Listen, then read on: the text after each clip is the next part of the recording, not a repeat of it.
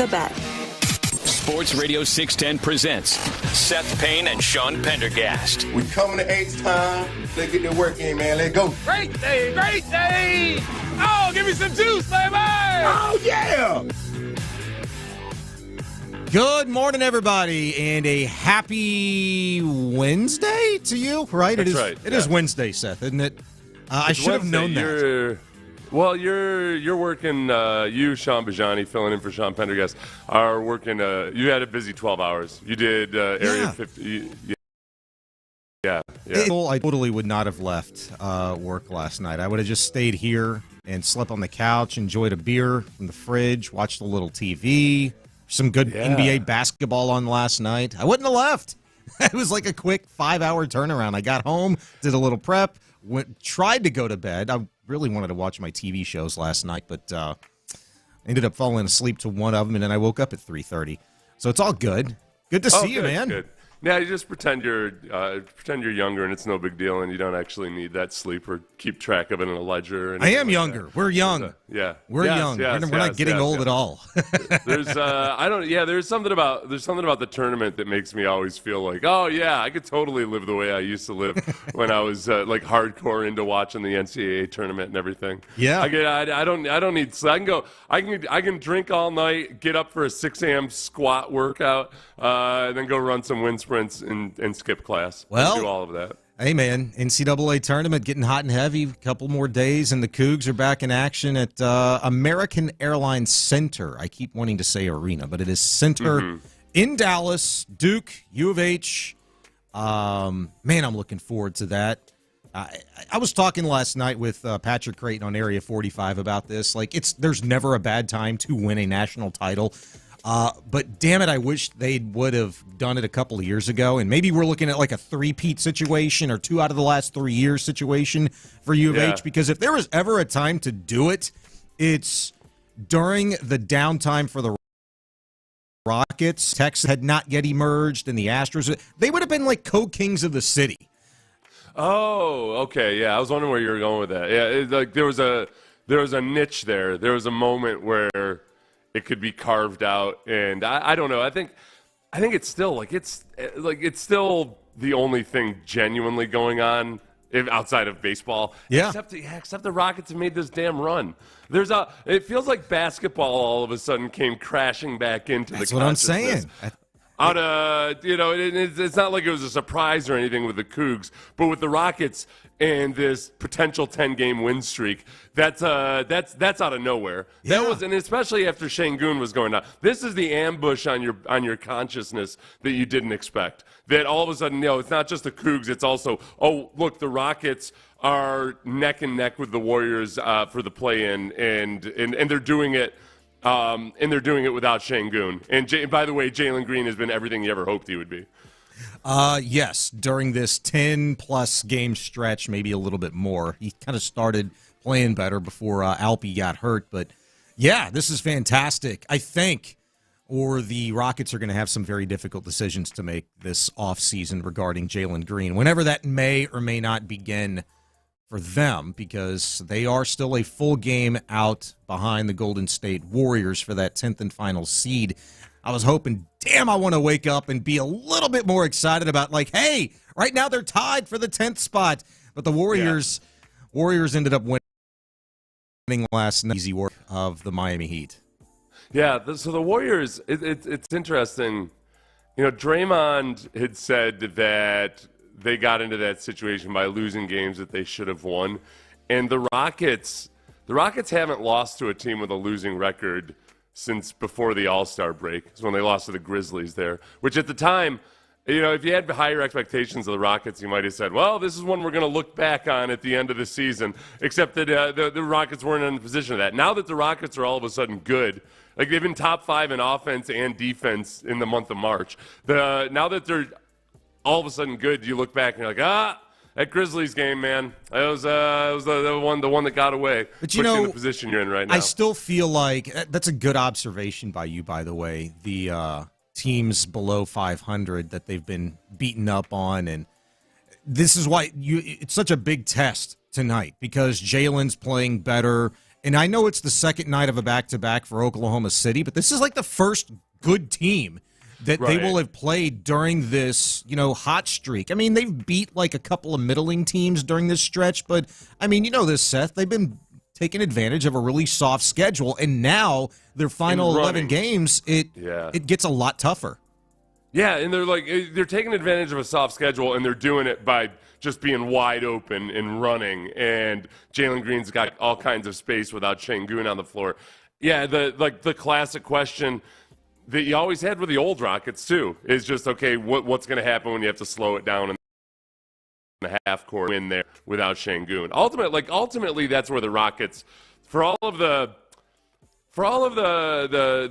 Şengün versus Green and who you prefer, whether you're team Şengün or team Jalen Green, whatever it might be, ultimately, ideally, you can figure out a way to play both ways, and that's where this. I don't want to get too wrapped up in this 9-game win streak and act and pretend like, oh yeah, that's the sum total of where you need to go as a basketball team. Ultimately, as young players, you got to figure out a way. You got to figure out this cannot simply be, well, you got to get rid of Capella because Russell Westbrook doesn't work with him. It's just got to be. Yes. It's got to be more advanced than that if you want to genuinely take the next step. 100% agree with that, and I hope that Tim McMahon report from earlier this week turns out to be true, that Alperen Şengün does return at some point in time over the course of the next 10, 11 games during this regular season, and hopefully it means the Rockets are going to go at least to the play-in, because I feel like we need to see this. Because right now I think there's too many things. Like, we were getting texts last night just flooded in. There's, God, I hope Şengün doesn't come back because Jalen's playing so well. And I'm like, that's probably a pretty common take. But, I mean, if you're really excited and wanting the best for this Rockets team, you need to see Şengün come back, ideally, if he's 100% ready, which I don't know that that's necessarily possible after you sustain a grade 3 ankle sprain in the fashion that he did, where he was basically right ankle. Ew. I wish you do. hadn't said it that way. That was my first reaction. He had a peg leg with a little, People were concerned about the guy's knee. I saw that after having watched the video 10 times over, and I was like, oh yeah, the knee. Yeah, that could have been a thing. Yeah. But damn, he was standing on his ankle for a hot second. I need to see this to properly, at least best properly, I think, gauge on what we're seeing with Jalen. How real is this? Because I'm also tired of the small narrative that is circulating that, well, it's the second half of the season, late in the year. Jalen always does this, as in he's been in the league for 7 or 8 years already. Yeah. That's I just, you don't want to throw out the baby with the bathwater, I guess, and the potential for Şengün and Jalen Green to go out. There's something. I think the Rockets have had a level of dysfunction bubbling beneath the surface, going back to all the way to Dwight and James, where there's just been something that you can't put your finger on when it comes to just figuring your issues out and hammering through them and actually getting guys to coexist instead of having almost separate Chris Paul and James Harden, or to just have Russell, redesign the way you play basketball so it can accommodate Russell Westbrook.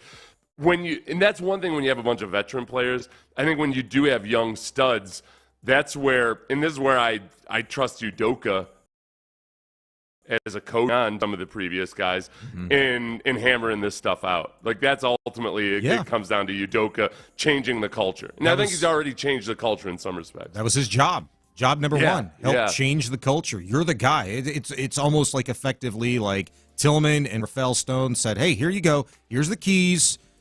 We trust you.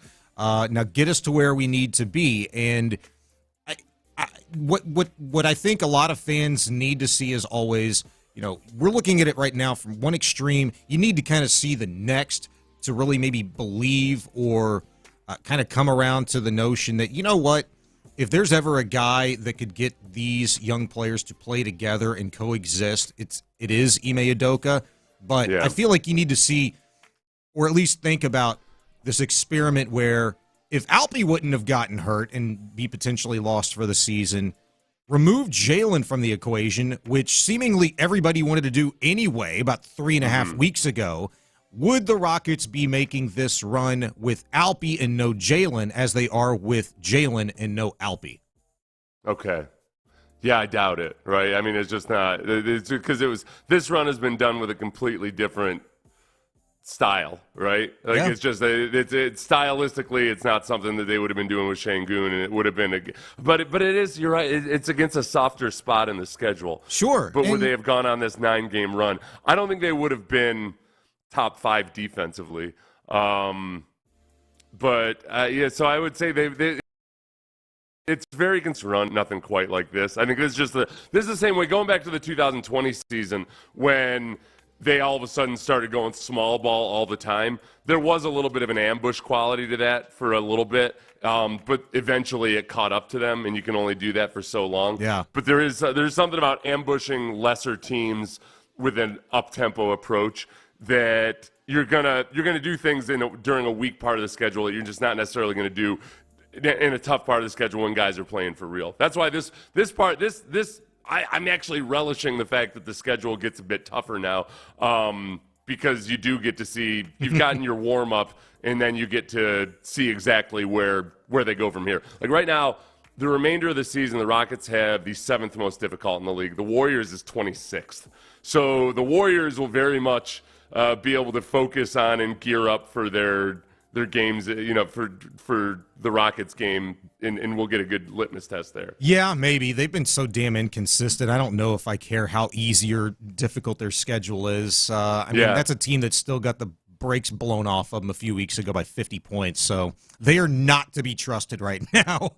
There's no question. 713-572-4610. If you want to be a part of the show, you can text in. Hit us up on Twitch and YouTube. You can watch and listen and chat with us the entire show that way as well. We already got one from the 346. Did I hear you say Dream versus Şengün? Are you crazy? Şengün 100%. I don't know who said that.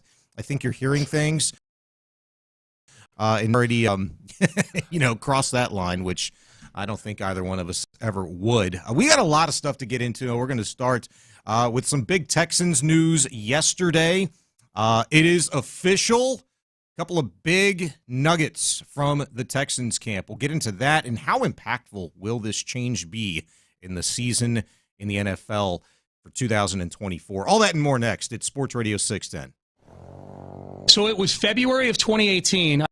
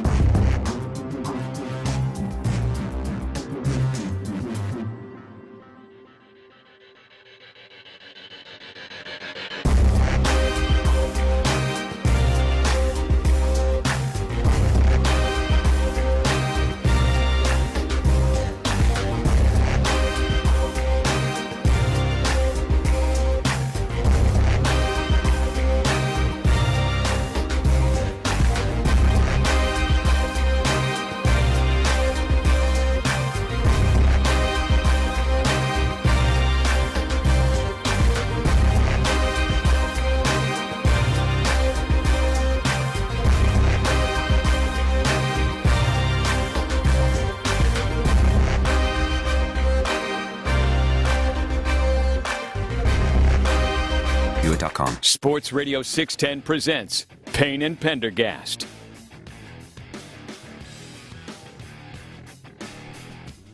Sports Radio 610 back with you. I'm Sean Bajani in for Sean Pendergast. Seth Payne here as well.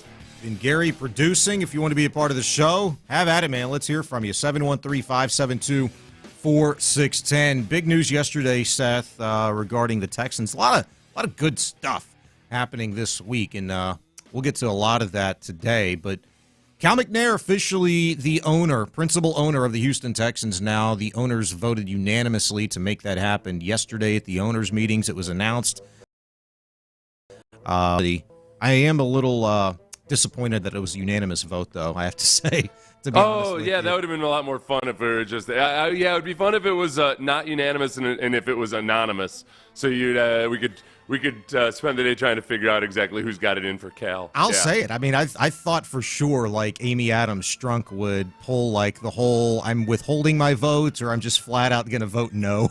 Yeah. And I think it would have been like the easiest one to guess. Like, who's that one person?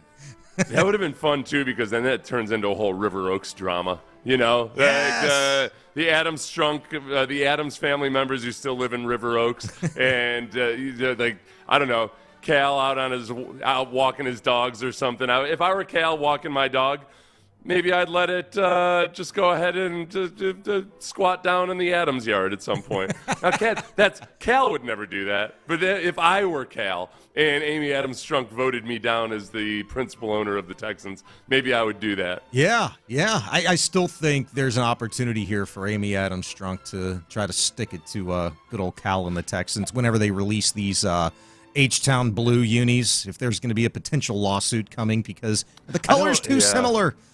I know. The whole thing is, like, you always got to remember that it's 32 business partners, the NFL, and that part of it, like, it's impossible to just go rogue. Like, the University of Houston said, all right, we're not going to check with the intellectual property attorneys. We're just going to wear the Columbia blue. Yeah. And you deal with it. Oh, you sent us a cease and desist. Fine.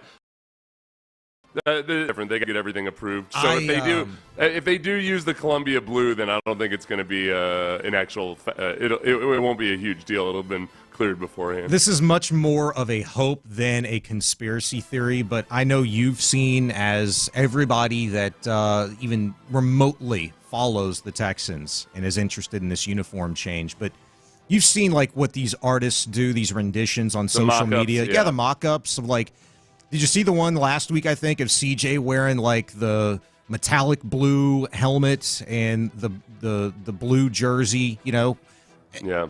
It's probably not going to be that way, but I'm really kind of hoping that even though a lot of media members and I guess people on the fan council had an opportunity to see the jerseys, like, for 30 minutes last week in that event, I did not have a chance to go because I was doing the show. But I'm hoping the Texans deked everybody. And that one alternate jersey that has the H-Town blue in it, I'm hoping that's complete BS. And they just totally roll out the picture that we saw on social media already of everything's blue, the metallic blue helmet, everything. And it's just a complete shock and pleasant surprise to everybody that is a Texan fan. Well, I guess couldn't it still be that plus the one that we saw because there's 4 uniforms, or is that? Well, there's the home, there's the road, there's the battle red, which I don't think they're going to kill. Yeah. That would be your quote unquote color rush or alternate, and then whichever one's not deemed the color rush, that would be the alternate. That would be the H-Town blue, or vice versa. So I mean, there would be your 4 right there. I know this gets confusing because the NFL does this with the way they label things. It doesn't. The owners voting in Cal McNair doesn't change the actual ownership structure of the Texans at all. Mm-hmm. All it does is it makes Cal the designated principal owner. So, like in the case of the Titans, for instance, multiple members of the Adams family own the Titans, but Amy Adams Strunk is named the principal owner. Mm-hmm. So she votes, speaks for them, does all that. Cal has been acting in a lot of ways like the principal owner, except that Janice has been the actual principal owner in the eyes of the league. So he votes, for her by proxy, what have you, a lot of the times. This just makes it official that, no, he's the head honcho when it comes to speaking for the Texans. I think that, without pretending I'm an attorney or anything, I think when you look at the fact that Cal's brother had sued Janice over her competence and with some of these potential issues that might crop up, at the very least, maybe this presents more of a solid and stable front so that it's one less thing that you can assail if you're going to try to attack the Texans ownership at some point in the future. I do think it's the fact that it was unanimous. I think it does speak to the fact that, all right, Cal's had a few years now to both, hobnob with the owners, but also just they can see how he operates, and they've got zero issues with anything that he's done so far. Sure, yeah. It sounds like he got one of the biggest, maybe the biggest head honcho on his side, and Jerry Jones. I don't know if you saw the comments that he made to Aaron Wilson earlier this week of KPRC Local 2, but Jerry Jones, this was before the vote, and I think pretty much the same sentiment after the vote, that, he said, hey, look, he couldn't have been mentored by a better person in Bob McNair, who Jerry was obviously very close with, and that he'd vote for him every time. And I think when you've got like a guy who's that respected, and we have our fun poking fun at Jerry, and he makes it easy sometimes, but I mean that's a big deal in the NFL owners circle. So I think the fact that that's the case, and this was a unanimous vote, and as you said, Cal's kind of been, this hasn't been his first rodeo. He's been doing everything an NFL owner does, for a few years now, and really at an optimum level for a full year now with Hannah by his side. I think it's huge. And I also think that, maybe that whole, the drama with his brother Kerry, I feel like that kind of died a few weeks ago whenever that lawsuit was dropped. And this is almost like icing on the cake, right? That, hey, that is gone away, at least from the public. If there's any residual, it's going to be kind of just family matters at that point in time. I think there's a couple ways to look at it. For one, one of the things that Cal had said in his statement was that they plan on this team being in the family for a long time. So there's no imminent sale on the horizon or anything. If people were worried about, I know when this news first came up that somehow maybe this was part of getting. Oh, it was Florio, of course. Maybe somehow this was part of preparing the team for a sale. You led the charge on that one, yeah. Yeah, I don't even remember the logic behind all of that, but that somehow maybe this was getting it lined up for a sale, which doesn't make the most sense. But when it comes to Kerry McNair suing his mother or anything else like that, I've never been one to think that, okay, because a lawsuit was shot down once, that's the end of it. I think on the family side of things, who knows what might happen. I think that 2 years ago, there might have been a lot of support for perhaps Kerry McNair or somebody else that would have made things more complicated. At this moment right now in the Texans' history, I think the vast majority of Texans fans are all in on Cal and Hannah. I mean, it's been as much of a 180 in public perception as I think I've ever seen in professional sports. Usually owners are either loved or hated, and that's pretty much it in the end of it. There was just such a period of turmoil there with the Texans, and where, at times the only way you could really make sense of it is just to say, okay, they need to start over and sell the team.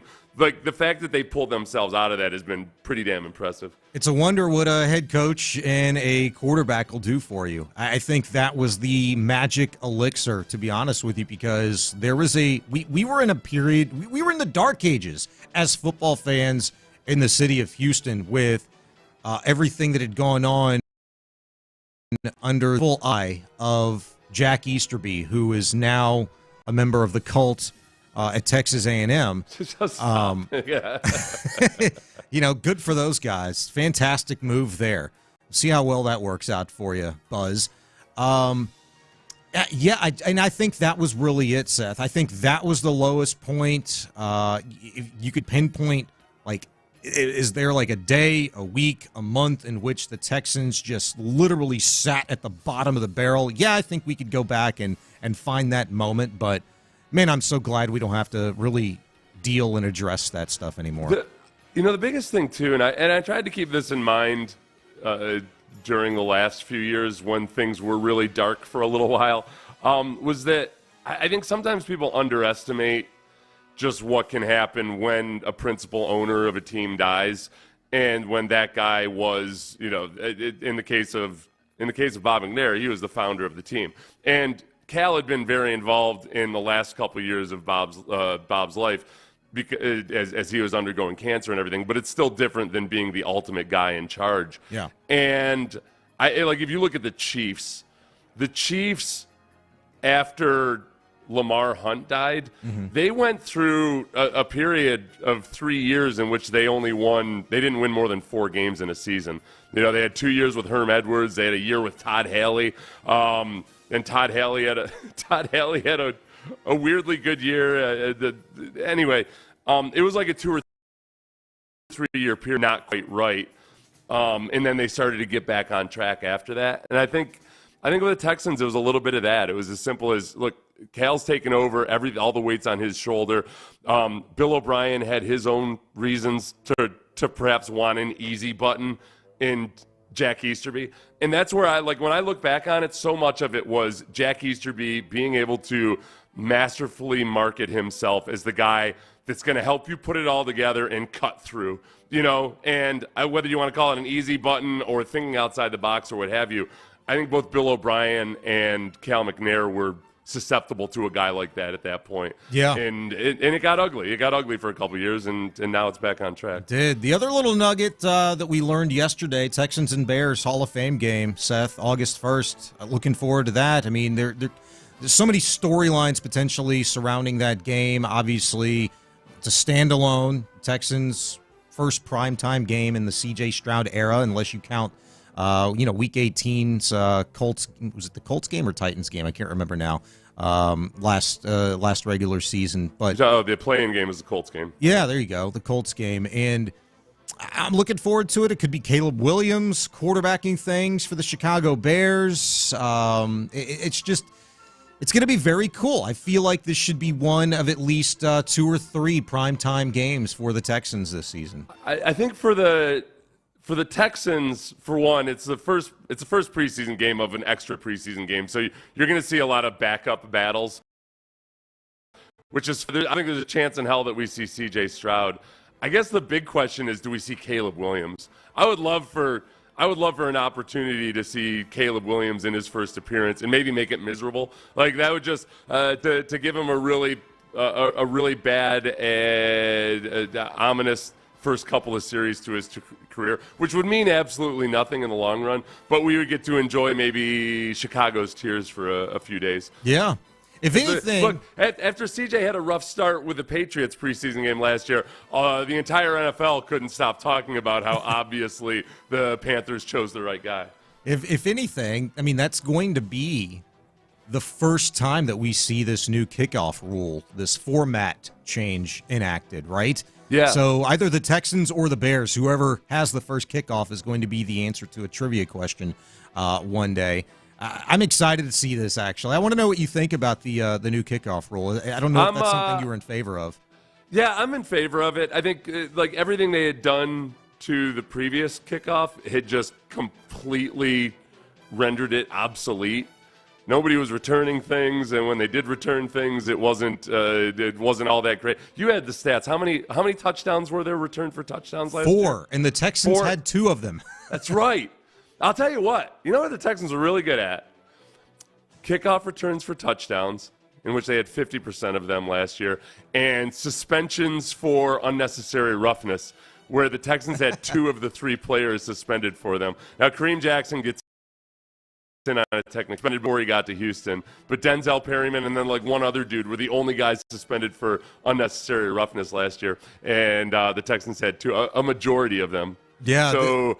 Yeah, I'm all for this. I think this honestly, I do think Frank Ross will be the best at perhaps exploiting this new format before everybody gets used to it. There's going to be weaknesses. There's going to be opportunities where not every team's going to adapt to it as well. And I think the Texans, who have been very, very, very solid on special teams, will take advantage of it at least once this year. Yeah, we're going to talk a little bit more about the kickoff and everything that we maybe could expect to see. And if you were going to pick a special teams coordinator in the league that has already been hard at work for at least 24 hours on this thing, scheming it up. It's Frank Ross. I'm excited to see this because of the possibilities in which it's going to start now where, both the kicking team and the receiving team are on the receiving team's side, lined up like 5-10 yards away from each other at a standstill, like if personnel ends up being changed. So I'd be interested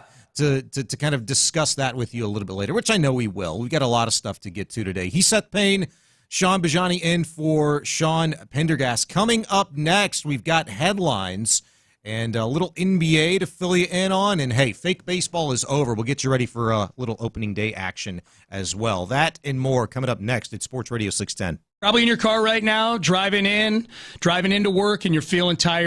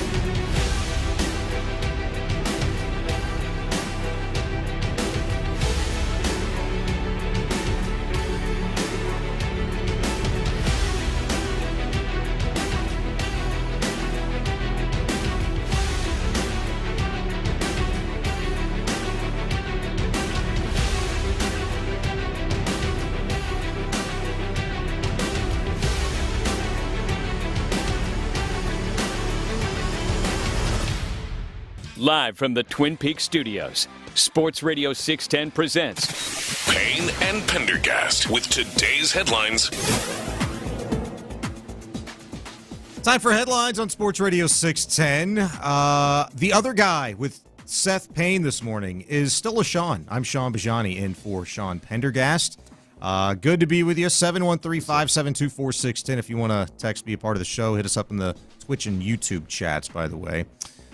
First headline of the morning, Rockets and Thunder tonight. I was so hoping, Seth, that we would be talking about a tie with the Golden State Warriors this morning for the 10th and final seed in the Western Conference. However, by the close of business tonight, we could be talking about a Golden State Warriors for the 10th and final seed in the Western Conference, because the Rockets beat the Thunder.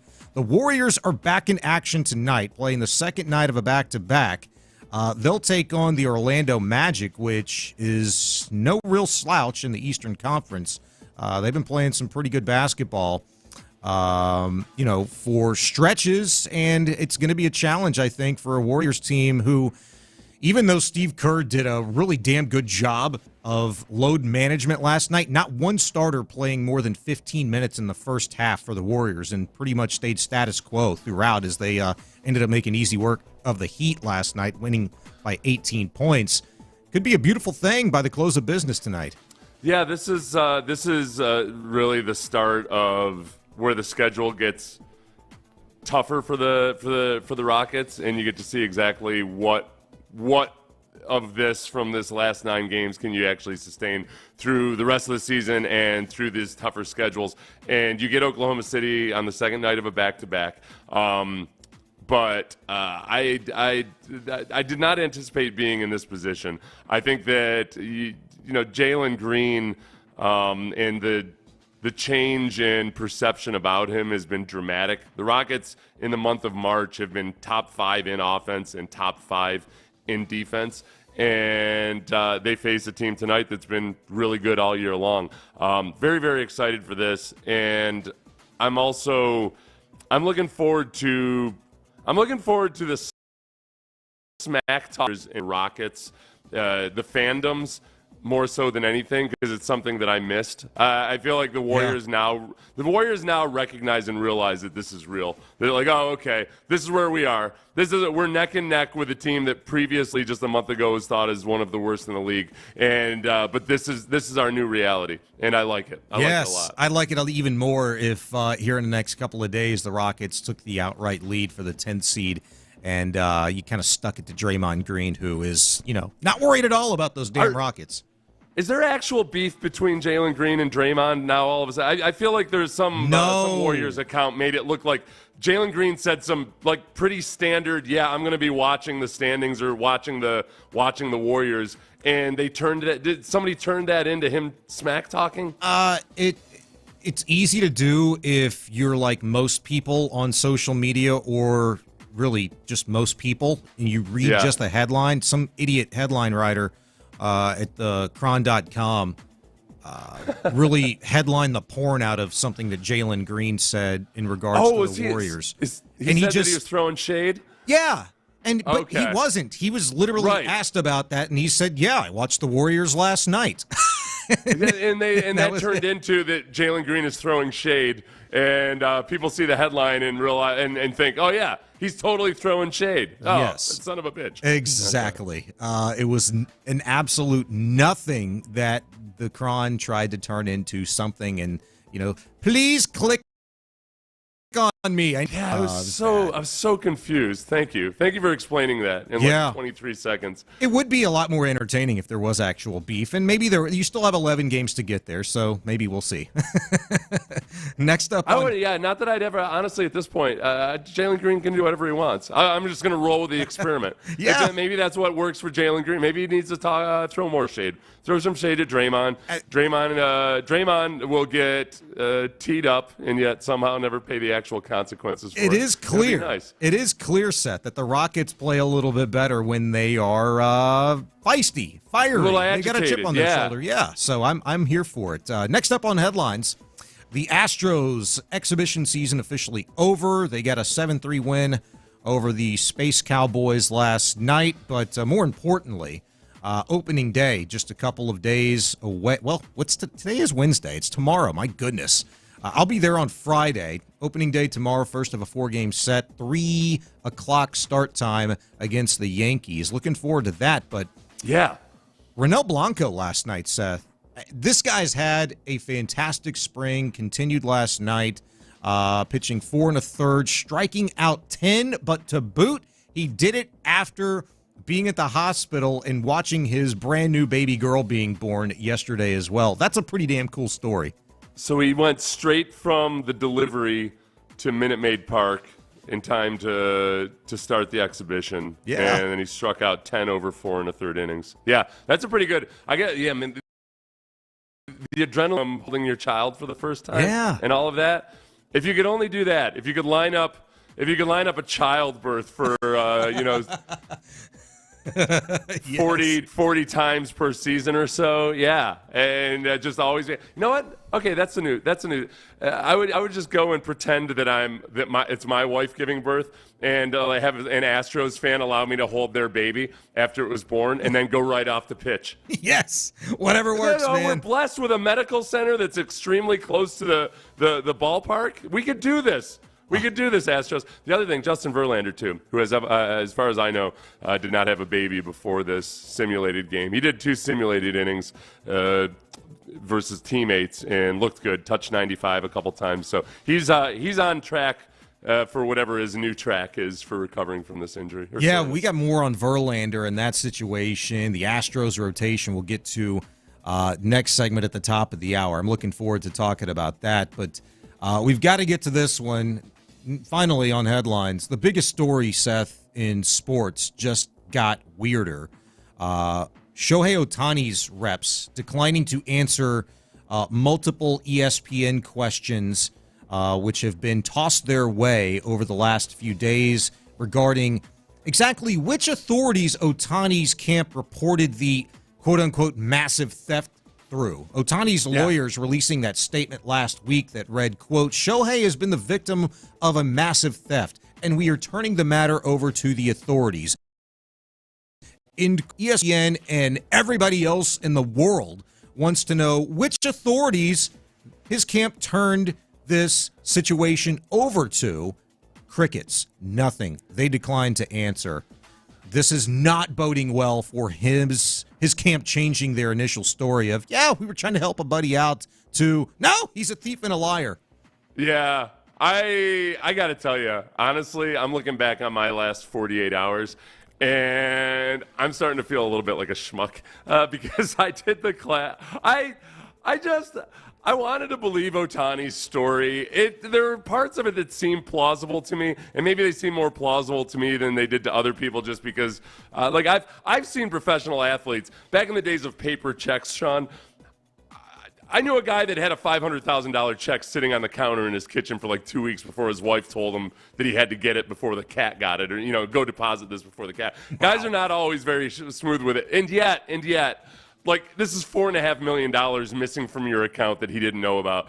I slapped myself across the face and thought, all right, first of all, I got to believe that Otani didn't know about the $4.5 million missing from his account. And now I'm supposed to believe Otani's reps, who have told us multiple times now that they've turned it into authorities, but they can't mention which authorities they've turned it into. This isn't HIPAA, man. They can give that information out. You don't have to, there's nothing preventing them from saying, we turned it over to the FBI or we turned it over to Customs. I don't even know which agency it would be. Authorities could mean, they didn't even say legal authority. This could be Christopher Russo for all we know. Yeah. The authority on baseball. There's a really popular PI in the LA area that we thought, was really sharp, and he said he could help us out. That's kind of like ESPN couldn't even find that, though. ESPN received no confirmation from any of the likely local, state, or federal agencies that could investigate these allegations. I mean, unless they called Joe Blow from investigative-services.com, down the road. This is just not plausible. Did they call an injury attorney? Did they call I like the Hollywood line. Did they call one of the CSI shows? I don't know which it would be. Is there CSI violation of trust on the personal interpreter crimes. I don't know. Yeah, I need Ted Danson on this case stat. That's all I know. J.G. Wentworth have like an investigative branch. He took out. That's what's going to break this. It's my ultimately. money, and I need it now. eBay tried to borrow $4.5 million from J.G. Wentworth.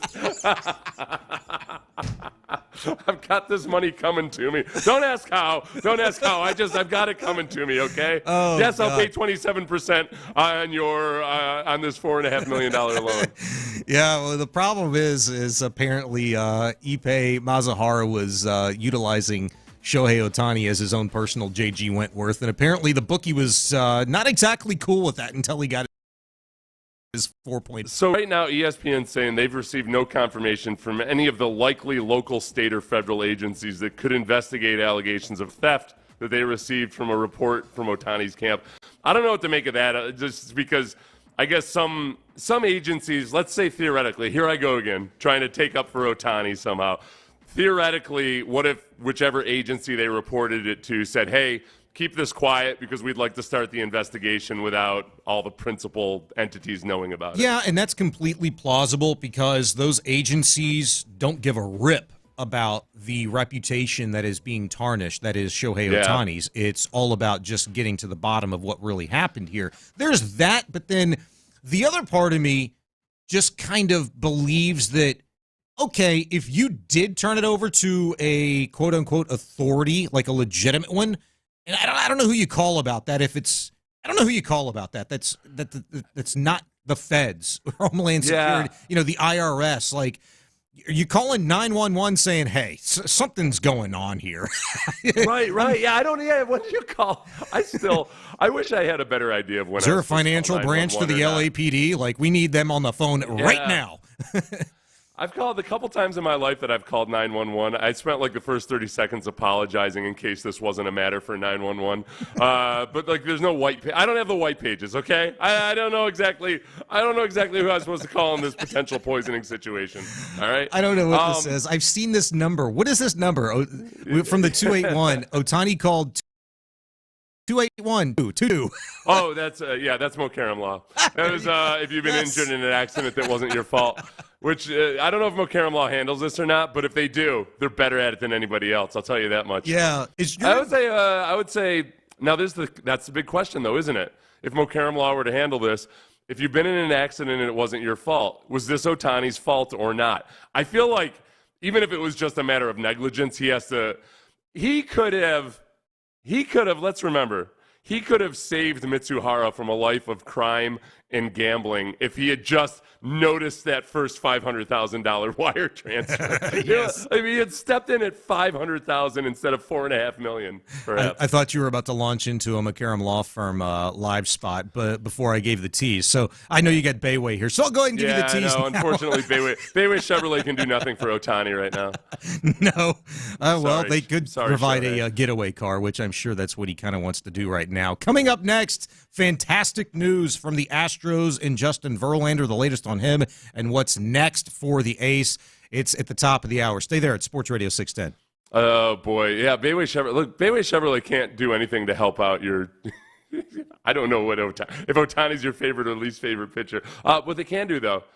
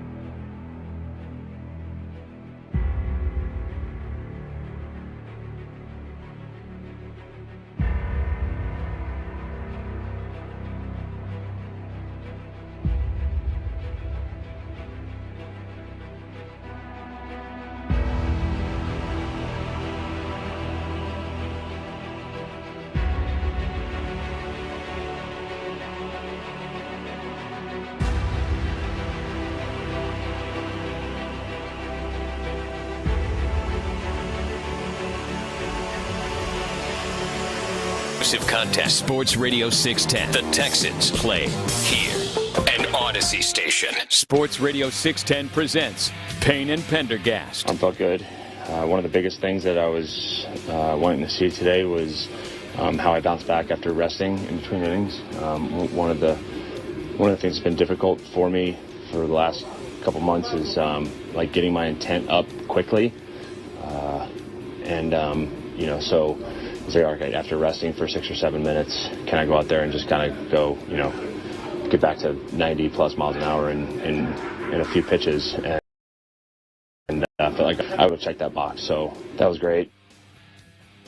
On schedule for Justin Verlander, Seth. On schedule according to his new schedule, which is 2 weeks behind. That was a good report yesterday. Threw 30th pitches in another live BP session yesterday at Minute Maid Park.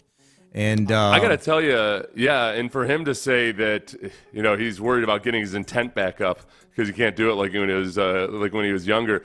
Getting it back up after just 7 or 8 minutes, that's for a 41-year-old. That's impressive. That's not bad at all, Justin. Yeah, I'd say you're doing just fine. Mine. You caught the same thing I did.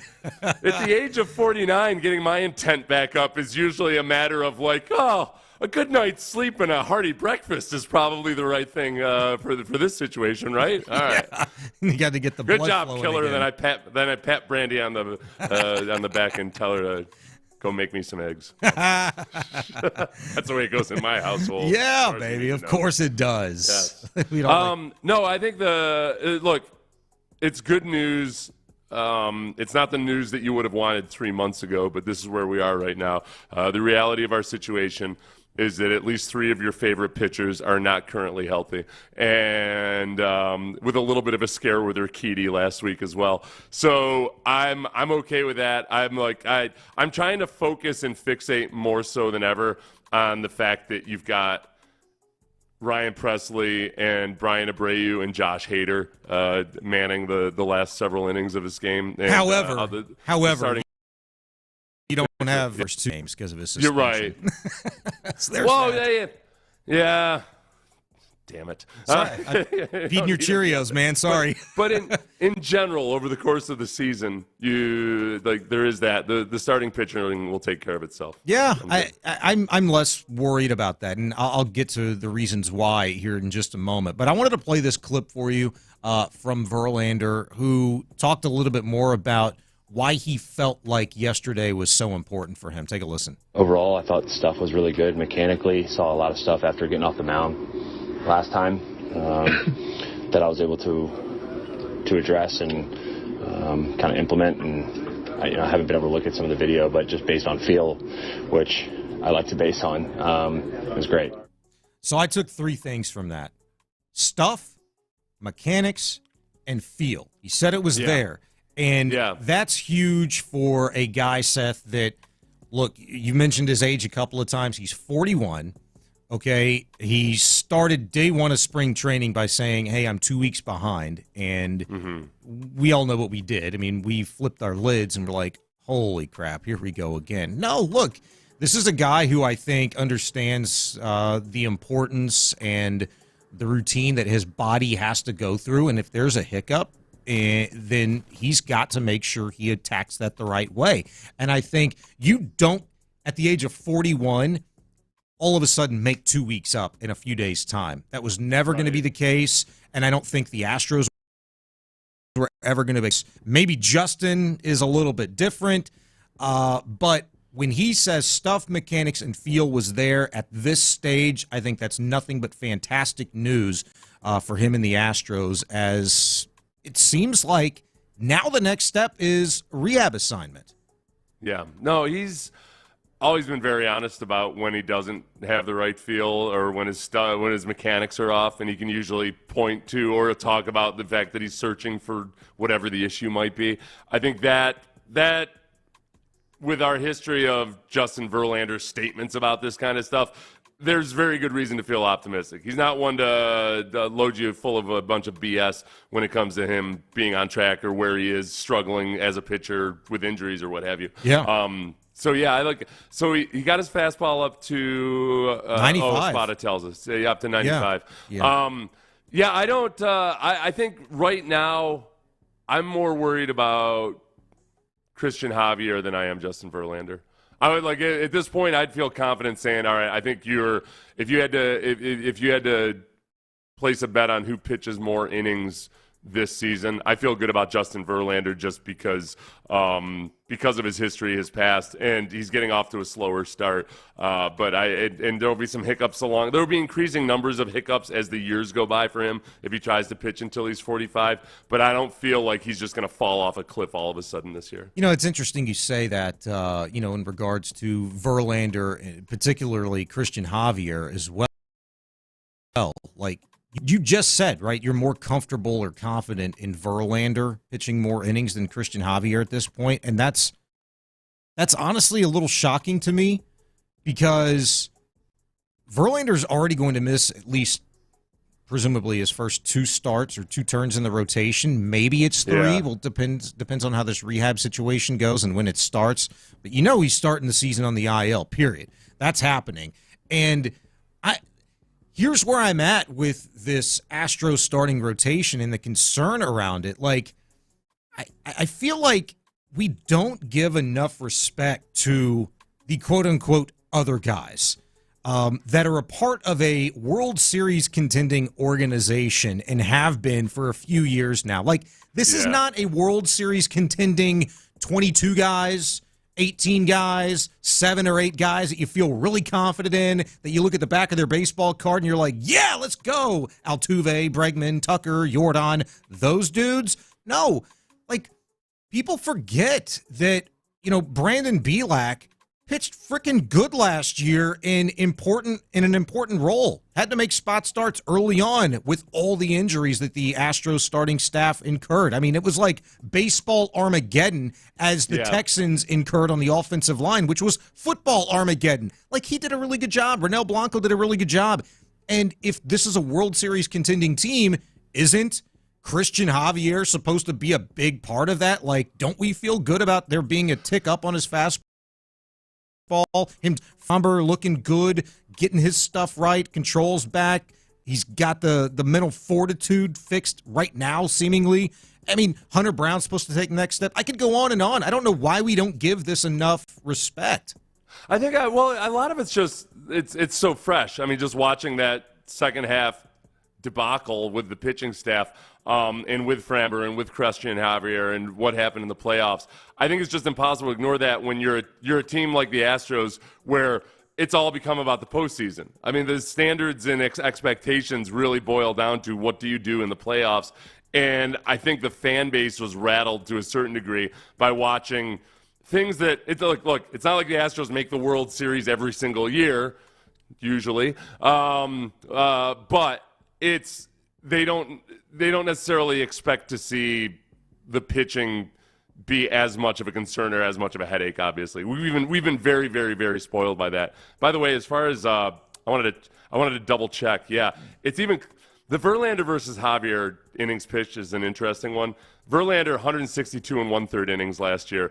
Christian Javier 162 innings. So they were neck and neck last year for total innings pitched. Verlander with fewer games. But that's probably the changing of the guard would be if Christian Javier 15 pounds lighter and now with a full year of experience as a starting pitcher. If I had to handicap it, I'd probably say, Christian Javier is going to pitch more innings this year than Justin Verlander. I think he's supposed to, already on the surface, because he's starting at least healthy. Knock on season. And keep in mind, for Verlander to have that vesting option kick in, he's got to reach 140 inning threshold, which presumably would put him at bare minimum. Dude has to make 23 starts for the Astros this year and pitch pretty well. That's an average of 5.5 innings, I think, to reach that threshold. If you could have your cake and eat it too, then it would actually be that Verlander has maybe another little brush with needing injury or rest time later in the season, to where he pitches incredibly well at the end of the season and in the playoffs, but he didn't reach that threshold. So you've got control of him over next season too. Oh, right? You talking dirty to me now, man. Is that a little too, or is there there's got to be can the option be triggered by anything in the postseason, or is it strictly I think it's strictly regular season, but I think because Jim Crane is a badass and he's made it happen not once but twice with Verlander, if he so chose, I would imagine that if Justin Verlander ends the regular season having only pitched 130 innings, let's just say, and it's because of the scenario that you laid out, that the Astros are just kicking everybody's ass and dominating, and they feel like they could rest him and have him fresh for the postseason.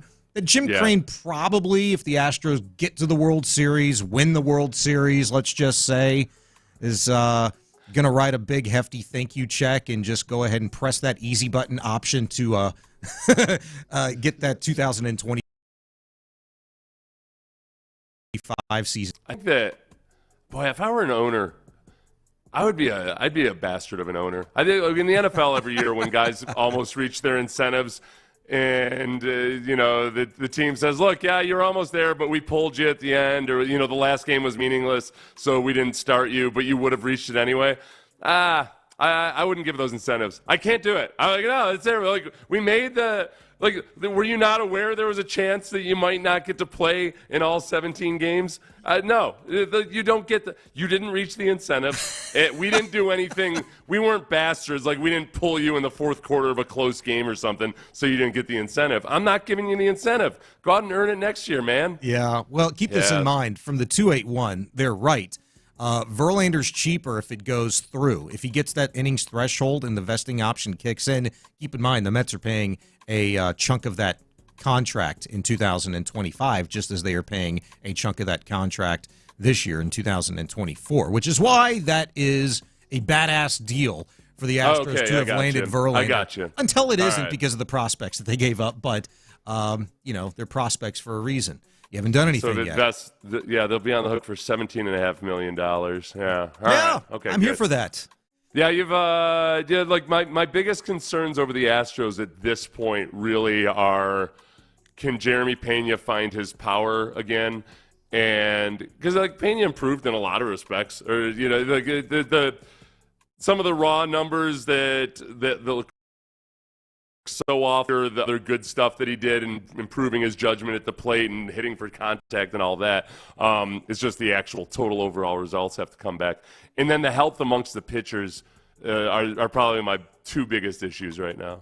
Yeah, I mean, I look at it this way with Pena, and you remember this, Seth. I don't think he hit a home run from July 9th on, Jeremy Pena last year. Yeah. And he finished the season with 10.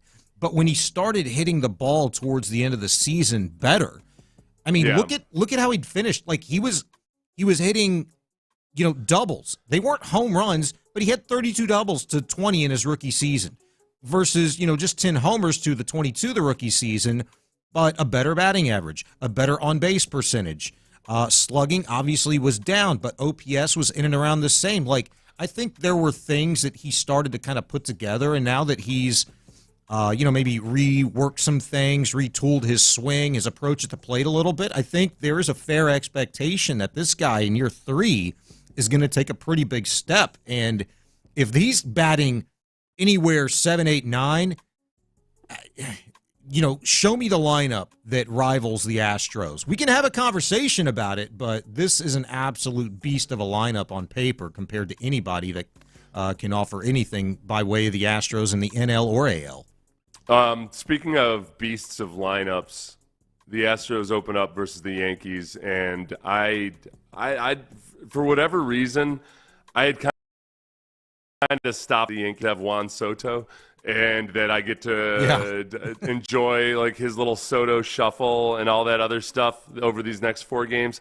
I just honestly, if I'm being greedy here, I need Juan Soto to suck in the first 4 games of the season, and I need Giancarlo Stanton to miss game 2 with some kind of nondescript injury. Not an awful injury, just a classic Giancarlo Stanton injury. I need the Yankees to start collapsing ASAP this year. I don't want it to be drawn out or anything. I just need all of their best laid plans to fall flat on their face. I don't remember this part of you, Seth. It's been a minute since you and I have done radio together. No, it's just here you are as a former NFL player, and then talking about if you were the NFL owner, you'd be like, no, screw you bastards. I'm sitting your ass. You're not getting incentives to now hoping injury on guys. No. Look, okay, now with Giancarlo Stanton, it's not hoping that he gets injured. I'm hoping that the inevitable injuries that he will get also happen when they're playing the Astros.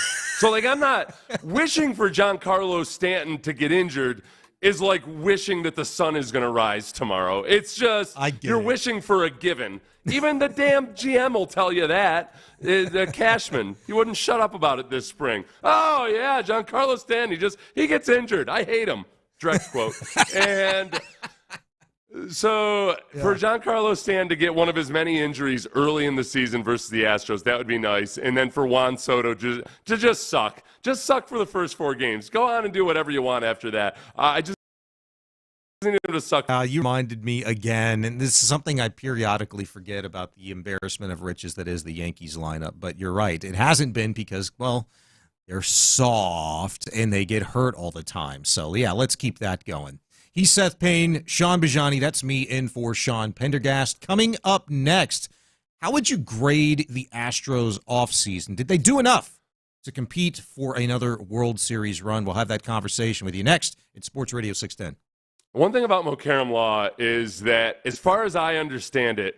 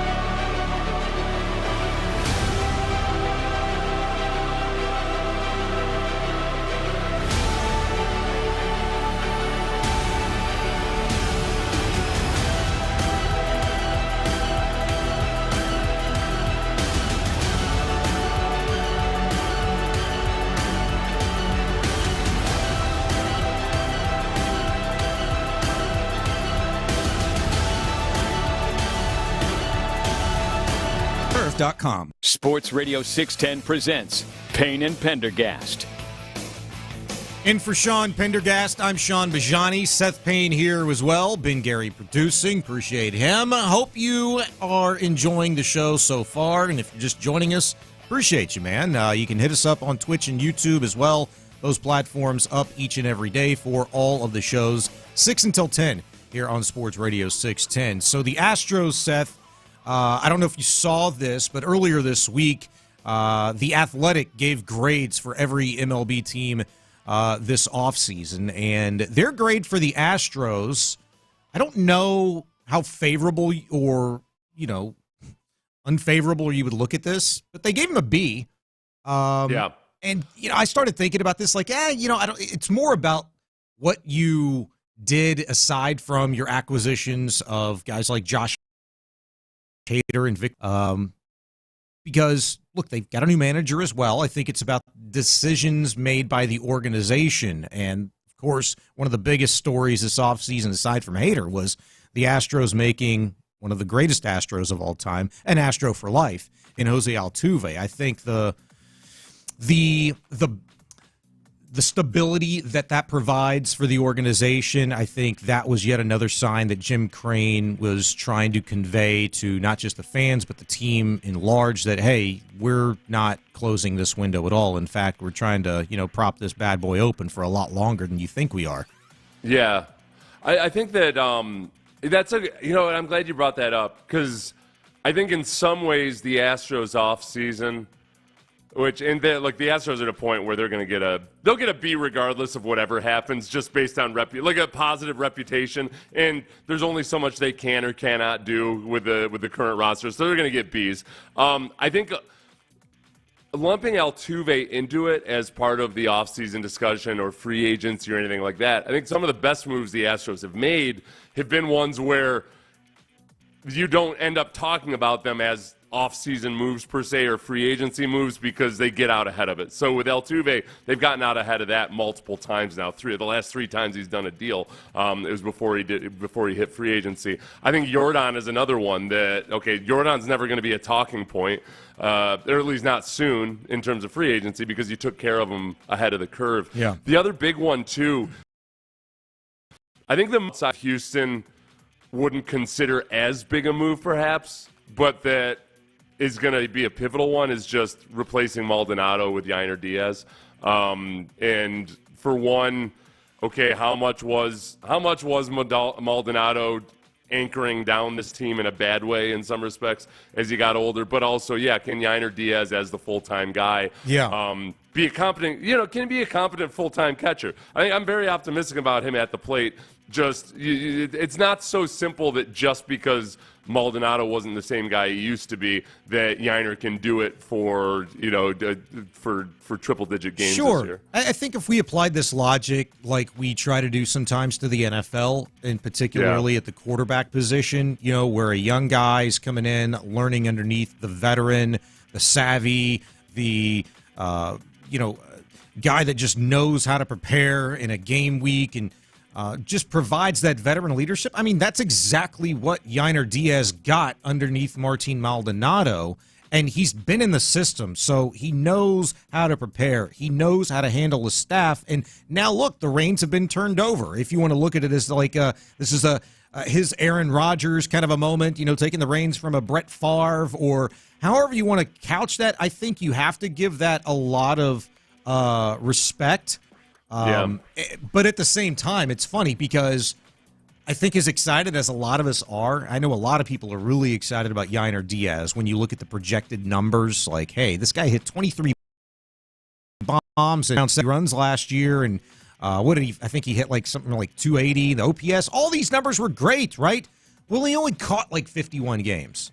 And he's going to be asked to catch, somewhere between 115, 125 ball games this year, and I just have a really hard time believing that he's not going to fall victim to the taxes that are placed on that workload mentally and physically. So for that reason, I kind of reserve a little bit of my expectation. I would almost take his same numbers that he put up last year, Seth, this year, and double the workload. the same numbers offensively, double the workload. So how do you mean? Like, I just mean double the workload behind the plate. Like, he played obviously in a lot more games than 51 for the Astros last year, but having only caught 51 games, if he's going to be catching the wear and tear on your body, the toll that's going to take potentially. Oh, okay. So get the same production. The same production at the plate, but just with more of a workload as a catcher. Yeah. Espada. There's one thing Espada's been stressing in the spring is the pitcher's got to help the catchers out too. And like as much as Maldonado didn't look like Machete last year, it was also with a pitching staff that was really bad at holding runners on first base. The average distance that people stealing second were to the plate was the lowest for the Astros, like when the ball was released from their hand, than any other team, whether it was Yainer or Maldonado or anybody else. The poor job, or excuse me, the Astros pitchers did a poor job adjusting to the new the base stealing rules last year and the balk rules. So that's been a focus in the spring, and that hopefully should make it easier for Yainer to make the transition. I still don't know how to feel about Framber calling his own pitches. That's low key the thing that I'm most nervous about with the Astros is Framber being in control of the pitch comm. Well, that was an experiment that lasted, that's over with, right? Has he abandoned it? I thought he abandoned that, after the first time. Okay, I missed the update that he'd abandoned it. Okay. And I think that's a great thing. But, you bring up a good point in that the adjustments that the guys that we were most worried about making the adjustment, we didn't get a chance to see a whole lot from at least one of them, and that's Luis Garcia, because obviously he needed TJ and missed the bulk of the season. The other guy in Framber seemingly did not handle it well, and it went just about as we had feared, that a guy who already goes through it on the mound has less time to decompress, relax, gather his emotions and thoughts and plan because of the pitch clock. So not only are you having to adjust to that, but the bigger bases, guys running more, and Maldonado taking a step back as a defensive catcher. I still think that the value that Martin Maldonado brought, it's not just about what you can look at statistically. And not to say that it can't be replicated or remedied by having Justin Verlander here for an entire season, which I think is a big deal in terms of kind of providing stability and mentorship to a pitching staff that still needs it in a lot of ways. But I think that's where you kind of miss, where the Astros miss Maldonado. I think that's where you kind of miss Dusty Baker in the conversations, the relationships. And if there's anybody that could somewhat replicate that, remedy that, it is a combination of Justin Verlander and Joe Espada, and just having had a year under their belts in a lot of regards, sometimes multiple, from Dusty Baker. So I feel good about a lot of this with some of the guys that they're missing on. I think that, you talk about guys like Verlander or Framber wanting Maldonado.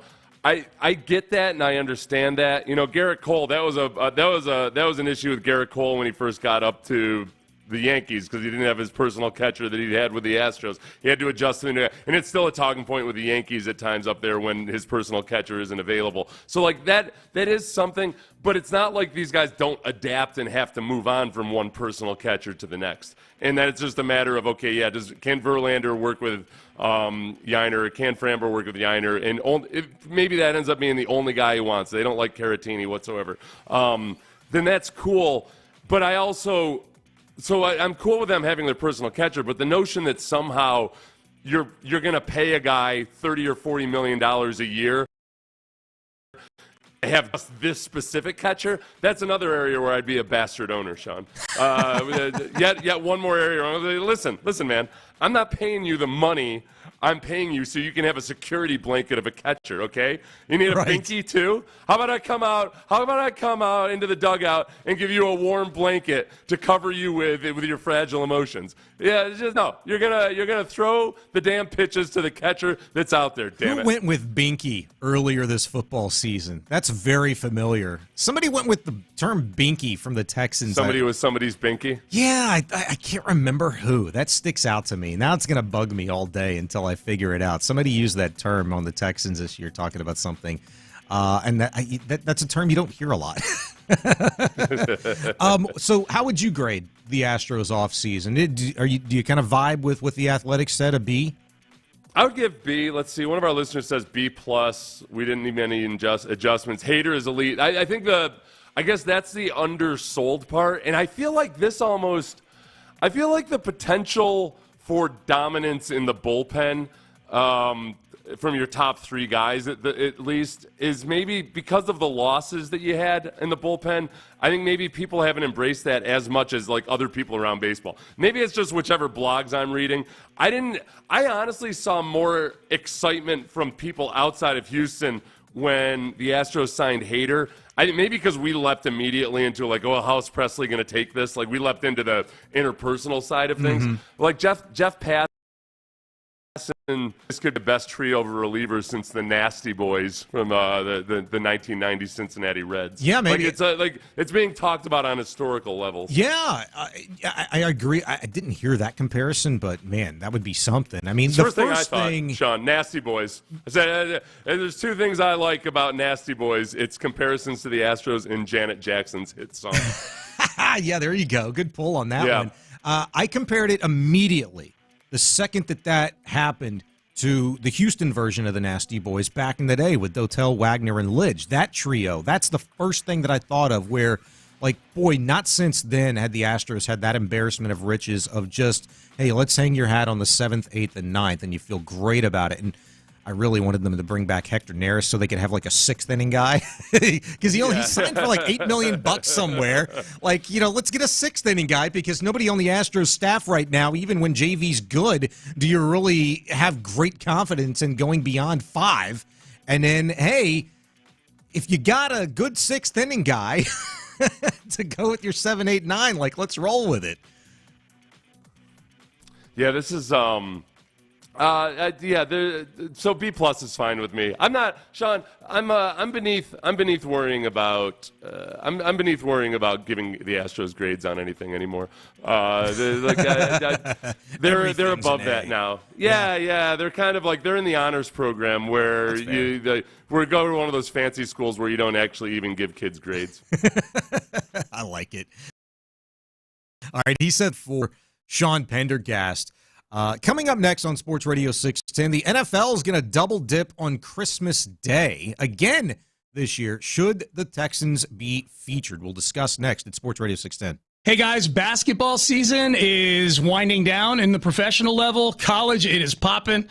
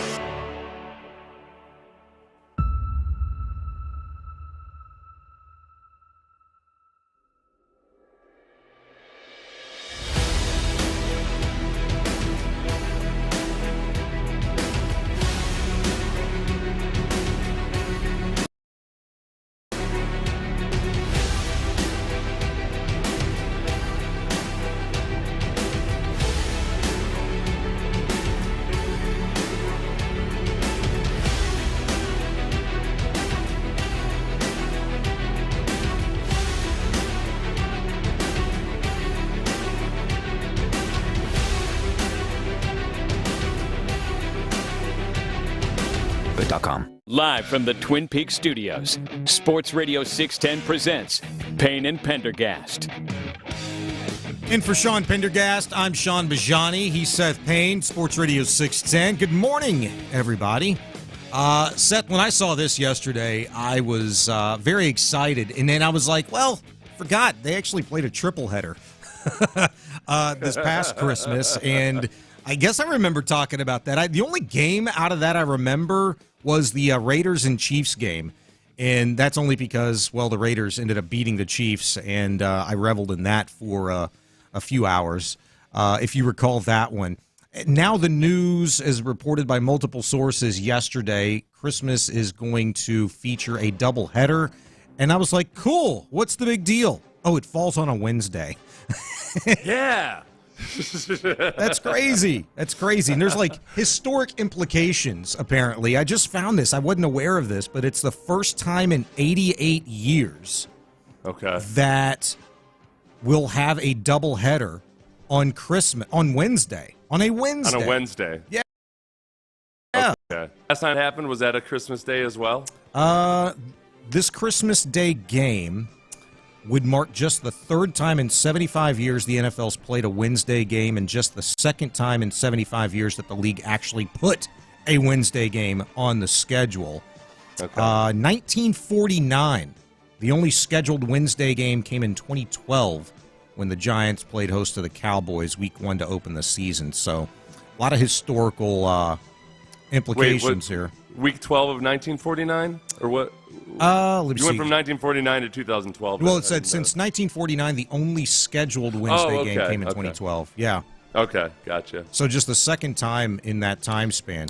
Yeah, but it's a Christmas Wednesday, so the vast majority of people will not be working. If they are working, it still doesn't feel like you're working on a Wednesday. It feels like you're working on a Christmas Day. Right. So I think the biggest issue here is just going to be, okay, they're going to have to the teams that are playing on Christmas Day, they're going to have to be they can't have played a Sunday game. They're not going to go like from a Sunday to a Thursday. They're going to be teams that played the previous Saturday, so that makes up that gives them the proper amount of rest time, before that game. So not the past Saturday, but the one before that. So it's almost like, the way that I understand it, it's going to be an effective like bye week. They'll have a long time to prepare for that game. So if they played on a Saturday, they'll have Sunday, Monday, Tuesday, Wednesday, Thursday, Friday, Saturday, Sunday, Monday, Tuesday, boom, they'll play that Wednesday.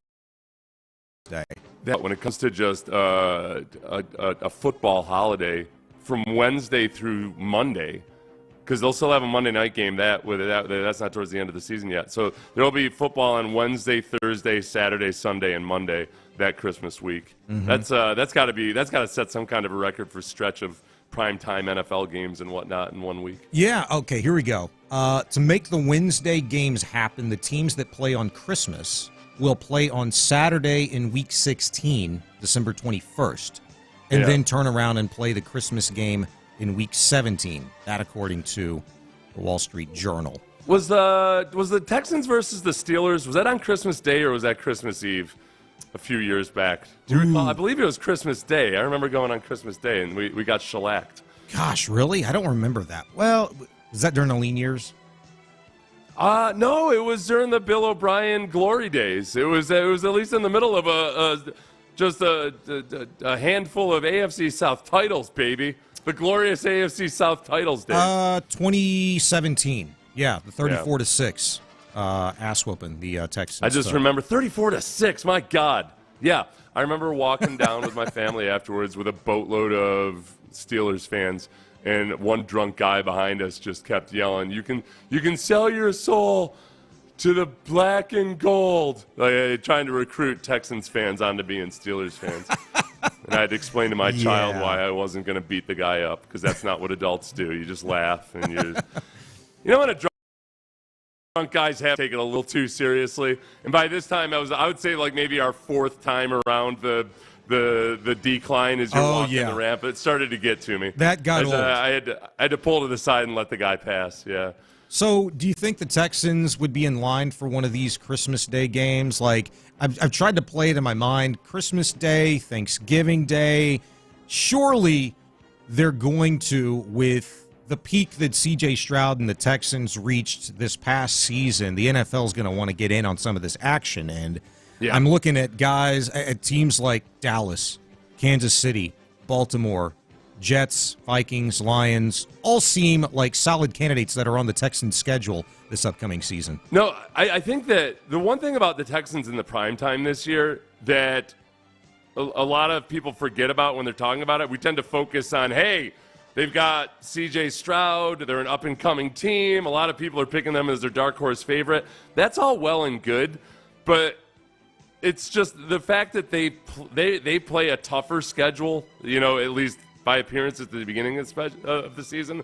And then they play a lot of the old school original NFL teams this year too that tend to get a lot of attention nationally. Yeah. Or even the newer, like the Jets are an AFL team, but they still get they draw a lot of eyeballs. So yeah, by virtue of the Texans having a better estimation in the eyes of the public, but then also the fact that they play the Chiefs, they play the Jets, I know you're rolling your eyes with the Jets, not you, Sean, but like the Jets draw eyeballs. That's the Aaron Rodgers effect. You can't roll your eyes. Yeah, you play the Cowboys, you play all these teams that, they'll be.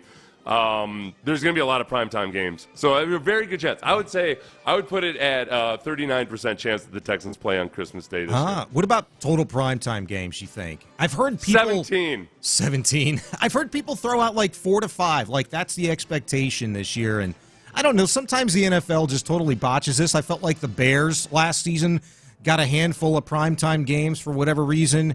Bad miss by the NFL in that regard. But, if the Texans got 4 to 5, I would borderline be shocked because there's so many other potential storylines throughout the NFL, with Caleb Williams coming in and Bryce Young in year 2 and Aaron Rodgers with the Jets. I feel like he's probably going to command if everything goes well up there. I mean, it doesn't matter. I mean, I guess they could get flexed out, but I don't know. I feel like 2 to 3 is like a sweet spot for the Texans.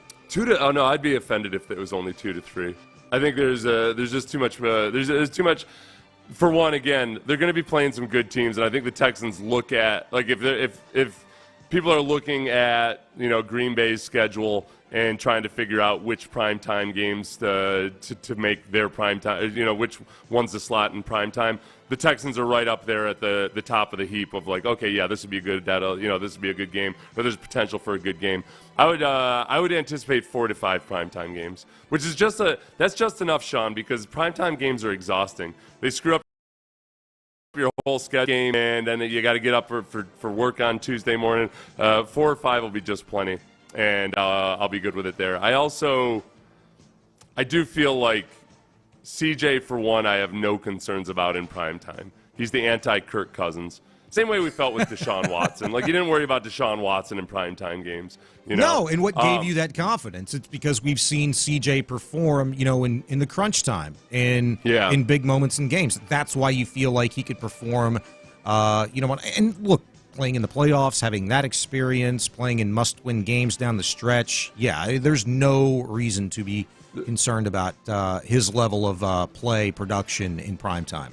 The biggest thing I would worry about is the chance of prime home time games isn't as good because if you think about the home game opponents this year, the Colts, the Jaguars, the Titans. There's no national oomph for any of those games. Nope. People will be intrigued by Anthony Richardson versus C.J. Stroud if Anthony Richardson is indeed ever healthy again. They play the Bills, which a lot of pessimism around the Bills right now. They play the Dolphins at home. They play the Lions at home and the Bears at home. So there's more quarterback matchup potential there than there are juicy matchups, I think, with home team opponents. And that's what I was looking at, and that's why I settled on just 2 to 3. Okay. Because you look at those opponents, Dallas and Kansas City, to me, those are almost stone-cold locks to be the 2 primetime games. And if you stretched it to 3, I would presume that it would be against the Ravens at their place. And that's it. If there's a 4th, it's because they've maybe been flexed late in the season and you get one of those AFC South, head-to-heads, whether it be the Titans or the Colts or the Jags. You miss a chance. So the Cowboys, there's a chance they could play on Thanksgiving with the Cowboys because that's in Dallas. You miss out on the potential Detroit Thanksgiving game because Detroit is playing in Houston. So Detroit, I feel like if the Texans get the Cowboys on Thanksgiving Day, that screws them out of another potential primetime game somewhere else in the season. All right, you might be closer to it than me. All right, in which case, I'll be mildly offended, but I'll look forward to having a more normal and routine schedule. This year I was spoiled as hell because every single Sunday was exactly the same. You just wake up, roll out of bed, get ready for your noon game, and then get on with your life afterwards. I feel like Houston Texan fans are comfortable themselves with that schedule now. Like, I think had to be last night we were talking about this on Area 45 with Patrick Creighton, and there were a number of people that weighed in on the chats and the text line that said, man, stick with the noon games. It's like perfect because it fits into their daily schedule, right? And I think a lot of people are that way as well because they can do other things where you have that 3 o'clock, and especially if it's a home game, you're getting there early, you're tailgating, and it kind of eats up the entire day, which I wouldn't mind either way. It's personally, and I don't know how you feel about this day working on Thanksgiving, it's not necessarily like right up my alley. But if you had to do it, I mean, I'm there for it.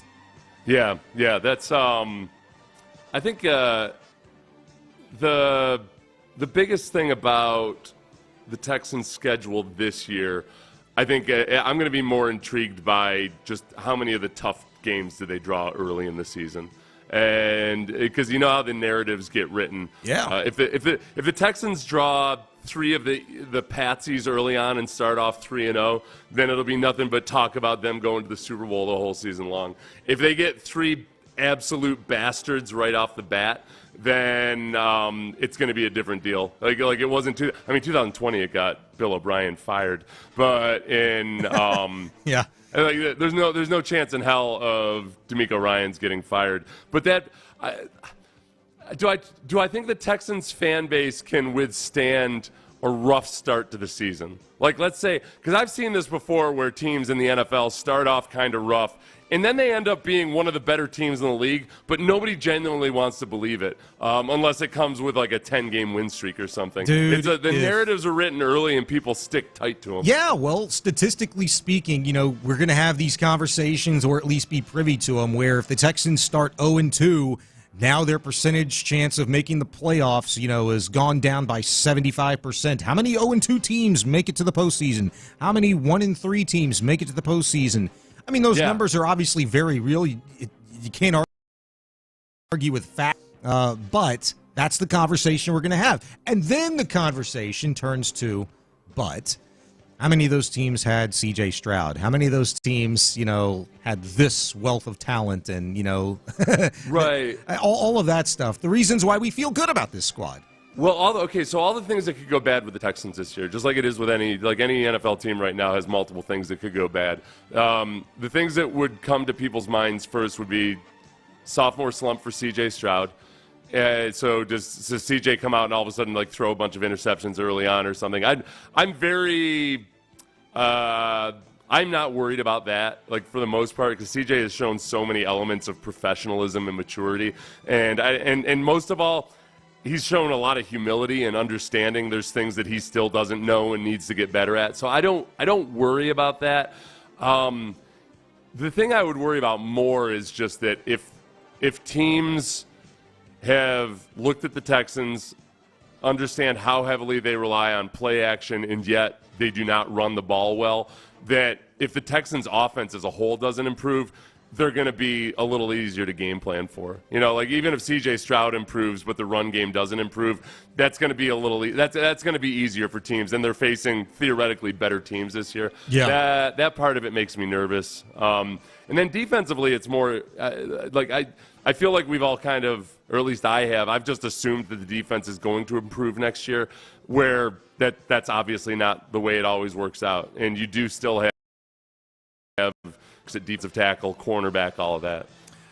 He's Seth Payne. Sean Bajani with you in for Sean Pendergast. You're listening to KILT Houston and KILT HD2 and Odyssey stations. Now time for our 8 at 8. 1. And we'll stick with the Texans. We mentioned C.J. Stroud. He and company will debut in 2024 preseason Hall of Fame game. They'll officially kick that off against the Chicago Bears. Caleb Williams could very well be their new quarterback. And either the Bears or Texans, I mentioned this earlier, Seth, will make history and be that answer to a trivia question one day, I would imagine, is for the first team to execute the newly formatted kickoff. So there's that, and I'm probably forgetting a couple of storylines there. I got to tell you, I'll be honest with you. The Hall of Fame game stuff, I think people get a little bit wrapped up in this because it's the first genuine news of something bona fide or something. Nobody remembers a damn thing about the Hall of Fame game, Sean. I played in a Hall of Fame game once, and I barely remember it, and I only remember because there was a pretty notable injury at the time. It's like the preseason has become such not even an afterthought, but a non-thought that none of the Texans starters are going to play in this game. Nobody's going to give a damn that what happens with the kickoff in this game. It will largely be an afterthought.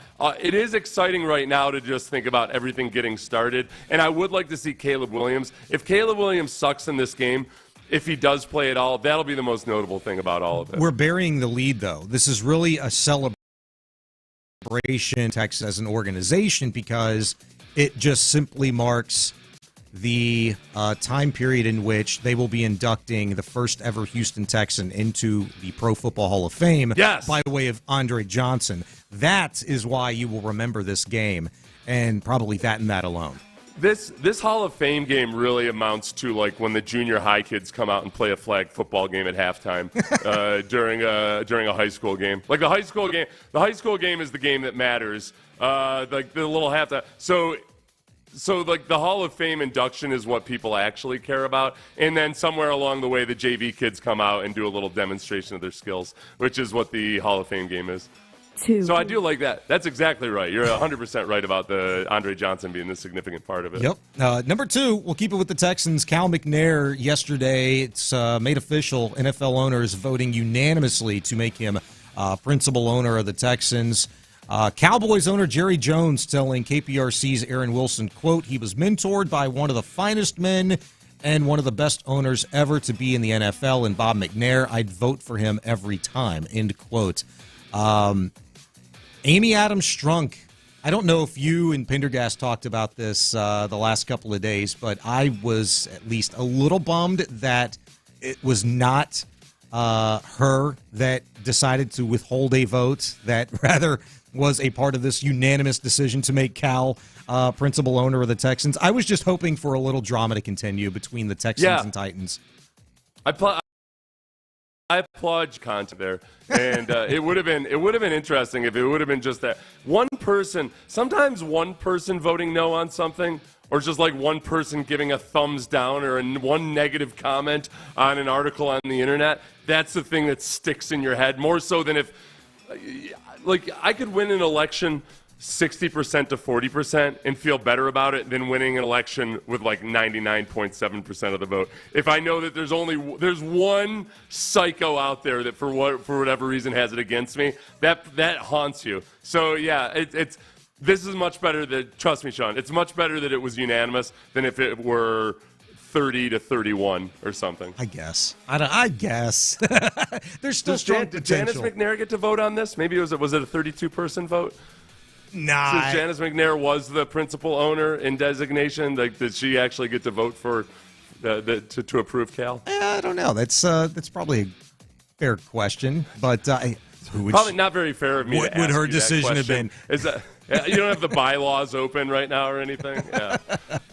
Yep. Next up, Ime Udoka and the Rockets' hopes of taking full control of the 10 seed will have to wait, and maybe not for too long. Tonight, at the very least, they could wind up in a tie for said 10 seed in the West, Seth. Rockets and Thunder go at it. The Thunder on the second night of a back-to-back after taking care of business last night over the New Orleans Pelicans. Man, they withstood a hell of a game by Zion Williamson. I don't know if you got a chance to see any of his highlights in the numbers. He's been rolling lately. And then, of course, the Warriors beat the Heat by 18 last night to keep themselves a full game on top of the Rockets for that 10th and final spot in the West. Yeah. This is I'm honestly really amped up for the rest of this season with the Rockets simply because now they start to face a tougher schedule that you had to find out for real. Okay, what exactly, how far can they ride this up-tempo, free will and everything spaced out version of basketball in this nouveau Jalen Green? Yeah, you got to face these teams. Presumably, at some point, you're going to have to face a play-in game. This is where it gets real. It's been a really nice story in the month of March. They haven't lost to a losing team since before the All-Star break. They've been operating like a team that takes care of the lesser teams. If you're a good team, what do? You take care of the lesser teams. Okay, cool. But now you up the difficulty a level and see where they are with this. So it feels like you're kind of officially entering the home stretch of this nice little gift of a surge you've had at the end of the season. You know, they've played poor teams throughout the course of the season, right? And if we're being honest, they'd been one of those poor teams, but we know that they've not been able to win a lick for much of the year away from Toyota Center. And the fact that, as you said, they're doing what good teams do, beating the lesser teams, they're also doing it both at home, not just during this stretch, but, I mean, coming into this stretch, you know, they'd shown the propensity to be able to pull out games on the road. I think it started, right, with the last game they faced the Phoenix Suns, that ridiculous stretch of them playing them and the Thunder in like five times in like the course of a week and a half. It was ridiculous. So I'm encouraged by that. Real quick, I'll ask you on this topic. There was a report a couple of days ago on the Brian Windhorst podcast made by ESPN's Tim McMahon that Alperen Sengun could maybe return at some point over the course of the next 11 games. Are you of the line of thinking, like maybe some are, that Alpy could come in and screw the chemistry up that Jalen and the Rockets have going? Oh, yeah. It could happen. 100%. It could happen. Like, and this is where, though, this was part of the experiment that I thought maybe, they were going to have to make some decisions in the offseason about how you move forward. But, look, at some point to become a genuinely good team, these young guys are going to have to figure out how to play multiple different styles of basketball. It can't just be wide open, up-tempo all the time. At some point, you got to be able to slow it down in the half court, which is where Sengun comes into it. And Jalen Green's got to be able to, those two have to be able to integrate themselves into whichever mode you're playing.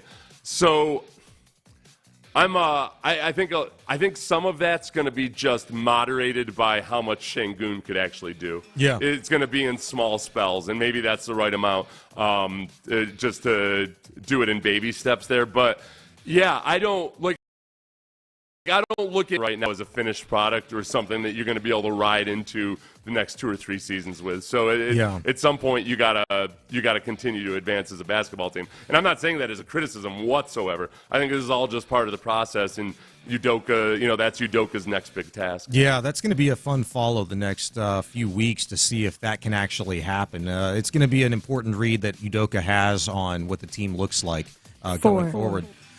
Justin Verlander, we talked about him a little bit throughout the course of the show. Live BP session yesterday for JV went well. Said he liked the feel, mechanics were good, and he was able to get back up the velocity after sitting down after a rest in the simulated innings. He pitched about 30-ish pitches. Joe Espada, the manager, very encouraged by what he saw. I was looking for him more of his presence. He was bouncing around. He was actually calling his own pitches, balls and strikes. And some of the pitches were strikes, and he was saying ball because he wanted to execute and pitch behind the count. That's his level of confidence where he's right now. Once you see that, when I see him pacing around the clubhouse, how energetic he is today, this guy's ready to go. So today was a really good day. Hold up. He said he was ready to go. What does that mean? Probably rehab assignment, not too far in the future. Ready to go is it? Yeah, I guess. Yeah, you can't be so casual with phrases like that, man. I think that being on track, which is a new track and not the one we were hoping for or expecting, does think that. Before, when there was still a chance that he would be, available opening week or earlier, there still wasn't necessarily as much clarity because obviously he wasn't as far along in the process. I guess a lot of it with Verlander at this point is recognizing he's 41 years old, and you shouldn't really ever allow yourself to get too optimistic in any given scenario. There just tends to be more setbacks and more complications. But the fact that as of right now, he seems to be on track and progressing along the way he hoped to whenever they started the new rehab schedule is obviously a very, very good sign. Yeah, I'm digging Espada's attitude and confidence in Justin Verlander. He's been very excited over the course of the last week or so in giving us Justin Verlander updates. So for that reason, I too am excited. Yeah, have we started to get a feel for Espada yet? I guess it's impossible until you get into the regular season. Just some managers and coaches are a little overly optimistic at times. Others will tell you nothing and give you nothing whatsoever. I feel like Espada, the one thing I've noticed is he does seem to offer up more actual detail and I think transparency when it comes to some of the injuries. Especially when not just the injuries, Seth, but how aggressive he wants the Astros to be this season and what they're doing on the bases. I think how he's tinkered with the lineup to this point. We'd seen Jordan quite a bit this spring in the 2-hole, even Tucker a little bit in the 2-hole, lately in the 3. So I'm very begins on Thursday. 5. Kelvin Sampson and the Cougs, they don't begin on Thursday, rather Friday, but the Sweet 16 begins tomorrow. You can still go to Dallas, by the way. Even though tickets to the game for U of H and Duke at American Airlines Center is sold out, you can still get some available tickets that are on the secondary marketplace. Probably going to cost you a pretty penny. I think I saw anywhere from like mid-2s to high 3s in terms of ticket cost, but man. No, you're saying 200s? 200s, yeah. I mean, there's some like courtside is up to like 3,000 or so, but the reasonable ones. Yeah. Unless you're that dude that goes to like every U of H event ever, the really rich guy with long hair and shades, wears the goofy clothing, always brings a sign. If you have the means to do so, please do it. The Cougs need you there. I think Kelvin Sampson, if you paid attention, Seth, more so over the course of the last couple of weeks, he's talked about how important the fans are, no matter whether they're at home or on the road, how much they can lift those guys up. And it's been very apparent that that's been a big narrative around this team all season long. Yeah, I'm trying to think of like, does Duke travel well? I would imagine so. I'm trying to figure it if they. I don't think they travel as well as their name and reputation would suggest. So, but they do. They have an advantage from being obviously a dynasty that's been around forever and been very good. I lump them into like Yankees, Red Sox, Team Steelers. If you want to go the football route, like they're just there. They're everywhere. I think though that there's not as much to latch onto with Duke in terms of becoming a nationally loved team. I think they're nationally despised, but in a different way and more unanimously than, like, say, the Dallas Cowboys. So the Cowboys are despised around the country, but they also have a boatload of fans everywhere else. When it comes to colleges that are despised everywhere, Notre Dame is despised by a lot of places, but also has a huge following. But they also have the whole Irish Catholic thing for people to latch onto. For Duke, there's not a lot of people out there that are going to like, oh, yeah, I'm going to latch onto the rich, douchey reputation. That's what I like. I want to, this is the team that I want to represent me and everything that I stand for. I don't quite get that. So, long story short, yes, I agree with you. I think that Houston needs to understand and recognize that they have a chance to go up and largely overpower and outvoice any Dukies in the audience. Man, Kelvin Sampson just the other day said that was one of the best wins that he'd ever been a part of. I would imagine if he's able to knock off Duke in much of the same fashion, hopefully a little easier, that would probably rank up there as well. 6. Jordan Montgomery inked a deal with the Arizona Diamondbacks last night, Seth. I don't know if you saw that, but the lefty is the at least biggest difference maker now off the market. That is a Scott Boras client, and he becomes the fourth, you can make an argument, for the fifth Boras client to sign a bridge deal this offseason with Cody Bellinger, Blake Snell, who just did it last week, Matt Chapman as well here in recent days. Not getting the big contracts that they all sought. Montgomery was looking for $200 million-ish this offseason, and he gets instead 25 this year with the chance to make a lot more in an option. We have somebody that constantly asks us how come we're not talking about Trevor Bauer. And I guess the biggest thing I would tell you is that the Astros aren't the only team that aren't interested in Trevor Bauer right now. Nobody I feel like there's I think there's this belief that somehow because he wasn't found guilty or liable by these four women who accused him, that there's nothing absolutely to see here with Trevor Bauer whatsoever. Or like the weird stuff that he actually admitted to and said was consensual has nothing to do with the fact that he's also like despised by people around baseball. He's not who I want coming into this clubhouse right now. If there are other teams clamoring for him and the Astros were the one team that decided they wouldn't, then I would feel like, oh, okay, there's something to this. Nobody's going after him, like for whatever reason. And there's people that know a lot more about him than we do. I've got no interest in Trevor Bauer right now. Agreed, and much more on the Astros being out on both Blake Snell and Jordan Montgomery and how that makes you feel about this rotation coming up later in the show. 7. John Calipari set going to return to Kentucky for a 16th season. I don't know where you were on the trepidation about him returning or not being wanted back, but after being knocked by Oakland, it was a second time in, 2 or 3 seasons that they fell to a low seed. They lost to St. Peter's a couple of years ago, and then now obviously Oakland as a 14 seed last week. I think this is nothing more than a financial decision, really, for Kentucky. And not that they couldn't afford How much was the buyout? it. The buyout was absurd. $33 million buyout if they elected to fire him. And instead, he's going to have an opportunity to utilize a lot of that older talent on the squad and just try to fix things next season. I guess if you're the AD of Kentucky, depending on how open Calipari is to any of it, presumably, I don't know. I don't think Calipari wants to have one of the worst defenses in college basketball. But you got to do something at this point to intervene. But what do you do when a guy's got a $33 million buyout? It's not like you're going to him and saying, "Hey, listen, we're going to have to bring in this assistant coach or that consultant or that expert, or else," and shake your fist. Right. Calipari's going to or else what? You're going to pay me $33 million? Oh no. 8. That's what I would do. There's another. If I were, just as I'm telling you how I'd be a jerk owner in the NFL, I would be a jerk NCAA commissioner and create all kinds of restrictions on buyouts for coaches. I don't like these buyouts, damn it. You've completed the tic-tac-toe on jerky owner and manager in all sports today. Finally, on the 8-8, LeBron not present last night for the Lakers, who overcame a 19-point fourth-quarter deficit to beat the Bucks.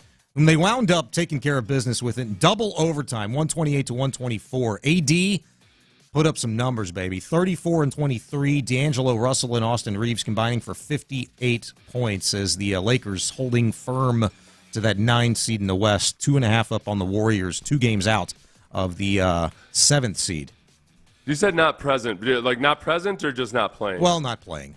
Oh, okay, good. I just wanted to be sure I wasn't missing a huge story or something. Nah, he was somewhere watching Bronny. Yeah. So, you never know with LeBron. That could have been the story. He wasn't present for whatever. Not present. You know who else isn't present? Diddy. Yeah, I thought maybe there was something going on like that. Boy, yeah. From the biggest story in sports to Shohei Otani to maybe the biggest story in entertainment, Diddy. Boy, that's some scandal for you. Many questions on both fronts. I got a question that we'll ask here. Should the Texans be in on this free agent running back? That's next at Sports Radio 610. Oh, look at the temperatures next week. There they are, up in the mid-high 80s. Summer will be here before we know it.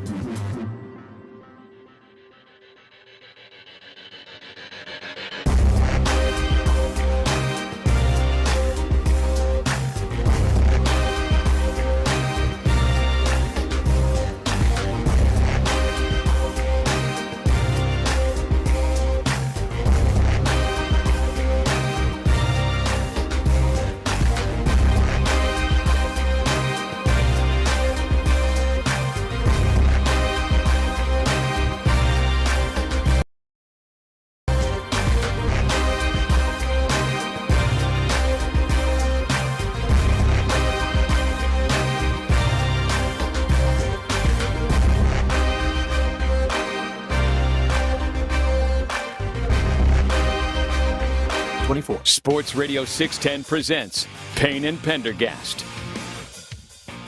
And for Sean Pendergast, I'm Sean Bajani. He is Seth Payne. Been Gary producing. If you'd like to be a part of the show, hit us up, 713-572-4610 on the text line. You can join the chat on Twitch and YouTube as well. With the Texans addressing the running back situation this offseason and having to pivot off of either Devin Singletary or certainly Saquon Barkley, who they made an offer to earlier this offseason before he decided to take a little bit more money and go elsewhere. The Texans got two guys, Seth, on the depth chart after having traded for Joe Mixon. You got Dameon Pierce behind him. I think there's still a little unrest about a number of positions on this team, but running back is certainly a hole that a lot of people still are looking at and wondering how they're going to fill. And I got a question for you, because I saw this last night, and it's in regards to a former Baltimore Raven running back by the name of J.K. Dobbins. 25 years old, Houston guy, very productive when healthy. Big key there, when healthy with the Baltimore Ravens. Averaged 5.8 yards per carry, Seth, during his time in the NFL so far, all with the Ravens, but has been able to play just 9 games the last 3 years. Cleared now for football activities, according to his surgeon, who said to Tom Pelissero this week, looks outstanding. In short, I'll put it to you this way because I think it leads to a much larger discussion here, but should the Texans take a flyer on this guy? No, there's not a chance in hell that they should. Other than, if you bring him in and you look at him as a guy that can be on the practice squad, but, you just simply, the guy's been in the league 3 years. He's started 10 total games. He's played 24 total games in 3 years, and he's coming off an Achilles tendon tear. The thing about Achilles tendon tears with running backs is that they still are not nearly as improved as they are at other positions. Deontay Foreman is the only example of a running back in the NFL who's come back to have credible numbers as a running back, and it took him a few years to do it. After he left Houston, it was he kind of rotated through. It was 2 years before he ended up having a nice run with Tennessee. Yeah. So he's done a good job of it, but I'll be surprised if J.K. Dobbins is on an active roster in week 1 of this year. I think that he'll probably be on a practice squad somewhere. So, all right, you asked me how do I feel about J.K. Dobbins to the Texans. Yeah, I'd be really intrigued to have him as a practice squad guy. Somebody that could earn his way, prove his way up to a meaningful role in that room. Yeah. I mean, he's like you said, you bring up his numbers. When he has been on the field, it's damn good. He's been really damn impressive. His rookie year, he had 134 attempts. He averaged 6.0 yards per attempt. He got 800 yards on the season. And he played 15 games in that rookie year. So, that was the very, very promising version of him. It's been two seasons where he's just been ravaged by injuries.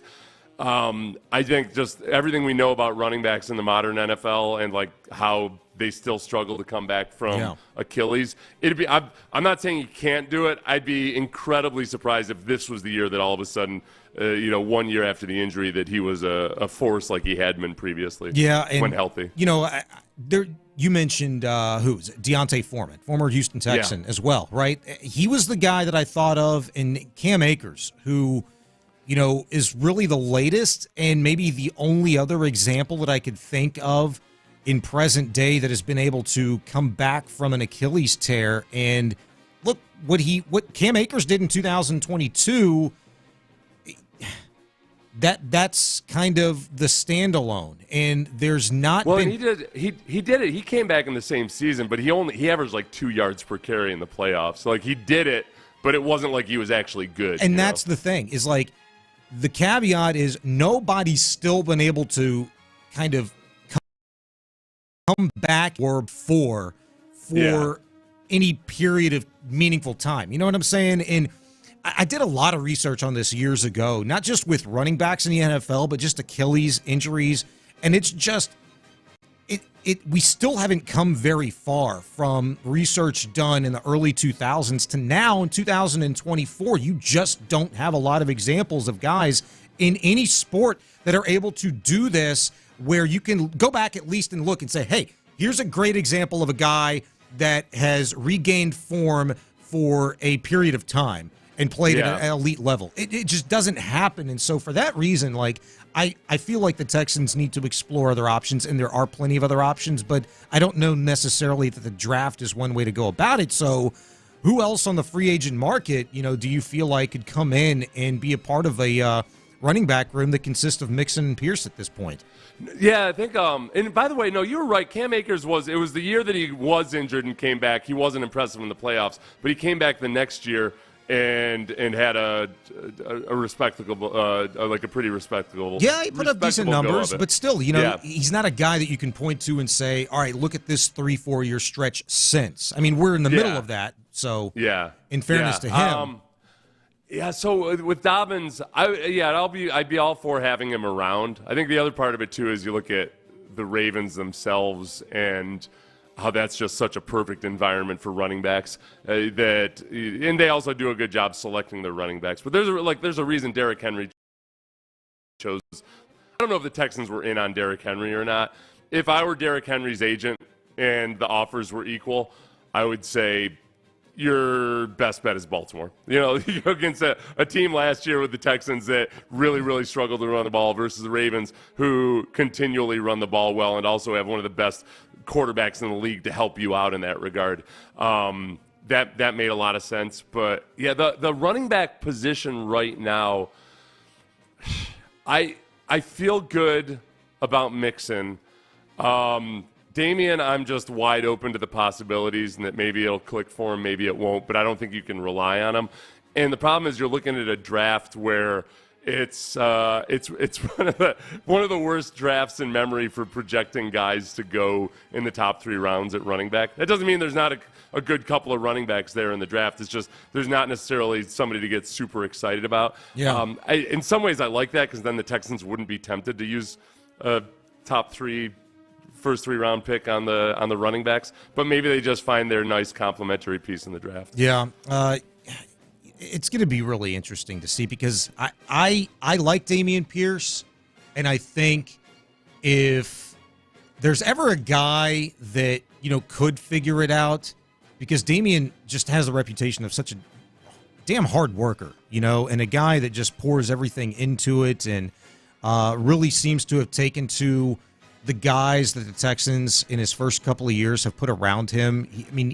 Every time you talk to him a couple of years ago, how Rex Burkhead was to him. And he and Danny Barrett, the running back coach, are obviously very close. He invokes his name all of the time, and how much time is spent in the film room and on a practice field working on his craft. I think that Dameon is so damn good, and it shouldn't be forgotten about what we saw from him in 2022.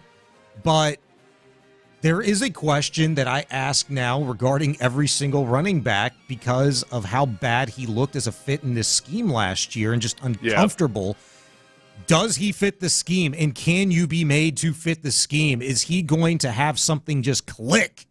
That's something that he can't even answer right now after poring over film for weeks and months at a time this off season. You got to get him on the field. Right. I think that part of it, too, is if you look at last year's running game, you had an offensive line coach in Chris Strausser who had never been in a scheme like this. Bobby Slowick talked about it towards the end of the season, that there was a lot of learning to be done by Chris Strausser himself. And then when you combine a rookie quarterback, rookie center, various other rookies playing in that time, there's reason to believe that, it could be a lot better in how they coach it and integrate guys into it this year. But Damian also said that Bobby Slowick himself spent a lot of time with Damian last year. So it wasn't like he was just out there trying to figure it out on his own. I think if you look at the prime example of a guy that we've seen up close and personal that does well in a scheme like this, Arian Foster, it was his incredible vision. It was his ability to understand where that cutback lane was, to anticipate not just where it was, but when it was going to hit and all of that. And, I don't know how much of that can be taught versus that's just an innate ability. Like the ability to run fast, you can refine it, but a lot of it's just innate and in you. I think field vision is very much like that too. Some guys just have it and some guys don't. And I think that Damian might be a guy that's just more built for old school man blocking. It's going to be in the 2-hole, hit the 2-hole, and just get after it. That type of thing. Text message from the 2. Oh, well, now it refreshed. Here it goes. 832. DP's the type of guy you just want to succeed. Co-sign. Yeah, 100%. Yeah. That is right. I got a question for you. I got a question for you, Seth, and I'll ask you in the next segment, but I'll ask this one right now, too, because I want to still keep it with some Texans football, on whether or not we should be concerned about this position that still has a glaring hole, just as much as we are about the Texans at defensive tackle. We'll get to all of that next at Sports Radio 610. It's Easter weekend coming up this weekend, and Soup Mart wants to take great care of you on this Easter holiday with their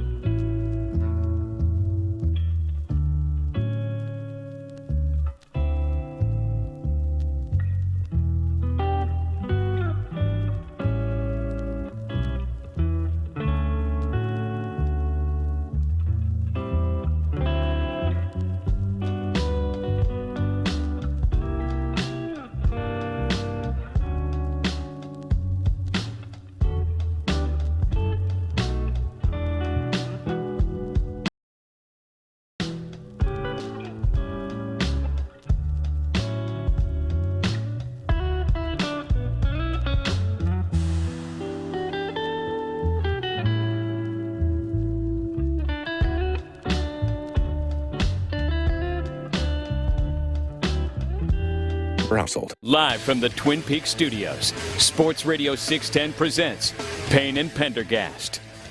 And for Sean Pendergast, I'm Sean Bajani, along with Seth Payne, Ben Gary producing. Seth, I wanted to continue our conversation just for a moment on Dameon Pierce and the Texans' running back room right now, as it consists with one of the newest Texans and Joe Mixon. Somebody asked me the other day, I can't remember who, it could have been Patrick, we were talking about this on air, I'm not sure, but the question was basically if there was a possibility at all, and I want to know from you, like, one, is there a possibility, but then two, the challenges that would go along with it, and if it's something personnel-wise they would even consider doing, and that's utilizing Dameon Pierce still to best utilize his skill set, what he's comfortable with in this scheme. Like, utilizing him one way and Mixon another way to kind of get the best of both worlds. If he's not comfortable, rather, with the zone scheme, maybe just that old school, just power, is that a possibility going forward? It's possible. I think the biggest reservation they would have with it, and they tried that, last year. They were doing a lot of pin and pull stuff and just running leads or stuff like that with Dameon Pierce to try to. There's a couple issues with it. One is that, like, you got to be pretty damn good to be that predictable. Like, if Dameon Pierce is going to come in and teams know, like, okay, well, he's actually really bad at 75% of the plays that the Texans like to run, so all we're going to do is try to focus on the 25% that they do run. So there's that. It's just not, like, you got to be really, if you're going to bring in maybe like an aging Adrian Peterson to have an Adrian Peterson package, then that makes sense. But I don't think Dameon Pierce is at that level right now. And then the other side of it is just simply that for the offensive linemen themselves, this is a repetition-based offense that you want to get really good at making everything look the same.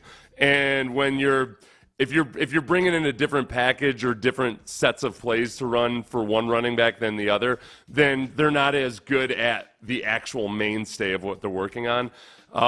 Like, the one thing that they do well in this offense when it works well is they make the run look exactly like the pass. And the bootleg especially, or some of the outside zone, the run and the pass, it's impossible for the linebackers and the defensive linemen to tell as quickly what it is.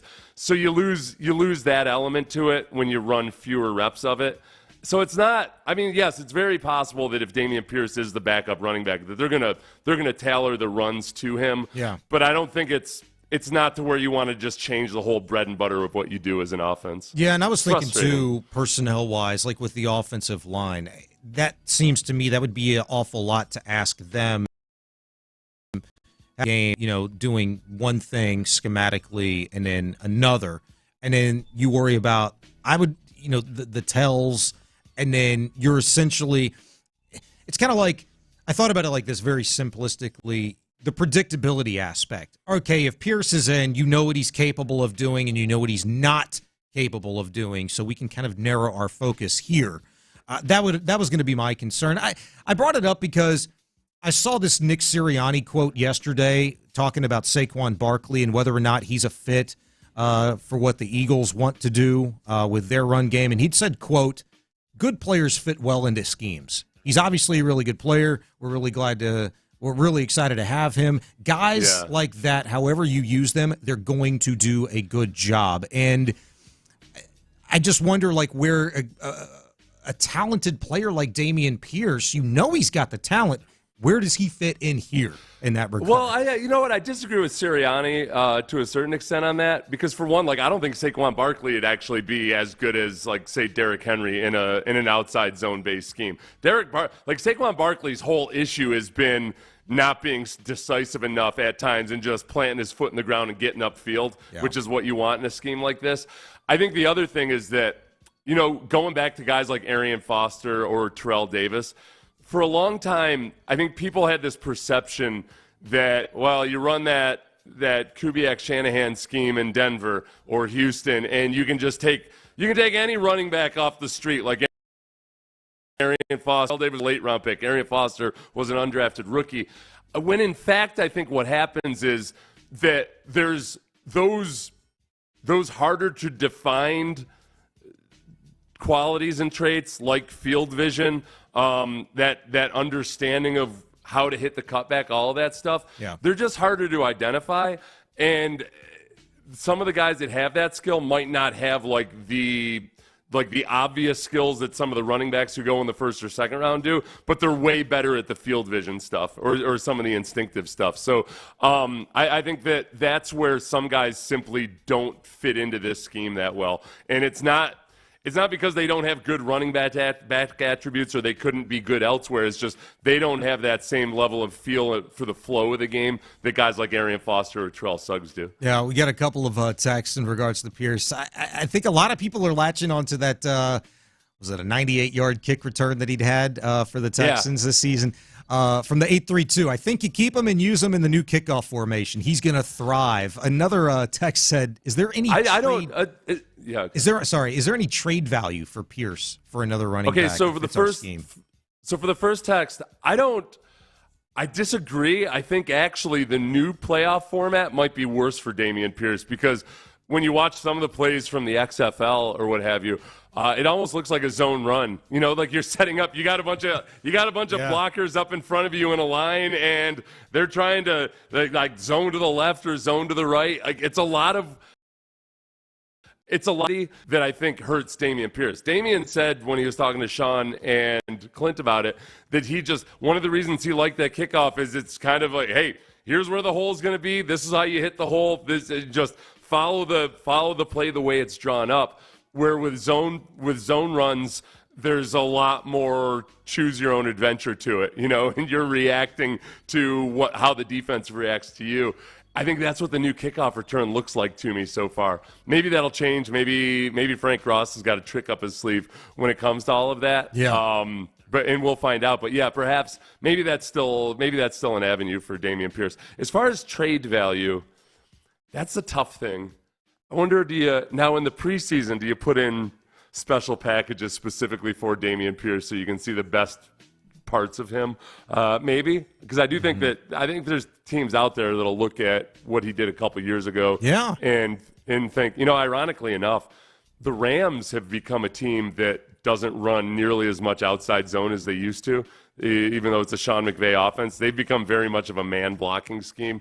I could see with all the common relationships there are between guys on the Rams staff and guys on the Texans staff, that might be a really viable trade. That might be one where the Texans can put on the good sell to Sean McVay about how he fits in their scheme. Selfishly, my mind immediately went to one of North Shore's best, who is currently a member of the L.A. Rams, Zach Evans, and maybe you bring him back to H-Town, by the way, anyway, because the report by DJ Bieniemy yesterday on Twitter said that the Rams and Texans are going to have a joint practice here in Houston. So Zach's coming back. Maybe they could just flip.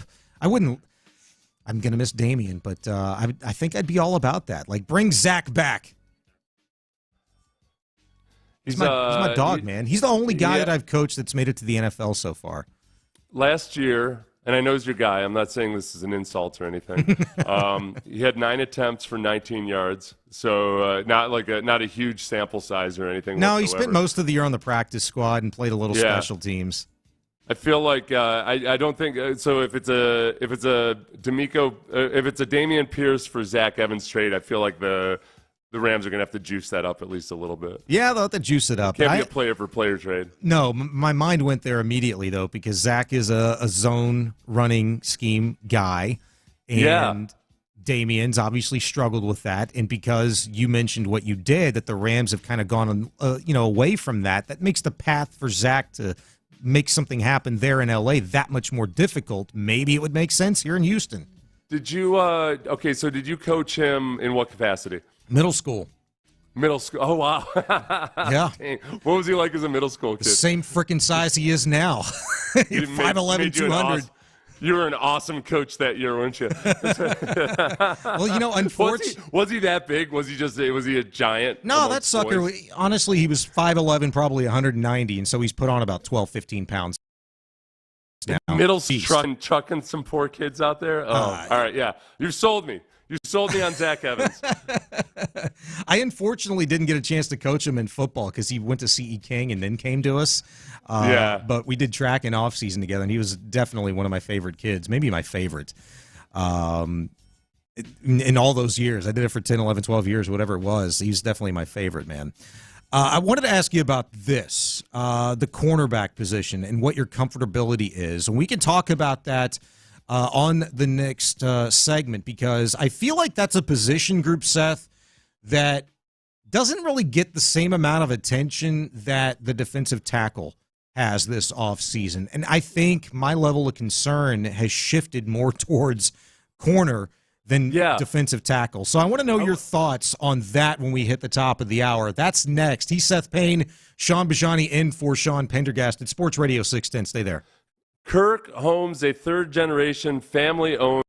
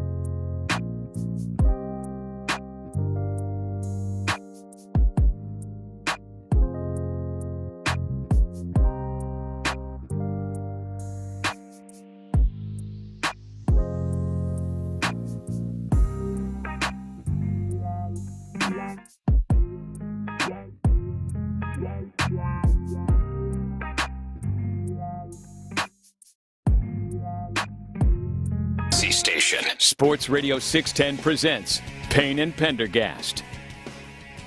And for Sean Pendergast, I'm Sean Bajani, along with Seth Payne, Sports Radio 610.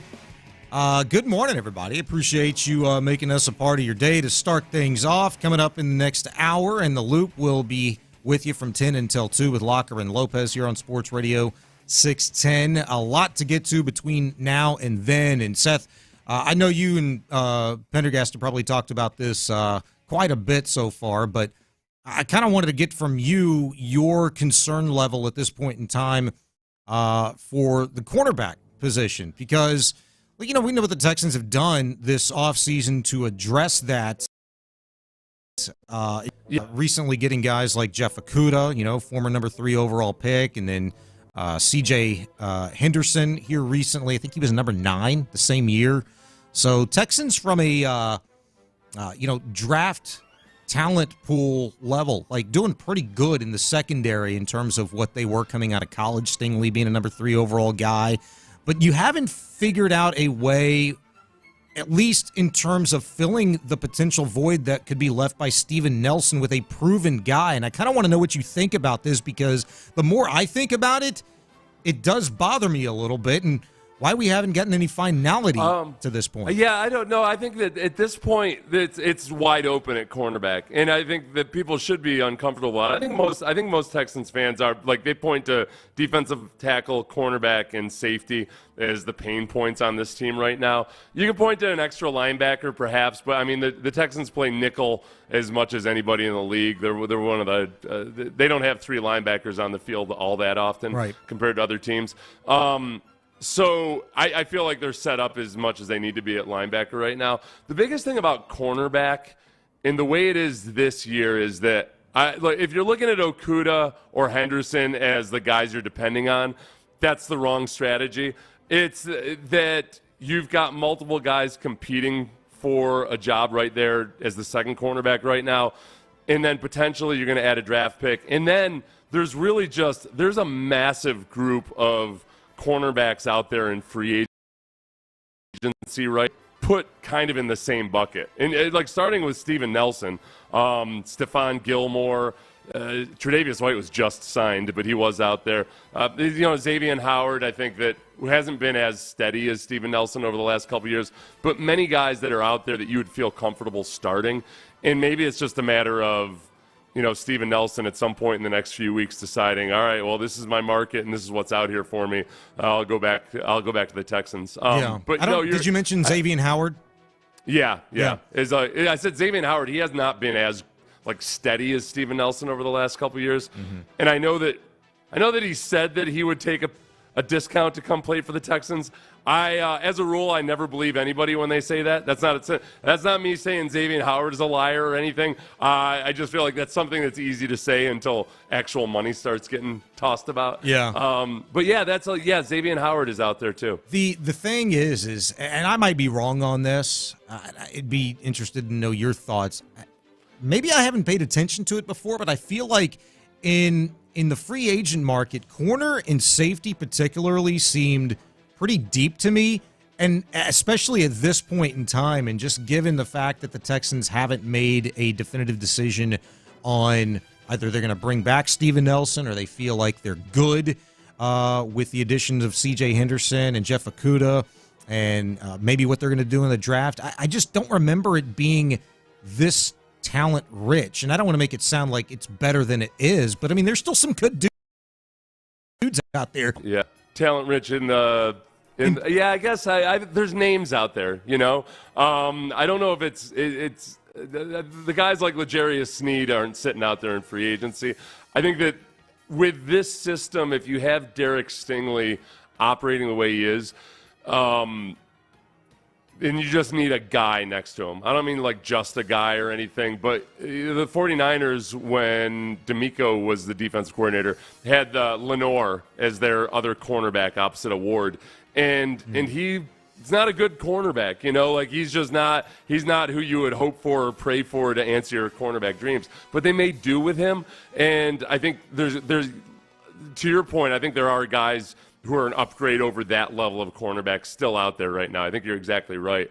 But I think that as long as Stingley is there, they probably feel pretty good about what D'Amico's always said, which is, look, the engine of this defense is going to be the defensive line.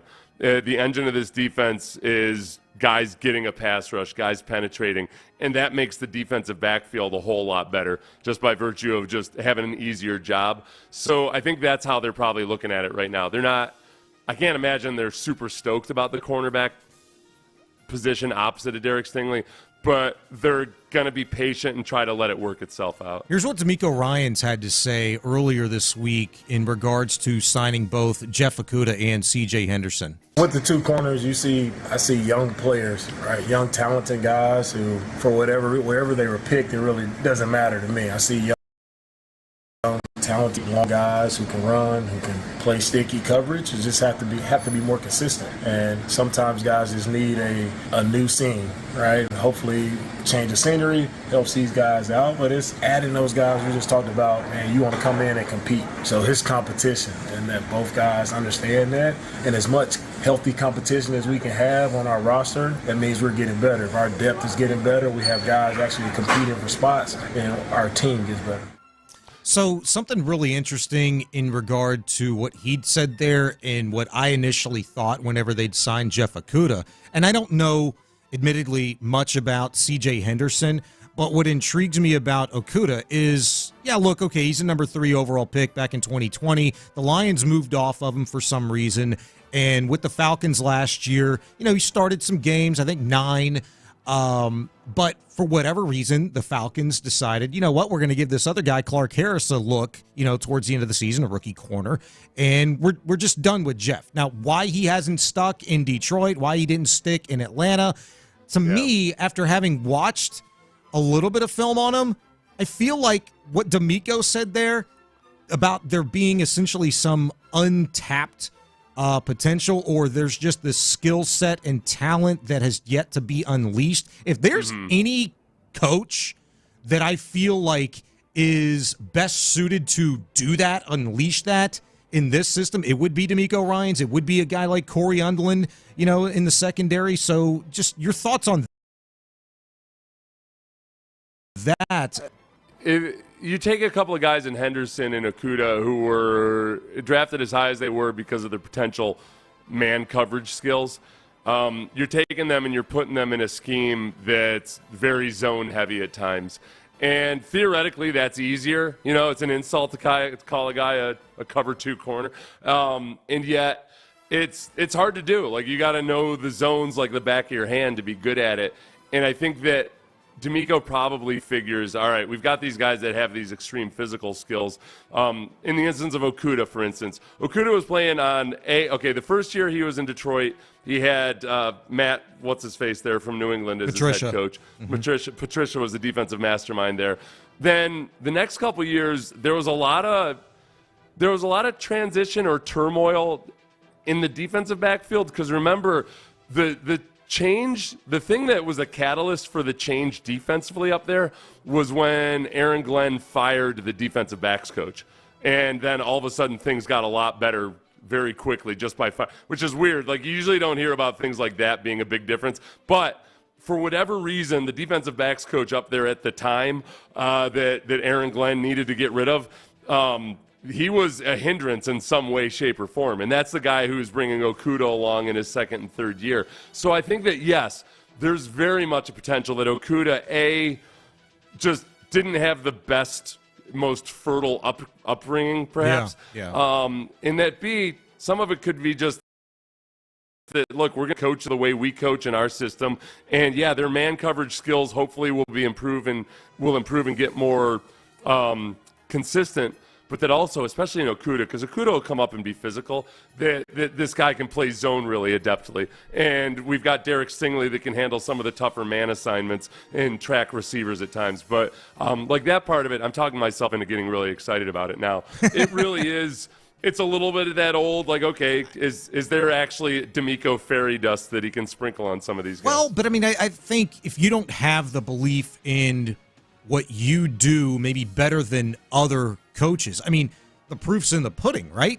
the last couple of years that he'd spent in San Francisco as having one of the top defenses in the NFL. What he did for the turnaround here, the coaching staff that he assembled. I just think if you don't have the faith that, you can – we talk about this all the time, Seth, with quarterbacks. There's coaches that think, you know what, I can fix this guy. I see something in him. Well, I mean, for a defensive mastermind and somebody that understands, maybe how to pull certain things out of guys that maybe just others just never do, or just it takes a long time. Maybe D'Amico's got that. Maybe he's assembled a staff that can just do that better than anybody else, and maybe that's why I've kind of, at least for me, come around the fact that, you know what, maybe we should be a little bit more comfortable with the defensive tackle situation as it stands right now, even though optically it looked horrible on Armstead and couldn't get him in the trade with Malik Collins. They couldn't retain Sheldon Rankins, and they end up settling on guys like Tim Settle. And, who else? I think that didn't look just optically, journeyman guys, Yeah, that didn't look optically as bad to me because it felt, it was very much a decision they made that, okay, we're better off with Danielle Hunter than Eric Armstead if this is the price, and if we have to trade Malik Collins, who it looks like the way Nick told it, they'd been in trade discussions with Malik Collins before already, so that was going to happen at some point. Yeah. I'm not overly worried about that, just because there's plenty of teams that do just fine using journeyman at a few different positions, as long as you have the strengths to offset that. So the way this Texans defensive line is right now, you've got studs at the edge for sure. One of those studs in Danico Autry does just fine going down and playing inside as a pass rusher. Yeah. So in stopping the run, yes, they don't have the defensive tackles perhaps that they would ideally 100% want, but a lot of this now comes down to how good are your linebackers and how good are those guys on the edge. I'm not as worried about the defensive tackle spot as I am the cornerback spot, just because you can target a cornerback. It's a lot harder to tackle to target a defensive tackle than it is to target a cornerback, and I feel like that right now is the position that'll get targeted unless one of these guys really steps up and emerges. Yeah, Fadakasi's the other interior tackle that I was trying to think. Didn't necessarily have the last. I'm going to have to get used to that one. But no, Fadakasi, I don't have any confidence in saying yet without screwing it up. I look at the depth chart before I say Fadakasi. Yeah, I feel like it could go a really poor way if you try to get too cute.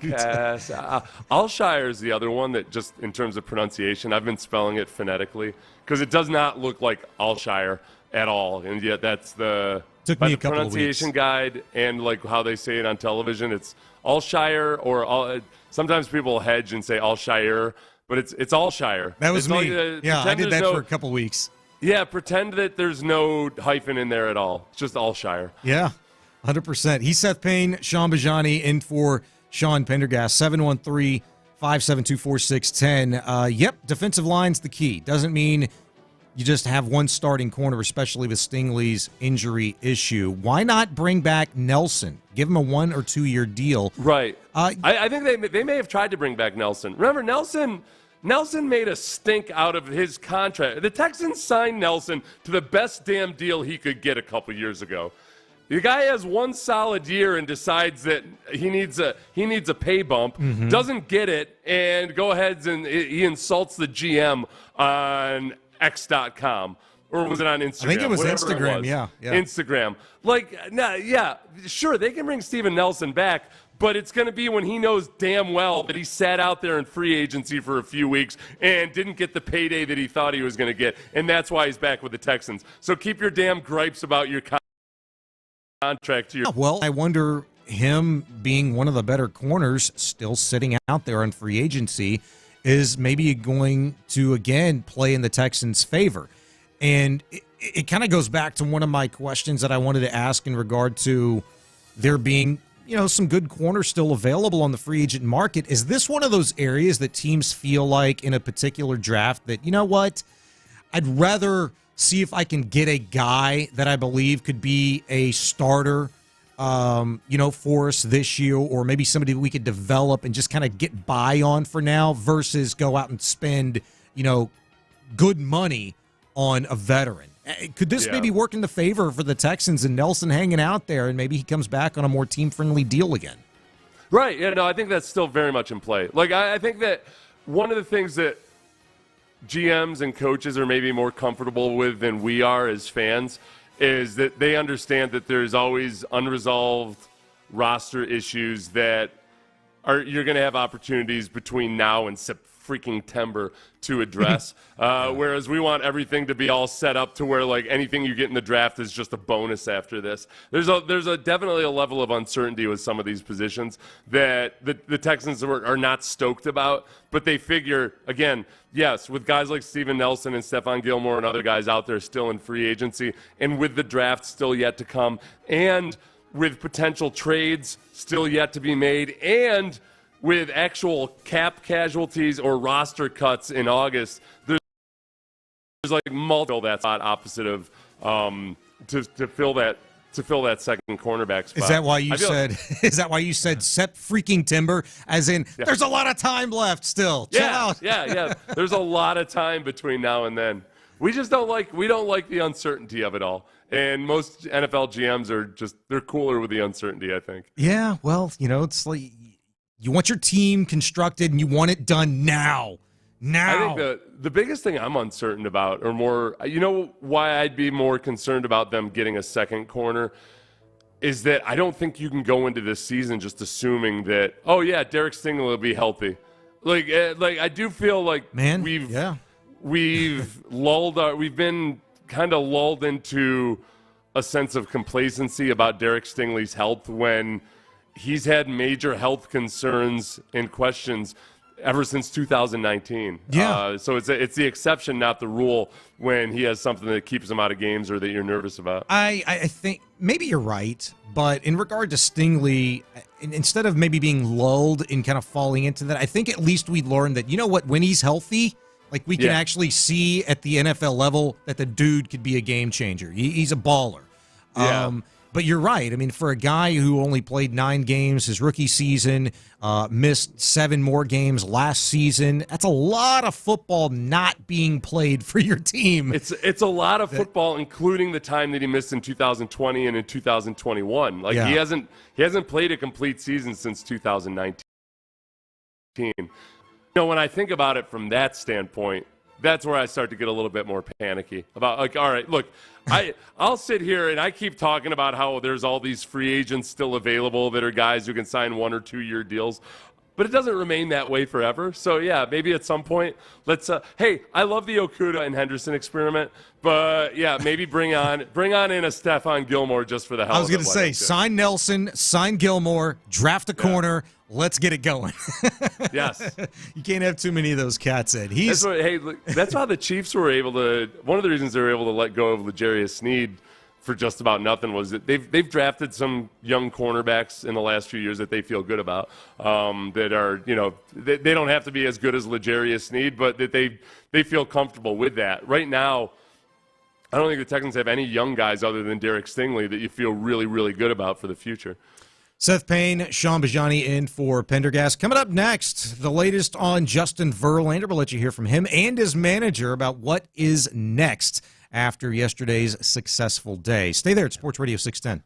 And obviously I'm talking about the cornerback position. Like, I feel good about Will Anderson, for instance. I feel good about a lot of young guys on this team, just not necessarily at cornerback right now. You might not be feeling so great about your workouts, and maybe you had a New Year's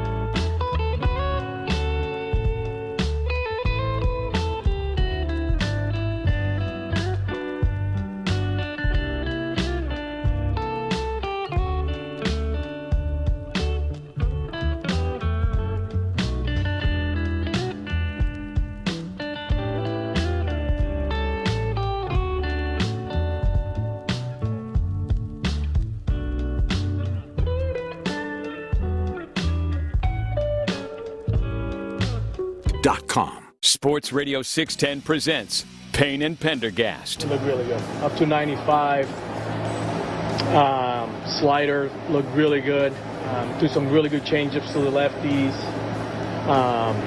He had a step on on the mound. His presence was good. The kid was feeling really good. Astros manager Joe Espada under a live BP session yesterday through 30-some-odd pitches in a 2-inning simulated game, and all things looking good, sounding good, feeling good, most importantly, Seth, for Justin Verlander, who said his stuff was there, mechanics were there, the feel was there, so another good step in the right direction for JV. Yeah, I'm trying like hell to embrace the uncertainty of some of the starting pitching on the Astros this year.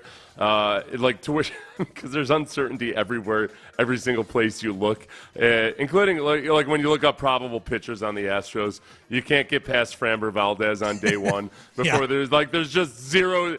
We assume it'll be Christian Javier in game 2 versus the Yankees, but whatever. I'll accept this as being as rock solid as anything else with the Astros starting pitching right now. That Verlander seems to be on track to appear on schedule without any more setbacks. Knock on wood. Throwing salt over my shoulders. Everything else like that. I get a certain level of comfort when Verlander starts talking about where he is in his process, because more times than not. And I'll go back to when he was coming back from Tommy John surgery a couple years ago.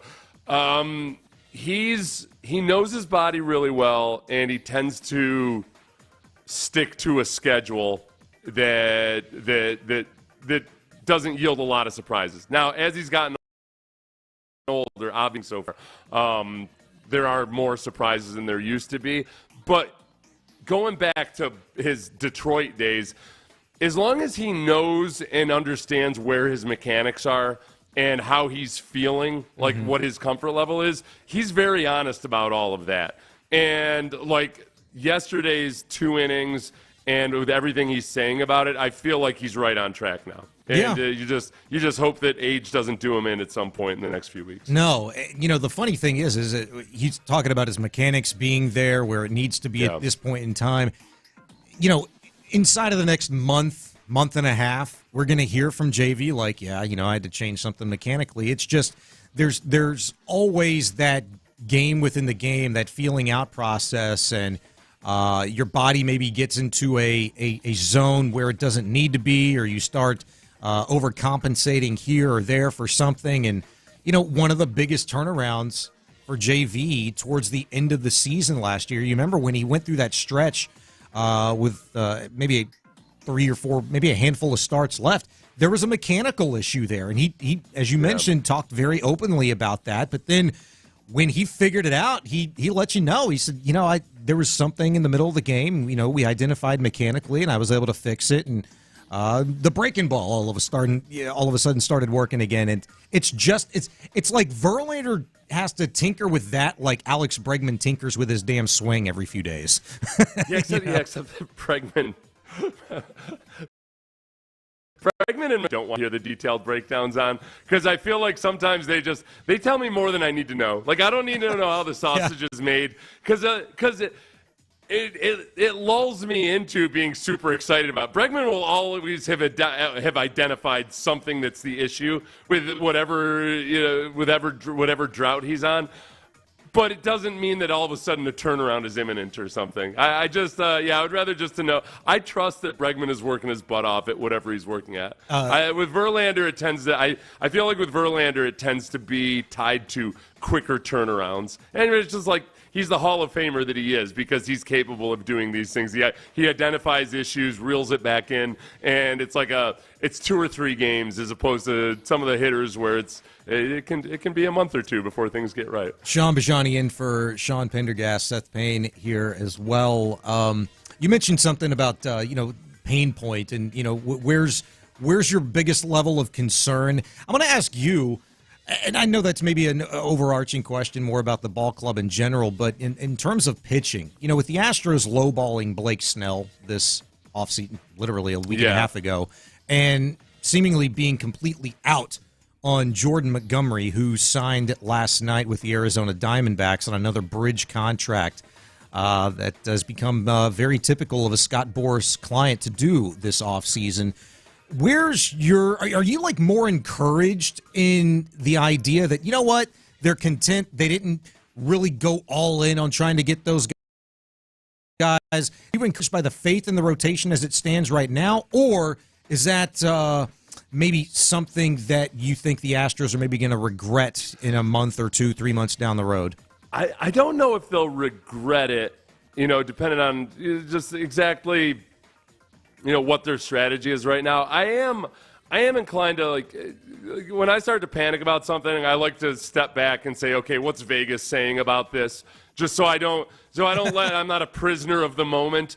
And not that Vegas is always right, obvious. It's just it's objective. It's as objective as it gets. Yeah. Because so like the Astros, the AL favorites right now. Like despite all the concerns and everything we worry about, the Astros are still the AL favorites.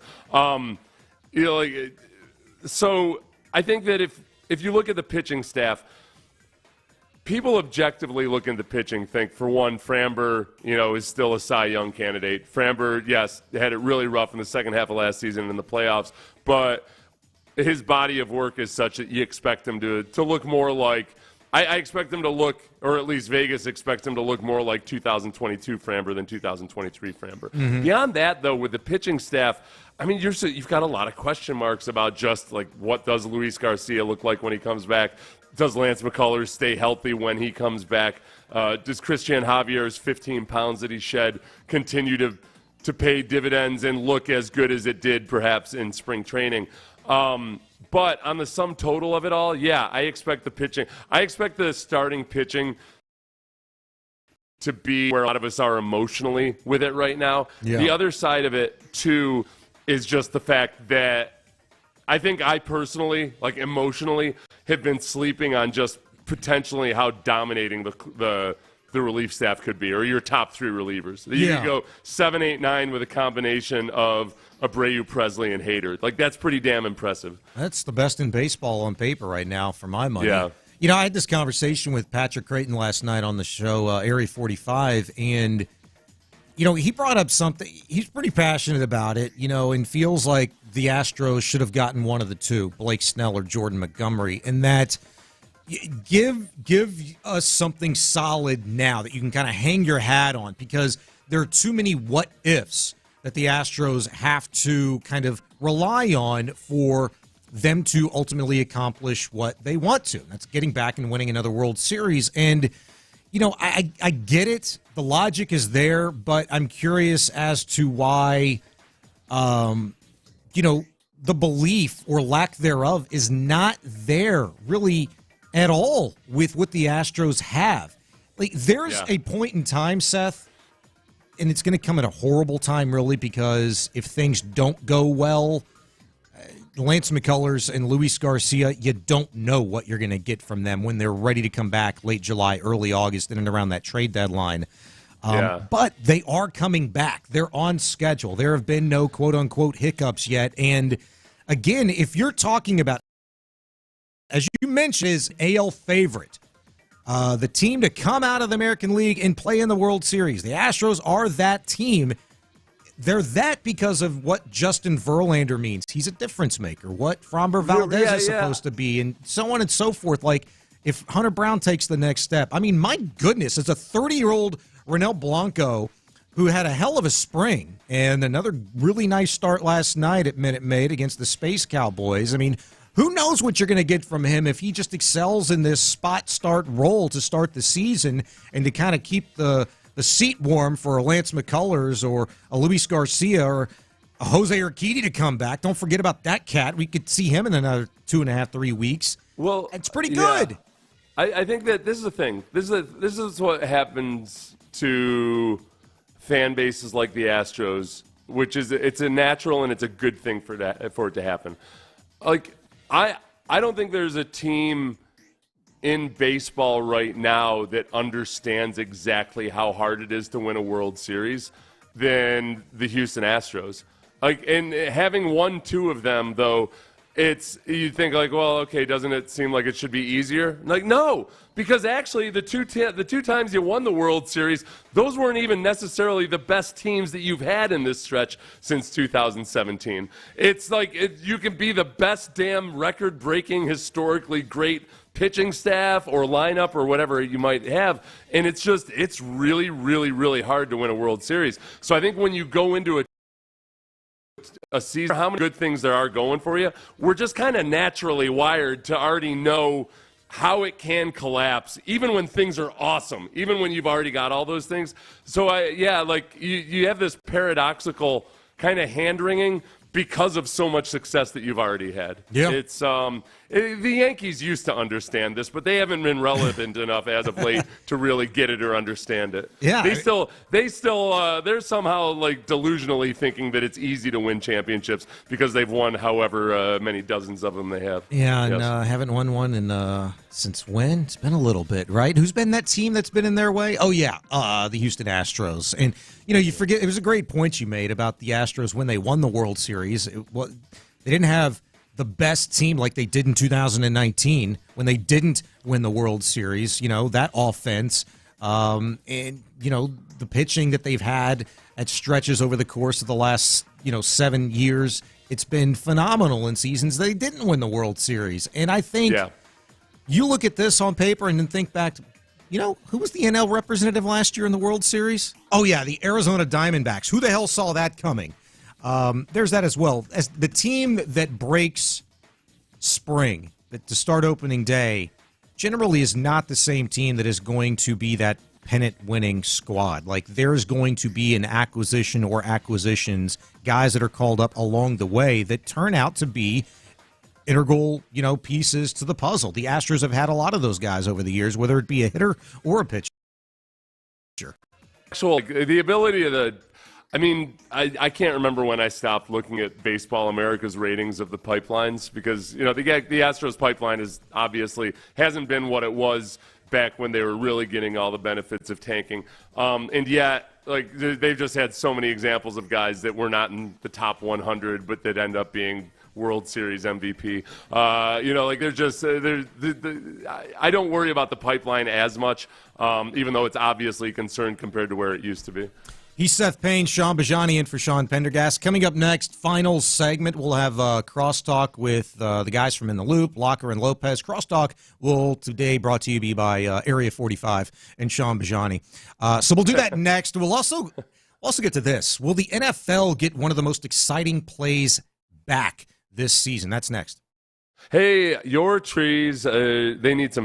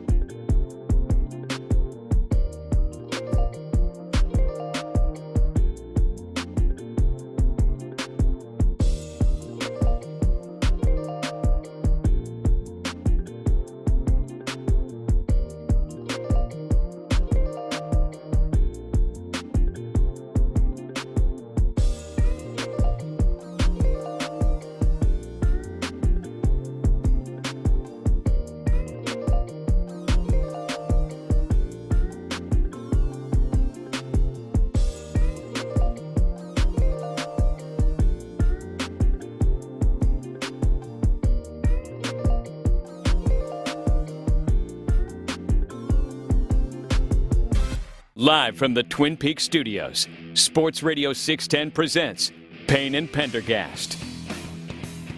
And for Sean Pendergast alongside Seth Payne.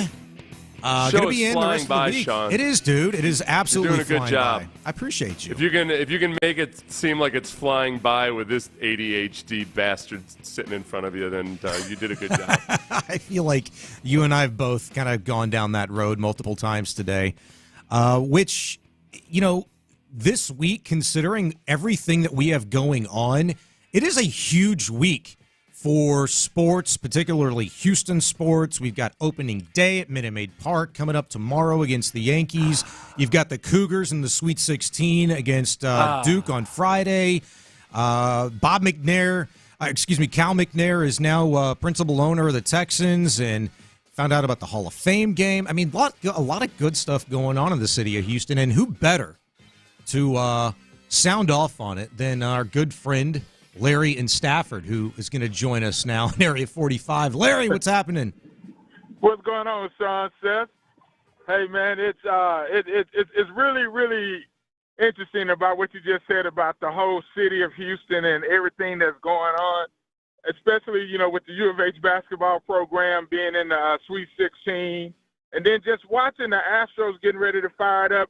I know everybody's kind of worried about the fact that they didn't go after Montgomery or Snell, man, but I'm gonna take the other side of it and just say that I'm intrigued by the fact that they may have to go through a little something and get these younger pitchers up to speed that they're going to be dependent on in the next couple of years, part of this rotation at some point. So I figure, hey, man, we got enough weapons in that lineup to keep us afloat till we get some of these boys back. Let's just see what these youngsters got over there with their arms and get them on the bump, man, so that we can see what it's going to look like in the future. Because I can tell you this, man, if we go out and Verlander come back and pitches exactly like we think he's going to do, I think the Astros are going to be fine. And now, I said this before, now that Framber got a haircut, I'm thinking Framber going to be fine. So it's just a matter of them going out there and just putting this team together, man, and making sure that Framber Valdez is mentally strong enough to be the ace that we've seen him be, man. And I want to talk about the Texans for a minute. Seth said something real important about that DB spot, man, and bring everybody ass in. Go get Xavier Howard. Go get every DB that you want to make compete for a spot on this squad, man. And you bring their ass in, because what D'Amico likes, and we can see this coming, he likes everybody having to compete, man. And that's a problem that we like to have, because there were several years in the past, man, that we didn't have anybody over there competing for nothing. And Cully was over there blowing that whistle, man, and everybody was just chewing bubble gum and just lounging around and going 2-14. So if you got to come in here to the eighth, man, and D'Amico make your ass compete, you go out there and compete. And if you want to be a part of what they building, you'll do it. I like what him and Nick is doing. I know I'm hard on them sometimes, man, but this offseason has given me a solid foundation with them. And moving forward with that, it is something miraculous to watch Pinky Ring and Hannah do their thing. And let me explain why. There was a time that Cal McNair looked like somebody that didn't need to be around anybody's football team. And I don't know if y'all remember that movie, Any Given Sunday. And there was a scene in there when the quarterback was in the kitchen and his wife slapped his ass and said, "You're the quarterback." I think my girl Hannah slapped Cal's ass and said, "You the owner. You better fix this thing, man, before we lose everything." So I'm proud of Cal becoming the principal owner of this squad, man. He was already in that position anyway. And him and Hannah make a dynamic team of trying to make sure that we have everything we need to finally get a Super Bowl. I know Cal don't have no room to knock that damn Astrodome down, but he might want to build us a complex over there so I can tailgate after the game and get real zooted in our hollow. There you go, Larry. Boom. Yeah, let's turn the Astrodome into a tailgating complex for both pre and post. Where you don't have to. It doesn't have to be a hotel, but maybe cots or something. Yeah. Where you could sleep one off after a game in an air conditioned environment. That'd be nice. You get a little breathalyzer test before you drive back off out of there. You'd be doing good for the boy. Okay, Larry hit on multiple points there. And one of the first things he brought up was Framber's hair and him getting rid of the extensions, which Yes. I'll go back to Tyler Milner and Tyler first being the one to raise the alarm about Framber and being proven correct. Tyler's only going to be correct if Framber all of a sudden returns to 2022 Framber. It's a form, yeah. But I'll credit Tyler for being first concerned about all that. He got me thinking about it when he mentioned Framber Valdez's hair, or the lack thereof now. Okay, cool. What about the 15 pounds or the lack thereof from Christian Javier as well? What about the fact that Hunter Brown has his mentor, Justin Verlander, in-house all season now, in which he did not have at his disposal last year? And I don't know. I haven't thought of anything yet for J.P. France or for Renel Blanco, who's just been a badass anyway himself this spring. But, I mean, I could think of a lot of really good other things to other reasons why to feel good about this Astros pitching staff and just players in general. So he got me thinking about all that stuff. He hit on everything, and I'm pumped up, man. I always get pumped up when Larry calls. As far as the point Larry made about the actual competition at cornerback or in general, I think that when he brought up the actual competition, and I thought first of Okudah and Henderson both being there, Jeff Okudah and C.J. Henderson, two former top 10 picks at cornerback in the same draft class who ended up going to a couple different teams. There were disappointments with the original team. They just haven't quite latched on. You know, there's a lot to be said if you want actual competition at a position. When you bring these guys in who are extremely physical, like Okudah and Henderson, they're both incredibly gifted. Derek Stingley, very, very gifted athletically, obviously. And I should say Derek Stingley is genuinely gifted as an NFL cornerback. He's proven that more so than Okudah and Henderson. But all three of those guys have extreme athleticism, like just extreme, like elite, rare traits that they have. Stingley's just done more with it. But when you create an environment like that, man, it gets everybody producing at their best just by virtue of when you're in meeting rooms and when you're doing drills and everything, and you see these guys. I can remember the first time I was at the NFL Combine. That was the first time I'd been around so many really awesome defensive linemen, and it freaked me out a little bit, and it made me realize, like, holy crap, I got to up my game because these dudes move in ways that I've never seen other human beings move. When I was with the Jaguars and they drafted Marcus Stroud in the first round as a defensive tackle, I would be doing drills with Marcus, looking at him and be like, man, I really got to be sure I'm getting my crap together because this kid can do things physically that I simply can't do. I like that.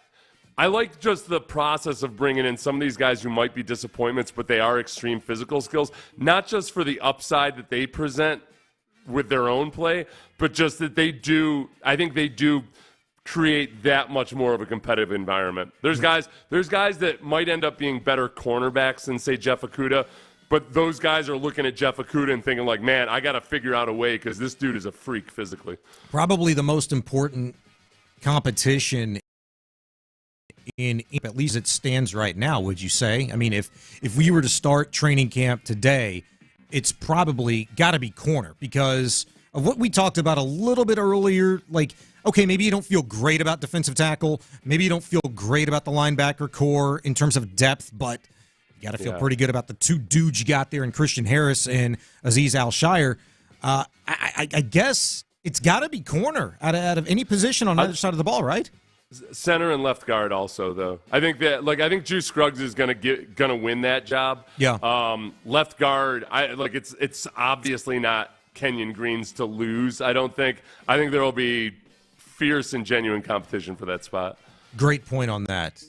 Yes, certainly nothing is going to be given to that individual. I think there needs to be competition, certainly. By the way, now that I have a couple of texters from a 281 and an 832, my boy Lou, in fact, confirming this. Did I say Area 45? earlier. You did, but whatever. That's all good. It's good advertising for the show. It is. For those of you who don't know, they didn't realize that Area 45 now for several weeks has been giving you live and local broadcasting in the evenings. And they're doing a great job of great chemistry between Sean Bajani and Patrick Creighton. Yeah, I meant to say, and I was joking, obviously, but since we don't have a sponsor for it, I was going to sponsor it with my show. Area 45 will be bringing you Crosstalk here just momentarily with John Lopez and Landry Locker. But I got two guys that were like, Bajani just said here on Area 44, and I'm like, I guess I did. That's all right.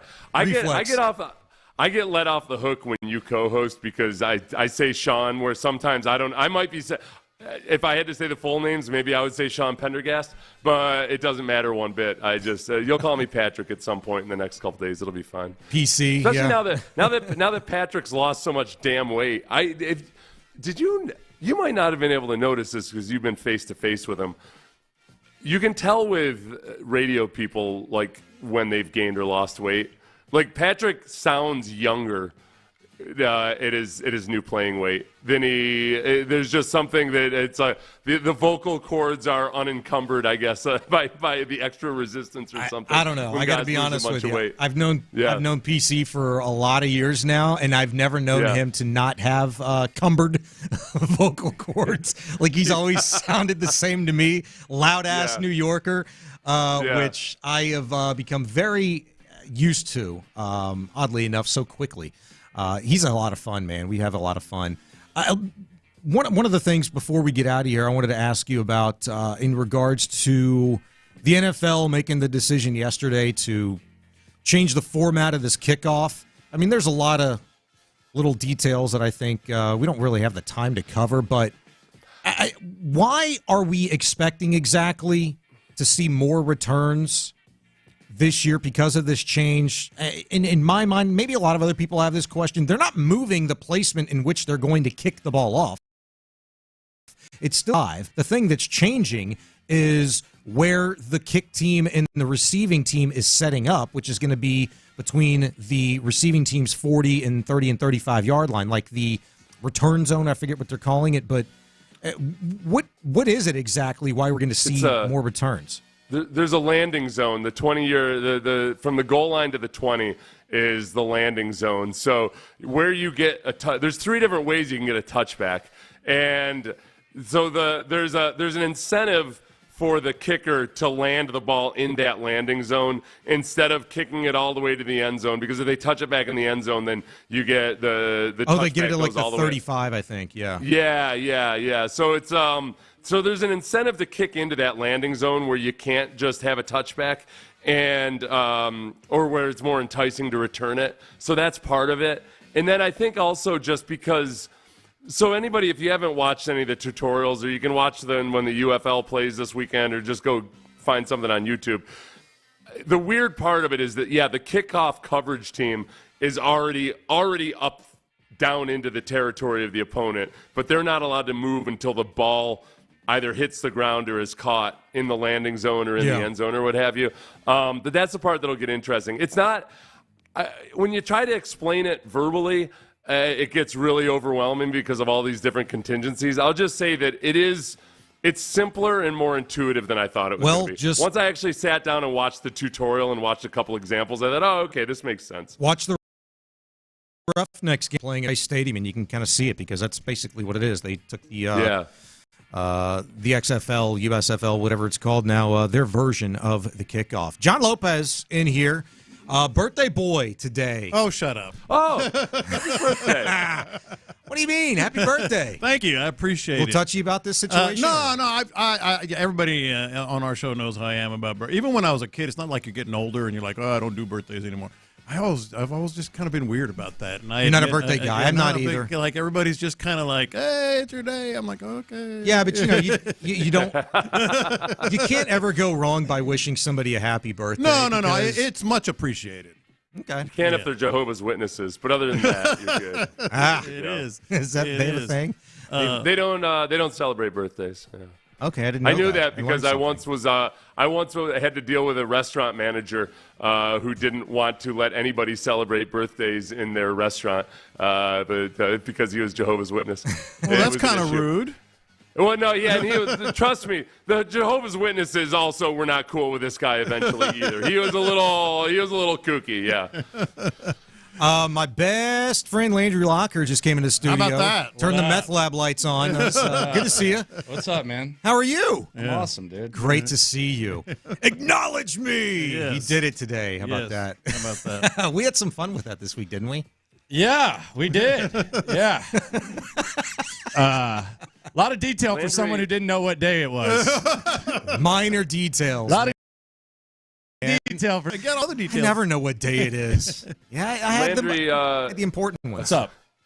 You made a good point on X.com about RG3. Yeah, it's disappointing, about an honestly. hour ago. Very disappointing. You said that that you feel like he uses his TV time just to create one viral moment. Also, and this is the part that was intriguing to me, you said it feels like he's in bed with the aggregators in some way. 100%. Yeah, I'm intrigued by this. I'm not so sure I don't want to be in bed with the aggregators. No, I know. And I'm not saying it's the worst thing, but, like, if you look at the JP football, you look at the Dove Clemens, you look at all of them, like, RG3 will say something that is like, nobody cares about this, and then he'll actually retweet it, like, shortly after, but it'll basically be like, man, I hated my center my rookie season. He hadn't played in a long time, and they will aggregate the crap out of it, and they will have him posted like on ESPN like a snap of a finger. Yeah. So I actually think he's in bed with the aggregators. I really do. And I like RG. I admired him growing up, but he's one of the few guys. I wouldn't say this about Skip Bayless. I wouldn't say this about Stephen A. Smith.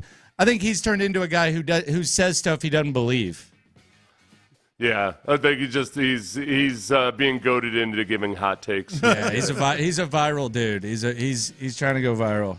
Seth and I will be back again tomorrow and the next day. In for Pendergast all week long. Seth, a lot of fun, man. We'll chop it up again tomorrow. You're listening to KALT Houston HD2, an Odyssey station. In the Loop begins now. All right, once upon a time, a land. Want me to sit crisscross applesauce? Far away.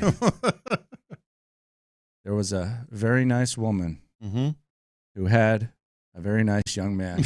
Oh, God. Oh, God. The year was, who knows? The day was March 27th. Yeah, it was. That man ended up being John Lopez. Mm-hmm.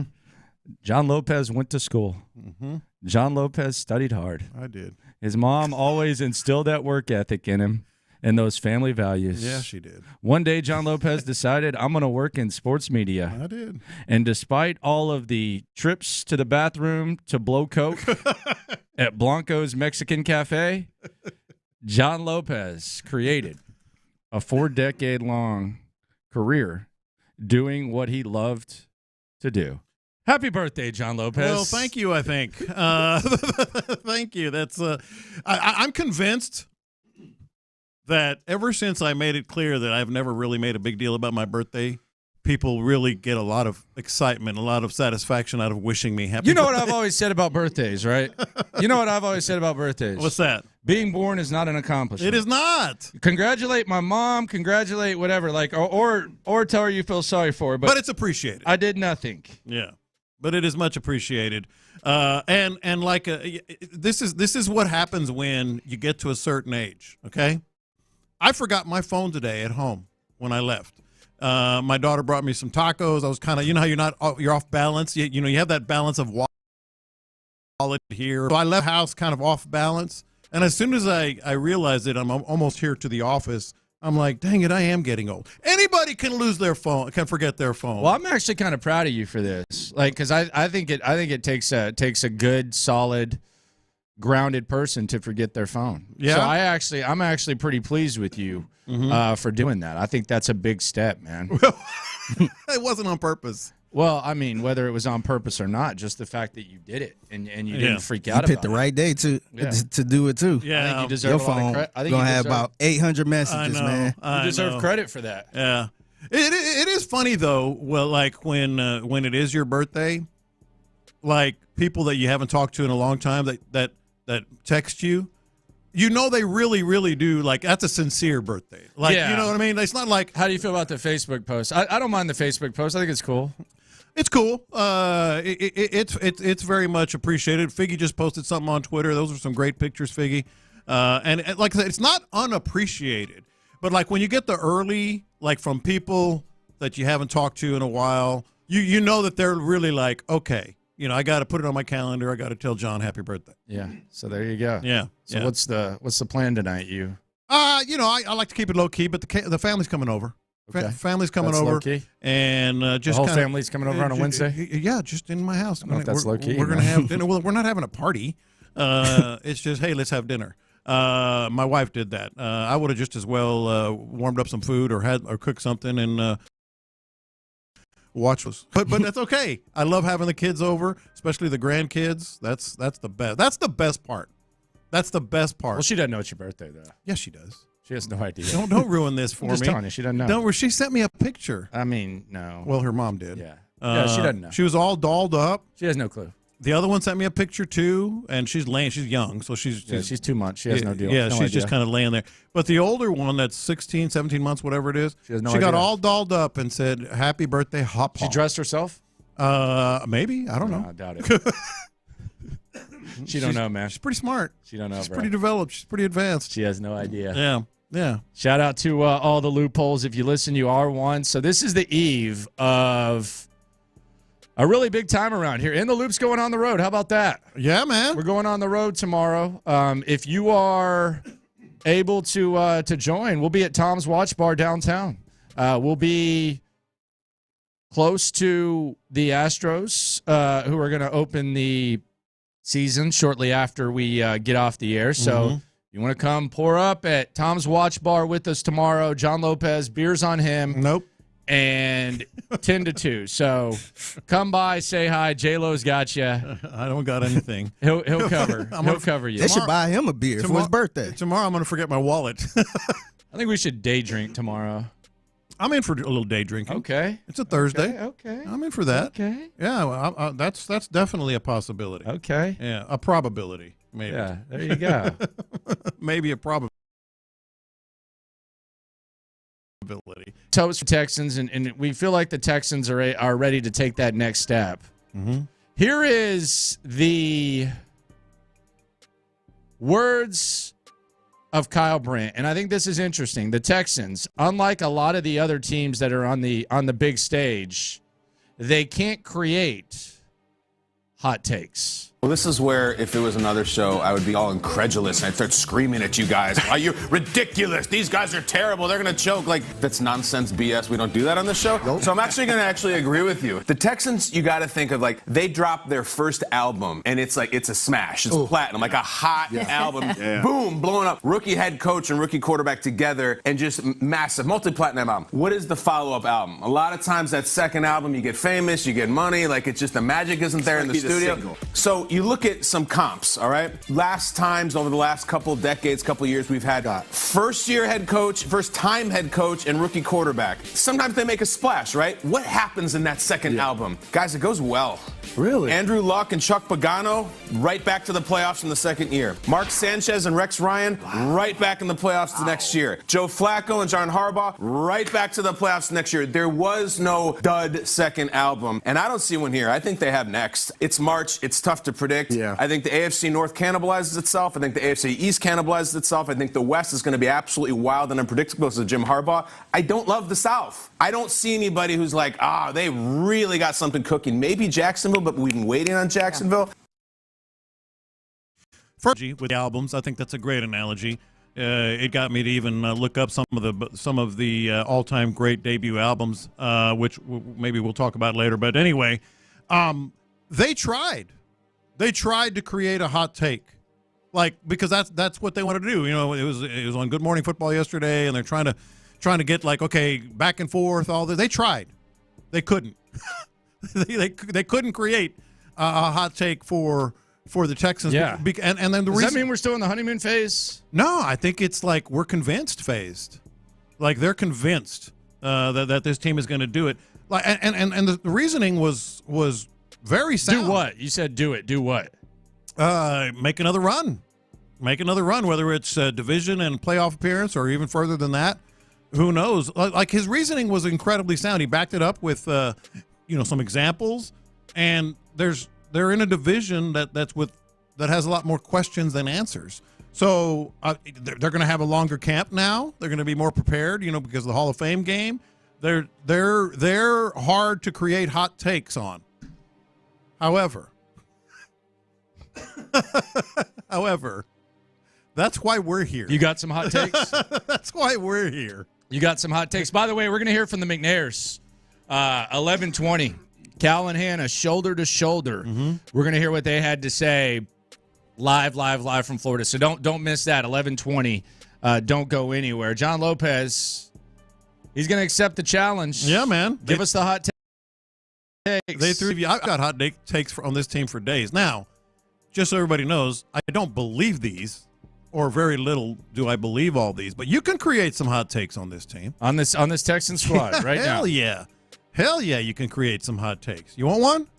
Give me one. C.J. Stroud is a system quarterback. Oh, wow. He's heating up. Let me tell you. He was good, very good at Ohio State, was great against Georgia, but it wasn't until he got with Bobby Slowick that he exceeded all expectations, like beyond all expectations. Again, I don't believe this, but like you can say Bobby Slowick did it.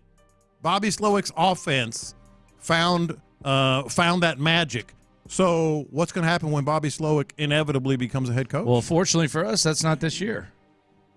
No, it's not this year.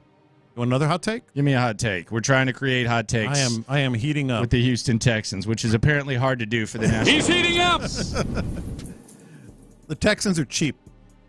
They're what? They're cheap. Cheap. How's that? Well, why did they miss on Mike Evans? Money. Well, he decided to stay. He never hit the market. Well, could have been. They could have money whipped him. Why did they miss on Why did they miss on Christian Wilkins? Money. Well, good. I'm glad they're cheap on that. Why did they miss on Saquon Barkley? Money. And home. What's up with Justin Simmons? Money. Texans are cheap. You want hot takes? All right. He's heating up. I've got hot takes. All right. Here's one that I think there's a tiny less than 1% chance that this is actually a little bit of a solid take. Less than 1% chance. Nick Caserio is going to leave to become Patriots general manager. Let me explain. Oh, my! He's on fire! Let me explain. The Patriots still do not have a general manager, a titled, named general manager. When they created this, they brought in Mayo and they created this next generation in New England, they made Elliott Wolf, quote, director of scouting. Not general manager, director of scouting, but everybody's saying, well, he's the de facto general manager. Well, the de facto general manager isn't general manager. And Nick Caserio's had some very, very nice things to say about Elliott Wolf as recently as this past week. Okay. And Nick Caserio leaves at some point in the not-too-distant future to become Patriots general manager. I think they'd be fine. They're in good shape. And a lot of it has to do with Caserio's work. Yeah. You want an even hotter, piping hot take? Give it to me. Davis Mills is going to end up being a cancer in the quarterback room. Oh, come on. Oh, my! He's on fire! Think about this. Well, he should be the backup. Case Keenum's fried. But think about this. He's been a starting quarterback. He was in a, quote, competition. Well, quote, to be starting quarterback. He has said he wants to be a starting quarterback. We have the audio. He has said he wants to be a starting quarterback. Davis Mills is going to either demand a trade or just pout and be a cancer in the quarterback room. I got one more that's going to set you off. Yeah, you're forcing this. No, that's not forcing it. You wanted hot takes? That's what hot takes are. This one's going to set you off the deep end. Are you ready, Figgy? Yep. Charlie Heck will start more games at tackle than Titus Howard. Oh, my! He's on fire! Let me explain this one. Oh, God. Did you know that they're both 27 years old? I did. that Heck is actually younger by 200-plus days? Okay. Did you know Heck has started more games at tackle the last 3 years than Titus Howard has? That I did not know. Nobody's talking about But Guy. yeah, I guess since Tunsil missed all that time, that made it possible. Yeah. Did you know Charlie Heck has had only one penalty and one sack allowed last season? In how many games? Like one game? No. 2? No, it was 5, 4. Okay. Something like that. Okay. Hey, man, you wanted hot takes. I'm giving you hot takes. I mean, that one doesn't seem... I mean, that seems a little more reasonable. Yeah, it's a lot more reasonable than that other crap you just moved. It's plausible. Well, rate them. C.J. Stroud, system quarterback. Texans are cheap. Casario's going to leave to be Patriots GM. Davis Mills wants out. Charlie Heck will start more games. The fifth one is the only one that I can even listen to. Figgy? I agree, man. You talk about the more realistic hot take? Mm-hmm. What? That last one, man. By the way, I have a question. What is with these people like? Figgy's in the dark. I don't understand. It was this. dark when we got in here. What's going on with that? Sean Bajani, why are people working in the dark? He likes to work in like a cave. Yeah, I don't know what was going on there. I want the exact opposite when I'm working. I want it bright. Well, I mean, we're on camera. I mean, we're not in witness protection. Well, that too. Yeah, I mean, I don't know. It just kind of seems like if we're gonna have a web stream or something like that, maybe turn the lights on. I'm not like an expert or anything, but I would think that would make sense, perhaps. Yeah, no, I don't get it. I really don't. I mean, to me that would be depressing and it'd make you tired or sleepy or something. Well, Landry Locker, John Lopez, Figgy Fig with you here on Houston Sports you don't Radio, have Sports energy. Radio 610. Yeah, you just don't. You don't seem to be hammering it home. Yeah, exactly. With hot takes. Well, yeah. Here was Hannah McNair talking about expectations. God, Hannah's popular, man. Every time she talks, people get excited. This is Hannah McNair talking about the expectations and the leadership of this Texans organization. Right? You want high expectations. You don't want to go into something going, okay, I hope we just make playoffs. Oh, I hope we get to a winning season. You always want the expectations to be high. And I think that the fact that we're in those conversations of the decisions that have been being made over the last couple of years. And I couldn't be more proud that Cal's mom wants Cal to lead this team going forward. And I just think that's a testament to the work that has been put in. She brings it, man. All righty. She brings it. She said, screw your division titles. Yes. I wish we could just have like D'Amico and Hannah talking about all things Texans. What about Cal? Well, Cal's okay, but Hannah really kind of leads the way there. Yep. I am done with 610. Sorry, Cal. I mean, she does. Yeah, she brings the fire, and I think it's going to get more intense. Yeah. It's going to get more intense. Heck yeah. Yeah, it is. She's the feds, too, man. She's the feds? What do you mean? She's the feds, brother. How so? She knows every damn thing we say. Oh. She is the feds. Oh, yes, she is. I don't have my phone with me, otherwise I could show you something. Yeah. She's on that, man. And congratulations to Cal and Hannah. We'll hear from them at 11:20 what they had to say. Coming up next, though, if you wanted to be encouraged about the Texans' place in the division, then there's some news that just dropped that's going to make you feel really, really, really good. Plus, speaking of Hannah, what did she think about the Texans' uniform models? You'll hear what she had to say next. All right, guys.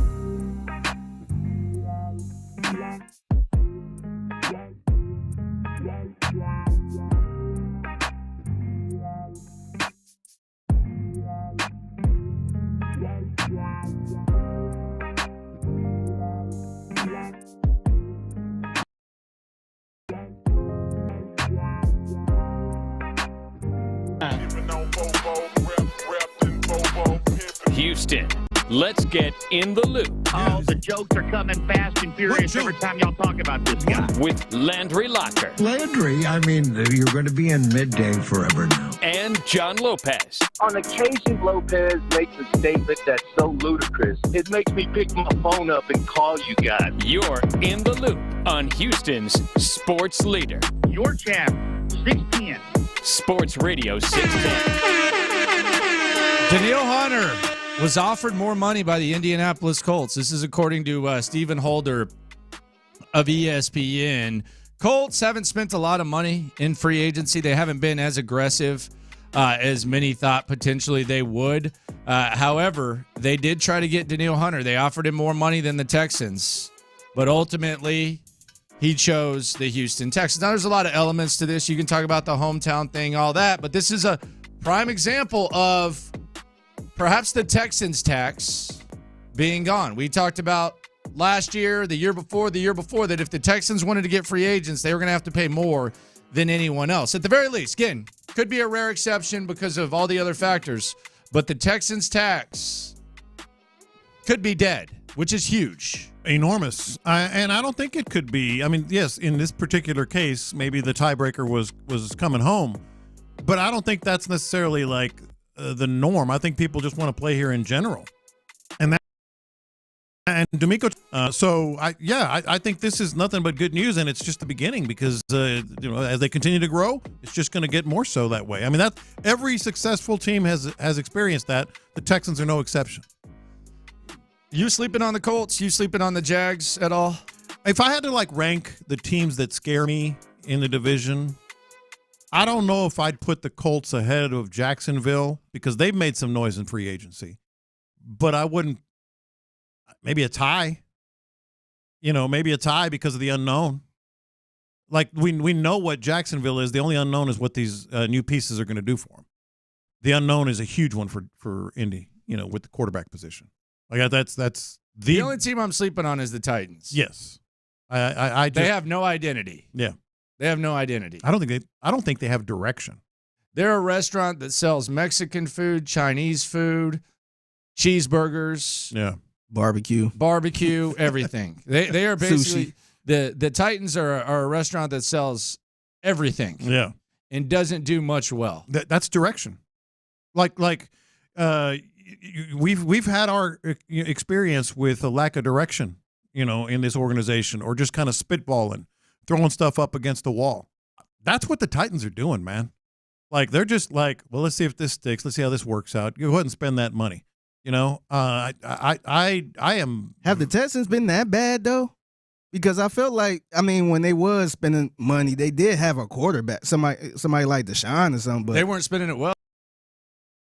Yeah. I don't feel like I felt like it was pretty clear when the Texans were in a rebuild what they were doing. No, for better or worse, it was. We don't even know if they have a quarterback, man. Yeah, and they're spending money like they're a move away. The Titans should be doing what Nick Caserio did 2 years ago and 3 years ago. They should be, but they're not. But see, that's what I'm saying. Like, maybe the Texans did it in a different way, Figgy, but it's still a lack of direction, like a philosophy, a vision. And I know these words are thrown around a lot, but like Nick Caserio, you can say what you want back in the day, but I think everybody in this room could see like his vision, like what he was really trying to aim at. I don't know what the hell the Titans are aiming at. Like, nothing. I mean, if Will Levis is good, then we'll eat our words. Of course. Like, if Will Levis is really good, we'll eat our words. Perhaps. I mean, I don't know how good Snead is. I mean, they're talking about him like he's a top 5 corner. I didn't think that. Yeah. I know he made some big plays last year. He had a good opportunity to make some good plays on a hell of a team. Mm-hmm. But I don't know about that. Calvin Ridley at 30, you can have that. That's what I'm saying. You can have that. Yeah. That's how good. They're all over the place. And Amy Adams Strunk, we heard from her yesterday. She's like, well, I didn't know what we were going to spend. Come on. Like, she knew that they were going to spend money. That they have conversations every day. Well, the other thing is, if you're going to be this aggressive, why do you get rid of Mike Vrabel? Why can you not just let him do what he wants to do? Yeah, give him those tools. Yeah, let him go out. That would have been a little more scarier if he was still the head coach and they was doing this. Absolutely right. I think Callahan's a good offensive mind, but it's unproven. We'll see. Yeah, it's unproven. Yeah, I don't know what the hell they're doing. Don't know what the hell the Texans brought it out as models to show us the uniforms. We then had the picture leak. That guy, by the way, is a legend. He is. The Texans uniform model. Apparently, Hannah McNair had some thoughts on the model as well. This was Hannah and Cal. You'll hear the full conversation that Hannah and Cal had with the media types coming up in less than an hour. But this was Hannah weighing in on the, I would say, the star of the offseason, in my opinion. Daniil Hunter, no disrespect. He is, isn't he? Joe Mixon, no disrespect. The leaked model is the man. Here's Hannah McNair and Cal McNair talking about the uniform leak that was a couple of weeks ago. Last week when you find out that somebody's jumped the gun and put some pictures out of your new uniforms, what kind of goes through your mind, and what was that whole process like, and ultimately deciding to put a little teaser image out for everybody? There was a leak? Are you kidding me? Yeah, we did see that and got huddled up really quick. Came up with a plan to sort of address it straight on. We had Nico and Tank in the uniforms, and much better models. Much better models. It looks a lot better on them. They're excited to put them on and show them off, and we're excited for the fans to see those. But just felt it was the right thing, just to be transparent and come on out straight on and address it. You couldn't let that hang out there. Right. I mean, there's no way you can let that. He wasn't even in uniform code. His socks were not all the way up. I mean, it was not right. We had to get it right. Well, there's a lot here. There really is a lot there. It's hilarious, first of all, because she's Hannah. Much better models. She's Hannah. Yeah. Much better models. She'll tell you what she thinks, which we all like about her. But there's also like, did she not know? Did they not tell them like these were going to be the models? Did they not, like, how did this happen? Did someone's head roll on this? No. No, well, they ended up looking good in this. Because of Cal. Yeah. Yeah. What do you think they're going to do? Run the models by them? Yeah. This is a big thing. But the thing is, these models wasn't supposed to get out. Nobody was supposed to see these models outside. The people, but it's still what you were laughing. I really wish I swear they were recording us. I really wish they could just send me my reaction when those models came out. But yeah, I don't think anyone's head roll. I think they were pleased. No, I don't think anybody's. I think they were pleased with the process, and quite frankly, I think the leak made them look better. Ultimately, Cal looked better. Ultimately, Cal, yes, but. Like, if I'm the owner or the CEO at that time of a team and they're like, we're going to have these models, I kind of want to see what this looks like. Why? Because of something like They'd this. already seen him with the players. Because something like this might happen. But if it was supposed to be behind the scenes, it really don't matter, I guess. Because it wasn't like they was going to be all in the video and It stuff. mattered to the people that they wanted to be saying, yeah, hey, what a great look. Except for that little guy right there with the tube socks. And the necklace. and the shell necklace. That's better models. I said this before. I've said this before, so I'm not going to harp on it too much. But they screwed this whole thing up. They're fine. It's forgotten. No, it's forgotten. They're Right? fine. It's done. Yeah, and people are now looking forward to the next reveal. But 23rd, right? I hope sooner, but yes, it's scheduled for the 23rd. So they're going to keep that going. Yeah. I hope next week. Well, okay. Yeah. I mean, that would be cool, but Yeah. I think 23rd is when it's popping, right? Yeah, That's the original plan. Allegedly. Yeah. By the way, how's that buzz building from all the people that got a sneak peek? What do you mean? There's none. There's none. Nobody's saying anything. That was the whole plan. That's why I think they, What do you, the plan for what? For the leak? for the reveal and Okay. everybody pumping it up like, Yeah. oh, we saw him and they're fire and all this. You're not seeing that because they told you to not say anything, and so people aren't saying anything. They want you to say, we can't tell you what they look like, but they're white hot. They're really, really cool. That's why I said yesterday. And Can you do me a favor? Can you just describe, can you describe the current home uniforms? No, I just want you to. Just has nothing to do with it, but can you describe the current home uniforms? Deep steel blue jersey. Okay. A blue helmet. Okay. With the original Texans logo. Okay. White pants. Okay. With some piping. Okay. Liberty white, by the way. Okay. Battle red, by the way, is the Okay. piping. Okay. Yeah, that's about it. Okay. I Yeah. just wanted to get that description. Those are the original uniforms. Okay. Yeah. Just asking. Mm-hmm. All right. Thank you. Can you describe the new ones? The new ones? I No, cannot. Don't do it. I cannot. Can you describe the old ones again, though? Yeah. Battle all blue, deep steel blue uniform jersey. Okay. Little red piping on the Liberty white pants. Okay. And the original logo on the helmet. Okay. What Yeah. color's the helmet? Blue. Okay. Yeah, Those are deep the steel old blue. ones. Those are the old ones. Those are the old ones. Just so y'all know. We can't describe the new ones. Yeah. Landry Locker, John Lopez, Figgy Fig with you. Shout out to Hannah McNair. The model will live on forever. Absolute effing legend. Yes, he is. Astros play baseball tomorrow. Very, very different feel. It's an exciting feel, but it's a different feel from what we're used to. Let's see if Adam Spillane is catching that baseball fever next. The Astros are playing baseball, Rockets in the playoffs. How does Coach D'Amico combat?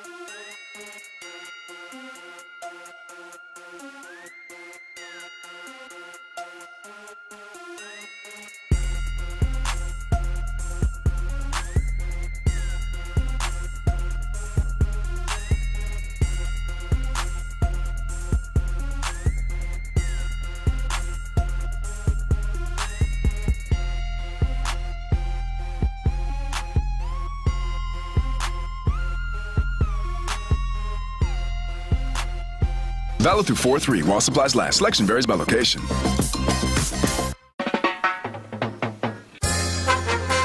We're making the stories from outside the loop matter to you. This is Localize It. Don't you know I'm local? You're in the loop on Houston's sports leader.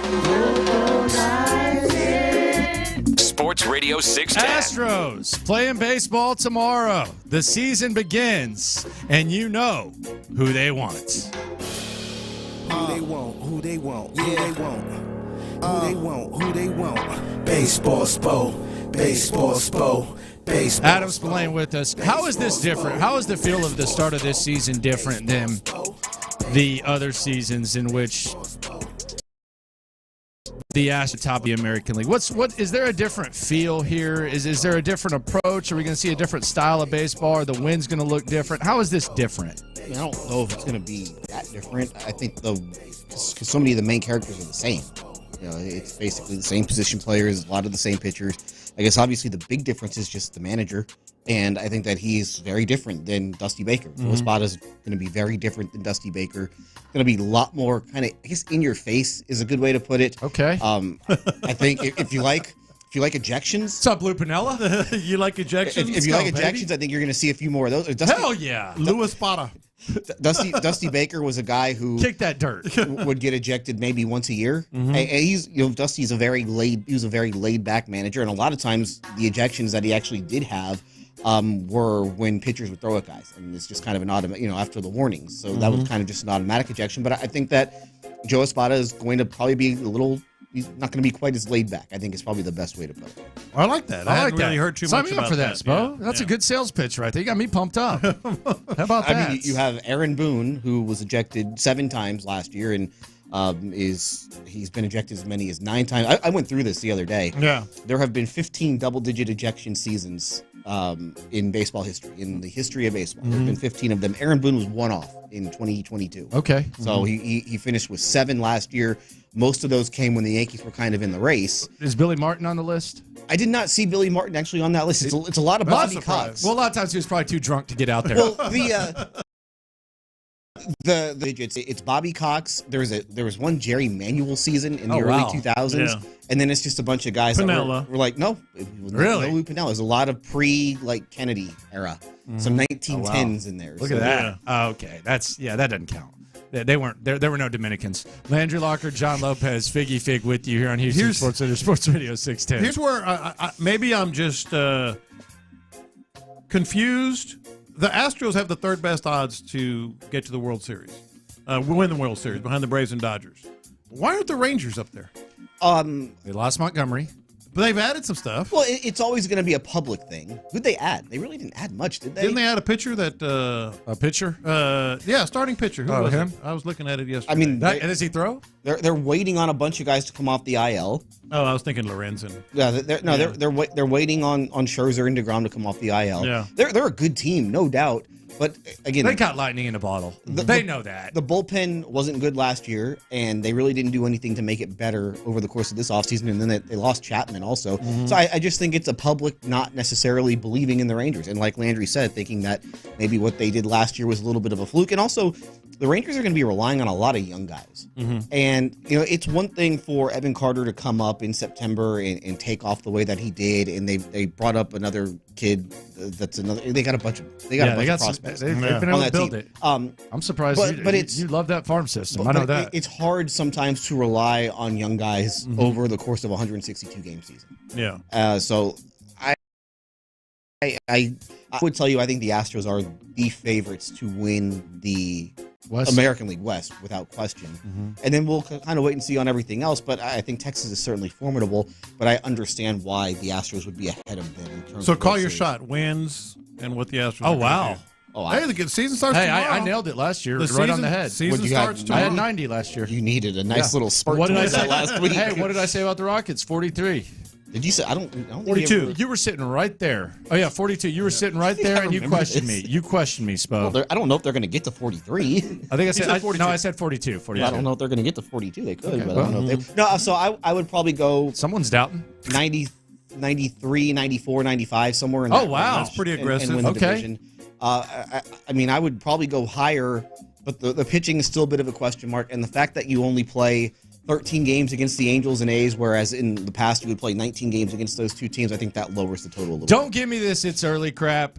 Adam Spillane with us here on In the Loop, Sports Radio 16. And don't give me this, we don't know right now. Heading into the season, going back to 2017, the golden age of Astros baseball, is this the best bullpen that they've had, and is this the worst rotation that they've had? It is not the best bullpen that they've had just because it's not as deep. But 2019, you would say? No, I would take the 2022 bullpen over this one. Okay. Just because you look at 2022, basically every inning that they threw in that season, like I'm talking the entire season, starters, relievers, were thrown by a pitcher who was at least league average. That's how good that team was. There were some bad Pedro Baez inning beginning of that season, and that was it. Basically, everything else was a guy who was either was league average at worst. So that's why I don't think that this team has the depth in the bullpen. Obviously, the top three are great, but once you get past the top three, that's where they have a lot of questions to answer because you're relying on Rafael Montero to have a bounce back year, and then after that, it's a bunch of guys who really aren't proven in the big league. What about the rotation, starting rotation? I don't know if it's necessarily I think the 2020 rotation wasn't very good. The 2021 rotation that was COVID. Wasn't great. But I also think that I don't think Verlander is going to be out for very long. They were really encouraged with what they saw from him yesterday. He might need 2-3 rehab starts so he can, and it's more just to build up his pitch count than anything else. Yeah. And then I think that you feel pretty good. I don't care how bad last season ended, but Framber Valdez is still Framber Valdez. Christian Javier seems to think that losing some weight is going to be beneficial to him, and I think they were really pleased with what Hunter Brown did this spring. Hunter Brown had a really good spring, and Ronel Blanco had a really good spring also. So I don't think the rotation Hunter Brown and Ronel Blanco? The problem is I don't think the rotation isn't great right now, but I think that it might maybe a little bit better than we think it is. So if they take a step back, what would be the biggest reason? Guys get hurt with the position players because they have nobody behind those guys. And then Verlander has trouble. Verlander turns 41. Yeah. So if he pitches like a 41-year-old, they've got an issue with the top three in the bullpen where one of those guys gets hurt. Because, again, there just isn't depth. They're thin right now. They are thin. They don't have much in the minor league system that they can bring up or that they can use to go get somebody else. We are going to be live at Tom's Watch Bar tomorrow. Come by, say hi. We'll be there from 10 to 2. Little road work for In the Loop downtown. So come by. Baseball Spo. We'll be covering Astros versus Yankees. We would be hard-pressed if we didn't ask you about March Madness. Who do you like and why? I'm going to be very boring and say UConn. They are sometimes boring is right. That team, the way who's going to F with them? I know they're just rolling. I think UNC could maybe get them, but I don't know. I think this it was a very chalky first weekend, and I think that you could see that again. I'm surprised that Arizona got through. They had a kind of an easy draw with Dayton in the second round, but the 1 seeds look really good, and it's the first time in a while that you've had all 4 get through. I've never been a believer in Purdue, but the way they looked against Utah State on Sunday was really impressive. And, yeah, I would say. But just 40. UConn is just surgical with how they run their offense. Like it's not, you don't have like these guys who can score 25 in a game, but they move the ball, they create good shots, they can beat you from all 3 levels. It's just a really good team. I love U of H against Duke, by the way. So you think the Cougs get Duke? Oh yeah, I think they might blow Duke out. Oh wow. I think there's a different level of toughness that U of H has compared to Duke, and A&M was kind of a bad matchup for them because of how A&M just attacks the rim relentlessly, both on the drive and then with the offensive rebounding. Yeah. Got U of H in foul trouble. I don't think Duke's going to be able to. It's got a shot. I think NC State could pull off the upset. They got Marquette, right? Yeah. Maybe Marquette was really good. I like Marquette. Yeah. NC State's hot, though. I like Marquette. I faded Marquette just because I wasn't sure if Kolek was healthy, but he looked really good against Colorado. I saw Colorado a couple times in Vegas during the Pac-12 tournament, and I thought that their defense was pretty good. Yeah. The way that they got scored on in this tournament, both by Florida and then by Marquette, have me completely rethinking that. I think the run for for NC State probably comes to win. I think it's going to be a very chalky. Okay. It's a very chalky tournament. It's good. I know you're happy because you like to see all the good teams. You don't I like to see. We got 12 of 16 chalk, man. I wish, give me the chalk, baby. I needed Kentucky to get through. If Kentucky gets through, I would have been sitting great. But one guy gets hot, and then Calipari's got it rough. Illinois. I mean, they're still a 3 seed, but Illinois might be a. I can't. I know. Come on. He's an Indiana guy. Yeah. What about your Wisconsin boys? Yeah. That was. Well, they lost it in the first half. They got a bad matchup. James Madison. Yeah, but they lost it in the first half. I never thought it was a weird Wisconsin team because Wisconsin. And they could actually score. Yes, this was a Wisconsin team that is built on its offense and not its defense, and you saw that they couldn't defend. Yeah, the Big Ten championship, they're damn near 190 points or whatever it was. And you saw it with Nebraska. Yeah, Nebraska doesn't guard anybody. Yeah, and they were the third place team in the Big Ten. That dude, they just rolled their what'd you call him? The Japanese Steph Curry. Yeah, that's the Japanese. He might play the worst defense I've ever seen in my life. He might as well hand out flyers when they're going to the rain. Might as well be handing it out. Hey, here you go, free drinks. I was so mad that A&M won that game because I wanted Tominaga to just take over the country. Because he absolutely would have. Here's this little Japanese guard who just shoots threes like they're nothing. And he's a jerk, by the way. He's a jerk, by the way. He's cocky, man. I mean, if you tried to pick a fight. If you shoot it the way that he does, then every time, dude. And it really didn't. The thing I liked about him though is it didn't matter if they were up 3 or down 18. Yeah, he was talking crap to and that's everybody. That's how he's always played for the 3 years he's been there. And he started crying. His career's over. Well, he's gonna get a look in the league though. Someone's going to give him a chance. Someone's going to give him a chance in the NBA. As a shooter. He's going to be in the G League. He's going to average 30 in the G League. He will put up 30 points a game in the G League. Spo, we appreciate you. Look forward to talking to you during yet another Astro season. All right. See y'all later. Here's to a 5-hour opening day. Landry Locker, John Lopez, Figgy Fig with you here at Houston Sports Leader, Sports Radio 610. Coming up next, what is D'Amico Ryan's role? We'll also hear from the McNairs. In the Loop continues next.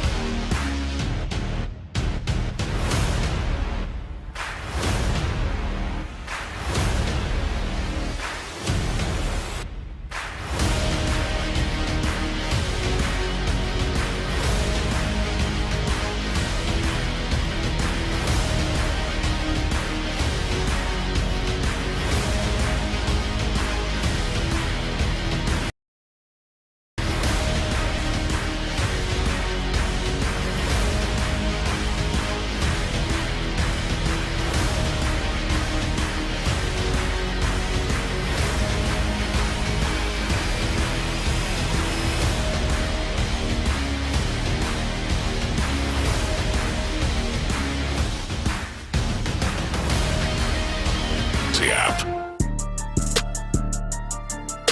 So are the Texans going to focus on the O after focusing on defense in free agency? Draft is a month and a day away. How about that? How about that? Month and a day away, the NFL draft. Here's Coach D'Amico talking about if we're going to see some focus on offense after going heavy on the defense. We're just looking to play better, sound football, trying to play dominant defense. I think if you want to win in this league, you want to be successful in the playoffs, right, you got to go and stop some pretty good quarterbacks. So that's where the defensive line comes into play. We have to have multiple guys who can get it done up front, and that was kind of our emphasis going into free agency. Okay, well, they've got to focus on the offense. Let's be honest, he was just really being coy there. They have plans. He was just like, well, we're going to compete, so. The opportunity for the Texans on offense is kind of interesting in the draft because wide receiver, you might have your hands tied, especially with where they're selecting. But at tight end, you might have a crack at the number 2 guy because Brock Bowers is going to go first round. How many teams are going to be starting for a tight end? You might have a crack at the number 2 guy. And a lot of times when there's a weak draft at certain spots, it actually creates an opportunity because later on in the draft is when, if you're evaluating correctly, you're going to find some gems. Like there's going to be some guys that end up falling in your lap, and we look back and say, how the hell did that guy go here? Yeah. You kind of have an opportunity at tight end, kind of have the opportunity at running back because it's such a weak running back draft to where if you really fall in love with one, you could get that guy. And at wide receiver, I mean, you're kind of going to be crossing your fingers and just hoping that perhaps something falls in your lap. But there is opportunity, like weak drafts, especially when you do what the Texans did and you put yourself to where you have, 2 in the top 60 or 3 on day 2, you have an opportunity to actually take advantage of what is considered weak. I'm right there with you. I think when people say weak draft, they're talking about the depth at that position. That doesn't mean that position is devoid of talent. Like I think defensive tackle is still on the board.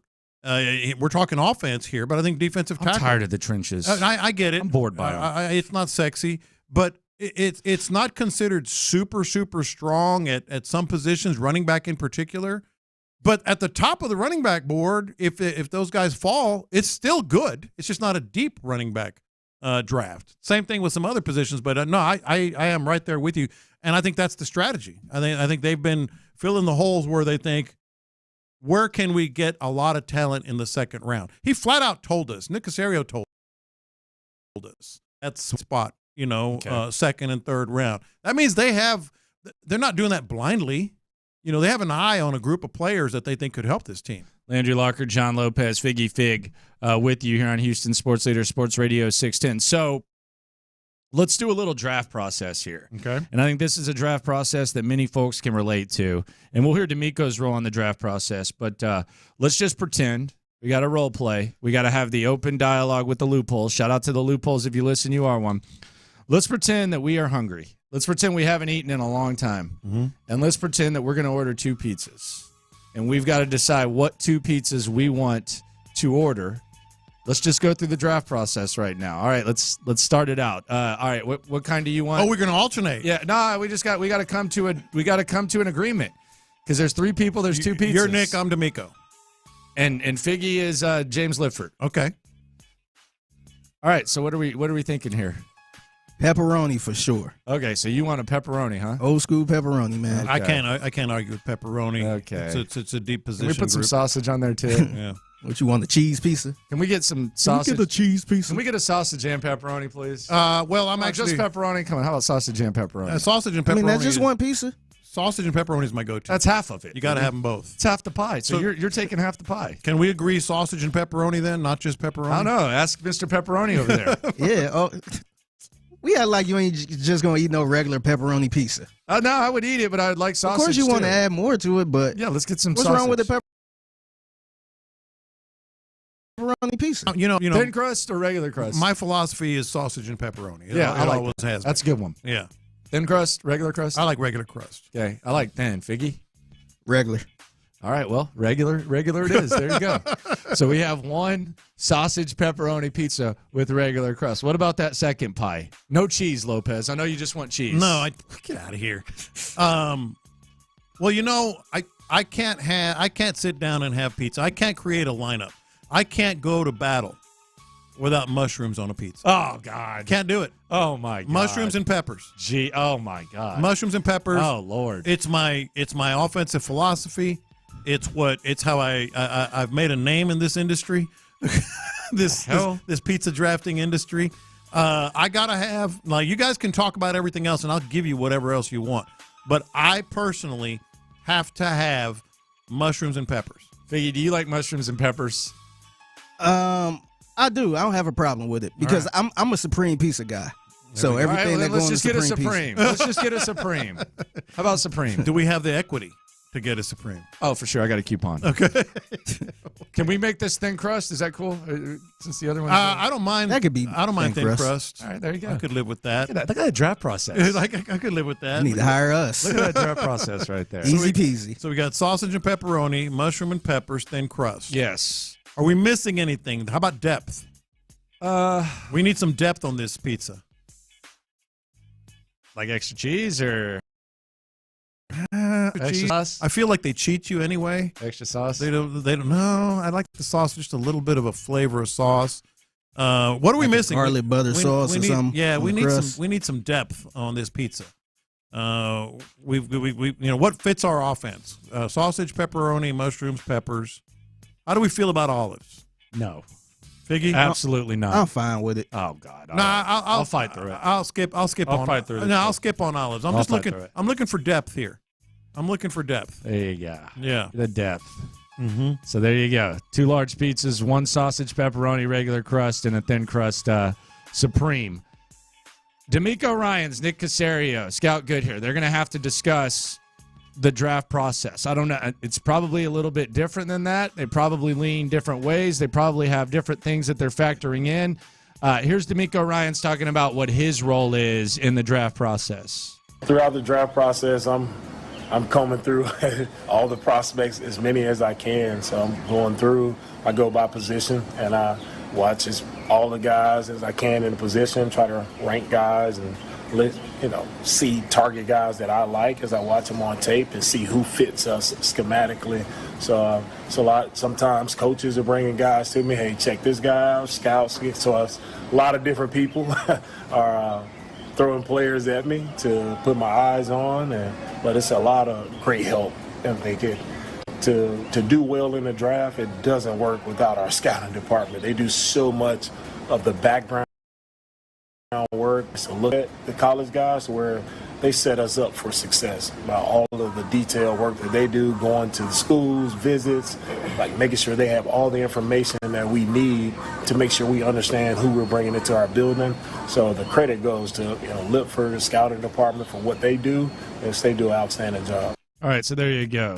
I do wonder what the dynamic is between D'Amico and Nick. Why hasn't anyone ever done a documentary on just the draft process and the dialogue and those conversations that he just mentioned? And does this guy fit? And watching the tape and how the coaches coming to him with watch this guy and all that. I would watch that documentary probably 10 times.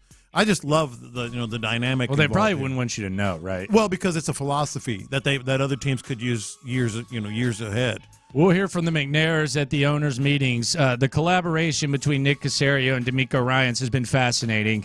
Nick Caserio neutered Nick, the press conference where he seemed defeated as the coaching search was upon us. And then it seems like they've kind of developed a pretty good rapport together. Here is D'Amico Ryans talking about collaborating with Nick Caserio. Yeah, me and Nick, we're talking every day. Players, we were meeting every morning. We're discussing players. So no decision is made without myself and Nick working together on that, on who we're bringing in. And it works out well, but we both kind of see the same players in the same light, and we know what we're looking for, and we see football the same way. So that makes it a lot easier. Of Nick's just experience and his background, he's done it for a long time. He's scouted a ton of players, and so having him to lean on has definitely been helpful to me throughout this process. I totally believe that. I think that they came together not really knowing each other. We heard, as you put it, neutered Nick kind of wondering out loud, how this would all go. But I think that is yesterday's news. I think they work really well together. I think, and what kind of, I've thought this for a while, but what kind of did it is the way they were both talking about Danico Autry. Like you could tell they both love this guy. They wanted to get this guy, and sure enough, they did. But I think they're very much hand in glove. But if the glove don't fit, you must have quit. You must have so quit. Hand and glove doesn't matter. But it does fit. Because it might not fit. No, but it fits. That's my point. point. If it doesn't fit. But it does fit. You must have quit. It's hand in glove. Yes, you must. Theirs does fit. Like they would put the glove on him in courtroom, and it's perfect fit. By the way, OJ could have gotten that one on, too. 100%. Well, it doesn't fit. Come on, man. Pull it down. He's got his hands all stuck out. Yeah.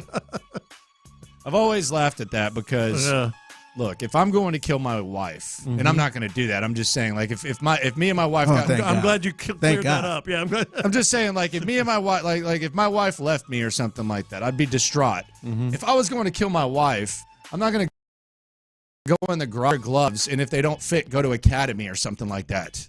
Like, you're in enough of a rage to where you're going to grab the gloves and you're going to go kill your wife, right? Yeah, there was a fit of rage. Yeah, generally. Like, even if it didn't fit, what do you think this he one did? don't fit. Oh, damn, I got to Let go me shopping. run the Academy real quick. I got to go shopping. I got to run to Walmart Well, real quick. I was going to kill her, but the glove doesn't fit. Now what am I going to do? Now what am I going to do? Darn it, man. Do they have curbside? What if OJ? Oh man! Let me hit up Amazon. What if today's version of OJ went in his garage and the gloves didn't fit, and then he ordered gloves curbside at Academy? What if Amazon was around when OJ did the murders? He would have been found guilty. Because they would have said, what's your name? The female prosecutor, Marsha Clark.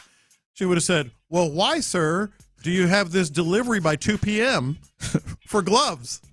And then Johnny Cochran would have said, this is racist right here. We use gloves all the time. You chose the expedited. He got some gloves in his car that he didn't even pay for. That's right. I'll tell you, I dug up a glove the other day in my front yard when I was gardening. That's from construction, yeah. Yeah, there's like a glove, like we dug it up. Or is it? Yeah. I don't know. I didn't say anything. I just threw it in the trash. Yeah. I don't even want to know. Stop digging. No, it was I don't even want to Stop know. digging. You gonna see a Found finger. some tall boys. Found a glove. Just threw him in. That's from the Digging construction. down. Yeah, of course. But have any blood? Where on is it? Yeah. I didn't look. I threw it in the trash. I didn't want to know anything. Nothing I Should wanted have put it to on know. the Facebook page, man. Nope. Wanted to know nothing about it. I found the glove. Hey, John, hear gunshots? Wanted to know nothing about it. Anyone else hear gunshots? Moved right on from it. By the way, did you hear what McDonald's is doing now?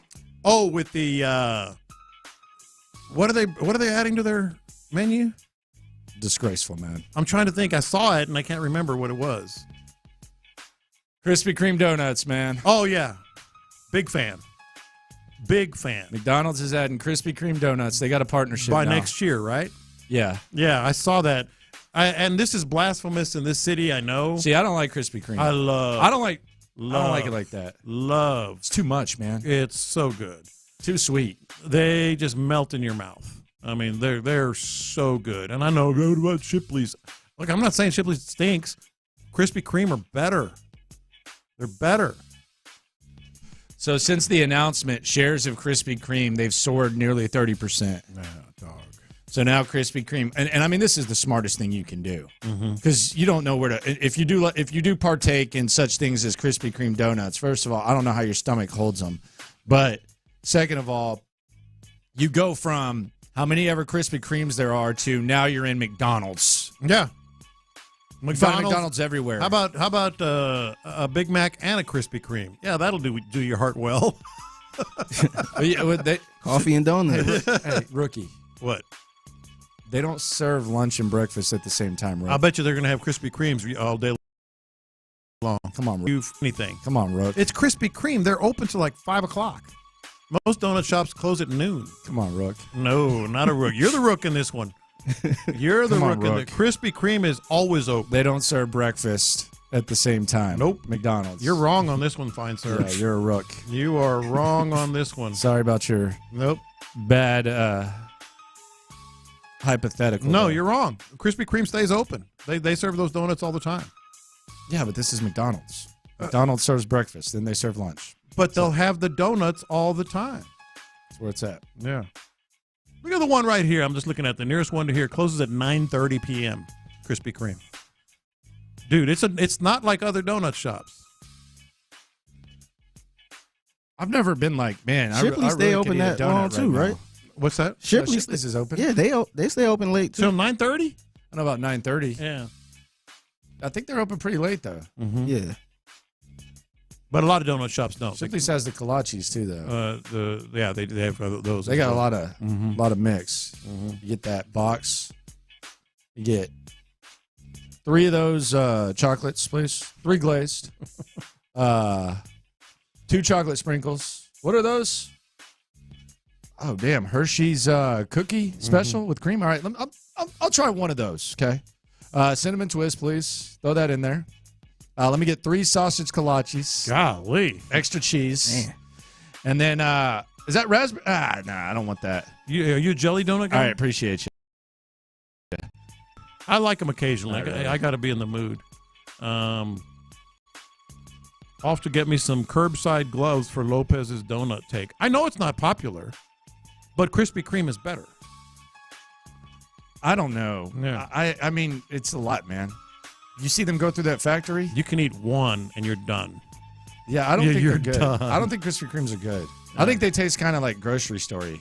No way. Yeah, they're like They're very over unique. sugary grocery story, like the texture of them after a while. No, they're a very unique flavor. Like Shipley's has like that light, like soft bread thing. I don't even like donuts, and I'm breaking them down. I don't get it. They're airy. They're real airy. Shipley's got to partner up with like Chick-fil-A now. The Chick-fil-A doesn't need to partner with anyone. No, they don't. Well, you wouldn't think McDonald's would, but Yeah. yeah. I was about to say McDonald's don't. Yeah. Yeah, but Chick-fil-A doesn't need to do a damn thing. Mm-hmm. Just keep doing you. Shout out to Chick-fil-A. Yep. Some things don't need to change. Something that did change yesterday, though, Cal McNair, he is the principal owner of the Houston Texans. Hannah, we know she's a part of things. We know she's got a lot to say as well.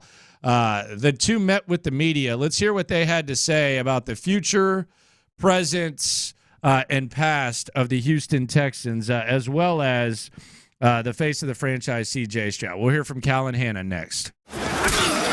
Coach D'Amico's just fine with the Texans trade out of the first round of the draft.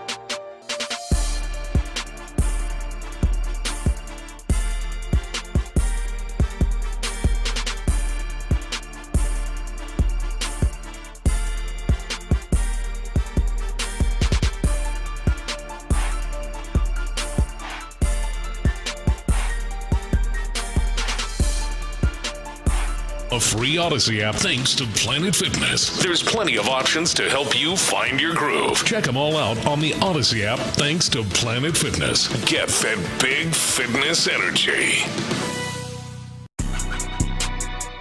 Landry Locker, John Lopez, Figgy Fig with you here on Houston Sports Leader, Sports Radio 610. We'll hear from the McNairs in a second. Cal and Hannah feeling themselves, man.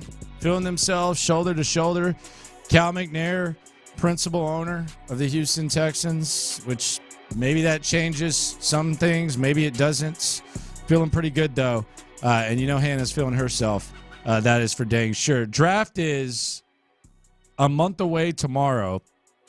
We're going to have the Astros starting the season, and then we're going to have the Cougs on Friday against Duke. Mm-hmm.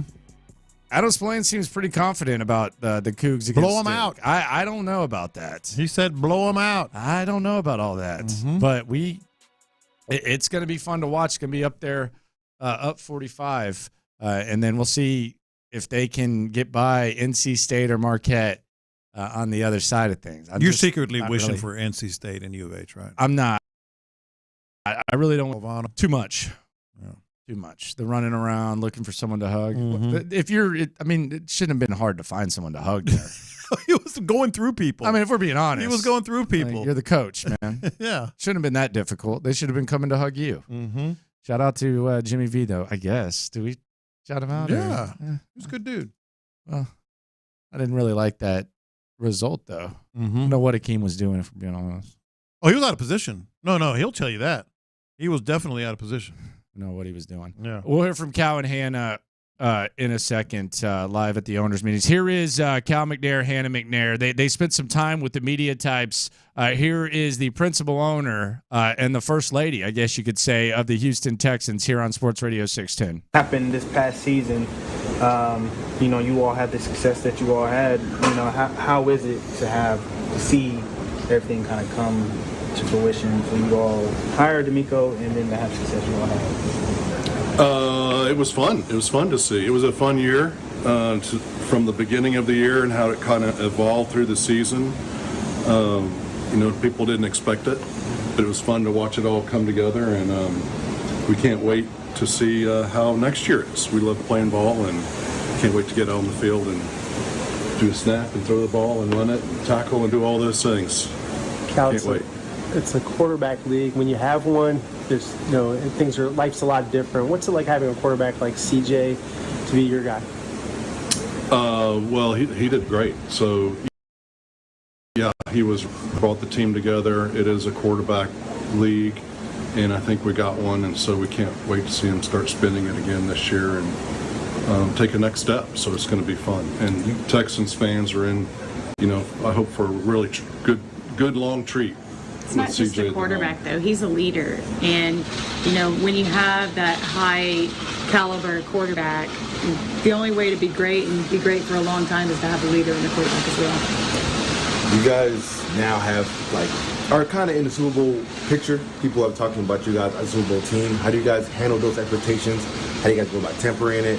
How do you guys go about just now the new spotlight where people expect you guys to win at a high level? Well, it's fun to have those expectations, and we embrace them. And we know we got to go out and work hard every day and start over. Because basically, we're starting a new season, putting a new team together with D'Amico, and they're starting from scratch. So it's exciting, but we got a lot of work to do. Last week, when you find out that somebody's jumped the gun and put some pictures out of your new uniforms, what kind of goes through your mind, and what was that whole process like, and ultimately deciding to put a little teaser image out for everybody? There was a leak? Are you kidding me? Yeah, we did see that and got huddled up really quick. Came up with a plan to sort of address it straight on. And we had Nico and Tank in the much better models. It looks a lot better on them. They're excited to put them on and show them off, and we're excited for the fans to see those. But just felt it was the right thing, just to be transparent and come on out straight on and address it. That's couldn't let that hang out there. Right. I mean, there's no way you can let that. He wasn't even in uniform code. His socks were not all the way up. I mean, it was not right. We had to get it right. That's put a good photo out. That's one of the newest things that you've gone through as an organization. I mean, this is the first time with some sort of massive uniform change. I know we've talked with some of the people that have been in charge. What's it been like for you to kind of watch it play out and some of the ideas and the conversations from where you stand? Well, there's been a lot of ideas and a lot of conversations and a lot of fan groups and a lot of input from the legends and from the players and from our own staff. And so hearing from just a big population, getting their input has been a lot of fun. It's been a lot of fun. But we didn't think we could get it done this fast. No. And so for Doug and his group to really execute on a fast-paced plan. Then the NFL supported us. Nike supported us. We had great support from Nike, and we're excited to let the fans see the whole closet coming up in a couple weeks. I think at the meetings last year, this time there was a full meeting about the uniforms, and not sure if we were going to be able to get it done in time, and colors and all sorts of things that were discussed in that meeting. So we feel really lucky to have it done this year. We really wanted something for 2024. What have you thought of DeMeco Ryan's leadership ever since the day you hired him? Oh, it's been phenomenal. But he's been that way since he was a player here. He was that way in college. He was that way in high school. It's a part of who he is. So you knew what you were getting. You talk about leadership on the team. It's really interesting because when the ball is snapped, the center is a leader of the team. He's got the ball. He hands it off to the quarterback. He's got the ball. He's a leader at that point. You're running off to the left tackle. Left tackle's got to be a leader and make that block. So all the guys have the mantle of leadership on offense and defense and special teams at different points in the game, and it's really fun to see when a team can do that. And our guys were doing that last year, and we can't wait to see them do it this year. Kind of walking around here, do you kind of feel like the perception of Texas football has shifted ever since y'all started to regain the success y'all had, earlier in your time with the Texans franchise? Do you feel that shift, or have you noticed that change at all, and how is that? Well, I think we're the same. We're hardworking. We're trying to make good decisions every day, and let that speak for itself. And if other people want to think one way or the other, they're certainly free to do that. But I don't know that it changes us. I think the perception of the game, it depends on the lens you're looking through, right? So I think there's more youth watching it. I think there's more youth involved, whether that's through fantasy football or watching videos on YouTube. I think it's created more involvement in youth football as well, wanting to do what they're seeing these superstars do that are in the NFL. So I think it depends on which lens you're looking through. If you're an old school guy who watched, the Steel Curtain, then you're going to see it a different way than maybe the kids who are watching it these days.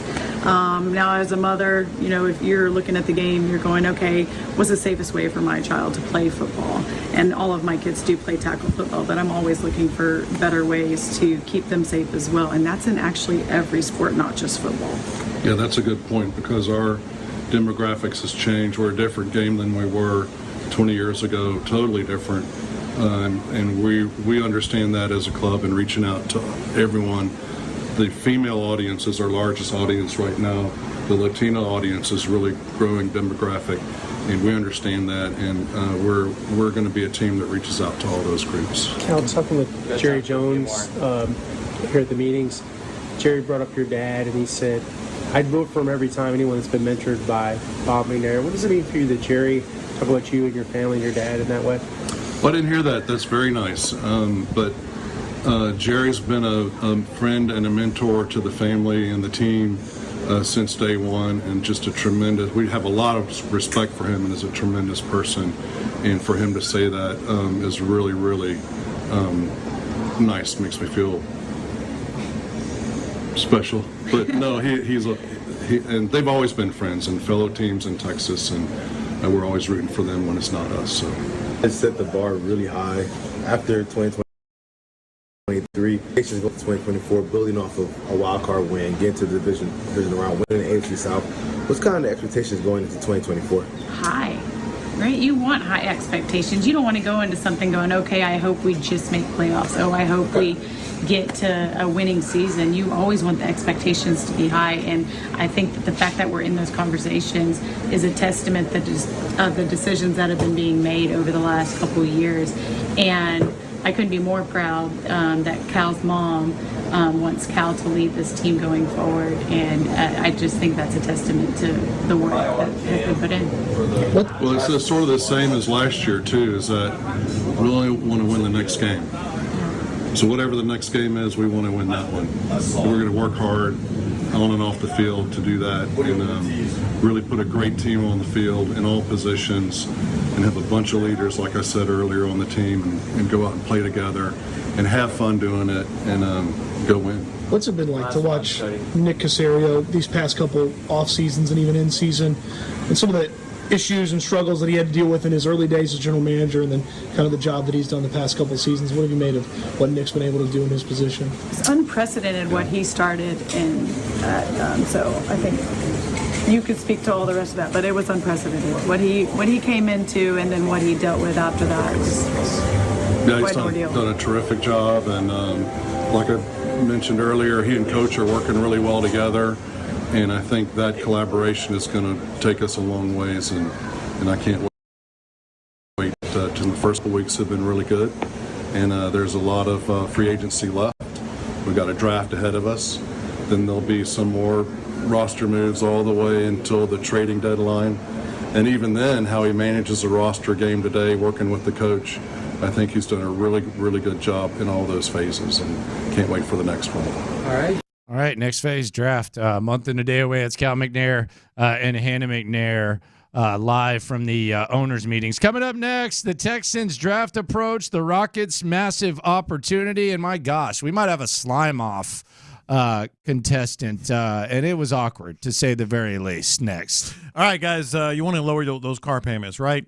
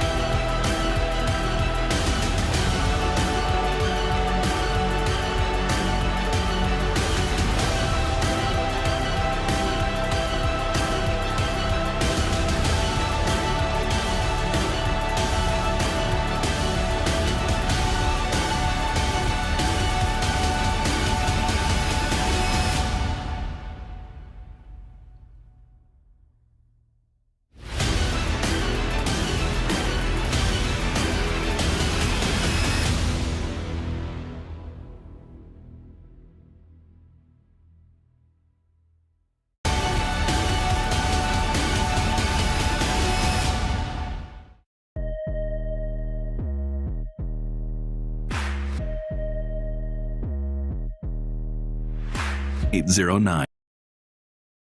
Lions Sports Radio 610 presents In the Loop with John Lopez and Landry Locker. The hits are lit. They're going to be even more lit tomorrow here on In the Loop on Sports Radio 610. Playing all the hits. These are the hot stories of the day. You're listening to In the Loop with Houston's sports leader, Sports Radio 610. All right, the draft approach. Draft is a month and a day away. This is Kyle Brandt of Good Morning Football talking about how he feels Nick Caserio, D'Amico Ryans, and company will approach the draft. It's interesting to look at this year's draft through the lens of the Texans. So go back to right after last year's draft. Bryce Young, he's the man. C.J. Stroud is like, yeah, he's this other guy. There was a lot of criticism.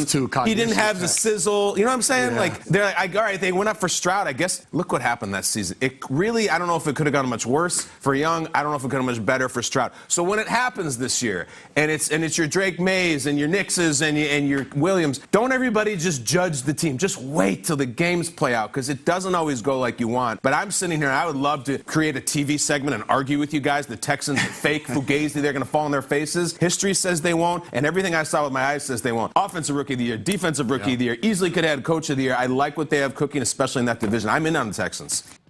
All right, and he says the draft, he kind of looks at it as like a Lions type of thing, where you're trying to get some missing pieces, perhaps some impact players. They got Laporta in the second round. Laporta, perhaps the best tight end in the league last year. I know Travis Kelce's the best, but as far as production, best in the league. So it's kind of just trying to take that next players and figure it out. And you're not going to do it on day one. No, and the Texans agree with you. Agree with that by their actions.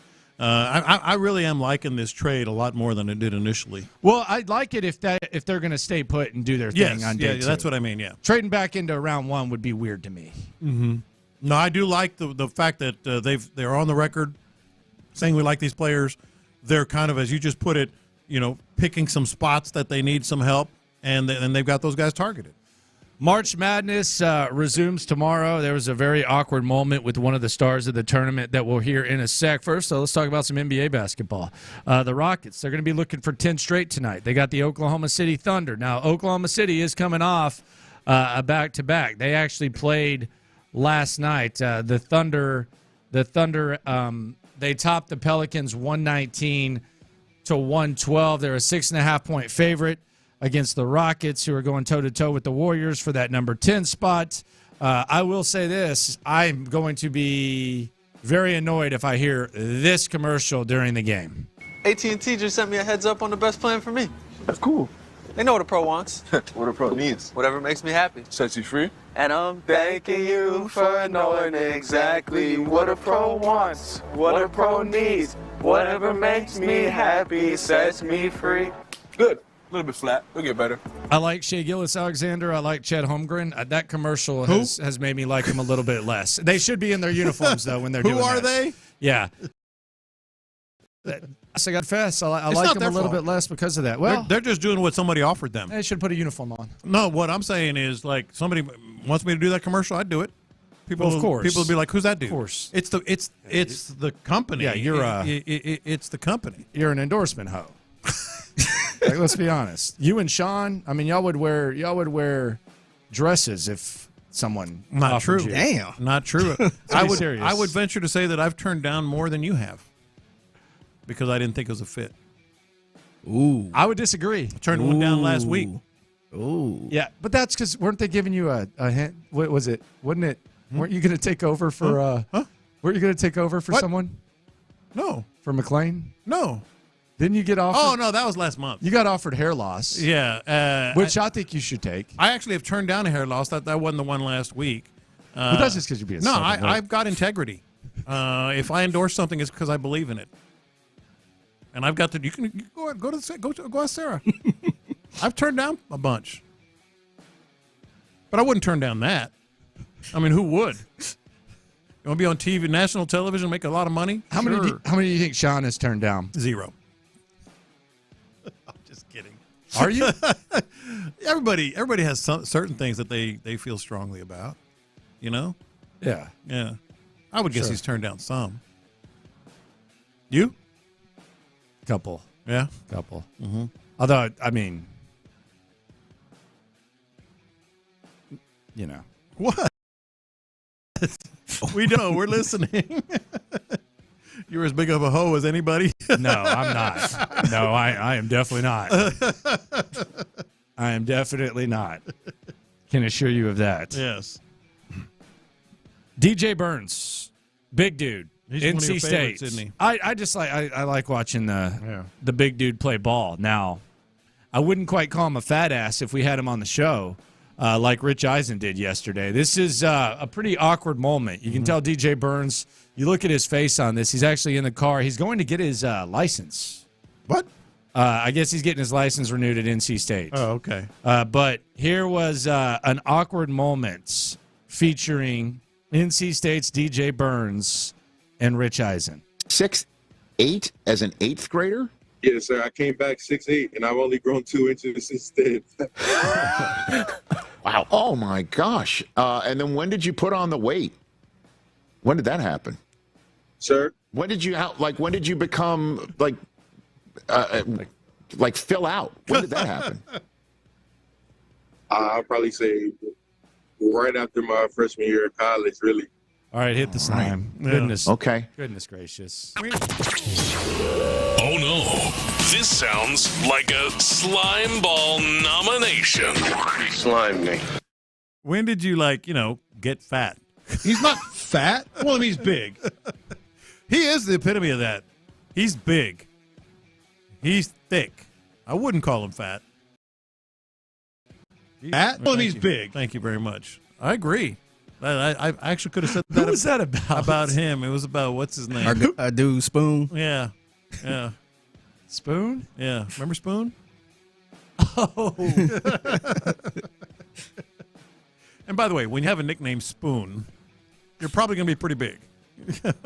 Is that a big nickname? Spoon, as in spooning food. Yeah. Why else would your name be Spoon? Yeah, why would your nickname Probably be? always seen with a spoon. Yeah. In the sand. Mm-hmm. There's got to be other ways that you get the nickname Spoon. You like to cuddle with your girl? Yeah, maybe that's it. Yeah. You like to cuddle with your girl? Yeah, Spoon. Maybe that's it. Mm-hmm.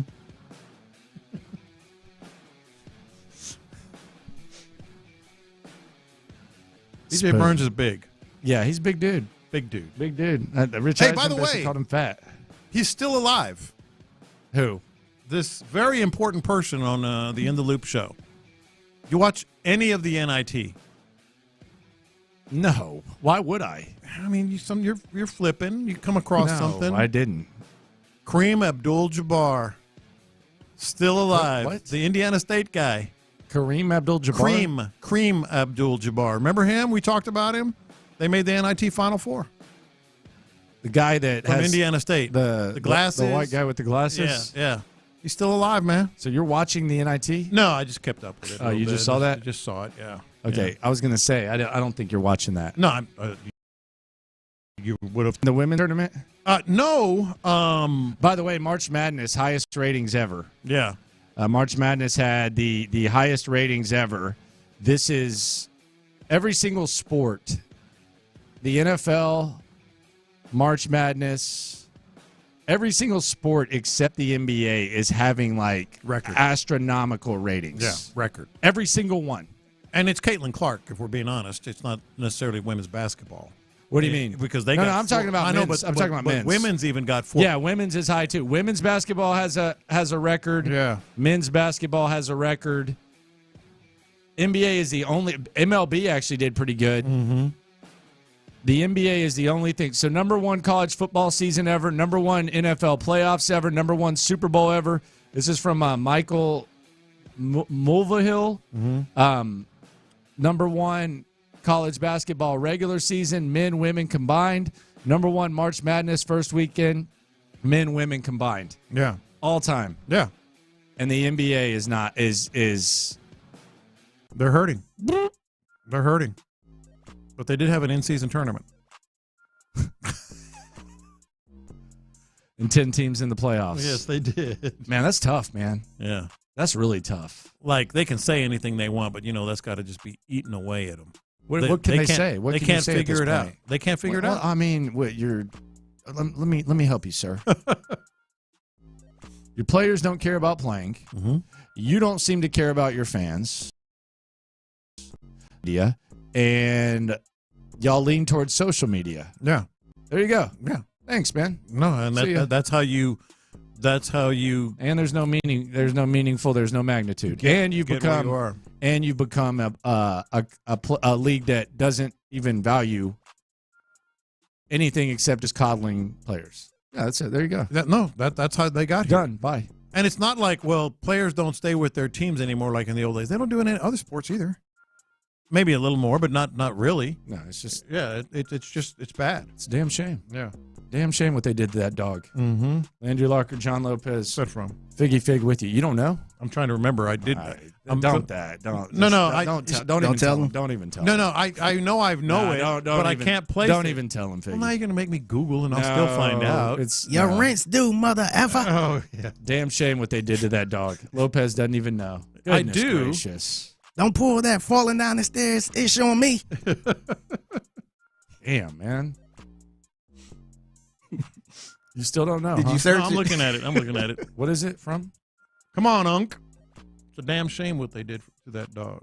Okay, from where? I'm looking at it. I'm trying to find it. What's it from? Lopez. The quote is here. Lopez. What? You're serious? Yes, I'm serious. This is bad. When am I not? When am I not serious? Now, to be fair, I don't think he was a fan of this. Yeah, he didn't like it very much. It's okay. What is it? He pretends he likes it, but he doesn't like it that much. It's okay. What? No, it's cool, man. It's cool. Don't worry about it, John. Yeah. What is it? What's it from? Coming to America. Okay, there you go. I knew I could place it. All right, there you go. I just couldn't remember. Yeah. You're the one that thinks it's the greatest movie ever. I think it's the greatest romantic comedy of all time, and I think it's a top 5 comedy of all time. No. What's wrong with that? It's up there. Well, I can tell you're a fan. No, it is a top 5 comedy. You said it was one of the top 5 movies at one point. I think so. No. It's one of my top 5 favorite movies. That's my. I think no, you said not yours. You said it was one of the top 5 movies of all time. Yeah, I think so. No, but it is a top 5 comedy. Yeah, I'd say so. Mm-hmm. You should probably watch it sometime. I've watched it way too many times. Go check it out, man. I've watched it way too many times. Go check it out. It's good. Mm-hmm. Pretty funny. Not bad. You know what doesn't travel well with time? I tried to watch it the other day. It just got on Netflix. Mm-hmm. Jamie Foxx show doesn't do it, man. Boy, I haven't seen it. Doesn't do it, in man. Forever. That's a good show. I like that show. It doesn't travel well. A lot of people try to say it's underrated, and I think it's just rated just fine. It's yeah. Martin does. Martin travels very well. Mm-hmm. Jamie Foxx, know about this, man. Know about this. Mm-hmm. I disagree with that, man. I think not it's a good stay in a hotel. Like, what are we doing? It's like the dad. So being in the hotel don't travel well with time. The dad's not really that funny. Like in that, the uncle. Yeah, he's not that funny. Yeah, the uncle. The mom's Garrett okay. Morris. Yeah, it's not really like a good supporting cast. He's kind of on his own. The kid's the funniest one. Mm-hmm. Like the kid's the funniest one. I don't know about this, man. Like if like let's say my daughter turns 8 and I'm like, hey, there used to be a funny show on. Let's turn this on. I don't think I can turn that on and keep the attention. That's what travels with time is could you keep the attention? Like yeah, my dad, anybody would like it. My dad has done some things where like he's shown me it and I'm like, oh, that's cool. But man, when he tried to make me watch like Hill Street Blues and MASH and stuff, oh man, these shows suck. Oh man, I know you love MASH. MASH always sucked to me, man. Man, even in trash. this prime. Why was MASH so popular? Whenever MASH come on, it's time to go to bed. Trash, man. Y'all suck. Every time you see that MASH intro, so bad. like, and that guy's like all matter of fact and like because it's clever. It's like poor man's Chevy Chase. Because it's funny. It's awful. That guy is Alan Alda. We used to sit there watching TV all night. Yeah. We used to watch Married with Children. As soon as that went off and MASH come on, it's like, all right, time to go to bed. When Nick at Night, like you can give me some I Love Lucy and I can get down, but as soon as MASH comes on, it's like, man, that was a buzzkill. Peace man. out. The intro. Bye. Y'all both suck. MASH is Frasier too. Oh, come on. Frasier too. Get out of here. I tried to give it another shot. Frasier does not do it. You're crazy. Cheers does, but once Diane left, it was not the same. But Frasier does not hit. You talk about one of the all-time great comedies. It's Frasier. It's still regarded. With his nerdy-ass brother Miles just coming up there. And he was one of the funniest characters. cut the music for a second. I've got to. I've got to address. You said that I was crazy for saying Coming to America was one of the top 5 movies. Mm-hmm. And then you just said Frasier's one of the best comedies of all time? Sure. Okay. Yeah. Yeah, that seemes fair. Yeah. 713-572-4610. No, it's accurate. Okay. It's accurate. No, I got you. And it's Frasier, like, okay, historically even, people are like, just the cleverness of it, how funny it was, all that stuff. Okay. Yeah. All right. Yeah. All right. To celebrate or not to celebrate? That is the question. There's a lot going on right now around town. I'm going to ask the question very simply: to celebrate or not to celebrate? Lunchtime next. How does Coach D'Amico?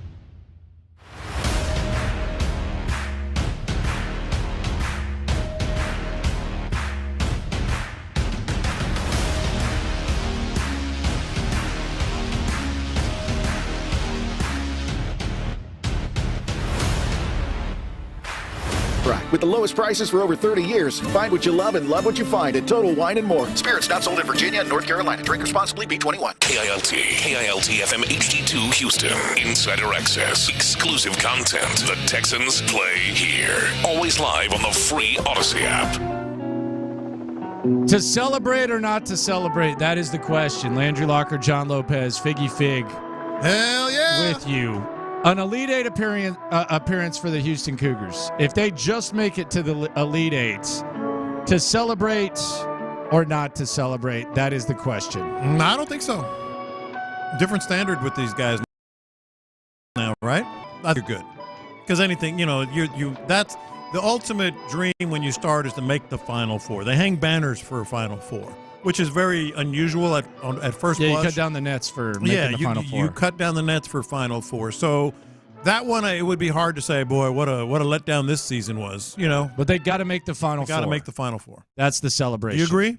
Yes, I do. I think you got to at least make the Final Four, and quite frankly, I think they could be very well at the point where with this core of players where they don't cut down the nets at the end, they could look at it as a disappointment. Yes. I don't know how they'll do it. I'm sure they won't look back in disgust, but I could easily see that. So Final Four for the Cougs is the celebration. Houston Astros, they begin tomorrow, 3-ish. We're going to be downtown at Tom's Watch Bar. Lopez is going to be drunk by 11. Sure, why not? The Houston Astros making it to the ALCS. To celebrate or not to celebrate, that is the question. Say we might have different opinions on this. They've been to everyone since 2017. Yeah, we might have different opinions on this. I actually would celebrate because I've just got, you shouldn't just base everything on feelings, Las Vegas was built on feelings. I got a feeling it's going to hit. No, that's why we're building big hotels, because people have feelings and make dumb bets. But I have just this pit in my stomach, this feeling that the Astros are going to take a step back. How big of a step back? Not the ALCS. But you're not talking like not the West, right? 88 games or something, 86 games, But I think they're going to take a step back. I think the odds are just against them. A lot of things have gone well for them, just year after year after year. And that stuff tends to catch up, man. Your favorite tradition in sports, the Silver Boot, the series between the Astros and the Rangers. Rangers won the World Series. Whoever wins the most games in the regular season gets the Silver Boot. Given the fact that the Rangers won the World Series last year, to celebrate or not to celebrate if the Astros win the Silver Boot this year? I won't even notice. I won't even know. That's the most contrived thing in the history of this. You don't think it picks up a little bit? And I look, I don't think any Astros fan has lost sleep over the Rangers winning the World Series. I think we all know that was kind of fluky, lightning in a bottle, and no one really cared.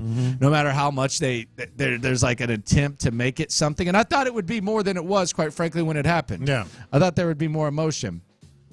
But I do kind of think that maybe the Silver Boot does get a little bit more fun. It's a season-long thing. Who cares? It gives you something to look to in baseball, like with this regular season where it's always too early and all that. You don't look at the Silver Boot. Well, here's how you judge those trophies. Whether it's a college football, old oaken bucket or something. All those contrived things. If it really does matter to fans. Like those college things really do matter to fans. They want to win that trophy. Nobody gives a bleep if the Astros win the Silver Boot. Well, they might now. No. Who won it last year? I have no idea. I think the Astros won a little bit more. The Astros beat them in the regular season? I have no idea. There you go. But I kind of want to get in on the Silver Boot. You're going to be all about the Silver Boot. I'm intrigued. I'm intrigued. Figgy, you in on the Silver Boot?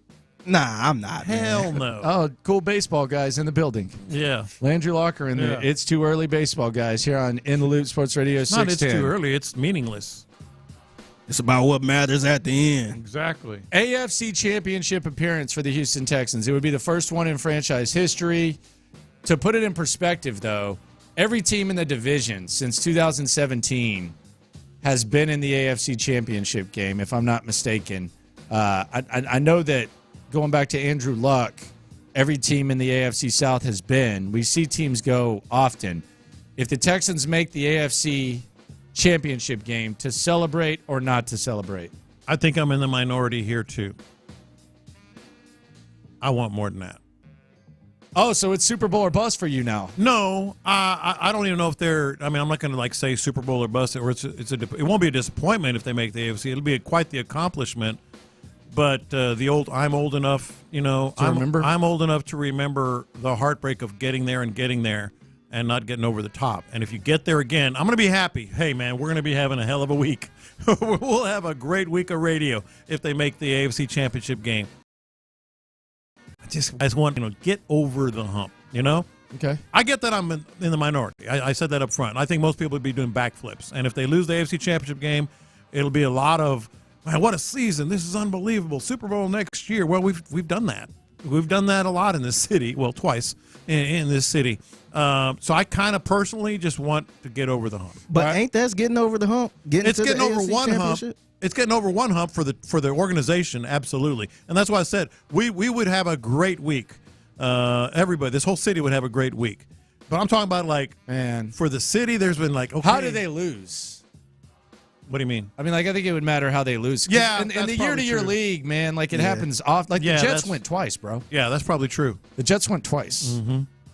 How would you feel? Because I get it, Figgy. Man, you believe? I mean, it would be sick. We'd be giddy. It'd be sick. We'd be giddy. I But think you definitely should celebrate, but that means you don't. That means that's the end goal. I'll put it this way: I would more celebrate. Like if you told me that, the Academy scale that I always talk about, the Academy Sports and Outdoor scale,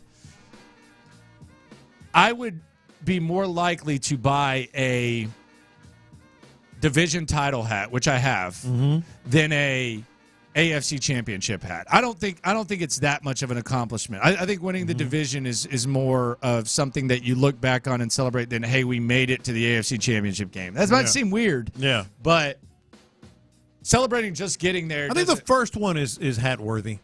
No. You don't think so? No. AFC. I think just getting there. Hell no. I would say no. I'd rather have the division title. The division title last year, I sold myself on it because it's okay, this could be the start. This could be the first piece of the best run in franchise history. So I felt like that kind of propelled it. But getting to an AFC Championship game, nah. What'd that do for the Jags? Nothing, but it's the first ever for the organization. So I'm kind of contradicting myself. I would be very happy. So are we going to go first evers? Giddy. I would be very much, celebrating the accomplishment. But in terms of fulfillment, get over that hump. You can lose the Super Bowl, man. That's fine. It happens. But get over that hump. All right, Texans. April 23rd. New uniforms. To celebrate or not to celebrate, that is the question. Biggie? Let's go. That was enthusiastic. Let's go. Yeah. I got to see him. Let's go. I got to see how the public reacts, too. Okay. Yeah. So you got to see them. And so you're telling me if they have really good uniforms, you're going to celebrate? Well, I'll be happy. I'll be, what are you going to do? Buy you a customized? I'm not a jersey guy. I might get a shirt. I'm a big long sleeve T-shirt, dry fit kind of stuff. Get you a polo, man. Maybe a polo. I don't mind polos. Yeah. These long sleeve T-shirts, they're not doing it for you, man. Your fishing shirt or polo, come on. Yeah. Got to get you there. Yeah. I'm a dry fit. Dog's birthday, to celebrate or not to celebrate? That's the question. 100%. We made a big deal about dog birthdays in our house. Gibson, man, he had some good birthdays. He had some great birthdays. You know what? I got to confess something. Actually, I'll confess it when confessions come up. You have to celebrate a dog's birthday. They know. They know it's special. I don't know if they know exactly what it is, but they know it's special, and it's about them. Figgy, you celebrate dog's birthday? Not really. I'm down for it, but my wife think it's weird, so I don't really do. I might buy them a little treat or something like that, but not like a full blown party. Oh, we did cake and everything. Okay. And see, I want to do something like that. Yeah, Gibson, because they get all excited. They see the candle and you're singing. They know something special's happening. You know? Okay. Yeah. So there you go. Celebrate the dog's birthday. Mm-hmm. All right. What about you? I'm not opposed. I mean, I'm not going to invite people over for it. No, it's a Hokie family. No, thing. we didn't do that. Yeah. Yeah, I'm not going to be weird like that. Mm-hmm. That's a little crazy. Rockets getting in the NBA play-in tournament. They got to get to 10th to celebrate or not to I celebrate. think celebrate's a little strong. I think that's an accomplishment, man. I don't like this 10 thing though. I still think it should be 8. I don't like this. Yeah. I think celebrate's a little strong. I wouldn't celebrate, but I would feel very much I feel like they've had a successful season, whether they get in or not. I'd feel encouraged. I wouldn't be like, hey, they made. But I'd feel encouraged about where they're going. Let me ask you a Rockets question real quick. Can Şengün and Jalen Green coexist? I mean, I don't know. He's playing. I know that he had a couple of good games with Şengün before this happened, but he's taken his game to a different level without him. Yeah. It's going to be interesting to see how that plays out. You know what's crazy, too? Landale's playing good. Mm-hmm. People wanted him out of town. Yeah. I mean, they wanted to ship his ass out. Yep. So Şengün was the problem then, huh? Well, I don't know about that. I don't think he was the problem. I'm wondering if they can coexist. Sometimes it's just not a mix, man. Yeah, exactly. Exactly. Landale, man. Mm-hmm. 17, 6, 17, 12. Doing his thing. Yeah. Yeah, I think maybe they can. I don't know. Mm-hmm.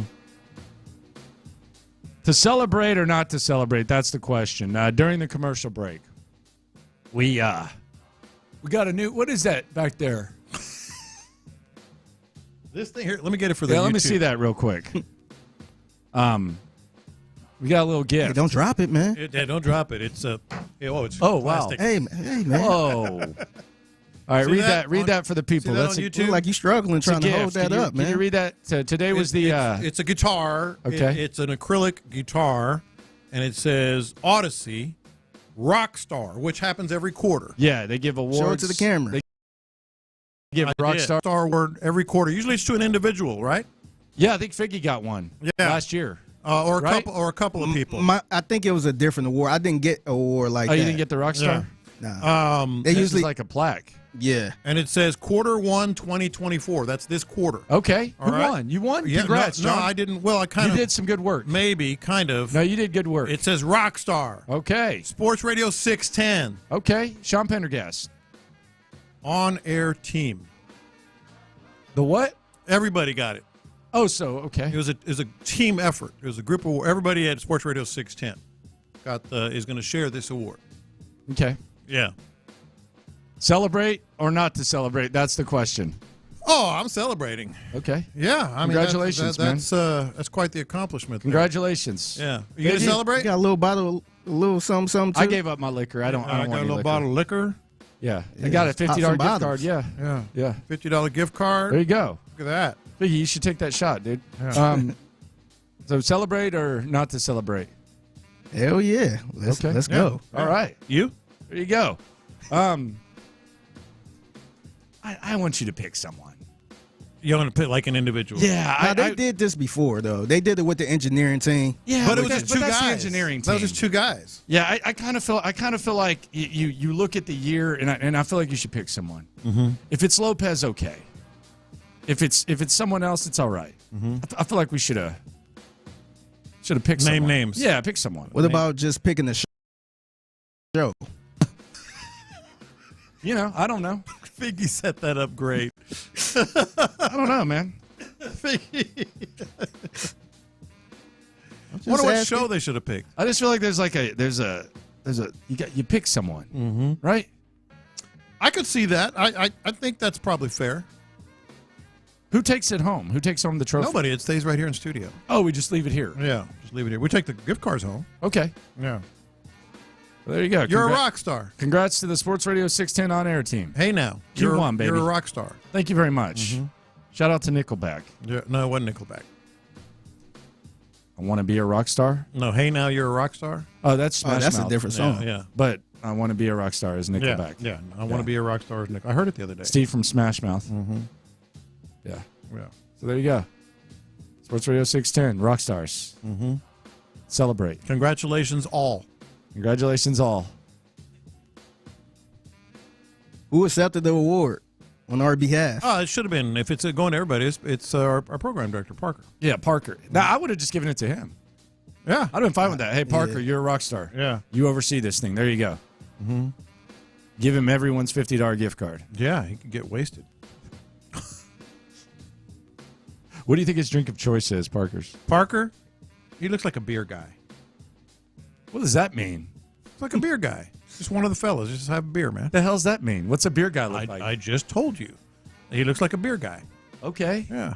What does Figgy look like? Figgy looks. Now I know you're trying to set me up, but I'm not going to say it. No, I'm just saying. Like, what is he? What is he? A Hennessy guy? You see, I knew you were going to say that. What is he? I bet you Figgy. No, I bet he likes some malt liquor. I'm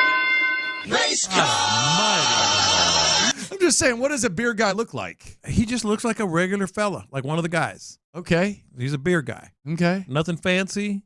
What do I look like? Drink.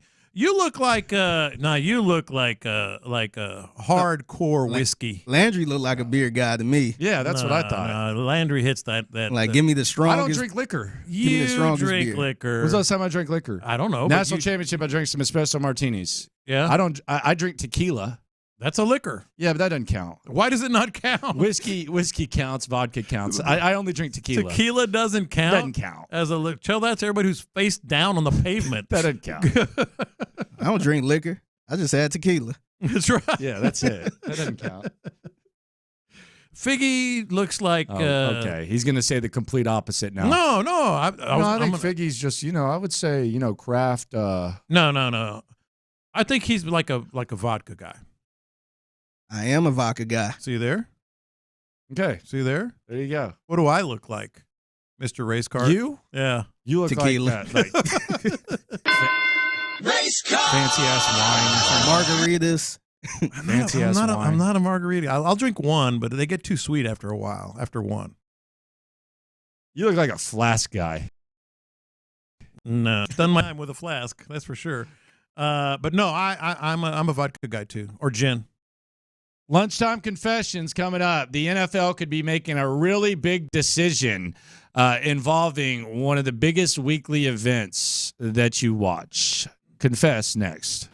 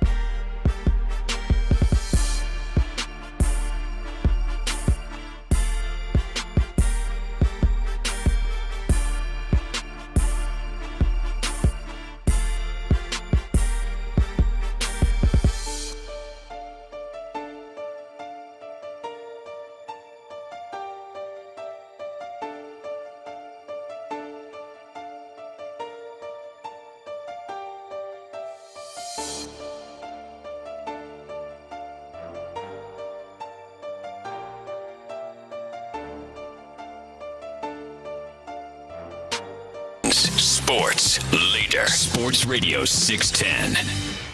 Watch this. These are my confessions. All right, this might get interested to see what Lopez's reaction is going to be here. Lunchtime confessions. We confess our sins to you, the loophole. Shout out to the loopholes. If you listen, you are one. Have to do with sports. Some have nothing to do with sports, but we're transparent with you 24/7. Let it hang a little bit lower. During lunchtime confessions, it is time to confess. Watch this.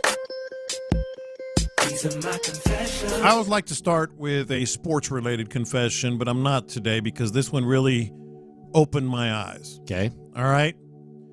So we were talking about elevator etiquette and such yesterday. You were talking about, the ride you had and how the guy had You were allowed 2 mistakes. You're allowed 1 elevator penalty per ride. You can't have 2. Yes. So I get on the elevator. Like it was almost profound. Like literally the morning after we were talking about elevator penalties and etiquette and all that stuff. I think I found the worst person to get on an elevator with this morning. Let me just set the scene for you guys. So just 2 people getting on the elevator. A woman gets on the elevator in front of me, and then me. Yeah. She's on floor 18. Mm-hmm. I'm on floor 19. Yeah. So it's a very quick ride. Yeah. Piece of cake. You like those elevator rides, right? I would rather them be on 20, but yeah. Yeah. 20 would be better, but still, you like those elevator rides. So in the course of about a minute and a half, this is the conversation that happened in the elevator with me. First of all, most people don't even talk if it's just 2 people. But she gets really? on the... I mean, probably not. Yeah, you just kind of was right. You might say, hey, good morning or something, but damn, whatever. Damn, Lopez. No, I'm not wrong. So as we get on the elevator, I guess the elevator light doesn't work because it just opened. Yeah. Which happens sometimes. Yeah. Sometimes it just does it on its own. Nothing wrong with that. And I go, okay, yeah, sure. I guess not. Oh, wow. Then rude, man. Well, she had this surly kind of tone. Less than 5 seconds later. She worked on 18? Yeah. You ever seen that 17 snack situation? Mm-mm. I think it's 17 or 16. They have a snack situation where right when you get off the elevator, there's like a bunch of snacks. It says, make your workday better. Really? I kind of want to go there and grab snacks and see if they notice. They want you to take them. No, it doesn't look like it. Like there might be like a scan or something, but it opens. They got a nice little, they're working with some stuff there. Dang, I got to look at that. All right, so that happens right out of the chute as we're getting on the elevator. We just hit the buttons and we're going up. She turns to me again, kind of snarls. There isn't a week by. I wrote it down because I was like, this is incredible. She goes, there isn't a week that goes by that they're not working on one of these damn elevators. And I'm like, yeah. I've never noticed. They, how they have There's 4. There's 4, bro. Thank you. Then she goes, they should just keep an office here. And I said, yeah, I guess, kind of half laughed or whatever. We're still riding, and I'm not saying anything except like, We're halfway up. This is all in about a minute. Man, this is a lot of time. Minute and a half. What is she spitting like? Then she looks at me again. She goes, I don't know what brand elevator this is, but it's sure not an old-fashioned American Otis elevator. I was like, yeah, I don't think it's Otis. I mean, I was just like trying to How old was this lady? About mid-50s. Okay. And I'm like, what's going on? The elevator brands? Otis is the only one I know. Okay, I didn't even know that. Yeah, Otis is the only one I know. So finally we get to her floor because it's so fast, and she turns to me again, and she says, well, here goes another long day. I was like, this woman is angry. Like she fell out of bed just angry, and I'm a complete stranger. And I'm like she goes the whole, in so much, like just complaining and complaining. Man. Well, here goes another long day. You know what Landry would have said if he was in the elevator? What's that? Well, man, you could take the stairs. Guess the elevator light doesn't work. They're always working on these dang elevators. There isn't a week. They should just get an office here. I got in the elevator the other day. Some girl, she probably like just got out of college or something like that. Mm-hmm. I was parking downstairs. All of a sudden I hear a skirt. Look, she's just going like a normal speed. Sometimes my tires. Sometimes those tires squeak down there. Even if you're going 10 miles an hour. Yeah, so I kind of jumped and I was like, damn. Yeah. But she was just going normal speed. It wasn't anything big. Yeah. So she parks and then we get in the elevator and she's like, hey, was I driving fast? And I was like, no, I don't think so. I was like, my tires kind of squeaked. Mine do all the time. Yada, yada, yada.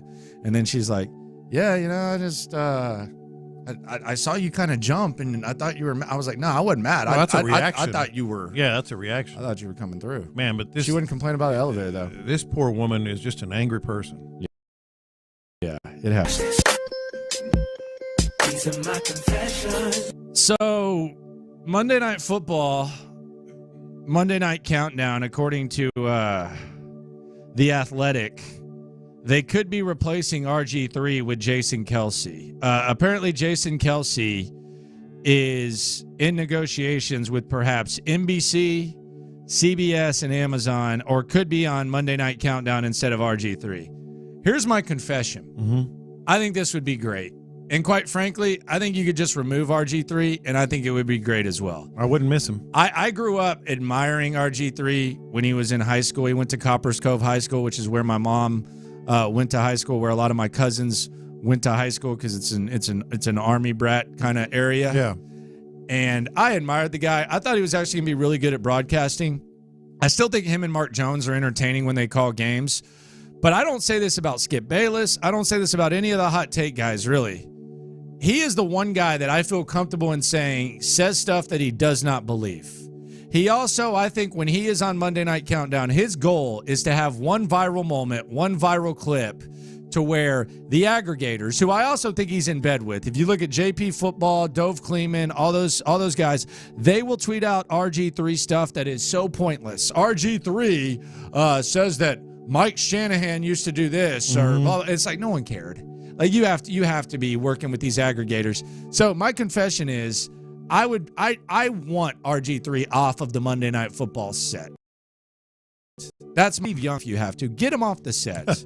He can still call games. He can still do his little viral thing, but that it's getting kind of old with RG3. I'm with you. The litmus test is, will you miss him? I won't miss a dang thing. Like even Skip, you'd kind of like, I kind of miss old Skip just going off on stuff, kind of stuff. Watch this. These are my confessions. So, is the turkey leg hut going to go under? I don't know. There's a lot of weird drama. Did you see this figure? I've kind of stayed away from that because it seems kind of weird. The drama, man. I saw it yesterday. This could be a documentary, man. Yeah, I saw it yesterday, and I thought, okay, this is just a personal Chapter 11 that they're filing. But no, according to court records, KHOU just tweeted this, yesterday evening. Chapter 11. According to court records, it's the restaurant that owes nearly $5 million in debt to 19 creditors. Dude, it's packed. Yeah. Like it's packed all the time. What is going on at the Turkey Leg Hut? I don't understand how Turkey Leg Hut could go bankrupt. That's what I'm saying. It's packed. Like, given what the facility is and given how much y'all are charging. And what the people. What are y'all doing? And then there's only one. Yeah, what are y'all doing? $5 million. It's not like a big franchise. Well, it's not like turkey leg. Like turkey legs are that expensive to withstand. You're just printing stuffing crap in them. They should be printing money. Yeah, there's something weird going on there. There's something definitely weird. I think. I don't know. No, that was my and confession. Then there's a random fire at their office. Yeah. Yeah. My confession was going to be there's a lot more going on here that I think we're going to find. It's not like the building is like, oh, well, they really got to keep this up. If you asked me a year ago, what restaurant would you want to take over? It might be the Turkey Leg Hut, or the Breakfast Club, or they were charging for reservations. Yes. Yeah, I don't know what happened. And they're $5 million in debt, filing bankruptcy. Yeah, it seems wild to me. Dang. Watch this. These are my confessions. I think your family should get you a dog for your birthday. Nope. That is my confession. Rest in peace to Gibson. Pour one out for Gibson. I think it is time for John Lopez to get a puppy for his birthday. That is my confession. Nope. Gibson was my dog. Yeah, well, if y'all listening, just get it to him. Just get him a lab. Nope. Just bring it to the house. Get him a lab. Drop Get him it a Frenchie. off. Get him a Frenchie. No, I'm not a Frenchie. Get him a guy. Frenchie. John Lopez needs a dog. That is my confession. I feel it is time. Absolutely not. I've told the kids this. I will be the best, happiest dog sitter, dog watcher, play with your dog. I might even foster dogs here, at some point. But Gibson was my dog. He was one of a kind. Nope. He can still be your dog.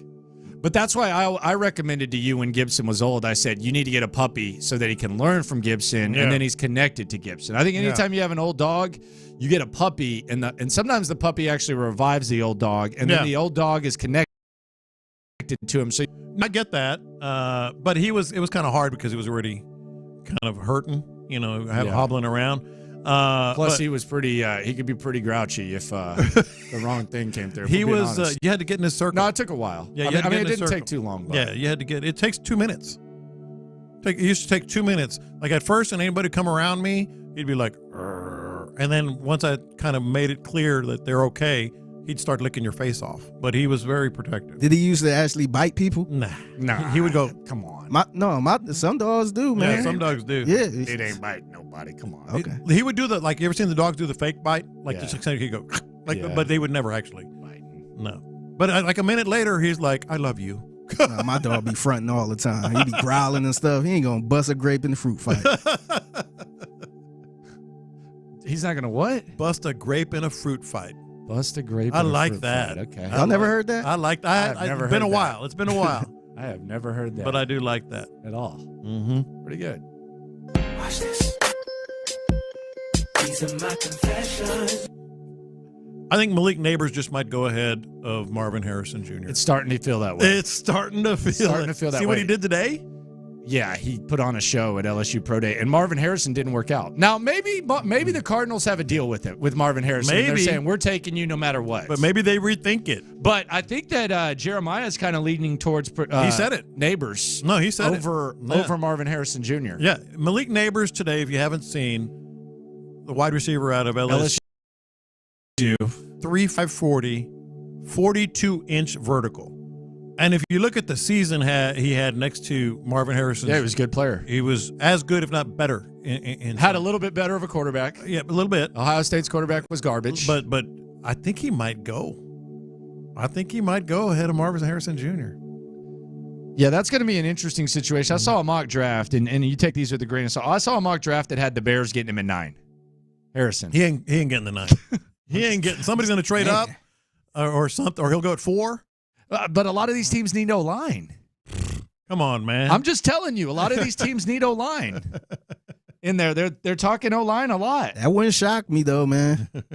I mean, dude, he didn't work out. He didn't interview. And look at what Malik Neighbors did. Yeah, so that's what I'm saying. Like, maybe he could fall. Mm-hmm. Marvin Harrison. Yeah. That'd be wild. It wouldn't shock me. It wouldn't shock me. I'm starting to feel that way. Yeah, it's going to be a wild draft. I can't wait for it. Speaking of which, what is the role of D'Amico Ryans in this whole thing? We'll talk about that. We'll also hear from Hannah McNair and Cal McNair. In the Loop continues next. First, I want to tell you about Orchard. My goodness, I love hearing from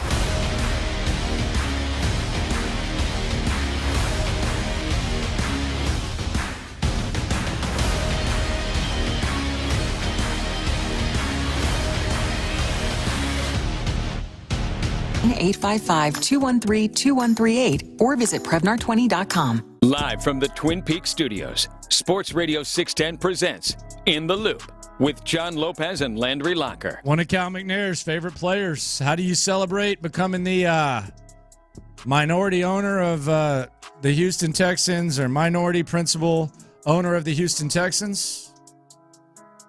You sign one of your favorite players.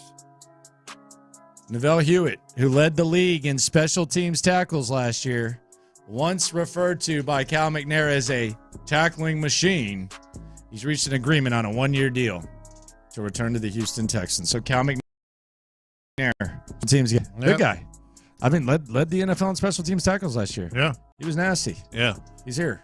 A linebacker from the Jets who's a tackling machine. There you go. That's how we celebrate, Cal. Cal's already putting his stamp on things. Listen here, Nicky. We're signing Neville Hewitt. I don't know if you had to convince him. That seems like kind of a Cal type of or a Nick Caserio type of guy. He is very smart. Yes, he is. Yeah, he is. And we'll see what happens with Nick Caserio and D'Amico Ryans. NFL draft, I would say it's a month and a day away, but if stuff holds up for the Texans, it's going to be a month and 2 days away. Yeah. So we may not see the Texans drafting until that Friday, which I'm good man. I'm good with it. I just want to relax, low-key, chill, watch the draft, take it in, localize it, see what the Titans are going to do, see what the Jags are going to do, see what the Colts are going to do, see what the rest of the league is going to do, and just chill. Wait till day 2. And I think Nick and D'Amico are there. They're telling us. Yeah. Well, Nick tried to say if we trade back in. I don't. Well, he was covering himself. I think he's just covering all bases. D'Amico flat out said we got a group of players. Didn't he say literally? I think he said there's a group of players that we feel, whatever, however he put it. I'm paraphrasing, but no. I think they're flat out good with it, and I'm good with it. Like I don't see how you couldn't be. No, I'm good with it in this situation because the reason that they're not drafting is because they decided to not. But, that's what it is. On the text line, the 832 says that was for Cashman. Yeah, you're incorrect, buddy, sir. It's about Neville Hewitt. Yeah. But good try. And let's be honest, Cashman wasn't quite a tackling machine when he came from the Jets. He wasn't. Ultimately, he was. It was about Neville Hewitt. We remember for a fact. He was up the at over 100 because they signed him. Yeah, it was 2 years ago. Yeah. But thanks, Will, actually. Yeah, it's not true. Yeah. That was about Neville Hewitt. Landry Locker, John Lopez, Figgy Fig with you. What do you think the role is of Cal and Hannah at this point? We've come from sell the team, Tommy Boy era Cal, to trusting in Nick Caserio. Nick Caserio warranting trust at a high level. D'Amico Ryans coming in. What do Cal and Hannah do? Is it just whatever y'all want to do? Figure it out? Do you even have to run it by them anymore? No. Just tell me who you're drafting. I think they're a little. There? I think they're a little. They're not like overactive in decision making, but I think they want to know everything going on. A lot of times owners will say, we'll sit down once a week. You tell me what's going on. I mean, general managers and owners, coaches and owners meet regularly. Sometimes it's daily, sometimes it's weekly, whatever. But a lot of times the owners they just want to know, okay, what are you doing? I think Cal and Hannah, I don't think they do anything. Not overstepping their bounds, but they really want to know the details of what's going on. I don't think so. No, I'm not saying they're making sort of influencing decisions. I'm saying I think they want to be intimately involved in this. Like, I think the thing that that they should worry about. And I think the team is impossible to ignore. I think the coaching search was the last time where they really got involved. Yeah.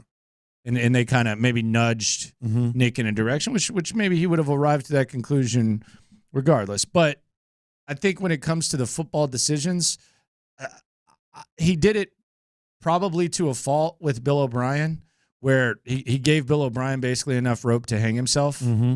But I think when you have two guys instead of just one king running around being angry and temperamental, I think you can just let them hold down the fort. I don't think that, I think it's basically do and then tell. Now, if they have to spend money or assets, that's another thing. But I think as far as the draft, tell us who you pick, cool. Tell us who you pick, put us on the phone. I don't think it's that level. Tell us what you're doing. Tell us who you pick, cool. But I also don't think it's like, well, I think you should, I think, yeah. But I think they want to know the details of everything. Like they were so excited, you mentioned the draft, to be in the back of the room watching it all happen. They weren't influencing it, but I think they were like, God, we got to, this is awesome. We got a front row seat. We got to see all this minute by minute. Intimately involved in the uniform design, intimately involved in the head coaching search. That doesn't mean they're saying, look, my way or the highway. I think they've found a good balance because their personality, especially her, I think Hannah is more like, oh, I want to know everything, that kind of thing. Not like I'm telling you what to do, but I want to know what's going on. I think they're very much involved in like the process. Absolutely. Let's look at their personality. They're chilling. There is nothing chill about Hannah McNair. Draft day, they're chilling. Tell me anything chill about Hannah McNair. She's chill sometimes. She can be chill. During the draft, they definitely chill. They're chilling. It's relaxed. They don't care. But they like being like a part of it, involved in terms of like all the support. information. Yeah, they're there for support. They have no opinion. They like to watch Nick work. They have no opinion on draft. They have no opinion on free agency. They're not Jerry Jones, but they're also not the owners that sit at home and get a call. Hey, by the way, we're drafting so and so. They like to see it happen. They like to be a part of it. That's the difference. I think they're absolutely like to be. And look, by the way, I encourage that. I like that. I like that they're involved because if anything does happen where there's conflict or disagreement or something weird is happening, I think they've learned their lessons from trusting too much. That's what it comes down to. The personalities, though, of D'Amico and Nick, it just doesn't seem like that could go bad. I think what I just said... And I've been wrong before on this. No, I think what I just said is what it really comes down to. They've learned their lessons you're biased. about... No, it's what for me it does. About trusting too much. They trusted too much and got smoked. But it was one guy. Yeah, it was more than one guy. No, I'm saying, well, the POS too. Yeah. Yeah, you're right. The POS and O'Brien. Yeah. Kind of just let them... And they learned a rough lesson. Yeah. So I think now... Well, I also think the POS kind of was the master at planting it in someone's head that, hey, this guy's... Hey, man. That's what I'm saying. I don't know about Bill. Mm-hmm. Bill is just, I mean, arguing with guys around and all that. And I've heard him tell this story. Yeah. But so I think he was good at like kind of distancing himself at the right time and jumping ship. It's the old fool. Much like O'Brien was too. So I honestly think the Easterby O'Brien thing was like, if you don't believe in karma, I think the fact that Jack was kind of the one that was given a little bit of a nudge, even though it was a necessary one, I think it's like the ultimate karma because I think O'Brien did that a lot too. Oh, I do. With Rick and with Gain and all that. People didn't even like walking by his office. Yeah. I heard. Yeah. A lot of yelling. I heard. That they didn't even want to go down that hallway if there was another hallway that could go down. I heard. Just move to the left. People say. Yeah, they'd go another direction. You avoid any offices here? Nah. Do I? Let me think. My first instinct is, no, I don't. I don't think so. Yeah. No offices? Do you? I don't think so. Yeah. I mean, I only go just one way. There's only one direction we generally go. You can go around. I do prefer going through this, like, between the boss lady and Aaron's back. The route. Yeah. The back route that way, I don't know about that. I never know what I'm going to see there. Usually empty, but often empty. But yeah, I do have like a preferred route. Yeah, you get into habit. Yeah. I had a talk with Leroy at the front desk this morning. I did too. Yeah, I had to just tell Sorry, him. Figgy, but I did. My bad. Yeah. Look at y'all listening to me. I had to tell him about the line jump yesterday. That was kind of necessary. Awkward combo, but yeah. I told him Figgy said that he doesn't know what we do. He laughed. Yeah. I told him that I hated him. Because he told you happy birthday? Because he put out an office email. See, I got to confess. I said, I hate you, Leroy. I think you actually like your birthday more than you say. I truly don't like it. I really don't. I truly don't like it. I really don't. I truly don't. I literally told Leroy, I hate you, Leroy. Figgy's a birthday week guy, though, right? That's fine. Are you a birthday week guy? Nah, I'm not. Oh, you're I not? ain't do a damn thing for my birthday last year, man. It was a regular day. I'm not passing judgment. No posts. My no daughter. anything. My daughter. I kind of am, to be honest. See, like I don't want to get old, man. What's the option? I know. That's why I'm bitter about it. It started hitting you more when you realize you're the same age. You remember the age you are at when your dad or your parents was that age. Yeah, you used to think they were so old. It's like, I remember when my dad was 35. My daughter has a birthday month. I don't pass judgment. If that's you, that's a bad reflection on you. She is on me. Yeah, that's bad from you. She embraces her birthday. She loves it. Yeah, that's bad. It's all about that. That's bad. I don't. It's fine either way. So what does her husband have to do for that? Her husband's kind of the same way. Yeah, what's he got to do? Like, I mean, they just they go out like 2 or 3 times and celebrate the birthday. Shop for their birthday present together. For the month? Yeah, exhausting. Where'd you go wrong? I didn't go wrong. I got 3 amazing, truly by other people's accounts, not mine. Amazing kids. Yeah, they got a birthday month. That's maybe. It's almost like a charge, man. You might as well be a felon. Shout out to the felons out there. Not judging, just saying. Yeah, we've had some listening for a long time while they're in the big house. No doubt. Shout out to you. Coming up, let's go around the NFL. Talk about everything going on locally as well as off of the local paper. Around the league next. Yep, right.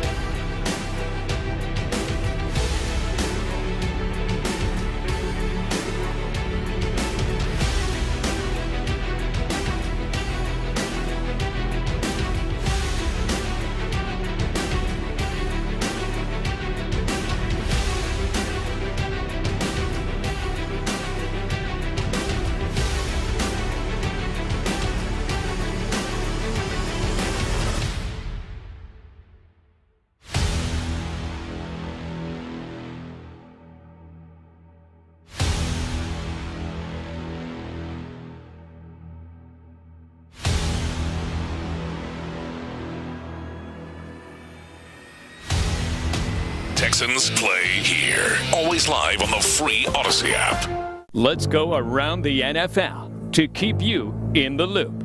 This is Houston's sports leader, Sports Radio 610. All right, this is Devin McCourty on the Texans contending this year. This year, the Texans, Super Bowl contender. Good morning, football loves the Texans.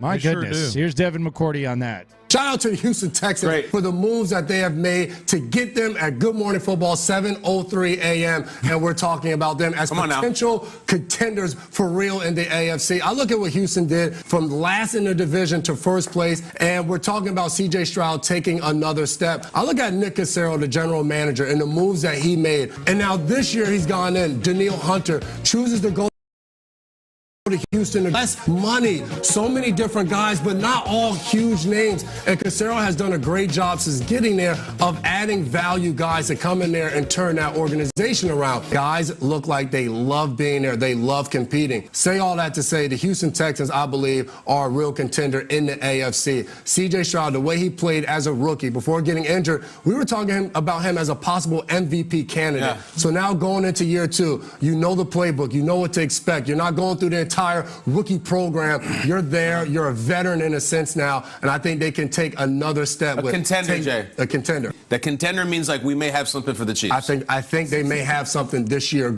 Okay. We getting carried away? I mean, it's hard to say, but I'm kind of with Cal McNair on this. It's a lot more fun. It's fun when you have that. Well, obviously. Yeah, it's just, the people everywhere are talking about it. I don't know why. But are they getting carried away? I don't think so. You feel like they're getting overrated. No, I don't think so. I don't know about overrated. It's just there's no pushback right now.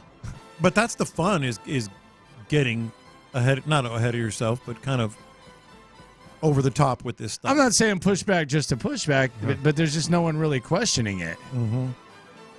I mean, what would you question? What would I question? Yeah. If I were to talk about, if you was on that panel with them. Well, my question about the Texans would be this: like, if you're asking me, and we watch every play, 50% of my dialogue when I wake up is about the Houston Texans, whether it's here or on the stream. If I'm not, it's not even playing devil's advocate last season. I think right now you don't have a lot of depth when it comes to offensive weaponry. I don't know if this offensive line, although they'll be more healthy, is as good as you want it to be if you're going to play that deep into the season.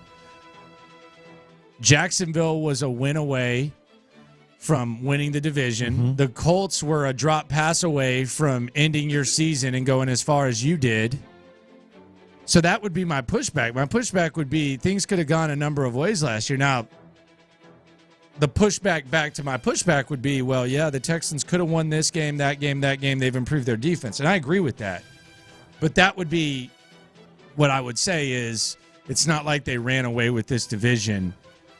Jacksonville kind of collapsed. They kind of melted down, and Indianapolis had the drop pass. Now, what is Anthony Richardson going to be? That's a question. But, if we're not talking about winning the division, people are talking about biggest threat to the Chiefs. They got physically dominated by Baltimore in the second half of that game last year. And the offense, I know you can say, well, Tank Dell and Nico Collins were unhealthy. This was the argument that we had with AAA, angry argumentative Andy. The reality is that everyone's going to be able to say that after a season. There's a 99.9% chance that after the season you'll be able to look back and say, if this guy would have been healthy. There's not a team in the NFL that's not saying that. Every one of them. So that would be my pushback. Do I think it's crazy to have no pushback? No, but just in this division, I don't think Indianapolis is feeling too bad about themselves. I don't think they should, and I don't think that Jacksonville is. That's what I would say. I think that's fair. It's small stuff, though. So overall, if you're looking at this squad, you're like, yeah, that's a squad that looks like it can contend. See, and I also subscribe to the theory that I think you can have a worse season and still be in your 2-year plan not be completely thrown off. In other words, I could see the Texans, like if the Texans win 9 games this year, and let's say they just miss the playoffs. Yeah. I don't think that's a step back when it comes to a 2-year plan. Like when Nick Caserio talks about a 2-year plan. Yeah. You know what I mean? Like in the year-to-year league, like I think the Super Bowl window, like the next 3-4 years be like knocking on the door. If you take a step back this year in the win-loss column, that doesn't necessarily mean that you lose momentum when it comes to the 2-year plan. If I had to come up with something, I get yours, but if I had to come up with something like pushback on they look like a contending team, I would just say, and we talked about this multiple times over the course of the season, a lot of little things went the Texans' way last year. A lot of little things. Can you count on that? Every quarterback got hurt.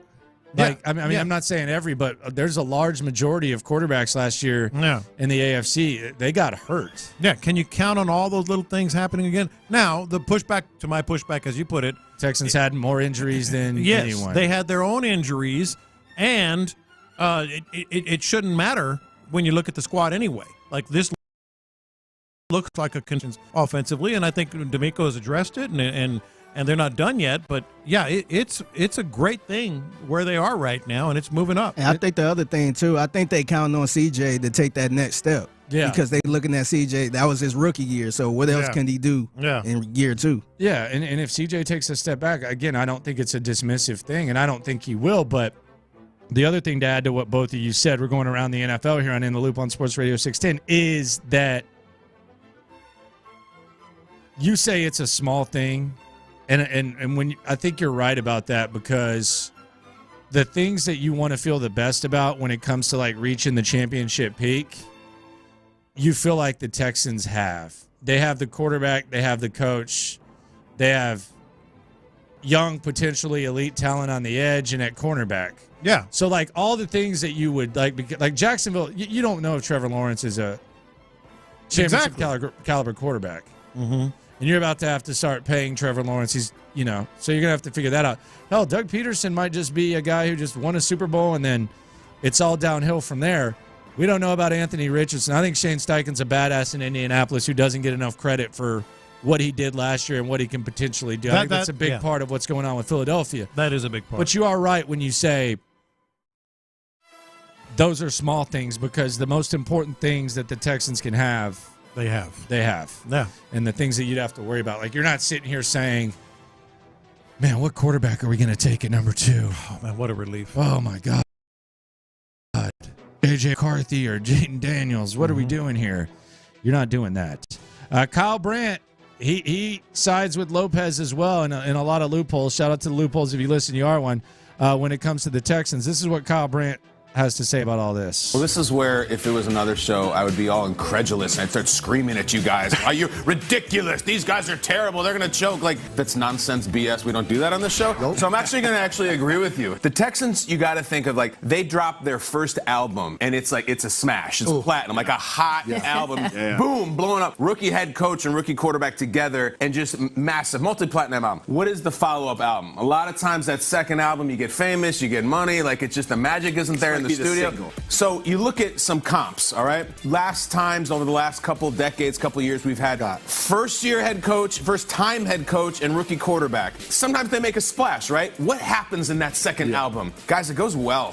Really? Andrew Luck and Chuck Pagano, right back to the playoffs in the second year. Mark Sanchez and Rex Ryan, right back in the playoffs the next year. Joe Flacco and John Harbaugh, right back to the playoffs next year. There was no dud second album, and I don't see one here. I think they have next. It's March. It's tough to predict. I think the AFC North cannibalizes itself. I think the AFC East cannibalizes itself. I think the West is going to be absolutely wild and unpredictable because of Jim Harbaugh. I don't love the South. I don't see anybody who's like, they really got something cooking. Maybe Jacksonville, but we've been waiting on Jacksonville. There really isn't any, like, big question mark about them being good.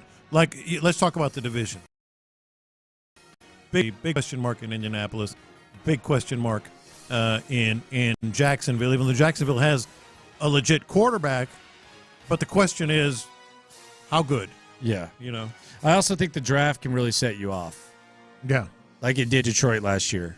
Mm-hmm. You can set Especially you off. the sweet spot picks. They can set you off. I mean, the Colts, when we thought the Colts were going to be the class of the AFC South for a while, and this was before, obviously, Luck retired, but they had that one draft where they got Quentin Nelson and Darius Leonard and some other guys in the same draft. And had Andrew Luck not retired, who knows what happens. Yeah. But, yeah, I think it's interesting. What does Hannah think? This is Cal and Hannah. Let's start with the most important thing, the thing that we've mentioned that we feel the best about, C.J. Stroud. Here's the principal owner and the first lady talking about C.J. Stroud. It was fun. It was fun to see. It was a fun year from the beginning of the year and how it kind of evolved through the season. You know, people didn't expect it, but it was fun to watch it all come together, and we can't wait to see how next year is. We love playing ball and can't wait to get out on the field and do a snap and throw the ball and run it, and tackle and do all those things. What's it like having a quarterback like CJ to be your guy? Well, he did great. So, yeah, he was really exciting. Brought the team together. It is a quarterback league, and I think we got one, and so we can't wait to see him start spinning it again this year and take a next step. So it's going to be fun. Spinning and it. Texans fans are in, I hope, for a really good long treat. It's not just a quarterback, though. He's a leader. And, you know, when you have that high, the only way to be great and be great for a long time is to have a leader in the quarterback as well. And how the ball jumps off his hand. Cal talked about spinning it. He's spinning that ball. He's not just a quarterback. He's a leader. He's a leader, just like Laramie Tunsil. He's a leader. Yeah. You think Hannah's the biggest well actually girl in town? No. You don't think Hannah goes well actually a little bit? Come Maybe, on. Like, give me an example. You don't think Hannah goes well actually? Give me an example. I mean, I could just see her like emphasizing points. Well, actually, it's not a bad thing. Well, actually, he's not just a quarterback; he's a leader. Oh, I see what you're saying. Yeah, yeah, maybe a little bit. We all are in kind of that It's way. awesome. Yeah, yeah. Love it. What about the expectations? How do we feel about these expectations? I mean, we're getting all this, we're hearing all this love from the national types. What about all these expectations? Well, it's fun to have those expectations, and we embrace them. We know we got to go out and work hard every day and start over. Putting a new team together with D'Amico, they're starting from scratch. It's exciting, but we got a lot of work to do. It is fun. It is absolutely fun, the position that they're in. And just listening to that, it's kind of like I mentioned to you earlier. What about Hannah says that she's not going to be wanting to kind of know everything going on? You know, I like it. I think it's great. It's a refreshing change. Ryan Poles, RG3, the guy who I'll admit I don't think he says what he believes. I don't say that about a lot of people. I don't think he does. But he said that if he were Caleb Williams, okay. I don't know that I've seen a number one overall pick, have a better situation than what Chicago has set up for him. Mm-hmm. You got Keenan Allen, people. you got DJ Moore. Yeah. They're paying everybody. They're gonna draft the offensive line. Like I don't know. Like how are you saying they're not even going to have a charade of a quarterback controversy, or I mean not controversy, competition. Like he's coming in, he's the starting quarterback, and here are your weapons. It's weird. Yeah.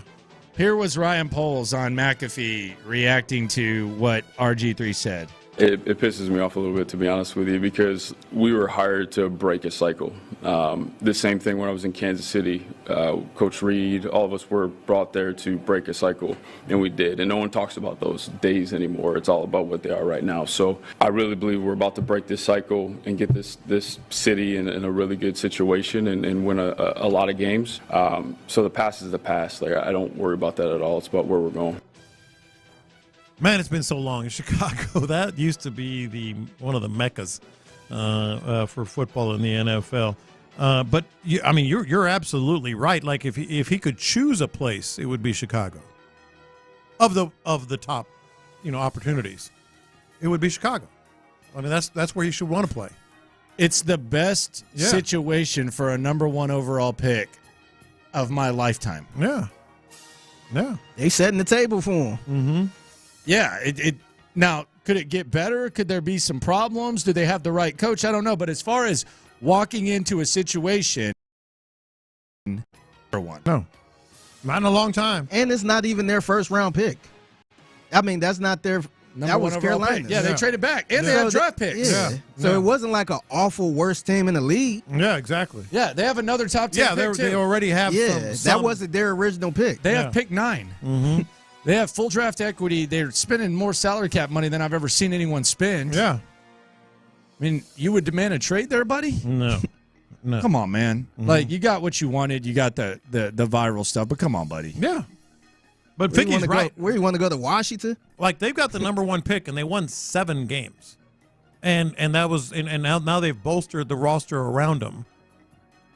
I'd want to go there. Yeah, that seems pretty fun. Chicago's probably a pretty fun I hope place to be. Chicago gets back in. Although it's cold as hell. They should have an indoor stadium. It's really cold. Should be indoor. It really, really is. But it's a. You like seeing the No. Dick Butkus smoke out of the helmets? No, I'm talking about just seeing Chicago good in the NFL is always fun. It's not real football unless you see your breath out there. Didn't say anything close to that. I never heard that one. Frozen tundra. That's real football right there. Frostbite. 85-mile-an-hour winds. Minus 20-degree temperatures. God, this is you saying all this. Coming up, I don't think I'm exaggerating. Mm-hmm. I do not think I'm exaggerating. One of the most recognizable brands in the country is releasing the. If I can find one person who supports this, I know exactly where you're going with this. You are dead to me. I'm usually pretty open-minded, but if I can find one person who supports this with a straight face, you, my loophole, are dead to me. Next. How does Coach Demi...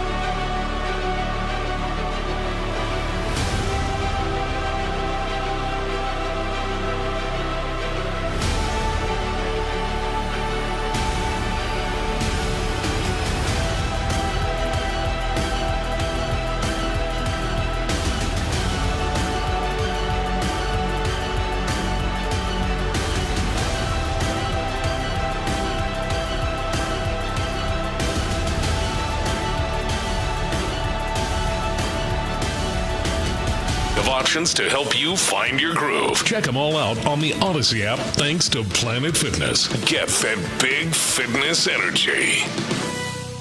I got the internet going nuts. Internet going nuts. Stuff that broke the internet here on In the Loop on Sports Radio 610. Landry Locker, John Lopez, Figgy Fig with you. Rich Eisen had an awkward moment. The Cougs, they're in action on Friday. They're going to be up 45. They will play after NC State takes on Marquette. One of the big stars, DJ Burns. He's a big dude. If you don't believe me, just listen to Rich Fatass on the Rich Eisen show yesterday. 6'8" as an 8th grader? Yes, sir. I came back 6'8", and I've only grown 2 inches since then. Wow. Oh, my gosh. And then when did you put on the weight? When did that happen? Sir? When did you when did you become like fill out? When did that happen? I'll probably say right after my freshman year of college, really. All right. Okay. He didn't seem happy with that. No, he's a little offended. He didn't seem. When did you put on the weight? What, sir? Yeah. Excuse me? Beg your pardon? What's that? What are you saying I am? Classless. I got the internet going nuts. So Draymond Green, it's like once a month, right? Like once a month, we're like, oh, Draymond Green has the internet going nuts. Look, I think the NBA loves anything stupid that Draymond Green does. And frankly, based on our what did he do this time? Many previous conversations, they probably should, because it's the it's one of the few times that they ever get national attention is when Draymond Green does something stupid. So what was it exactly this time? He put a guy in a headlock. It was a headlock. And did did the thing where he acts like he didn't notice. Yeah. Oh no, he choked him a little bit. Kind of choked him a little bit. Headlock, choke. Yeah, the same thing. Like, actually, guy. Like, here's the thing. Draymond Green is. I don't know. I don't know whether he is or isn't. It's like the only time they get attention is he's doing something stupid. It just doesn't stupid. matter at this point. You know what's weird? He can do whatever he wants. They don't care. That's exactly right, because that's the only attention they get. He was suspended for 12 games for, I guess it was Nurkic. Kind of punched him, hit him in the face or whatever. Kinda. Yeah, well, punched him. But other than that, most of his suspensions are one-game suspensions. Yeah, he choked Rudy Gobert. Gobert was a 5-gamer, and other than that, I think they're all one-game suspensions. Like he got a mental health retreat. Yes, and he's their meal ticket. Outside of LeBron, he basically got a 3-week spa day. Yeah. A 3-week spa escape for like the mental health. Yeah. He's like good for the NBA in a weird way, because that's how they get attention. I guess that's how bad the product is right now. I do like him on the set though. Oh, he can be good. I don't like his podcast. I don't think he has material. I think it's a clip podcast. Mm-hmm. Not fun to listen to in long form. Yeah. But I do like him on the TNT set. I will be honest. Yeah. I got the internet going nuts. So seltzers, there's a lot of flavors of seltzers. And this, I had to double check this just to see if this was real. It was on Yahoo Finance. Then it was on a bunch of news sites, and it's all over the internet now. So 7-Eleven, they've teamed with Miracle Seltzer to create some new flavors. Now I want you to tell me if you're down with these flavors. Okay. Lemon lime. Yeah, sure. Green apple. Oh, yeah, for sure. Sweet orange. Now, these are... I think they're alcohol. Oh, it's like sparkling water. Yeah. Okay. Sweet orange. Yes. And the final one, hot dog. The Big Bite hot dog sparkling water. So you get a hot dog with a sparkling water? No. You get the sparkling water and the flavor of a hot dog. It combines the delicious and mouth-watering experience of 7-Eleven's iconic Big Bite hot dog into one refreshing beverage, ketchup and mustard included. Gone are the days of alternating bites of a hot dog with sips of a beverage. Now, those on the go can swap the bun for the bubbles. This is a quote from the chief marketing and sustaining officer at 7-Eleven. Quote, while crafting flavors like lemon, lime, and sweet orange came more easily, our journey took an unexpected turn with the creation of Big Bite hot dog sparkling water, a darling flavor that pushes boundaries of flavor innovation. 7-Eleven is constantly in pursuit of innovative, unique experiences for our customers, and the 7 Select X Miracle Seltzer lineup is sure to delight even the most adventurous of palates. We're excited for customers to embark on this flavor adventure and experience their favorite snack in a whole new form. Another quote, the Big Bite Hot Sparkling Water combines delicious mouthwatering experience, blah, blah, blah, blah, blah. The release should come out and hit shelves April. Soon. You can get it next week, John. So it sounds gross, right? Oh, my God. You're not going to do No. Just hear me out. Hear me out. Oh, God. It even has mustard and ketchup in it. Flavoring. With the hot dog. Oh. It sounds This is disgusting. Disgusting. Uh-oh. But. Oh, no. No. I don't think 7-Eleven would put it out there unless it was actually pretty good. John. It sounds disgusting. It's a bit. Well, it could be absolute marketing. Yeah, just 100% get 7-Eleven name out there. You know how I feel. I'm going to get you one next week. I'll taste it. No, you got to chug it. I ain't got to chug squat. I said I'll bet you. No, you got to drink the whole thing. No. I just said I'll bet you it's better than you think. I'll bet you it's actually okay. They wouldn't put it out there. It's 7-Eleven. Like, it sounds awful. All right. Since the gambling portion of our brackets haven't done good, let's say the loser has to drink a 7-Eleven hot dog water. I'll take a sip. No, you got to drink the whole thing. No. All you got to do is beat me in the Sweet 16 bracket challenge. I mean, I'm not going to drink the whole thing. My point is, like, 7-Eleven, yes. Someone says it's an April Fool's joke. It could be an April. Oh, That's what I was thinking because it come out April 1st, yeah. That's what it is. So they're doing that marketing. corny IHOP thing? Yeah. You know what? Why didn't we think of this? Because it's not April 1st. They said it's released April 1st. Okay. It might be real. So we're doing April Fool's joke. We just did a release. We just did a commercial for 7-Eleven, and they love it. Let me say this. Yeah. I go to a 7-Eleven quite often in my neighborhood. Mm-hmm. You just lost a customer. Oh, really? You just Are you going to stick with it, though? But when if it is real? If it's real, then you didn't. But if this is a corny April Fool's joke, you just lost a customer. But how long? Like for a week? Forever. Forever. I will never go to 7-Eleven again if they did something this corny. I'm serious. Mark you that. just lost a customer. Mark that. If you are doing a corny April Fool's joke. I haven't been to IHOP in a while. It's not even an option since they did that International House of Burgers.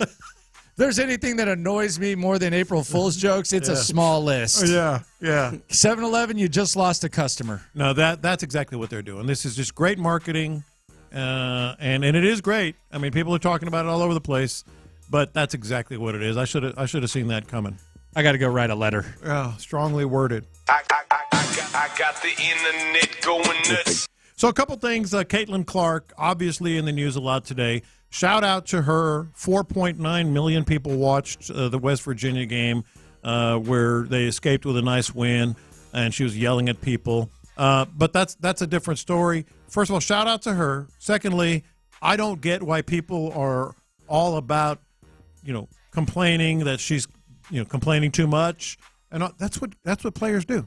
No, she's out of control. No. Yeah, if that were a dude, you would say that. This is where you always have to side with the chick. You do this all the time. Anytime the chick walks in the room, you side with her. She's acting like a punk. She's acting like Tim Duncan. I'm gonna treat she's a millionaire.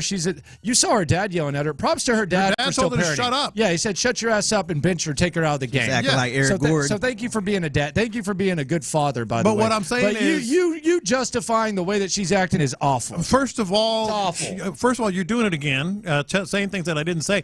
What I'm saying is, like, if it was a guy, it would just be they complain too much, not a national narrative. No. It wouldn't become a national narrative. John, nobody watches women's basketball except right now because of her. Yeah.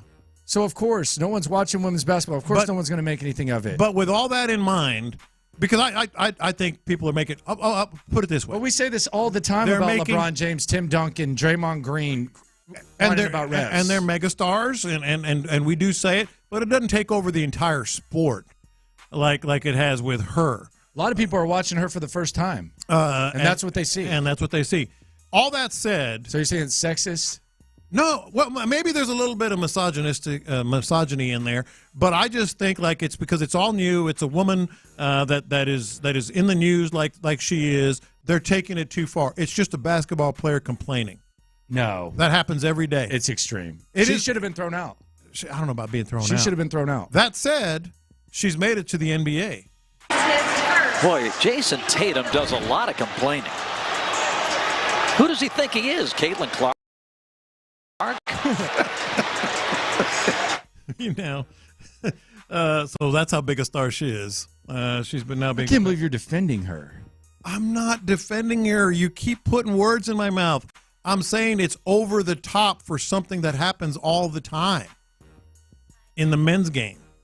It is a double standard to a degree. Have you seen any? You've watched probably the majority of March Madness. Have you seen anyone act like that? Any man act like that? Not like that. No, she's a brat. No. Look, I'm not. She may be a brat. She's a brat. But it's over the top, man. It's a basketball player complaining about calls. Well, her whole coverage is over the top. It's all forced. Yeah, well, that is true. That is true. But my goodness, I was happy for her dad. And I had some Jamoke pull a U. Some random ass Iowa fan searched down something I said. Oh, that I hate. And then he deleted his tweets and got mad at me. Oh man! Because all I said was, I wasn't even talking about her. All I said was, when it showed the dad parenting her, I said, "What's up, class?" Like I always say. Yeah. Because I think it's cool to see a dad coaching his daughter when she's a millionaire, 21 years old. That's all I said is, "What's up, class?" Yeah. This dude goes on a tangent about how everybody praises Steph Curry and all that for.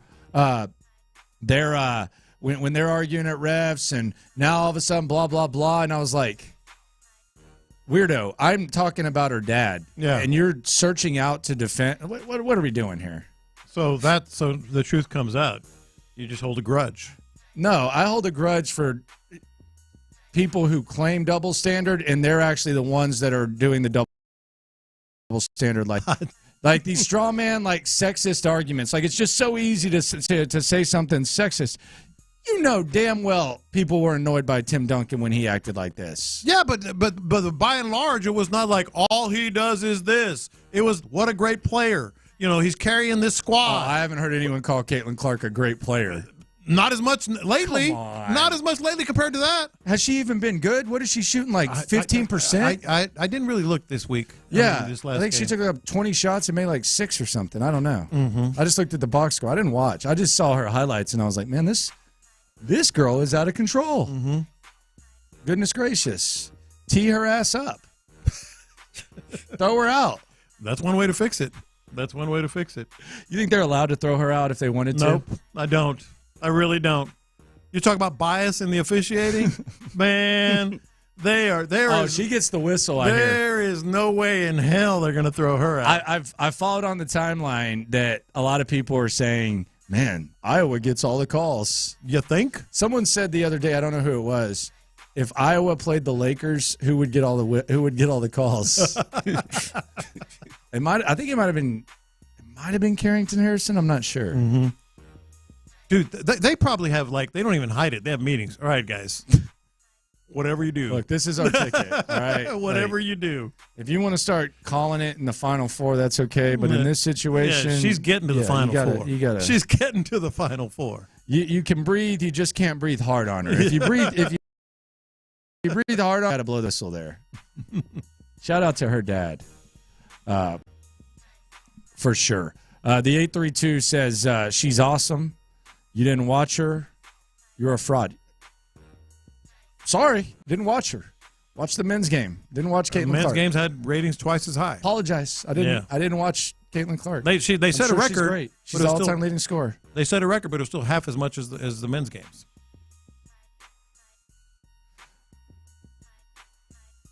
Yeah, I think, what was it? Under half. 1/3 of the men's games were more than Iowa. Well, yeah. The top third were all more, but like the higher ones were 9 million or something like that watched. And LSU's still going, right? I believe so. Yeah. So that they had the John Cena showdown. Her and was it Angel Reese? They can get the John Cena showdown going again. Yeah. There you go. Landry Locker, John Lopez, Figgy Fig with you. Coming up, the eve of complete madness next.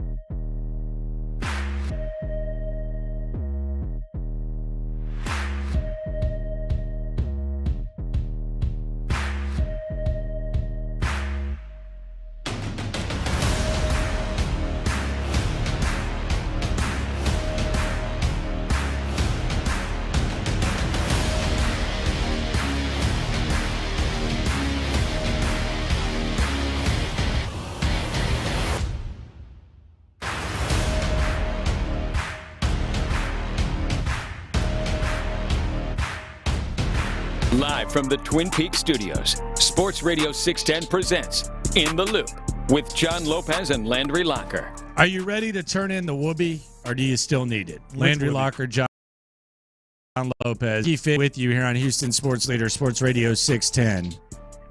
The whoopee, the blankie, the blankets. You ready to turn it in? Which one are you talking about? Talking about the Astros. That's been our comfort. When things are bad, we've been able to rely on the Astros, much like a child relies on their blanket. Sometimes, though, you grow up. You get rid of that blanket. Sometimes it gets thrown away. Sometimes it gets saved for memories. Have the Texans and the combination of the Texans and the Cougs who play Friday and the other things going on in H-Town sports. The Rockets playing a lot better. By the way, no Shea Gilgeous-Alexander tonight. He's not going to be in the lineup. The line has already gone down 4 points. Was that much? Was 7. Now it's down to 3. I mean, it's 30 points a game. Yeah, sir. yeah. No, he's pretty good player. He's a pretty good player. Pretty good player. Yeah, it's all right. Yeah. But has the whoopee gone away, or are the Astros still Old Faithful? And I asked that question not to minimize what the Astros have done and over-romanticize what the other teams have done. I asked that question because the final sleep before the Astros season begins, do you feel as confident? I think it's safe to say that in the last few years, we felt confident. We would have bet our life on, okay, this team's going to be in the playoffs. They're going to be in the mix, and they're going to have a chance to reach the ultimate goal. Not to dismiss it, but are you as confident as you've been, say, 17, 1, 22, 23? In the Texans? And the Astros. Are they still your whoopee? Again, you're well, a couple things. First of all, it's weird, but I kind of cheer for the Astros in a different way than I cheer for the Texans. I think there's more of urgency with the Texans week to week. Whereas the Astros, you kind of just absorb it, see how they're trending. You know, it's such a long season. So, but now once we get to the postseason, every moment is just magnified and there is more urgency. But like, I don't start to really think there's a panic or, oh my gosh, they're not going to get beat, et cetera. It's just a different way you cheer for baseball than you do for football. That said, you're kind of asking the wrong guy. And I feel like I should apologize for this. You're really down on the Stros. No, I'm not. I am absolutely not down on the Stros. Well, I just have a sinking feeling. You said 86, 88 dubs? Yeah. I mean, that's down. That's down. For what we've gotten used to. But that's why I'm saying, like, I feel like I should apologize for it. You can't explain these things when they happen. Like, I just have a sinking feeling that it's been so good for so long. They got knocked off the throne a little bit. Well, they did literally get knocked off the throne by the Rangers last year. Now they're still the third favorite to get to win the World Series behind the Dodgers and Braves. So people are still respected. They're still really good. Are they turning into the Steelers and Cowboys though, where they've been there for so long that there's going to be money on them no matter what. It could be. Yeah, because anytime the Cowboys are this or the Steelers or that, you kind of have to look at it and say, well, that's just trying with this. And they have the bettor's attention. Some hate them, some love them, but they have their attention. I hope, obviously I hope I'm wrong. It's been an amazing run, but I just have a pit in my stomach that this is going to be a comeback to earth kind of year. For me, if we're talking realistically, the non-negotiable, and this was it last year, Frommer's got to be an ace. He's got to be consistent. He's got to be an ace. Non-negotiable. Yeah. I think the lineup will be fine. Yeah, no, I do too. I think the lineup will be fine. I'm kind of weirded out by Baseball Spo earlier today. He was on it at 10:35. If you want to check it out, Baseball Spo, the guy you want to hear when it comes to the Astros. He doesn't seem as high on the bullpen. Is he thinking too much? I think Spo might be thinking long reliever or something like that. The bullpens, they got it on lock. I actually kind of got what he was saying because you can only go to 7, 8, and 9 generally when you're winning. Yeah. Well, you're not going to be winning in the 6th inning or 7th inning every game. So do you go to them? Do you not go to them? And outside of that, as much as you have some your starting pitching questions, that means maybe they're only going to go 4 or 5 innings. And so there's going to be a bridge effect there that might be, a question. I got what he's saying. There is that middle relief question. But if they have a lead, it should be over. Like it should be. That's it, with those 3 guys. We'll be out there at Tom's Watch Bar downtown. If you want to come check it out, tomorrow 10 to 2. Lopez is going to be on one tomorrow, man. I'll be 3 sheets by 11. Sheets by 11. Yeah. And, hey, if he goes to the bathroom, don't follow him there. You know what's going down there. You're so bad. Ain't no powdered sugar donuts on this nose. You are the worst. Ain't no powdered Cocaine's sugar. a hell of a drug. Ain't no powdered sugar donuts on this nose. Oh, Lord. You did coke one time when you're 17 years old. You're scarred for life. Speaking of that, man. It's been a while since that happened. Yeah, I was 17. Yeah. Mm-hmm. What is today? Today is March the 27th. It sure is. It's the birthday of John Lopez. Oh, boy. Happy birthday, man. Happy born day, man. Thank you. Thank you. I very much appreciate that. I wouldn't have noticed it, but you had a name tag on. I have dollars. You got money pinned I got on dollars pinned to my shirt. We should do that, man. I'm going to get a safety pin tomorrow.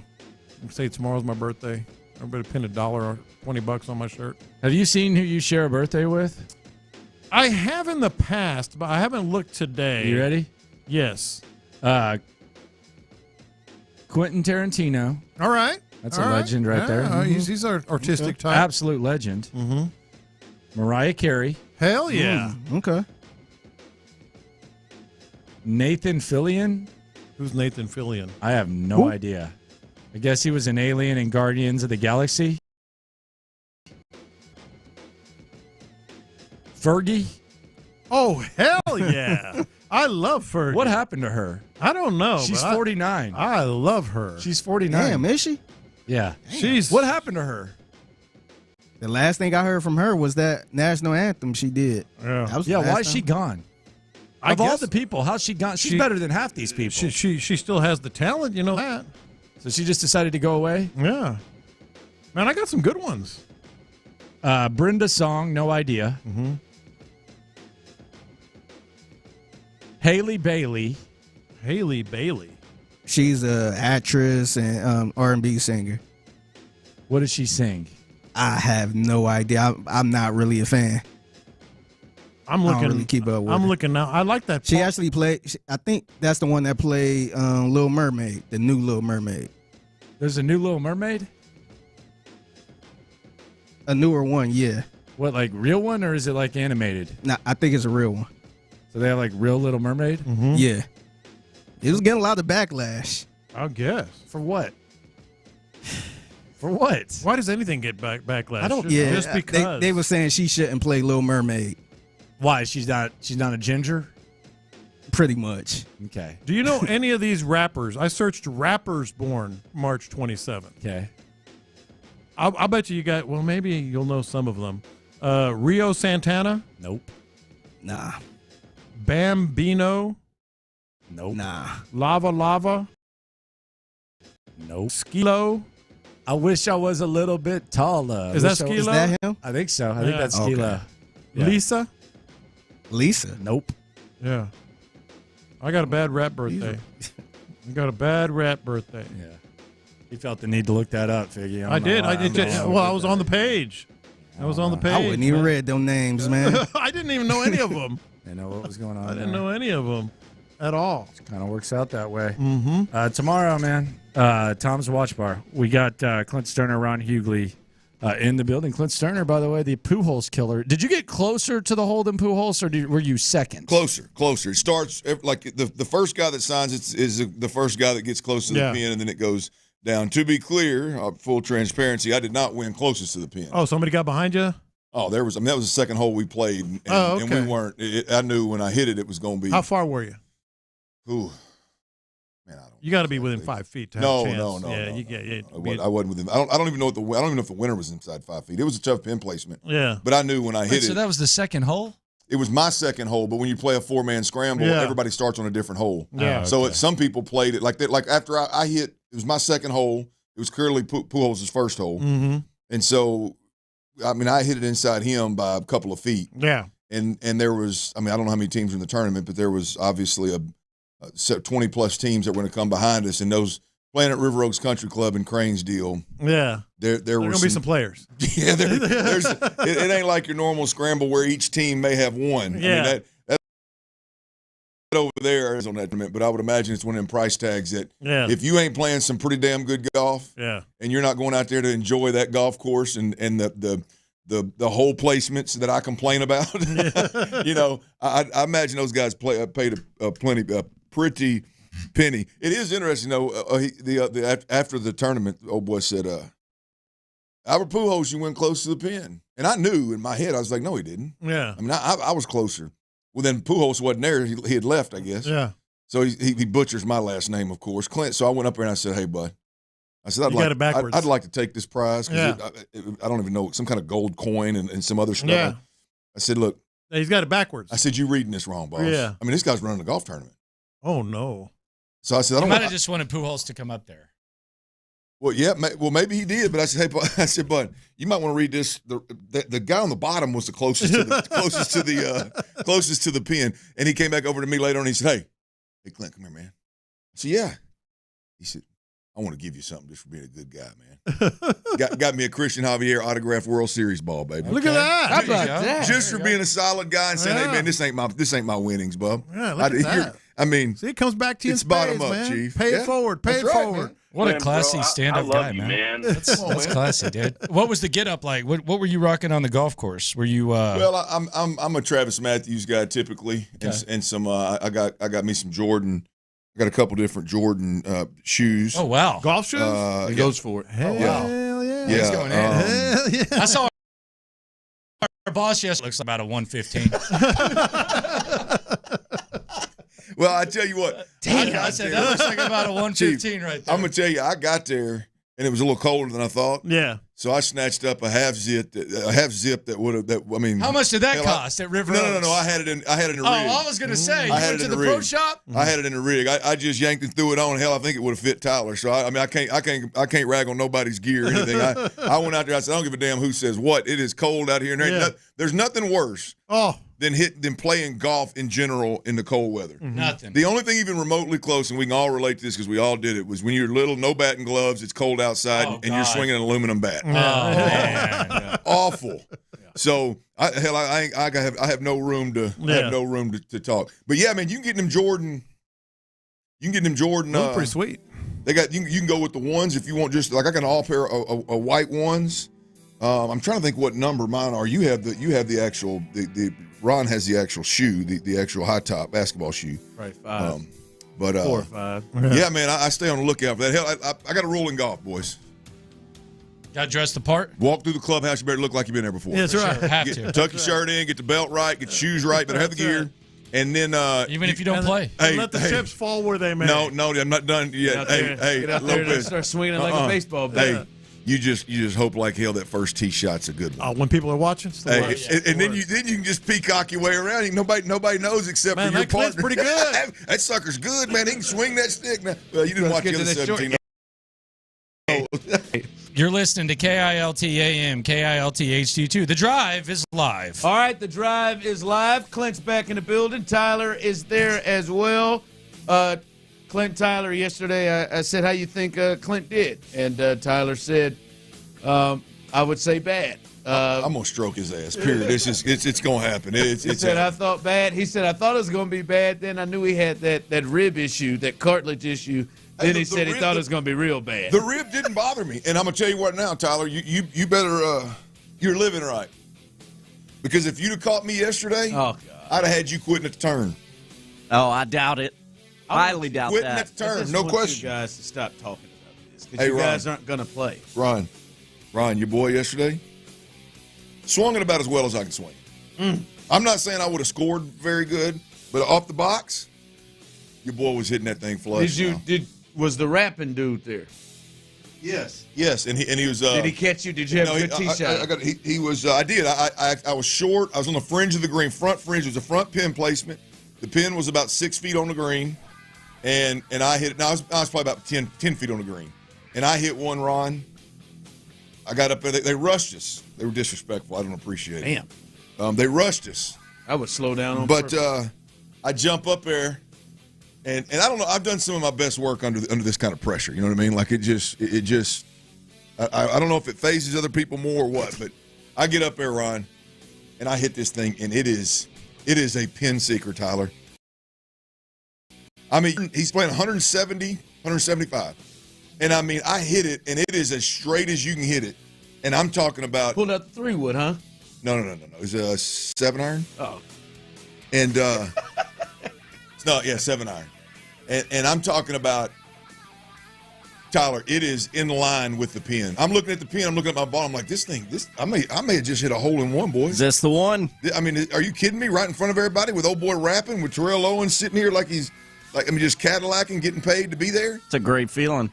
And I like how you snuck that TO in there. Front fringe, man. Damn. Like right on the boop, and you know when it hits that fringe, it didn't jump for me at all. That thing backed up about a foot, man. Damn. But everybody, there was a bunch of people standing there. Everybody was like, "Oh you my was God, wrong. Could it be the club?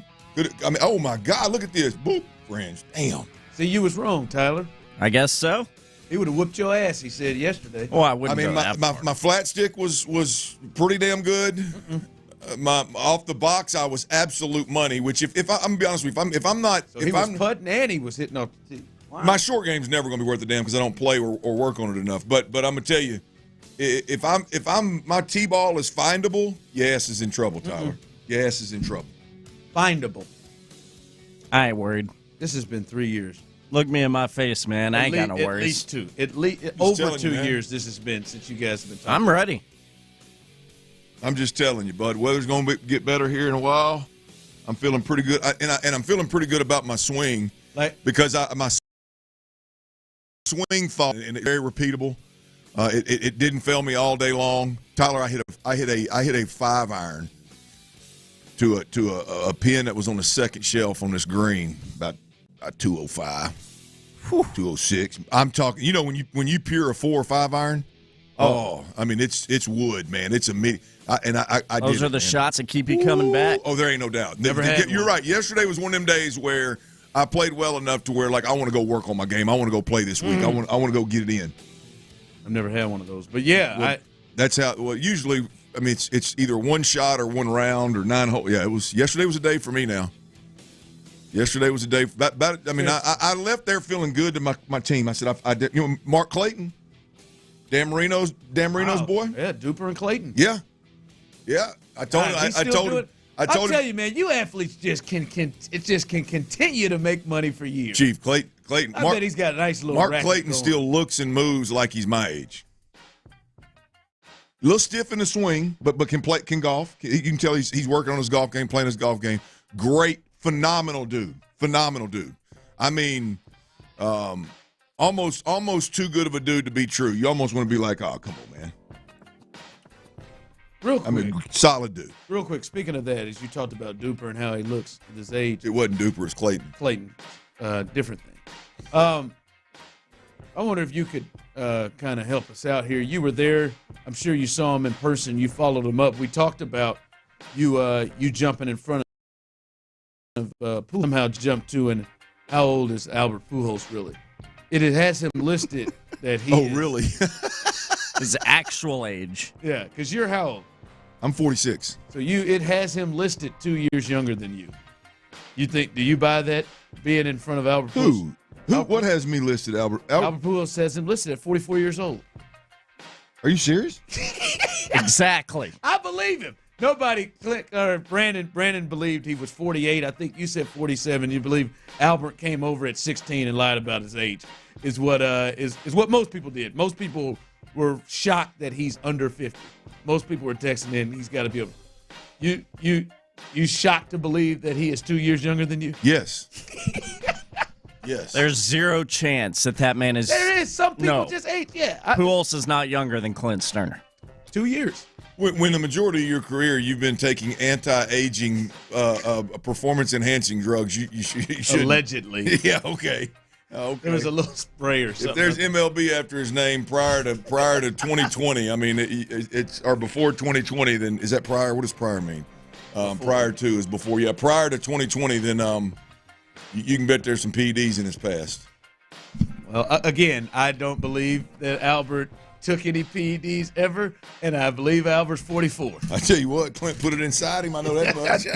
All right, we'll keep that one, won't you? Come on. You'll keep that one, won't you, Tyler? Hey, keep it, baby. Use it. I love it. Put it inside him. Atta boy. Hey, Clint put that thing inside him, no, didn't he? Didn't you? Did it for Houston, baby. By the way, I got what's I leave the damn show. I leave the station for one day, man. Try to take one day. See, are you about to go here? Because I'm trying to be nice to Tyler, because Tyler has. I'm trying to mask it for the people. Well, I mean, I'll really wait if you want to wait. No, I mean, you've already done it now. I'm trying to mask it for the people, but yeah, I'll let you know. I'm pissed at Tyler.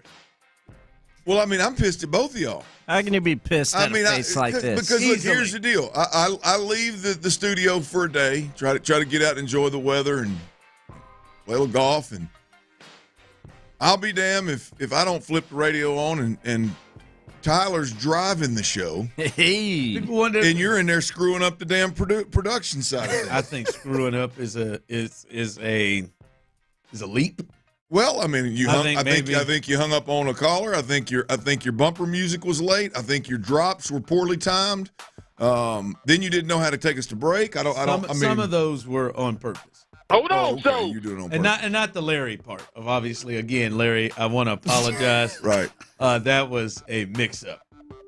Mr. Button. Why do I have a strong suspicion that Ron is doing his damnedest to push Larry's buttons? I think Larry is the guy. Larry's an old boy that Ron just would love to push. As I said yesterday, Larry, it felt like his voice was low, and I was trying to pot him up, and I hit the wrong button. I apologize. The weird thing is the pod is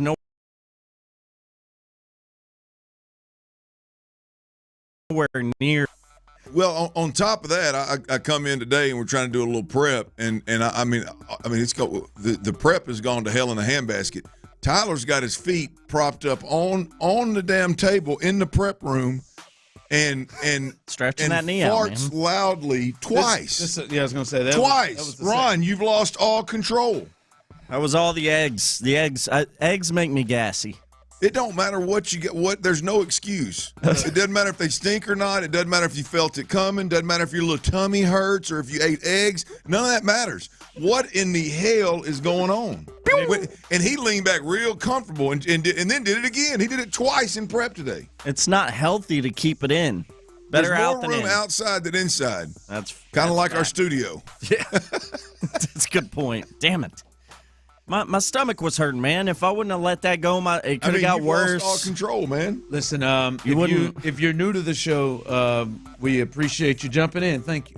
If you've been here a while, like people like Larry and Tony and Splitty and many of you, not Greg. Holy cow!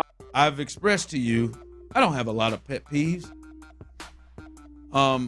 But one of my ones that I have been very, very clear about, and I've expressed it to both of you, my pet peeves is when we're in tight spaces and you got to fart, like, please don't be disrespectful to other people. Why don't you just Excuse yourself from the room. He's got one rule. We're in a tight room. What's a tight space? I mean, I would say an elevator is a tight space. That's a tight space. Tighter. A small room like this is a tight space. I agree. There have been many times where it has been 2:10 on the segment, and we don't get out until 2:17 or 18. And I have had to absolutely fart.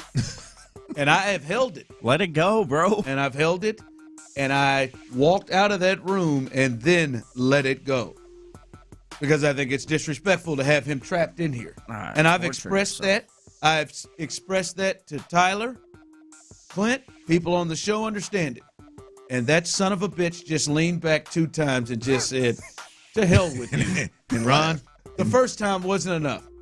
Then he leaned back and did it a second time. And did that old breathy laugh you just heard in the background. And then told me, listen, it doesn't stink. It's just air.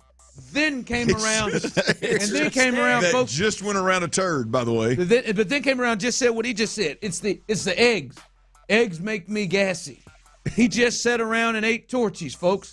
and then let these farts out, and he's got 100% confidence that he's going to lean back with his stomach hurting from Torchies and eggs that it was not going to stink. Is what he told us. You don't have to worry about it.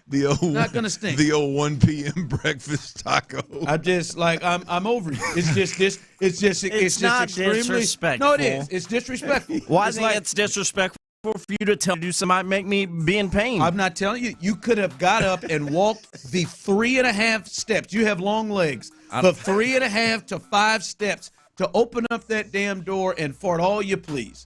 You do. It's just like the people, hey guys, man, I'm just trying to keep our carpet clean, our house clean, man. Could you take your shoes off before you come in? Tyler's a guy that says, all right. No, my shoes are clean. He's going to walk his little Air Maxes and Vans all through your house. That's not a good comp, though. This is a shared space. This isn't any of our homes. This is a shared space we got But here. the overall point he's making is pretty spot on. I mean, you are disrespectful. What happened? You are disrespectful. You knew as soon as you let it out. The first one I could have probably let slide. And I reacted nicely. You smiled, took your glasses off, rubbed your forehead briefly. Yes, you did. The second time is like, what you gonna do about it? Exactly. You let me throw this in your face. My stomach was hurting, dude. I think it's disrespectful. You want me to be in pain. And to think, I said, hey, man, I'm gonna give you a shot. You got a segment, man. You got a full segment, You got man. a full segment. Take the reins off. I'm going to give you a shot. It was damn good, too. And the way I'm repaid. I'd say you were repaid with a great segment. You could have done it a week later. No, the next day. I mean, I don't plan out my farts a week ahead of time, though. I just, seriously, with this, and I know there are some people who are probably so mad. The hardcore sports fan is so mad here, so calm down. We'll have plenty of sports for you. I don't believe you when you say I don't feel them coming. Sometimes I don't. I don't with the consistency that you say it, because I feel like 100% of the time that you have farted in these tight spaces that we're in, every time you've said, "Oh, I didn't feel it coming." I don't believe you. Hey, every single. I'm gonna be honest. I've never farted and not felt it coming. Oh, excuse me. That slipped out. Now there's been a time where I'm holding something in and I can't hold it no longer, but I felt the damn thing. Bird dogging. Yeah, I mean I felt it. I mean you might want to go. You might want to go to the doctor. Check that old sphincter function if you can't feel it, man. Maybe that's true, Ron. Maybe I have an issue here that medically I need to get checked out, and you're being insensitive. No. By the way, can we talk kiss about my ass? He's not being insensitive. No, man, you're disrespectful. You're just disrespectful. You're disrespectful. You're flat out letting you know, and right now, just tell the listeners. You know I'm serious about it. Oh, I know you're. You know it really dead serious, and I'm dead serious when I say it may be the only thing that, like, the most serious thing that, like, beyond disrespecting his wife or his kids or something. I mean, but it may be the only thing that I know. If I really want to piss Ron off, walk in there and just mess all over yourself when you know it stinks. If you really want him mad at you. And as soon as he does it, Clint. I'm right. Clint almost sprains his neck to look over at me. I'm waiting tries to get out in front of it. This guy. Hey, that was my mistake for getting the eggs. Man. Hey, the second one is that. The second one I almost said, I think me and Tyler might have to fight. I think me and Tyler might have to go ahead and fight. Get some sock and boppers up here. Because you do a third one, put himself in a spot where he has to do something physical. Hey, can we talk about your breakfast taco? Sure. I mean, let's be honest. This question is for people that are 30 and above. When was the last time midweek you've had a breakfast taco? What was it, Tyler? What all was in it? Bacon, egg, and cheese. A bacon, Simple, egg, and cheese delicious breakfast taco. After, what was that, 1 o'clock when that thing got delivered in there? Yeah, I probably ate it right around 1 o'clock. At 1 o'clock in the afternoon on a Wednesday. I mean, is breakfast taco typically on your? I mean, what am I supposed to do here? I'm just asking. Y'all get on to me if I don't eat. Now I'm getting told I can't eat. No, I'm just curious. Like, I mean, I'm going to C&D's Taco, bro, on a Sunday. If I don't care if I wake up at 3 p.m. after a long night out, and I'm going to mash 3 of them jokers. Now I want But some on C&Ds. Wednesday at 1? Listen, it sounded good. Now I wish I wouldn't have got those eggs. I'm not. Listen, first off, I'm just happy you're eating during the day. Fair point. For some reason, he's in a fast, and it's not anything religious or anything. Holy Day is coming up. You've been doing it for a while. Did you give up food in general for Lent, or what? I've never, like Tyler, for some reason, fast from wake up until lunch or dinner for some reason. That's not true. It is, and I don't know why he does. So I'm happy he's eating, but I didn't know it was going to lead to that. And I'm a breakfast taco man. Sometimes you just feel it.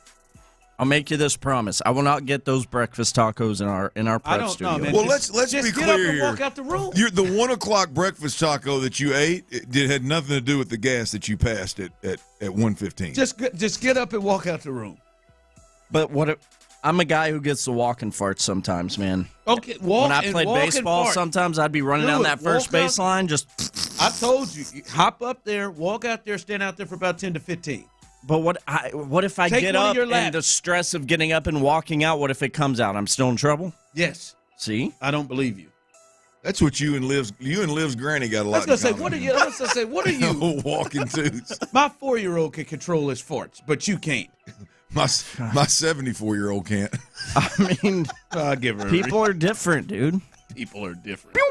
She's only 73, right? Tyler, just tell me the truth. You didn't even think about it on that second one, did you? I didn't feel it. So, no, I didn't. I didn't think about it until it escaped my anus.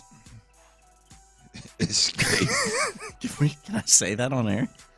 It's a body part. It's fine. You can say anus. I just like for you to just respect me. But I respect you. You'll never. A lot of respect for you. Ever get a segment again. Coming up. All right, we're at Tom's Watch Bar tomorrow. We'll get you caught up with that as well. And I know the Texans have to do something before this season starts, but how big do they have to add at this position? We'll discuss that coming up next. But before we get there, fellas out there, listen, Tyler, you ought to be listening close with some of your issues. If you've got some problems, you might want to look in.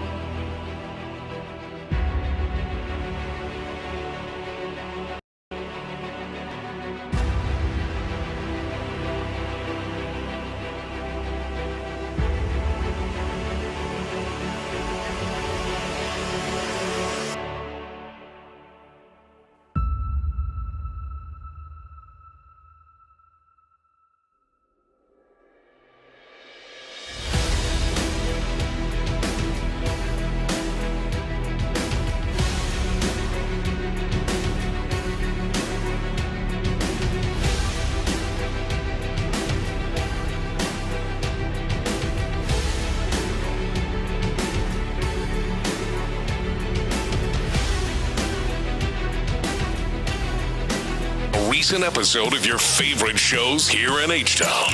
Houston's sports leader. Sports Radio 610. Sports Radio 610 presents The Drive with Stoerner and Hughley.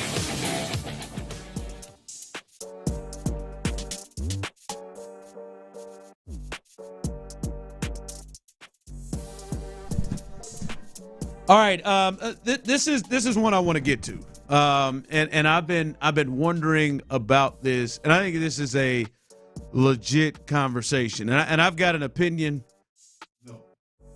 No, hell no. I've got an opinion on this, and I know, man.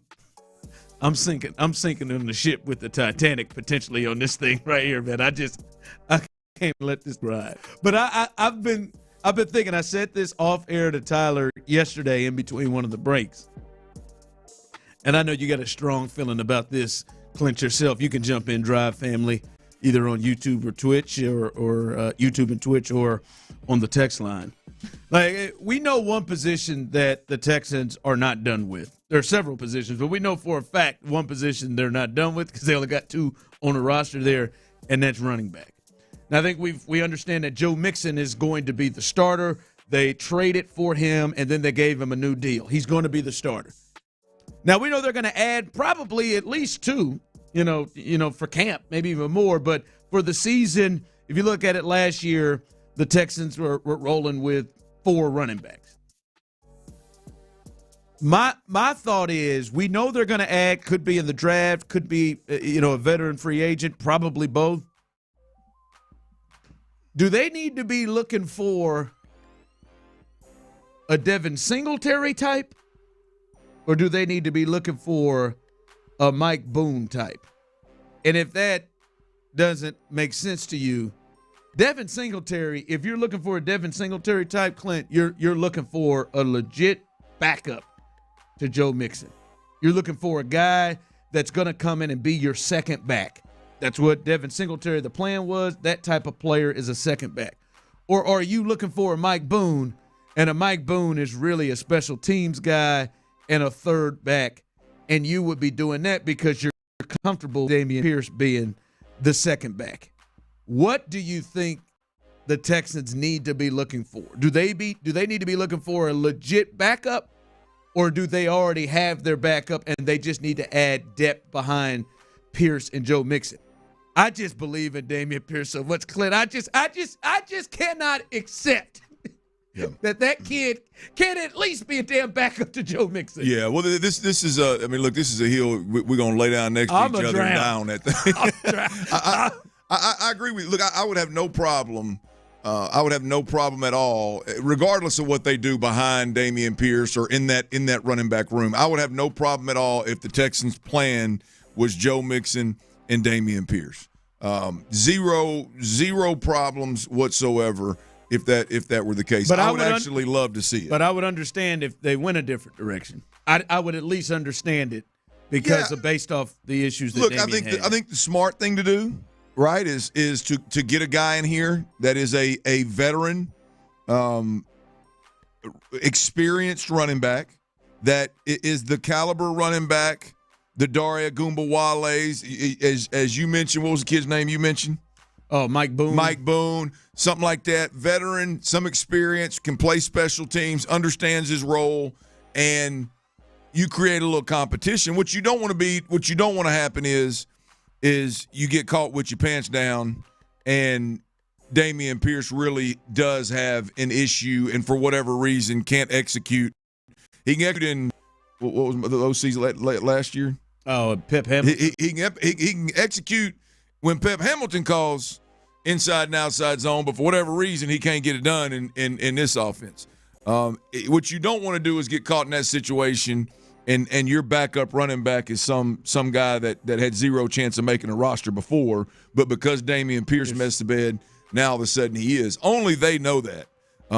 So I would go out, Ron. I would go out and I would get that veteran, that Boone, Dare Ogunbowale, that career third running back on a depth chart that plays a bunch of special teams, and make sure that guy's here.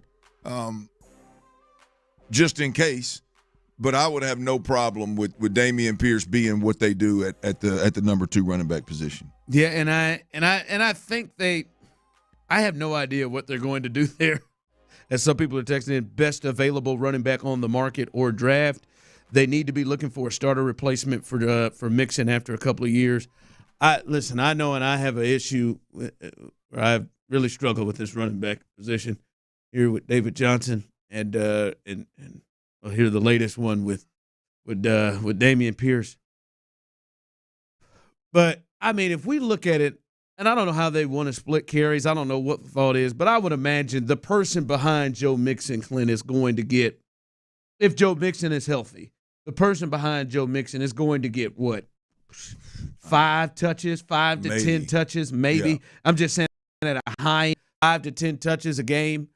We know that Dameon Pierce is good in terms of pass protection, right? And we've seen him his rookie year be extremely successful.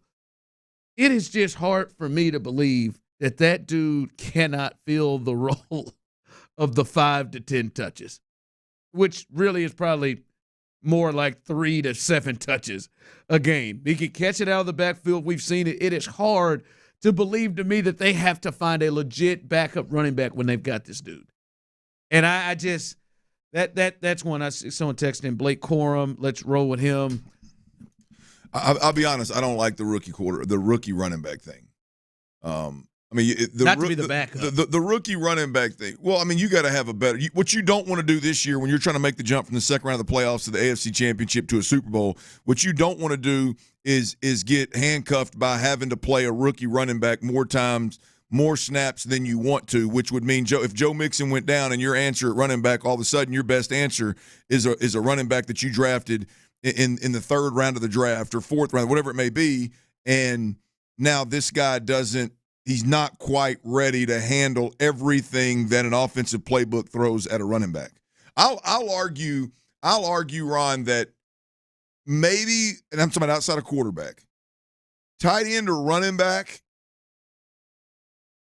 one of those two positions are the more demanding positions when it comes to what an NFL playbook throws at those individuals. Right. Obviously, a quarterback is first, but a tight end and a running back, because you got to know the pass game and the run game.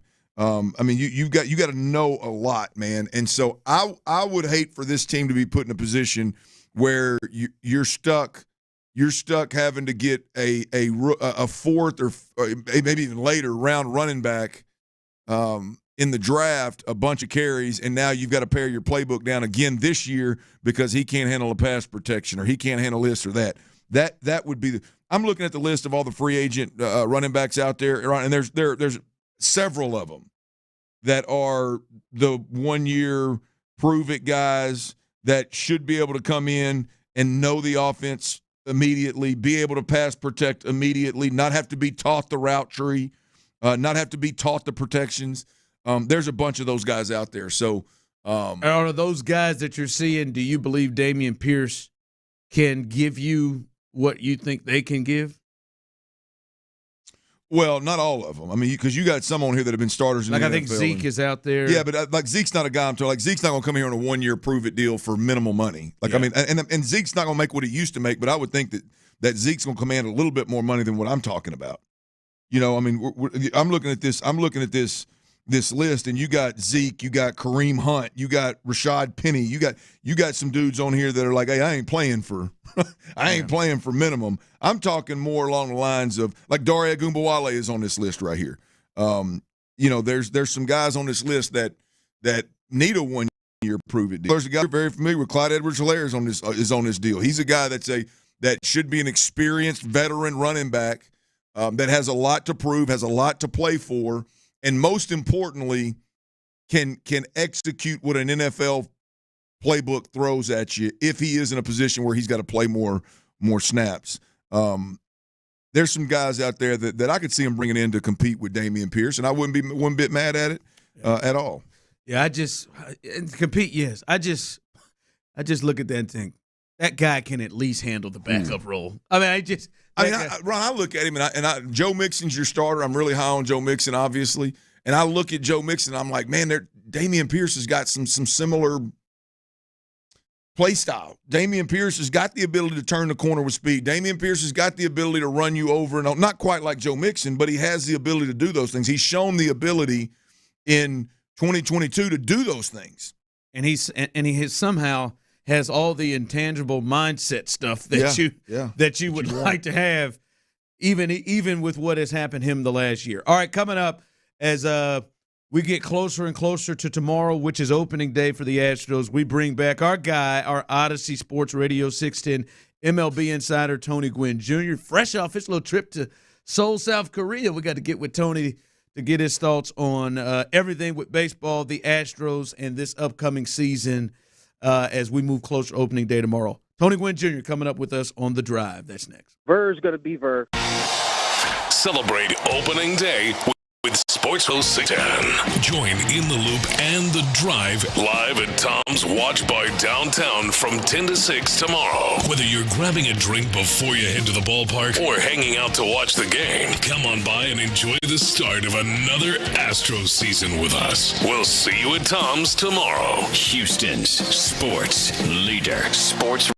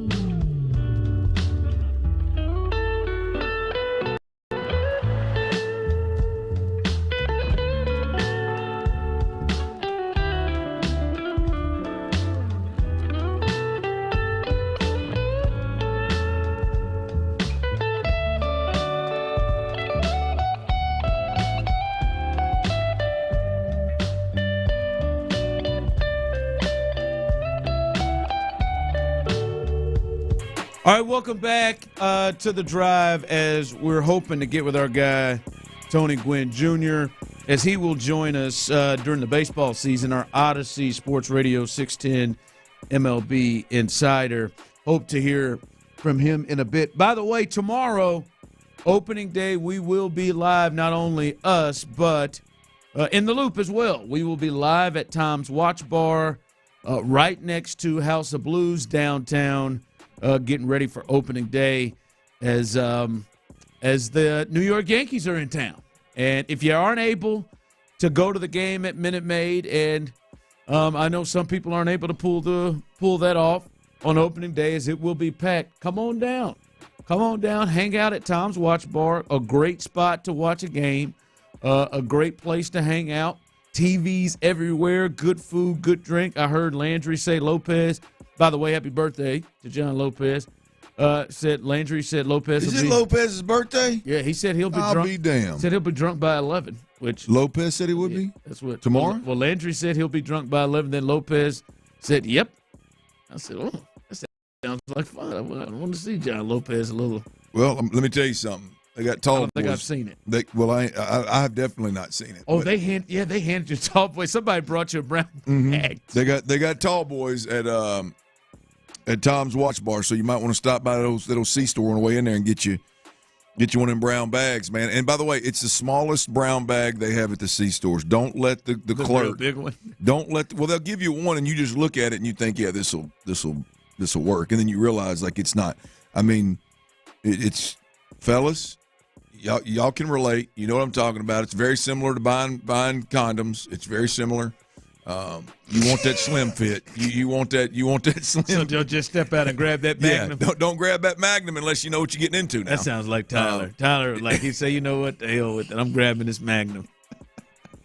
Hey, but you talk about the excitement in her eyes, right? When she sees she sees a little gold. She sees a little gold peek out your wallet.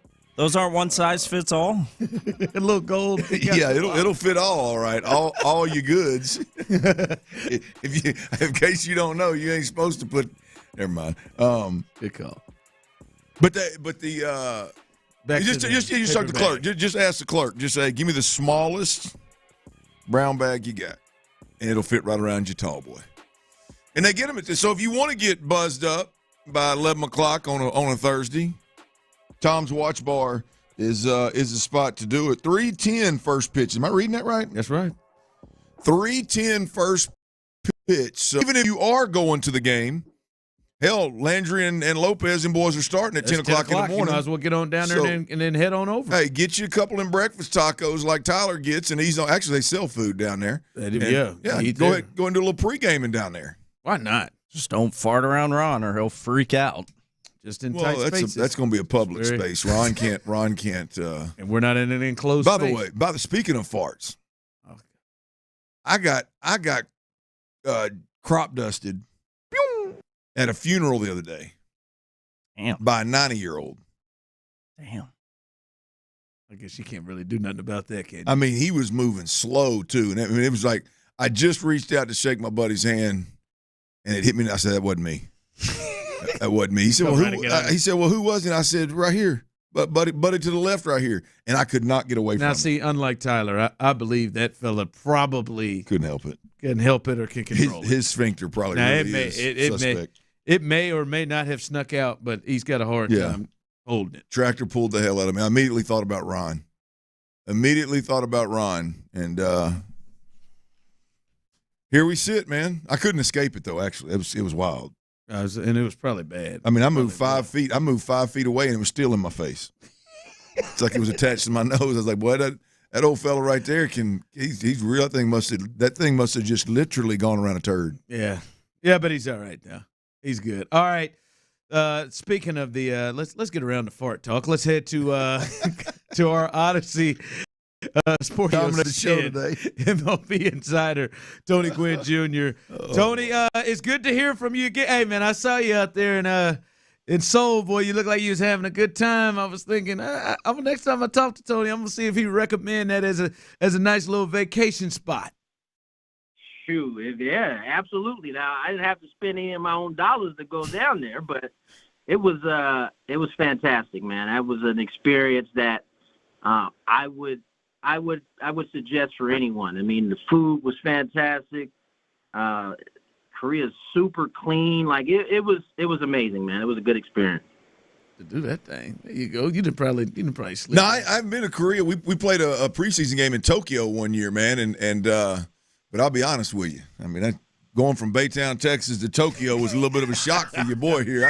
I'll be honest with you, Tony. I'd like to go in my older age when I'm a little bit more well traveled, boy. Back then it was quite a culture shock, man. Randall Cunningham to this day, he left me in a cab, like ran the cab and made me communicate with the guy to pay him. Sat outside and laughed. Him and Jackie Harris, man. That's your job. Dirty dogs. Randall gonna put that on you. All right, let's get into this baseball season and with the Astros as this thing gets kicked off tomorrow. I think one of the big transitions for this team is obviously the Hall of Fame manager Dusty Baker is out, and the first-year manager Joe Espada, who is well respected around the league, is in. And from you know how this goes. You've been on teams and seen transitions, covering like the Padres. How big a deal is this transition from Dusty Baker, a guy that's seen it all, to Joe Espada stepping in for the first time? It'll be a little bit of adjustment. You know, in terms of Espada, I'm sure he is as prepared as he possibly can be. But I had the chance to play for 2 first-year managers, and you could see how the game gets really fast in decision-making times, and it takes a little bit of time for, I think, first-year managers, no matter how, ready they are, to kind of get their feet under them. And I would expect that it's going to be the same thing for Joe, but he'll be as good as his staff in terms of being able to be on top of some of the little things that he might miss early. But I'd say by about 2 months in, 2.5 months in, he'll have it under control in terms of those things. Now, listen, the manager is only as good as his roster. This is still a really talented roster that they have. So that is one of the things he has working for him. Real quick, Tony, where were the areas that you had experience in seeing first-year managers it take a while for them to get to where you said it was going fast for them? See, the difference now is there's DH, so that's going to ease it, right? In the National League for a long time, and, that's where I cut my teeth at. You had to worry about double switches along with the bullpen. Is a spot for a pinch hitter, when you want to use them. So a lot of the stuff is kind of taken off the board, but understanding who are the guys he's going to depend on coming out of the bullpen is going to be probably the biggest, I'd say, adjustment for Joe, right? Because he's going to have in mind coming out of spring who he wants to use. And most of the time, it doesn't stay that way. And so you got to be able to adjust on the fly and find those reliable guys, find the guys who you're going to depend on in tough situations. And that may take some time just on its own, regardless of whether you have a new manager.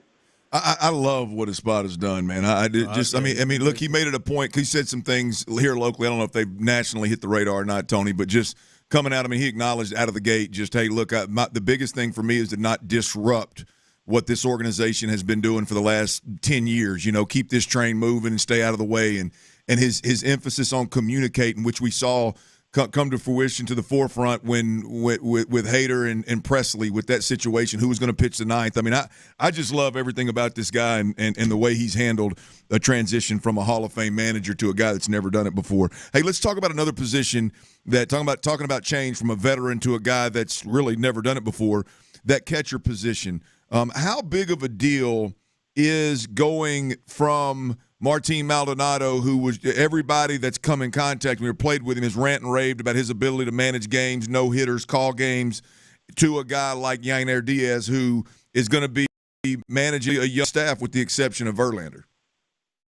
Yeah, that's probably plays to Diaz's benefit, that he's got a bunch of young guys who in some ways are still being molded, right? Like, he's going to be able to kind of give his take on some of it, and it'll be respected because, there are a lot of them around the same age. Now, Maldi is going to be tough. I think for all of the kind of grinding your teeth about him when he was there offensively, I think you guys are going to figure out how valuable he was in terms of handling a pitching staff. When things get tight, he knew exactly what fingers to put down with guys, and that's going to be a learning process for Diaz. He obviously is a step up offensively, but that pitching staff in particular, they need a catcher that can. And that's another thing about Maldi. When there was a disagreement and I watched that guy go out to the mound, a lot of times it seemed like at the end of it,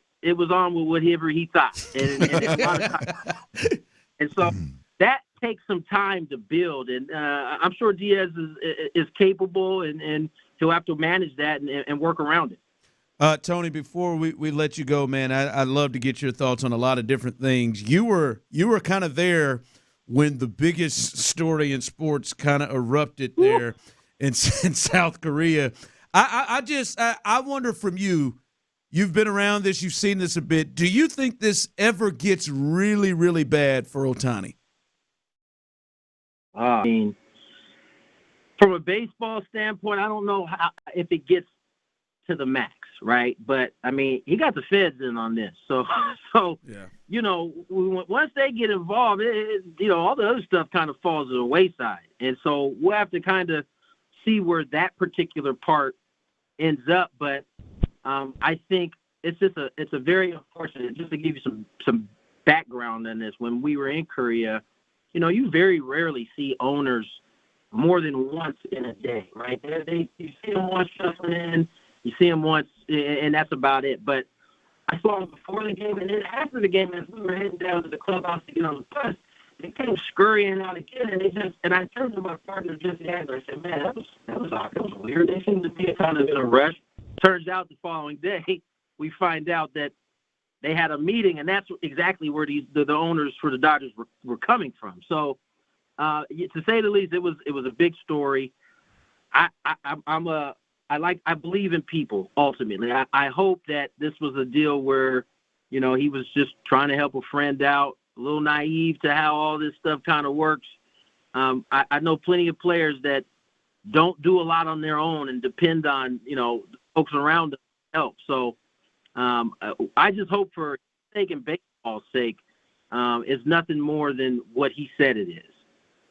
All right, Tony, we look forward to talking to you all season. Hey, T, I got about a $1.5 million debt to the old man. Let me get your routing number so I can get so I can wire my little something, huh? Yeah, you and that bookie might be in trouble because I ain't got it. I'm telling you, Tony, boy, the way I ain't got it. Hey, man, the way that story flipped on us, all of a sudden, man, my man just out here. Now he done stole $4.5 million from you, and he walking around here and ain't in nobody's jail. I just don't even understand that part of it. That part just confused me, Tony. We're not talking about $4, $4.5, and he's walking free. Let me tell you, he the first story to me was the most believable, yep. Right? His partner basically was like, hey, I got into some big debt. I need your help. He did him a solid, but then, when the lawyers get involved, they're like, hold up, you still got you're not covered on this back end over here. We're going to have to change this up. I hope that's not the case, but you're right. The flipping of the story is quite curious. Yeah. All right, Tony, we look forward to talking to you this baseball season, man, and enjoy opening day coming up. All right, you guys take care. All right, that's our Odyssey Sports Radio 610 MLB insider, Tony Gwynn Jr. Boy, it sounded like Tony was trying to get all that tea down there, don't it? It sounded like Tony was, because I sure as hell would have been. I'd have been sliding. I'd have been all the. They come around. There go that dude again in that red shirt, just hanging around. All right, coming up, some news occurred with the Astros and the Texans, guys that maybe they could have gotten but didn't get. We'll discuss those and let you know where some of those players have gone. All of that coming up next as we continue live right here.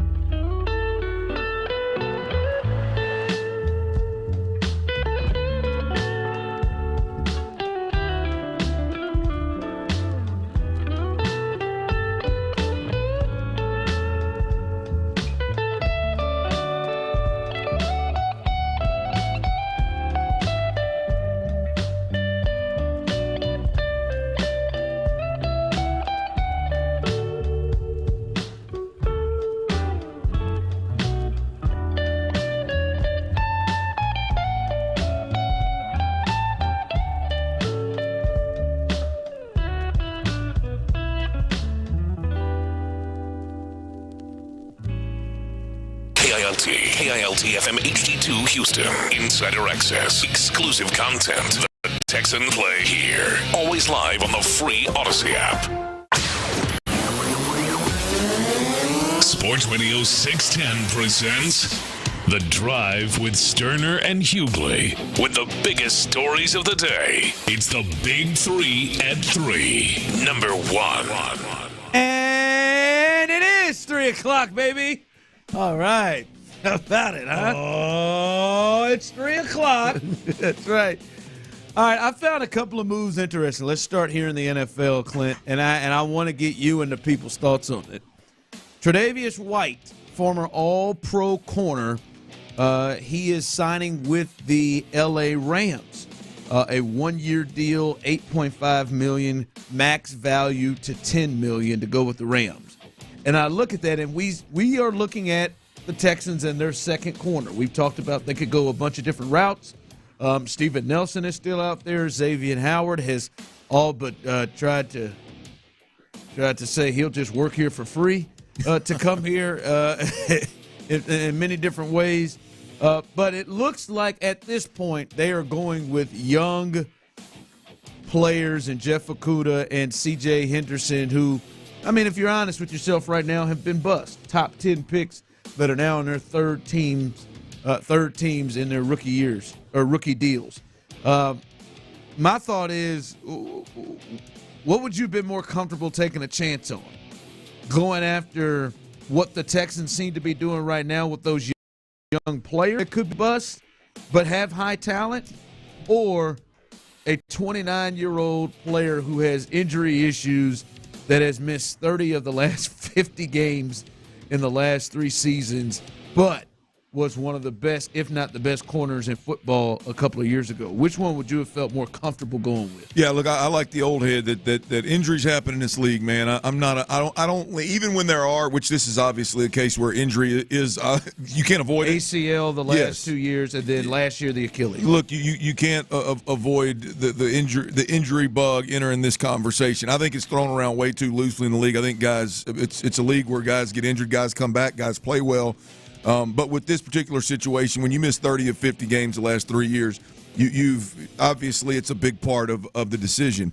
I personally would take the risk with it. Now, assuming it all checks out with my doctors and everything has been rehabbed the right way and it's been strengthened and we feel like the kid has a really good chance of playing for us, then I prefer the guy that we've seen play at an extremely high level, not just a guy that's talented that should have played at a high level and never has.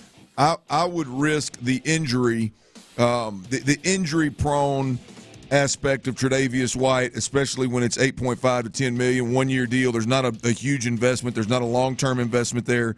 Definitely doable with the money. Yeah. 1 year and a lot of commitment. You know, and he's a guy that you back up with a C.J. Henderson or a Jeff Okudah, and then you know if something were to happen to him, boom, you've got an answer. So I would have preferred the older, injury-prone player that has at one point in time been an all-pro cornerback in this league. I would have rolled the dice on somebody like that. Yeah, I think I would generally go that route. Like there's like a Stephon Gilmore who is out there right now. Yep. I would definitely feel more comfortable doing that. But the only thing that scares me in particular with Tre'Davious White with this team is Stingley has an injury issue. Sure. You know what I mean? Like has had a history of injuries. Not that he has an injury issue right now, but you're now bringing two guys that, I mean, I bet you Derek Stingley's got a similar deal in his last 50 games. When you look at NFL and college, he's probably missed a similar percentage of games. That's a good point. That he has. And to pair those guys, because it would make me nervous. Now, that's why I said Stephon Gilmore, that's a guy that hasn't had a lot of injury situation, and his age wouldn't scare me as much. The age doesn't scare me as much. I do think if Tre'Davious White is going to be on the field and be healthy, I still think even one-year deal at 29 years old this year, I definitely think he can absolutely give you what Steve Nelson gave you, if not better. It's just to have two corners that have quite the injury history that these two, that would probably back me off and scare me a little bit more, just in particular with that player. Injuries are always interesting to me, Ron, because, and speaking from the seats that we're in, it's hard because, like, if you tell me that this guy is injury prone, that's one thing. But if you tell me the guy's injury prone and it's just been some bad luck, that's another thing. Yeah. If you tell me this guy's injury prone, doesn't take care of his body, stays out all night, half the time drinking, doesn't eat the right foods, half the time he misses his workouts. In the off season, we have no idea where the hell he's at. Supposedly he's training with his own private guy wherever he's from, and then he shows up. Now, that guy that gets injured, I don't want no piece of that guy because there's no help in that guy. There's clearly like he's adding to his issues of getting hurt all the time. A guy that takes care of himself, is a gym rat, is eating the right stuff, getting his sleep, and he's just happened to have a couple of injuries back to back early in the season that have cost him 20 games in 2 years.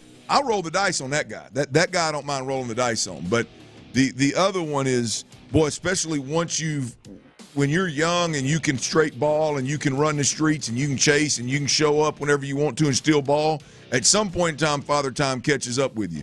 And when it does, and one injury happens and you got a lot of downtime and you're still in that scene and you're still not taking care of your body, it's hard to rehab that.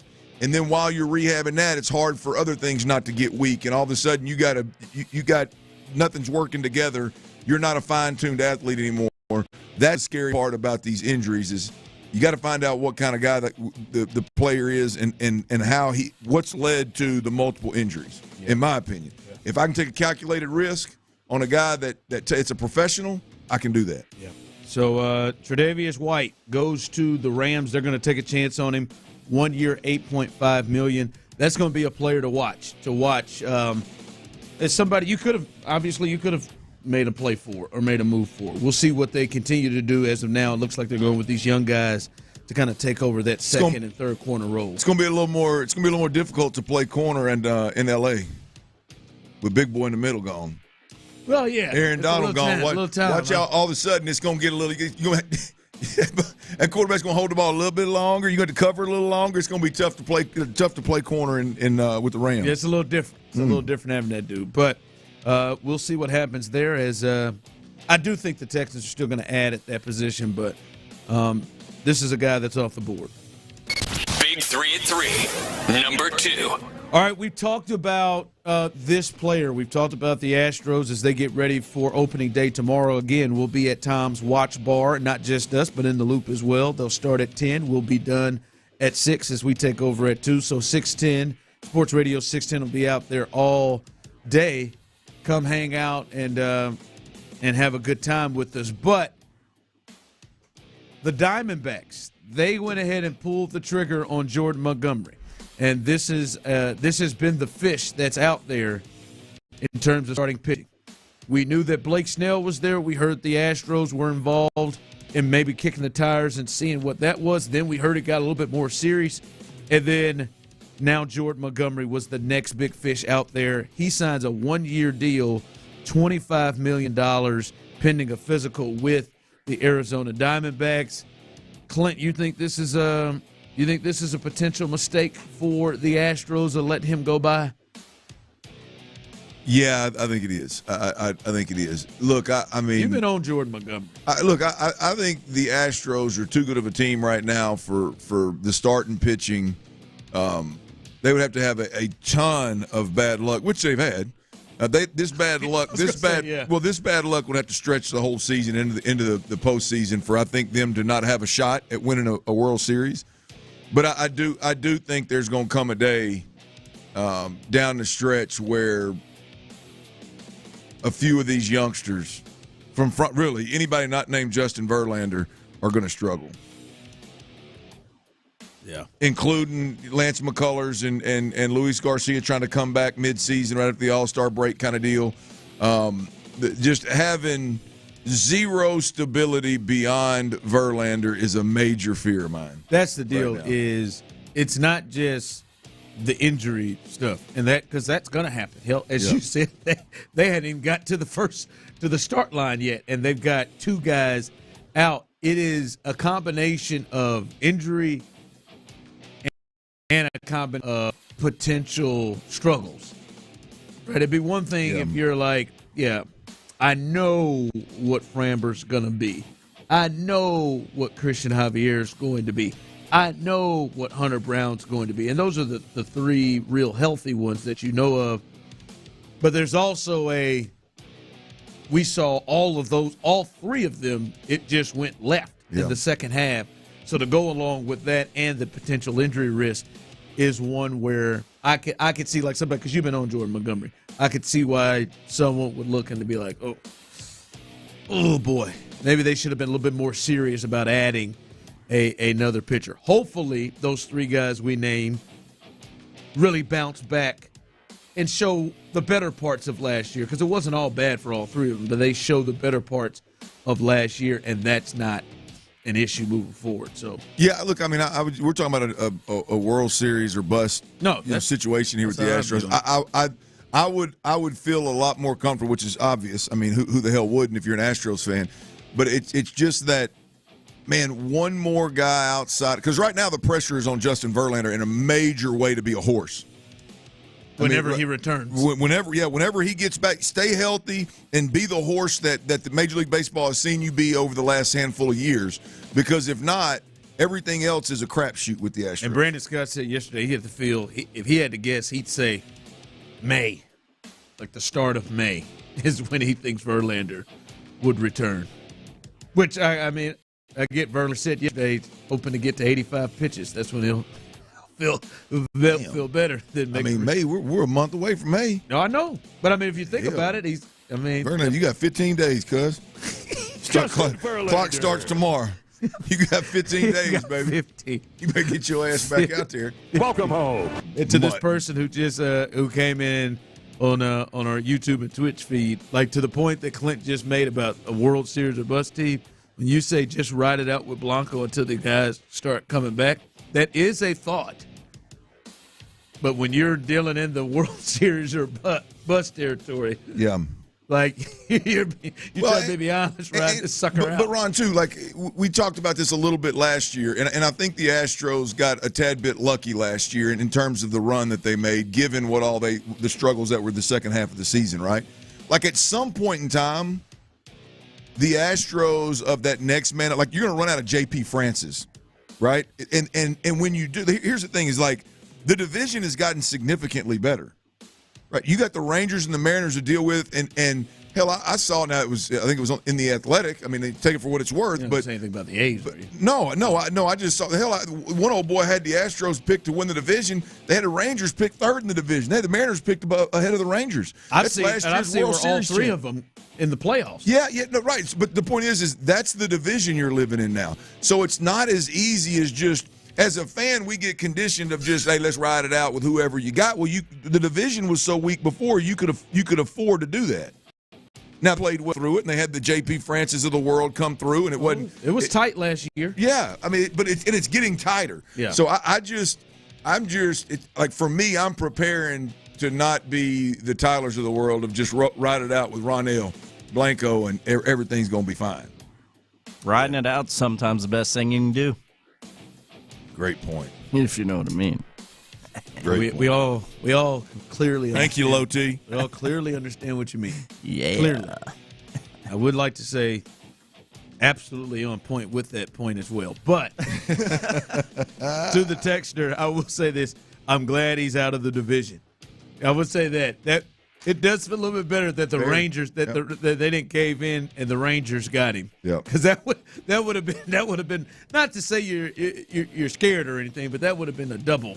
Damn, slid himself to the Rangers and they pick him up too. So double damn. Yeah, double damn. Now he's in the National League. What are y'all doubling down on? We all go casino? I don't know. I was glad. I looked up at the TV. I looked up at the TV and I thought we were going to lose Clint because Jim Harbaugh was up there. Oh, I've had all I want to hear from Jim Harbaugh. I know you have.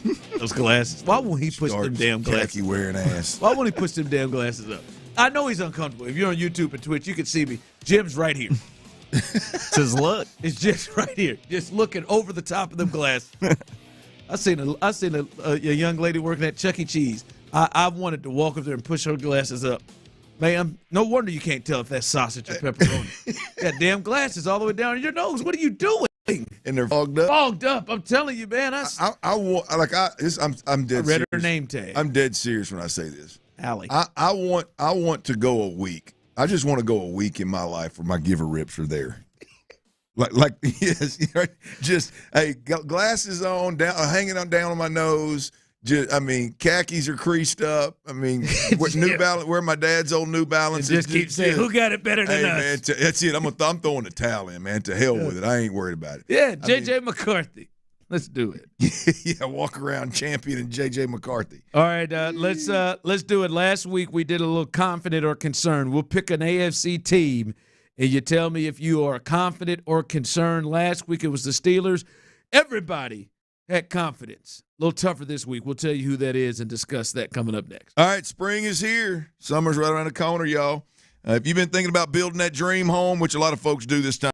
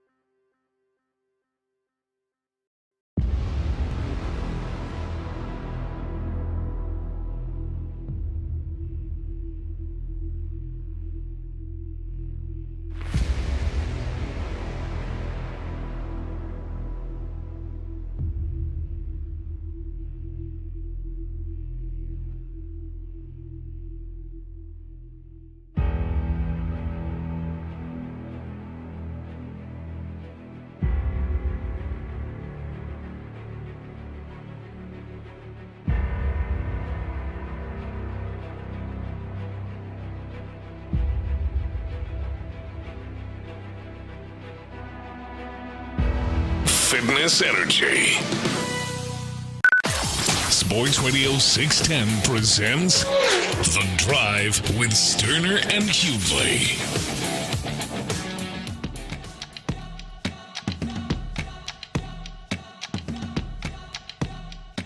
All right, as the football season nears, the Texans, they're in a new, thank God Almighty, they're in a new space, a new level, a new expectation, and now they're being arrow's pointed up. Thank you, Cal. They're being compared to other teams, to better teams, to teams that are higher within the landscape of the National Football League. And we do a little confident or concerned. I want to get your thoughts, confident or concerned. Last week at the Steelers, felt pretty good about it. All right, here we go. Be thinking this one through. 713-564-10. Those of you on YouTube and Twitch, give me a little confident or concerned. And be honest about it. Damn it. Be honest about it.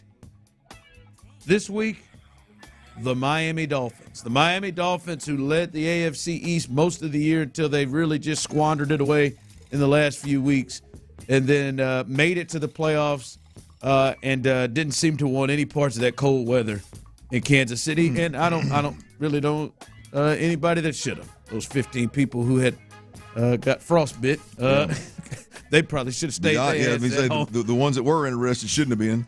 A little too interested. But here's some a little notes. Their offseason thus far.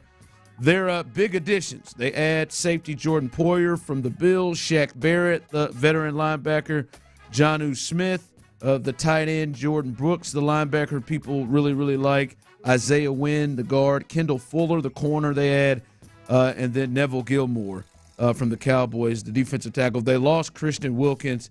That's a big one. They lost Robert Hunt. That's a big one. Both of those guys got big contracts in free agency. They've also moved on from cornerback Xavier Howard and Jerome Baker at linebacker. But they do return Tua, and all of those guys they brought in with Tyreek Hill, with Jalen Waddle. And also, a little side note, fellas, they have a contract offer out on the table for Odell Beckham Jr. He just has to make a decision on that. So this is a team that I think last year most, and maybe by the end of the year, maybe that flipped, but most people had ahead of a Texans team. When you look at what the Texans are right now, you look at the Dolphins, are you confident or concerned? 713-572-4610. Those of you on YouTube and Twitch, you can do the same. Are you confident or concerned with the Miami Dolphins, Clint?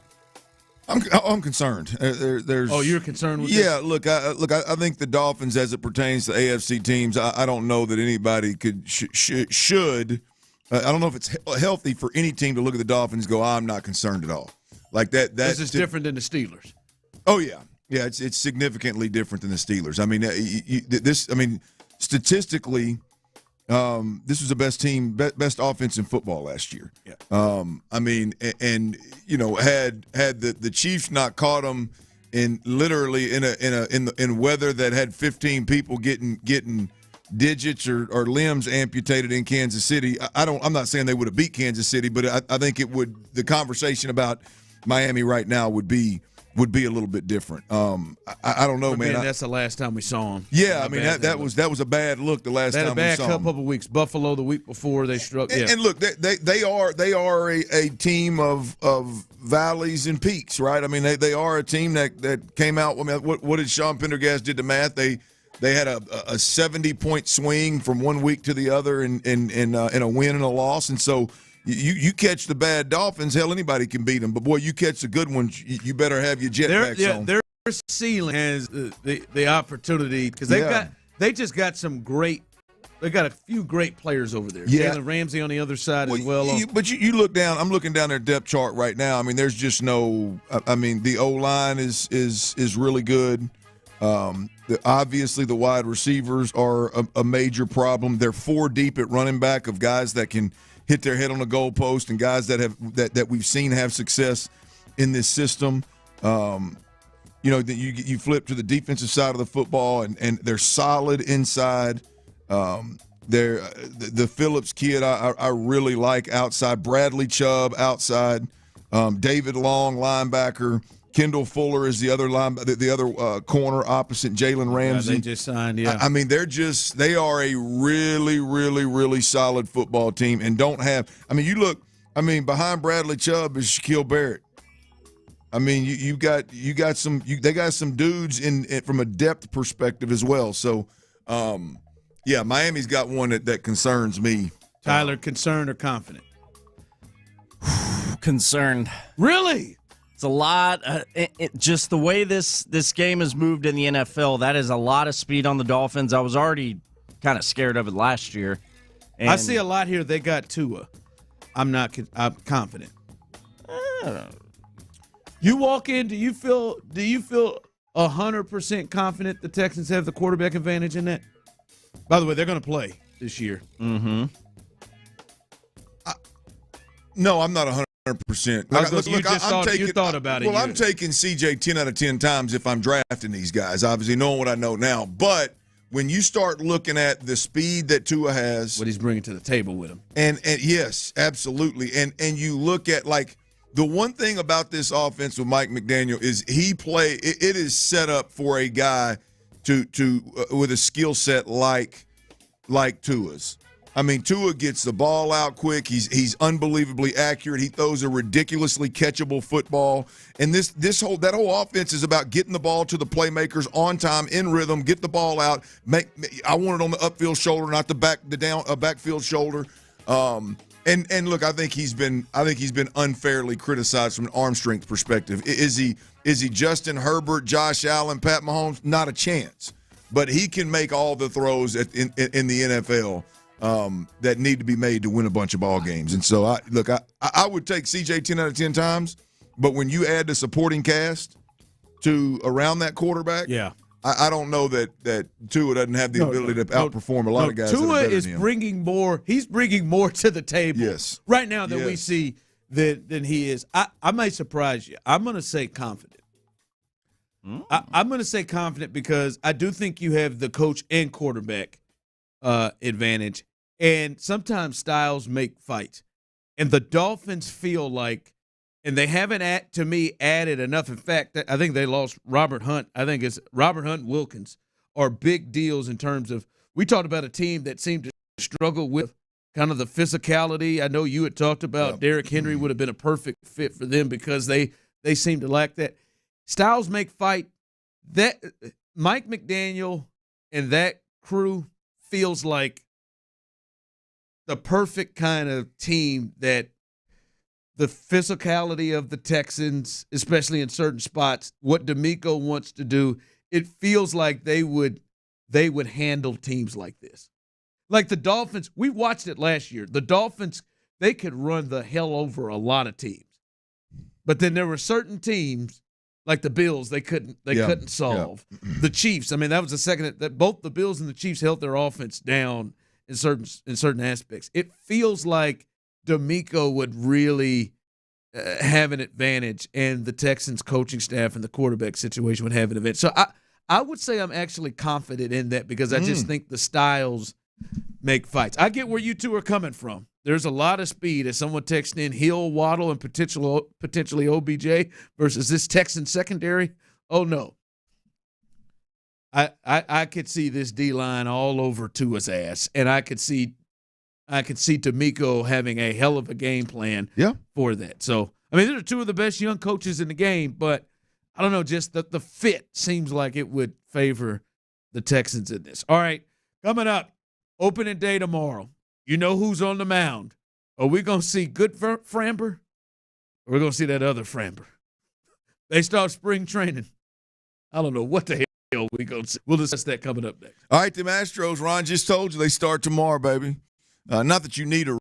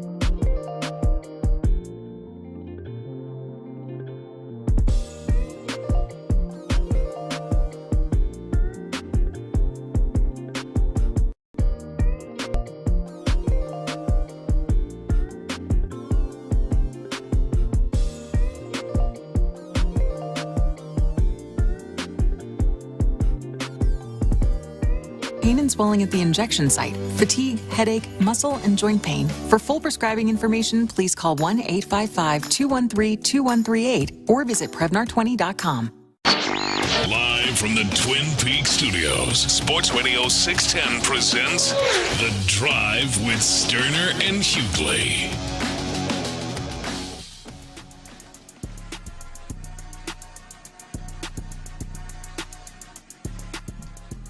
All right, welcome back in to The Drive.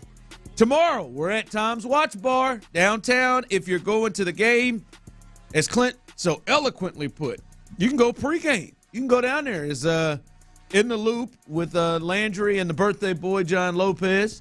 They'll be there at 10 o'clock, so you can get down there. Apparently, John Lopez is going to get himself going by 11. So you can go out there and get yourself going as well. But go hang out, have some drinks out there. And remember, in the loops there, we are also there. We'll take over at 2 o'clock and be there till 6. And if you don't have tickets to get to the game on opening day in Minute Maid, you can come hang out with us. Hang out with us. Come watch the game. I'm telling you, there are TVs everywhere. I expect the atmosphere to be really, really, really enjoyable, and you'll have a good time and add to it. Great food, I promise you, great drinks. The staff, the people there are great. Over right next to the House of Blues. Come on downtown and hang out with Sports Radio 610, baby. Yes, good time. I second everything Ron said. Tremendous place, great drinks, great menu. I mean, look, you can have lunch with Lopez and Landry, and then you can just chill with us for a couple of minutes before you ease on to the game. Or if those of you that don't have tickets to the game and you just prefer to sit in a plush-ass sports bar. Hell yeah. Watch bar, if you will, and enjoy the game with the drive. Hell, you're more than welcome. We'd love to have you. Have a good time. So come on out with us. By the way, we'll be out there watching, and we'll be there for first pitch. And I'm throwing it out to everybody. Which I think we're going to see tomorrow. I think we're going to see good Framber. Think we're going to see good Framber, or we're going to see that guy we last saw. Real quick, before you answer this, because Tyler, you're ready. Clint, just want to let you all know, and the people, it's spring training now. 3 starts. Our guy Framber went 9 1/3 innings, 15 hits, 8 earned runs, 2 homers, 3 walks, and 14 Ks. His last performance was 4 innings and 4 earned runs. Yikes. I don't believe we get a quality start. You don't think so? I mean, this is Mr. Quality Start himself. You think he goes 5? Or you think it's not a quality start because he doesn't? Or, I mean, 6? You think he goes 6, or you think he's just not going to be able to? This. Yeah, it wouldn't surprise me if he got to 6. I mean, longevity, lasting is not a problem with Framber. He's got stamina. I mean, he can fight through some things. But I think he probably gets to 6. But I think I don't. I take that back. I don't think they're going to let him get to 6 first right out of the box. Yeah, it feels like. So I think he gives up more than 3, and I don't think he gets to 6. So you don't think we come back from this with tomorrow? Come back after the game or during the game, during the start, and Friday thinking, Framber, really made us feel a lot better about. Because I don't care what any of you all say. There has got to be a tinge of nervousness, at the very least, with Framber. Understanding that Verlander is out right now, understanding that Urquidy is out right now, you need him to perform. Urquidy. And you need him to you got to, especially early right now, of all people, you got to depend on him to give you the kind of starts to give you a chance. And his last 3 spring training starts, if you look them up, they mirror his last 3 postseason starts, like the last 3 games we've seen. And maybe some of you tell yourself he's been working on things, and I could get that to a certain extent. But you can't tell me you're an Astros fan and you've been watching him the last second half of the season and on, and there's not a tinge of concern or nervousness on what you're going to get from him. Someone said, plot twist, Framber throws a no-hitter. That'd be nice, and it wouldn't surprise me. Wouldn't surprise me one bit. Framber went 9. Would it would or wouldn't? It would. Oh, well, yeah, good point. First game out, first round out of the box. But that'd be a hell of a move if Joe Espada said, he's got a no-hitter. We're going to keep him in there. Yeah, look, I mean, as good as Framber has been in an Astros uniform at times, I mean, there's no reason to believe right now that what we've seen of late, that he's going to go out there and be the more dominant Framber that we saw, at the beginning of 2023 and for a good chunk of 2022. So right now, if you're asking me the question, you put me on the spot, I'm telling you, I've not seen anything to put me in a spot where all of a sudden Framber's going to turn this thing around out of the gate, opening day against the Yankees. Hell, there's nothing in spring training that has done that. Our guy Bubba said he's terrified of the entire starting rotation. Our other guy Ronald said, when did Clint become such a pessimist? I just don't, as you said, I just don't understand, like, how you could look, and maybe you're one of them. I just don't understand how you could look at Framber Valdez and what you've seen from him and just be like, yeah, man, this is how you felt the start of last year. I could see that from the start of last year. His postseason a year before, he's a top 5 Cy Young finisher, led the AL in innings, had those 25 quality starts. Yeah. Look. Coming off of last year and then spring training, whew. Look, I think the Astros win. I think the Astros win. I believe that the lineup's going to rake. I believe that the bullpen, once we get to 7, is going to be exactly what we think is, and I believe they win the game. I just don't have any belief in Framber Valdez that it's not going to be him struggling, stalking the mound, and obviously being frustrated, and so I mean, call it a pessimist, call it whatever you want. I don't know what you've seen to just first rattle out of the box and be like, oh hell yeah, man, I got faith in him. Yeah, I'm thinking middle of the road. We're going to see some moments where he struggles, probably in the first inning, and then some moments which should be par for the course, which is exactly what I'm talking about. Yes, and then maybe see some where I don't think he completely blows up, and we're looking here and he's giving up 7 runs in an inning and a third. But I do think it'll be some more of, boy, he's not. I don't think you're going to walk out of there and be like, there's the ace. I hope so. I hope we look up there and we're sitting at Tom's watch board and say, boy, Framber done moved through 4 innings, and I mean, he ain't gave up nothing to this Yankees lineup. Not a bad lineup either to be facing as well. So hopefully we do see good Framber tomorrow. But come hang out with us. We'll see what we get. Come hang out with us tomorrow at Tom's Watch Bar next to House of Blues. We'll be there from 10 to 6, all of Sports Radio 610. Another story that's coming out, Clint, right now up the highway. I'm not surprised by this, but when you say it out loud, it is a bit surprising. The Cowboys and quarterback Dak Prescott have a mutual understanding of his contract situation, and they will hold off on contract extensions. And basically, Dak will allow to be a straight up free agent next year up to this point. I mean, if I just say it out loud, Clint, Dak Prescott is, what have they won, 12 games the past 3 seasons? Yeah. Dak Prescott finished second in the MVP voting. There it was. Last year behind Lamar Jackson. Yeah, man. He's been there 8 years. I know before the year we were talking about C.J. Stroud. I know you were like, I would straight up press the button if you told me C.J. Stroud was going to be Dak Prescott. But I just bring that up, meaning like it's not like he's been sorry his career. He's been at least a top half quarterback, if not more. And last year, finished second in MVP race, and they're gonna let that dude go and be a free agent. Yeah, look, I don't have a problem with Jerry's. It's not surprising, but I mean, it's just when you say it out loud. Damn. Yeah, look, I mean, it's for whatever reason we're conditioned in the league to believe that because a guy puts up big numbers and plays well in the regular season, it's a guy that you ought to set the quarterback market with and pay more money than anybody's making in the league. And the reality is Dak Prescott's going into his 9th year, and he's got 2 playoff wins. And this is my biggest problem with paying guys early and paying guys before they show you one significant run in the playoffs, or they're consistently in the playoffs with a real legit chance. Well, he's at least that part. What's that? In the playoffs. Yeah, well, they're in the playoffs. They just ain't doing nothing when they get there. I mean, I think I heard earlier since his rookie year, he's won 1 playoff game. So I mean, there's 2 and 5 in the playoffs for Dak Prescott. They are absolutely killer in the regular season. Now, at some point in time, after you've been he'll be 9 years with the Dallas Cowboys. At some point in time, you got to point back to the most important position on the entire team. And I'll argue it's the most important position in the entire organization, and say that guy just isn't moving the needle of the team around him to allow these guys to play better in the playoffs when it matters the most, to be a championship caliber team, and you got to find the guy that does that. And I know some people say, "Oh, well, Jerry's the one that sets the." I get it. I understand. Jerry ain't going nowhere. You can't fire Jerry.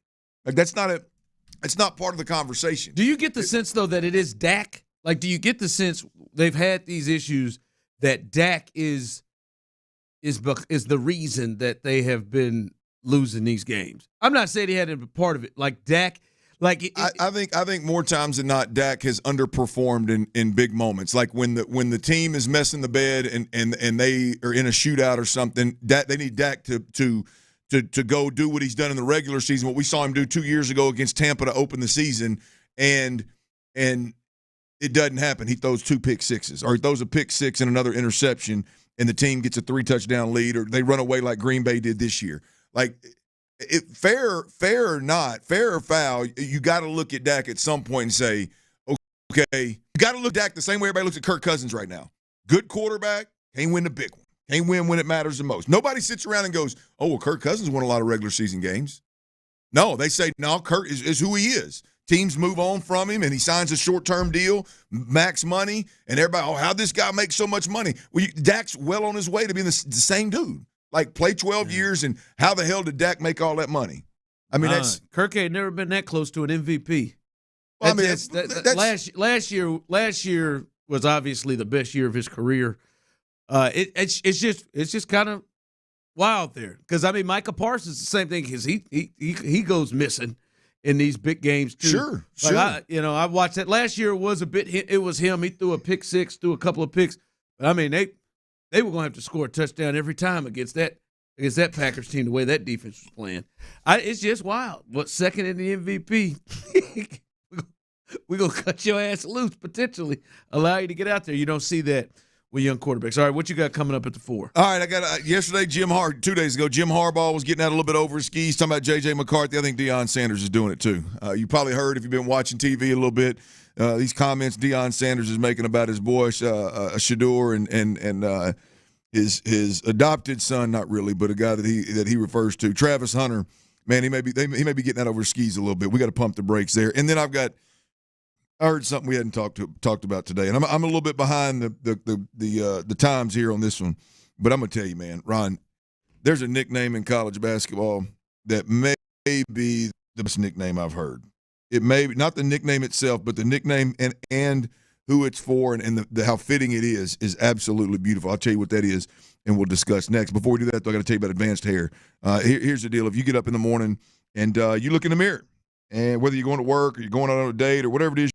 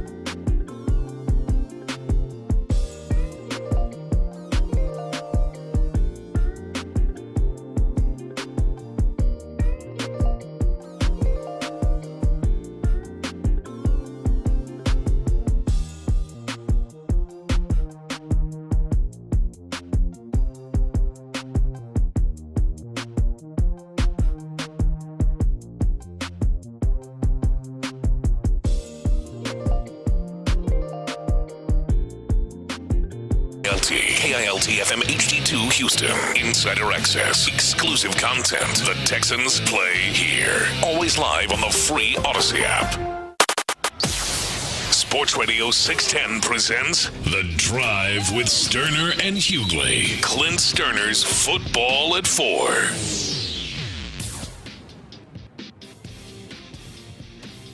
Dion Sanders. Hold on. I need to take this. Me and Tyler need to start this off real quick. Yesterday, in your absence, we put our heads together. Okay. And I feel like you've been placed into a box. And I think with the title of the segment, you've been put into a box. Okay. I think we need to take the football portion out of it. And the people came up with a bunch of different names for the segment.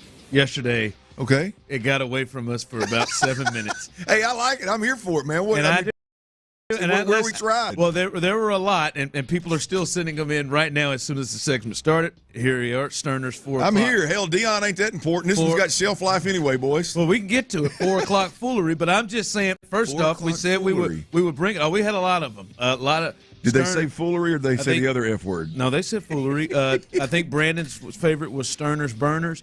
What we said was, listen, I feel like I see you in prep sometimes. I feel like you feel forced to have to put football in sometimes because it is called Clint Stoerner's Football at 4. Yep. And you don't want to. Sometimes you do, sometimes you don't. Sometimes we feel like you're being put in a box, and you shouldn't be. And I think we should take the football part of it out. Do you remember some of I remember Brandon liked Stoerner's Burners. Yeah, I remember the boss tried to push it to 4:30 to make it Dirty's 30. Yeah, I don't know, but Stern's stance at 4. I mean, we've had a lot roll. I don't like stance. I'm gonna say, what'd you say? We had about 150, 200 roll. That many entries, huh? Yeah. Well, yeah, it really continued through the final 2 hours of the show. It was really hard at this point, and then people continued to send them in throughout the show. Stoerner's top 4 at 4. Yeah. But then again, with that one, we'd be putting you in a box again that you'd have to come up with 4. So I don't know about that one. Stern talk at 4. What's thrown out there? Stern talk a lot. Clint's on Corner. Someone texted in. That was. I recommended Stoerner's Whores at 4. Yeah, and we're not doing that again. Not. Why? Doing. Hey, I'm married with daughters, bro. Whore. You mind? Well, you obviously we would never call any but whenever we start getting segments. I'd prefer not to talk to mine. Or if we try to get segments sponsored, here, guys, we got one for you. Listen, we want you to come and sponsor this hour, and we'd like for you to jump in and sponsor. I mean, there's some Stoerner's novelty stores. Whores at 4. There's some 24-hour novelty stores out there. We'll jump right on it then. Stoerner's Whores at 4. Listen. I want you to get into Dion, but we were thinking. It don't have to be. Red Hot Takes. That was a good one. Yeah, Red Hots. Yeah, Red Hots, like the candy. And the red. Yeah, no, I mean, look, I'm here for it, boys. I'm here for it, man. I'd like to have a blank canvas. Paint that sucker however you want. Yeah, man. No handcuffs, man. No parameters. This last person, you're nasty as hell. What is it? I'm not saying it. I'll say it. What is it? No, I don't want you to say it either. Okay? Oh, yeah, that's not even good though. I mean, it's not bad. I mean, it's just a little too nasty. A little too nasty. All right, I mean, we got to be able to throw their dirty sound. Like there's something about dirty in there that. Yeah, dirty whores at 4. Someone texted in and said 4 o'clock. 4, I don't know why you have to continue to add whores to it. 4 o'clock foolery is the best. Many people have heard. There was many more with your last name, your first name. I think we should really kind of continue to roll through. I should have written more of these down. Well, I mean, look, know this. I'm wide open. The Baytown rundown. I remember that from yesterday. I'm wide open, man. I'm open to change. Change is good, man. Change is good. Football part, so you have a blank canvas. Okay. And if you want to talk football, you talk it. If you don't, if you want, as we said yesterday, you want to talk about housing things. You want to talk about little green thumb. Yeah. Clint's Coors Corner, sponsored by Coors. Hey, that's too many C's. Dirty bullets. I can't get it. Coming up next, Clint's Coors, corner. Say that 3 times real fast. Oh, man. Yeah, no, I'm good. I'm here for it, boys. I'm here for a little change, man. A little change. It's good. Yeah. Don't put you in a box here. But anyway, you want to talk about Dion. Look, I just Dirty Reds reviews. Go ahead. There you go. C-Store at 4. C-Store at 4. Saw that one. Yeah. Come on, man. Come on through, man. We got all kind of deals. Got hot deals. It's red tag deals being made over here. Red tag. Red tag. Dirty red tag deals at 4. What I'd suggested was let's just say exactly what it is that happens no matter how long it is. I don't get coming up. Clint talks about whatever he wants to at 4. Like that be the title of it. Clint talks about whatever he wants to The talk new about name at for 4. 4 and Dion at 4. Yeah. Next. Clint talks about whatever he wants to talk about at 4. And then that be the long title That's of it. the long and the title rundown of it. Or someone says Dirty Deeds at 4. All right. Go ahead. Just give me a little time to think about that one. I'll be on that one. I knew you. Yeah, Prime. I mean, look, I like Prime. I'm on board with the majority of what Prime's done as a head coach and what he's doing as a head coach, and I believe in Prime. I love the message that he sends to his players and to players in general and to the youth in general. But I think Prime may be a little bit over his skis on this one. As you know, he's got 2 guys that will be draft eligible next year. He's got multiple guys that will be draft eligible next year, but he's got 2 of them. One of them, which is his son, Shedeur Sanders, is a quarterback, and Travis Hunter is a corner receiver that has been. He was the number 1 player coming out 2 years ago. Went to Jackson State with Prime, and then he transferred. He and several players transferred from Jackson State to Colorado with Prime and are there now. And here's what it's obviously draft season. Dion Sanders has written a book. He's touring. He's signing these books, and he's making all the stops through all the different media outlets. And of course, during draft season, these kind of conversations come up about your players and particularly about your son. And I think Shedeur Sanders is actually on record having some comments about where he would get drafted if he could come out this year. Yada yada yada. Well, here's Dion Sanders talking about Travis Hunter and his son Shedeur Sanders as it pertains to the draft next year. Where do you predict Shedeur and Travis going in the draft? Top 4. Ooh, that's pretty beautiful. Anywhere from 1 through 4. One of them is going to be 1. That's what I'm talking about. One of them is going to be 1. Speaking into existence. And the latter would not go behind 4. Now, all this is subjective because I know where I want them to go. Mm-hmm. And let's not forget Shallow, okay? Mm-hmm. But I know where I want them to go. So there's certain cities that ain't gonna happen.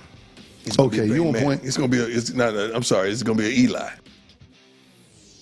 And if you remember correctly, everybody out there listening, Eli Manning was drafted by the Chargers. Number 1 pick. Number 1 overall pick. That's one to really kind of run home there. Number 1 pick. Number 1 overall pick, drafted by the Chargers.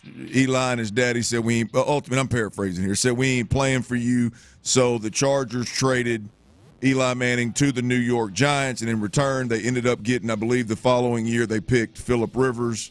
And I don't remember what the draft capital was, but the point is a player's drafted by a team, they say, no, we're not going to play here.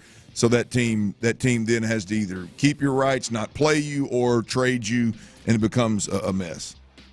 And I'm going to be honest. I think Travis Hunter is a legit top number 1 or number 2 cornerback coming out. And I only say number 2 because he's the only one I can think of off the top of my head, underclassman, that I can just recall off jump that I believe is a legit top 5 draft pick corner in the NFL.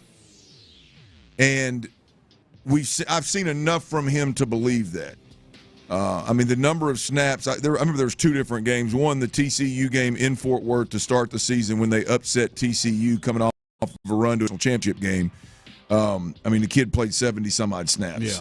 Yeah. And so, he's just everything about Travis Hunter, in my opinion, screams the best corner to come out, a top 5 pick.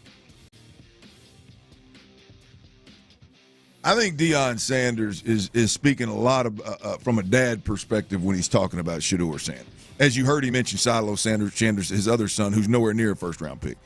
But Shedeur Sanders, while I think he's really good, he's got a long way to go before he is a number one pick that ultimately can choose where he's going to go to school.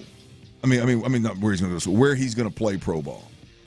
Like I think Dion needs to pump the brakes just a little bit. Like Shedeur has a lot of work to do for him to be the top-rated quarterback coming out, for him to be a top 10 NFL draft pick. I like Shedeur Sanders. I like what I've seen from him.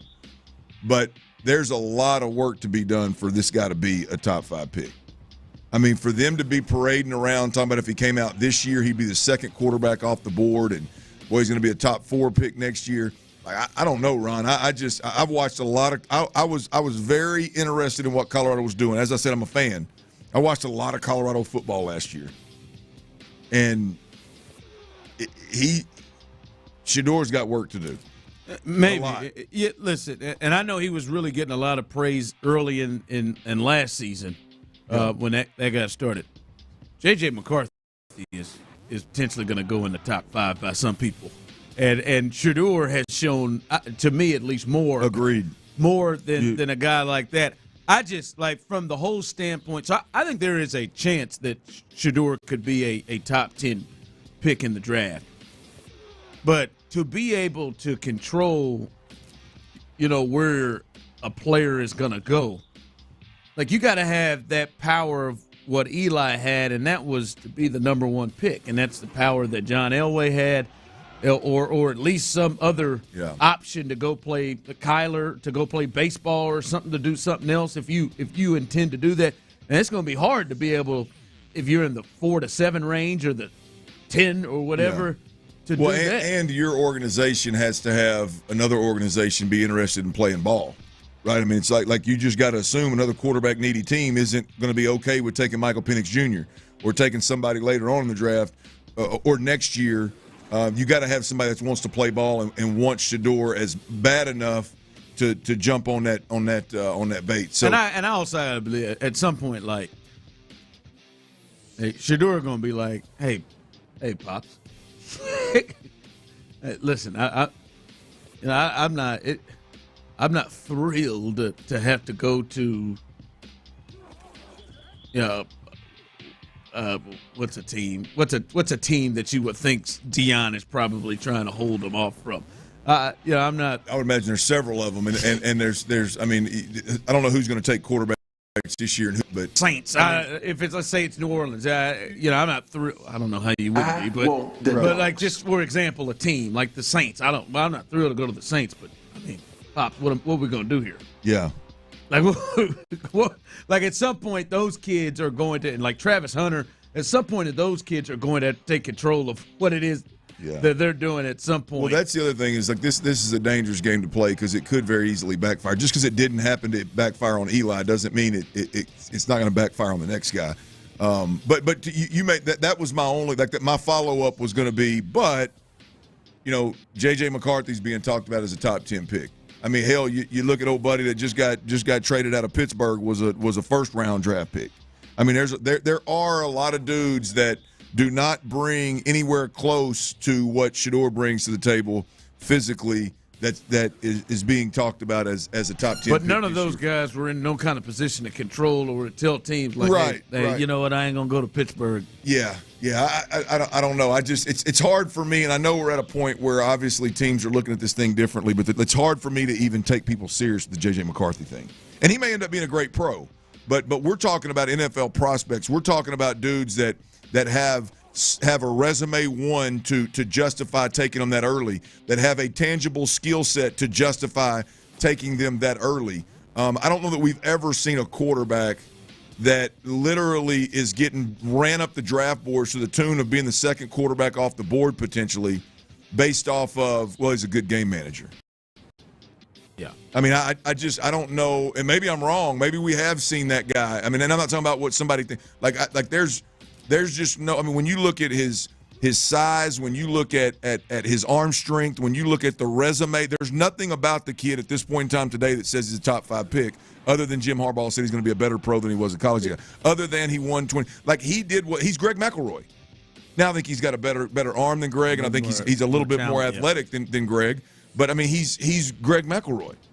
I mean, he reminds me of the Alabama years where Alabama quarterbacks were coming up and none of them were early first-round picks because they were always playing with plus players across the board. I don't know, man. This is I think Shedor's got a real chance. I like him. I've yet to watch Shedeur Sanders. And go, yep, that skill right there is number one overall. Yeah, you remember he's got that connection with Brady. Like he talks to Brady. Oh yeah, he talks to Brady. Yeah, they were talking. Yeah. I mean, that would help a lot if you're 7th round pick and if you're Brock Purdy. That may help you a little bit. Yeah, we'll see how it goes. But nonetheless, by the way, before we get out of here, have you been the nickname that I mentioned? This Avila kid that plays with Indiana State. Yeah, the Sycamores. Come on, I know him. Young, we can have the Larry. Have you seen him? We can have the Larry nerd. And all, yeah, I've seen him, and I get. Tyler, you got to take a look at him. Tyler hadn't seen him. I don't know. I don't know what you're talking about. He's got black rim goggles on, playing big boy, shoots threes. Yes. Yeah, I've seen him. And he's got several nicknames that they run on the list, and half of them you can just throw out. Kareem Abdul-Jabbar. Yeah, Cream. Cream. I mean, that is good. I mean, that is good. The white boy aspect of Cream, the tie to the cream instead of Kareem, the goggle. I mean, the whole thing, that is good, man. Lebatard had him on, just talked to him about that name. That is good, Didn't man. ask about his game, nothing else. That is good. And I haven't researched the guy yet, but it sure seems like he's really, really cool in that in those moments. Like he's owning it all. That's what the whites and used having to do. fun with it. Yeah. Yeah, Kareem. What a nickname. I like because the goggles, everything about it. All right, yeah. He had a little game. He had a little bit of game. Hey, he's got them. What are they? They in the Final Four of the NIT? Is that what they're in right now? Yeah, I don't watch the non-invited tournament, but I knew they almost made the big tournament. They were the best team in the Missouri Valley all year. Let me get this right. A guy that sits around the house and plays with himself on Selection Sunday doesn't like the NIT, like just is too good for the NIT? I don't watch the NIT, and I don't play with myself on Selection. Yes, you do. I do not. I enjoy it. You told me in the break. I do it. You told me in the break. You told me in the break when you were younger you did it during the commercials. No, I pink eye, but I did not touch myself. Rub the hell out of that eye, though. The March Madness breakdown portion that comes rubbed on later. One out in the break. The 12 o'clock later March Madness breakdown when they go by region. Now that's something else, but not the Selection Sunday. Not what you told me to break. Coming up, I've had a few people tell me something about the Astros dropping the ball or something. Discuss this. I think it's a little overboard. We'll do that coming up next. But guys out there, ladies, you need to be listening too. I know you got to.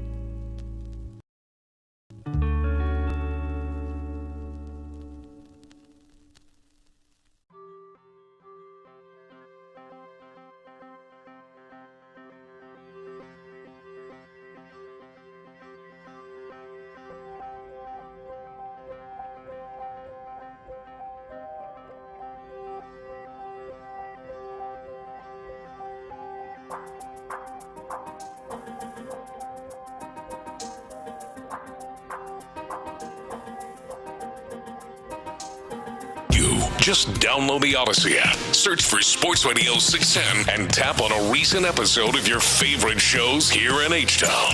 Houston's sports leader. Sports Radio 610. Sports Radio 610 presents The Drive with Stoerner and Hughley.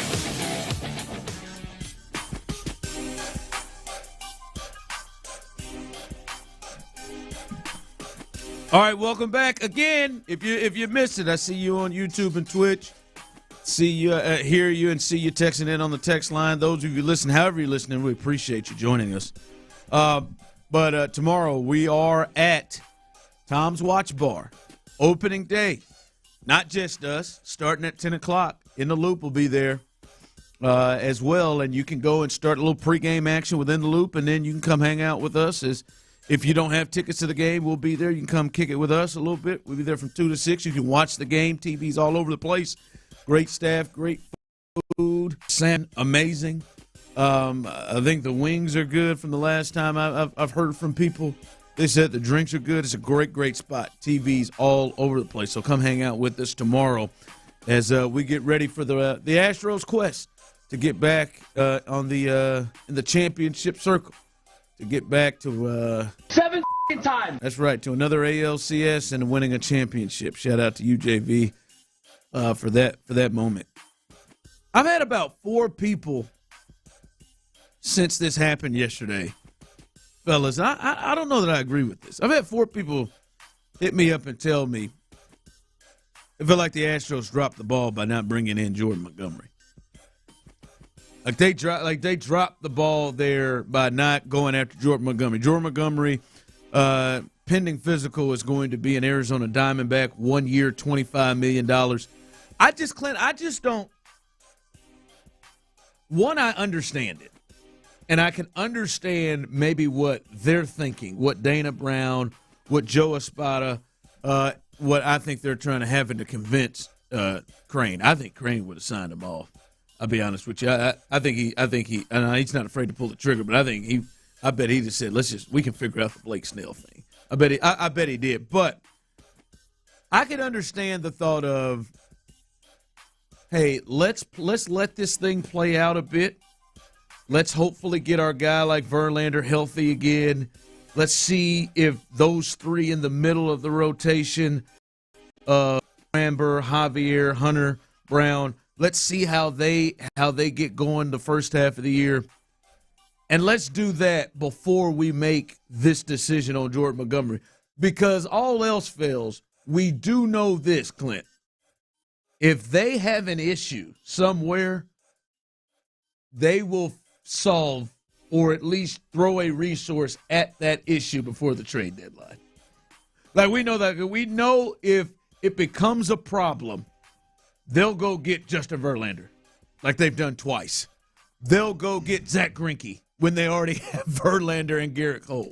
Like we know if there is an issue that they have, all else fails, they'll do it. So I can understand the thought of, hey, let's see how these guys pitch. Let's see how they go. Let's see what happens with Lance. Let's see what happens. So I can understand that. And again, we talked about this player. I got a real good feeling, Clint, that Hunter Brown is going to potentially make us say, oh, all right, they got another top of the rotation type start. I am really intrigued to see what he does year 2 with his stuff. I think they've got a couple of guys there, and he's one that's maybe at the top of the list where I think they'll be like, all right, agreed. He's going to pitch to this level where it even makes us feel more comfortable to hold on with what we have. So I don't think they dropped the ball with the Montgomery thing. I would never fault for saying, hey, we ain't going to chance it. We're going to go with this dude. I can see the thought of let's kind of see what we have first, and at the very least, we know we'll make a move if we have to at the trade deadline. Yeah, look, I think for me, it's 2 things can be true. Like I think the Astros can overcome the issues that they have. I think the Astros can get by with what they have, even if the guys continue to be inconsistent. that were inconsistent the second half of last year, Javier and Fromber. Even if the guys that are injured right now, Lance McCullers and Luis Garcia and Jose Urquidy, continue to be injury-prone guys, I think they're a good enough overall team to overcome it, win a bunch of games, make a run at a World Series. But I think at the very least it's going to be a lot more difficult than it should be, given those weaknesses or those struggles.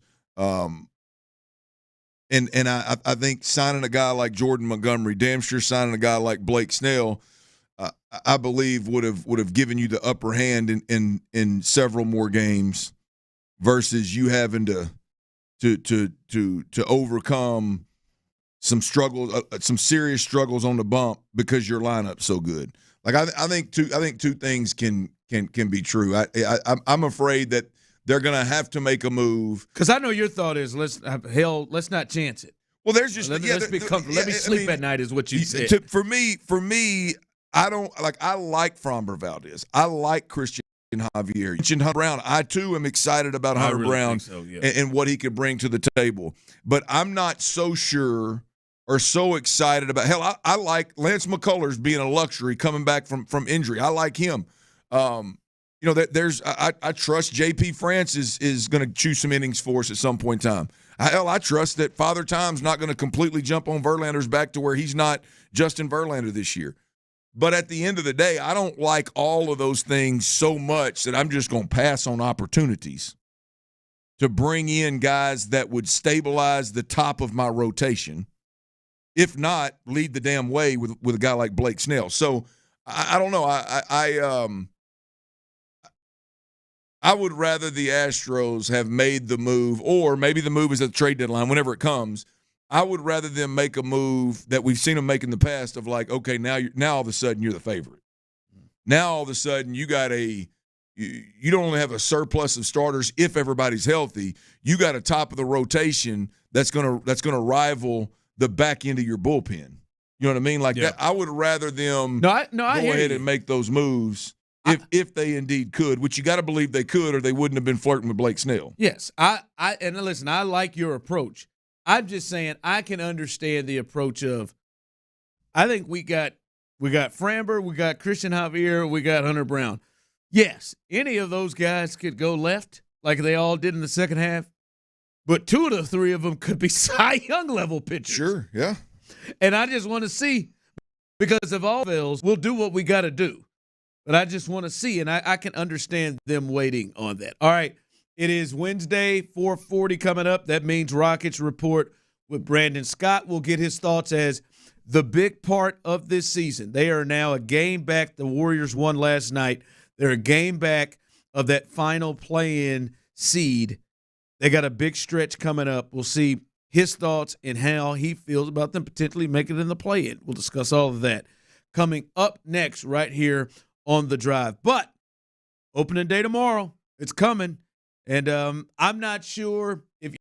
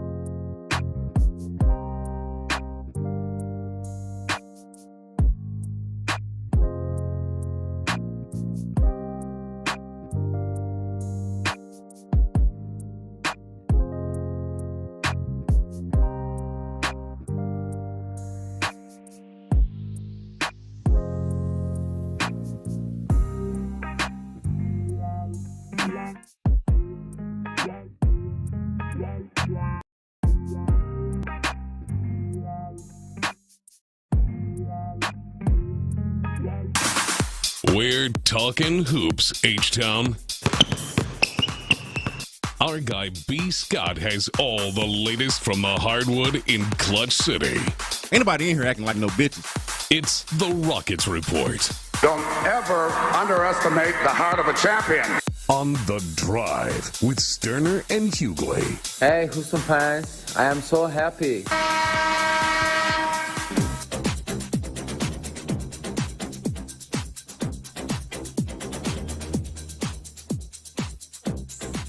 All right, welcome back. I thought we had a little open for him. Welcome back as just played. Yeah. We talked through it. Damn, we talked through that open. We did. Missed that open. We did. Damn, It's a good one though. It is. Damn, I missed it. I heard the basketball buzzer. I heard the buzzer go off. I apologize. I heard somebody ain't no bitches around here. I missed that. I must have had it low. Brandon Scott, little Rockets report action. He's in the building. Hey, they're in a big stretch now. This is it. They've kind of played some teams they were supposed to beat.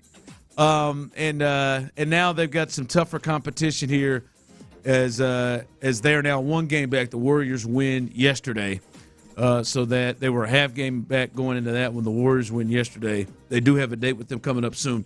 All right, a lot of the conversation has been Jalen Green. Yeah.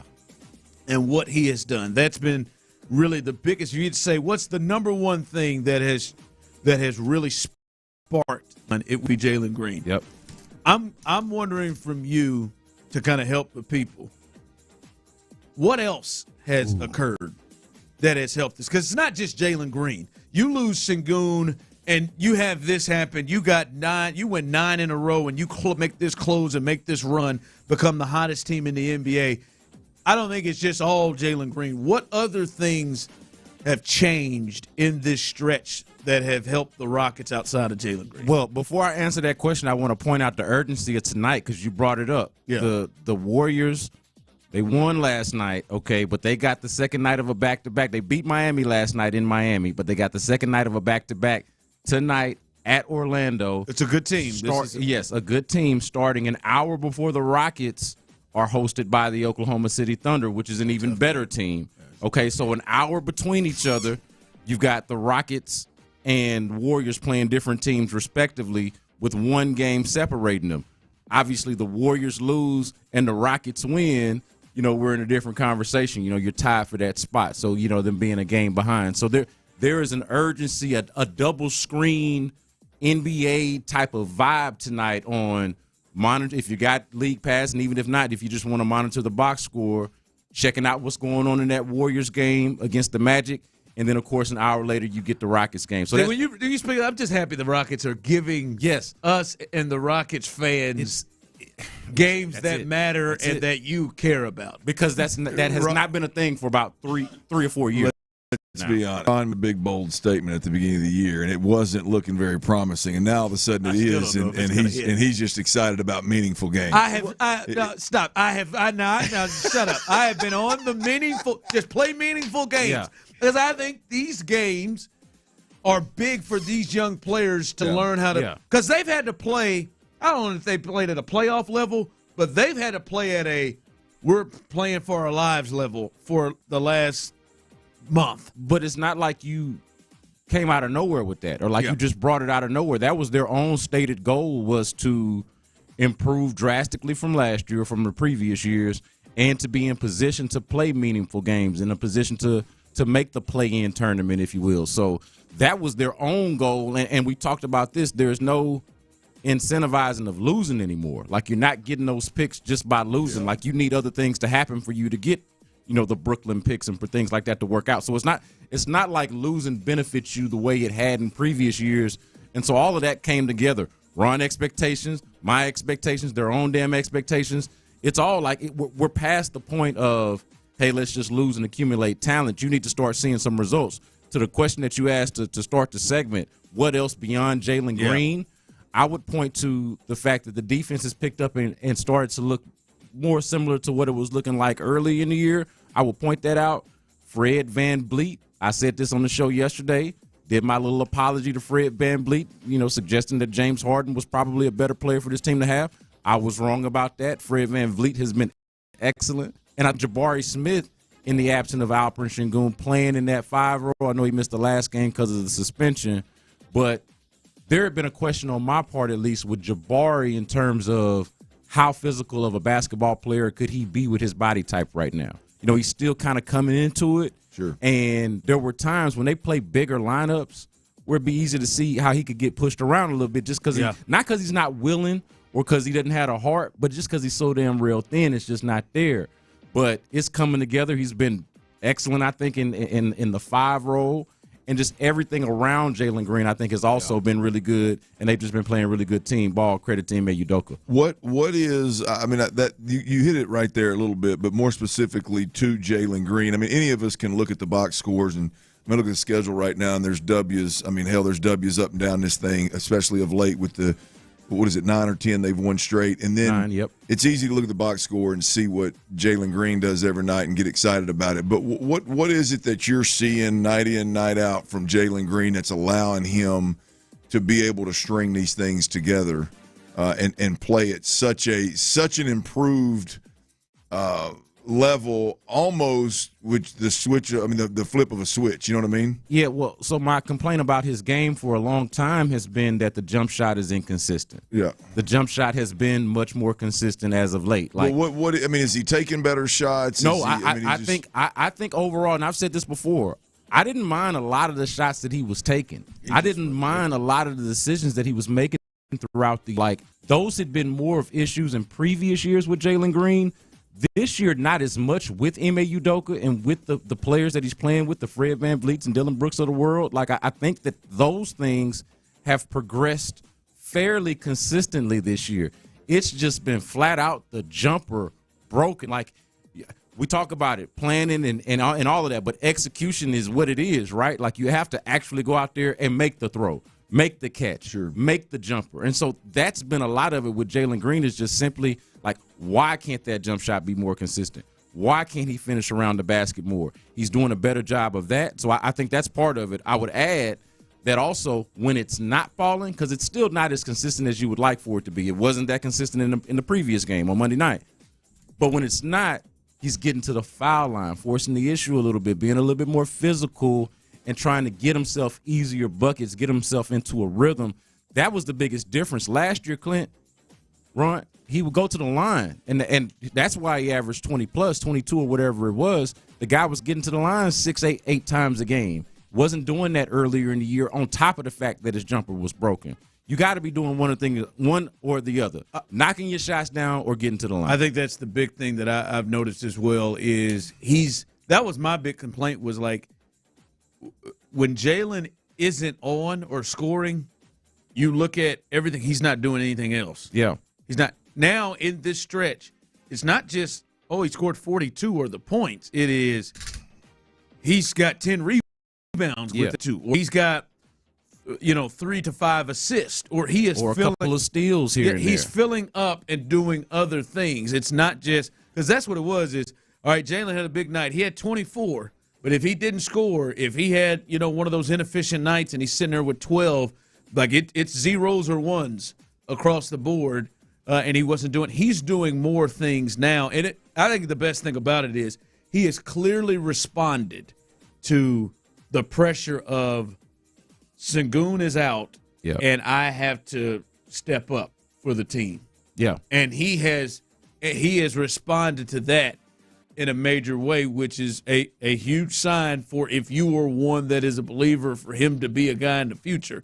That's a huge sign that he stepped up in this moment. The rebounding seems to get him going and seems to get him in a rhythm too. It's almost similar to how the free throws do. But you think about on that stretch, I think it was the end of January, he was having a really good stretch there, and that had a lot to do with how he was rebounding the basketball. And so, to your point, if he's not scoring or if the jump shot's not falling down, he's rebounding, he's defending, he's getting to the foul line. Like, you've got to find other ways to affect the game even when your jump shot is not there. And so Jalen Green's doing that on top of the fact, and I can't stress this enough, the jump shot's been there. Like, I know y'all have seen these clips on social media where he's doing, like, he went from broken jump shot to now this dude's got the audacity to be doing way three-pointers. Like, he's shooting the 3 now, and he's running back the other way like Steph Curry would do. That's a little aggressive, but yeah. But he's knocking them down. Like, I don't know where it came from. And it would look stupid if he missed. We would clown him. But when you make it, it's like, well, hell, what can you say? Dude's been making his shots, man. I got to give him credit. Brandon Scott here with us with our Rockets report.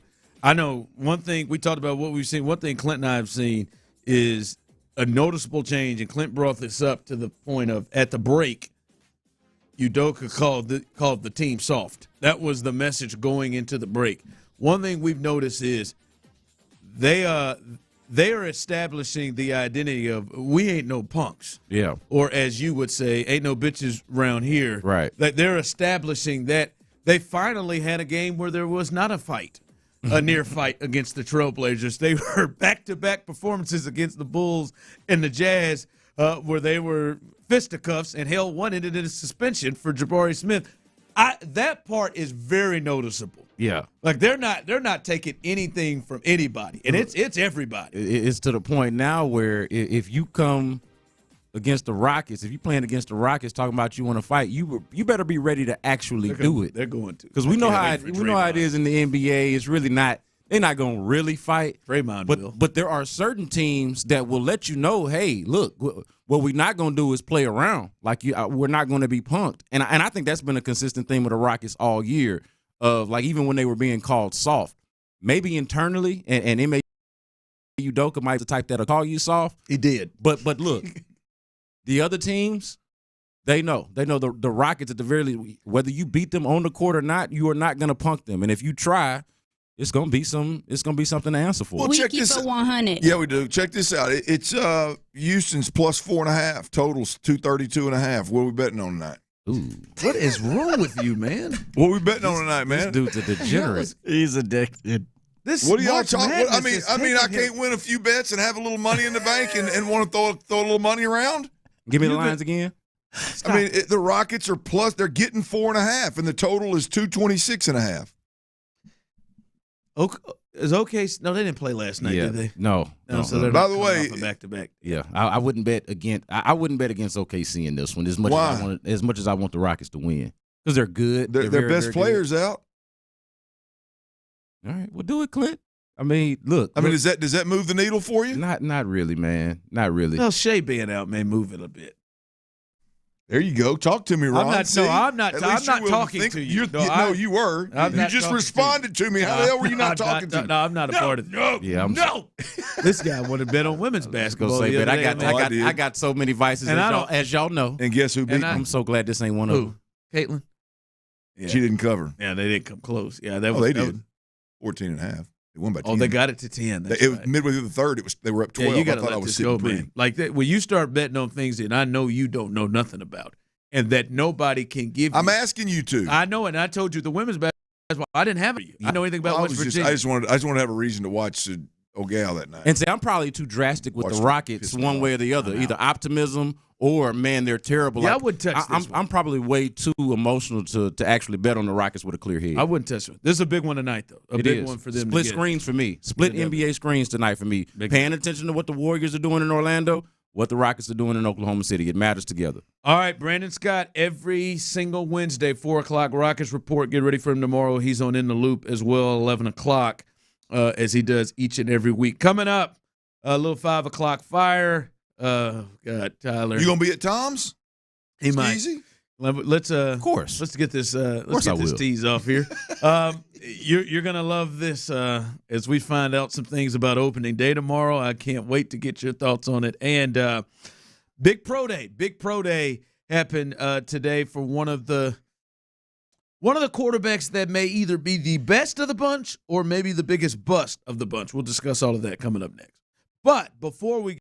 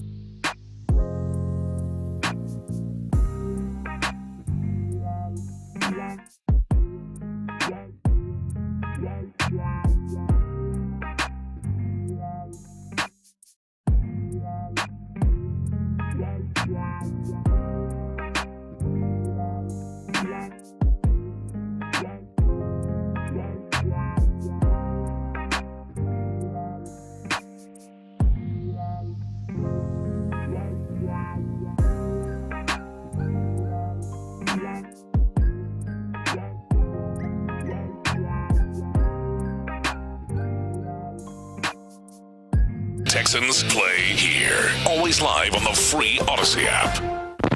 Sports Radio 610 presents The Drive with Stoerner and Hughley. It's the 5 o'clock fire.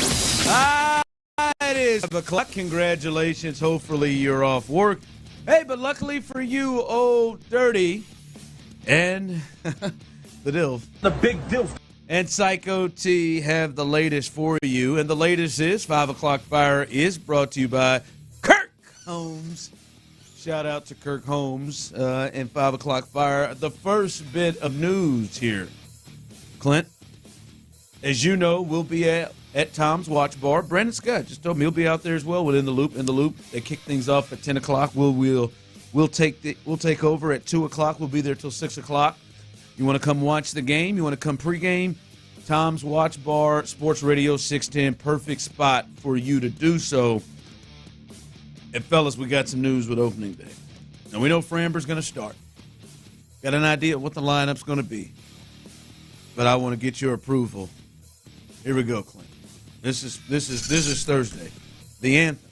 Not familiar, I'll be honest with you. Julia Cole. You got him? I don't have Julia Cole.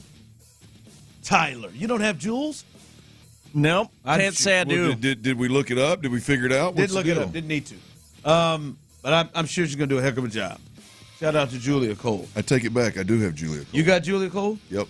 Country? I mean, I just Googled her.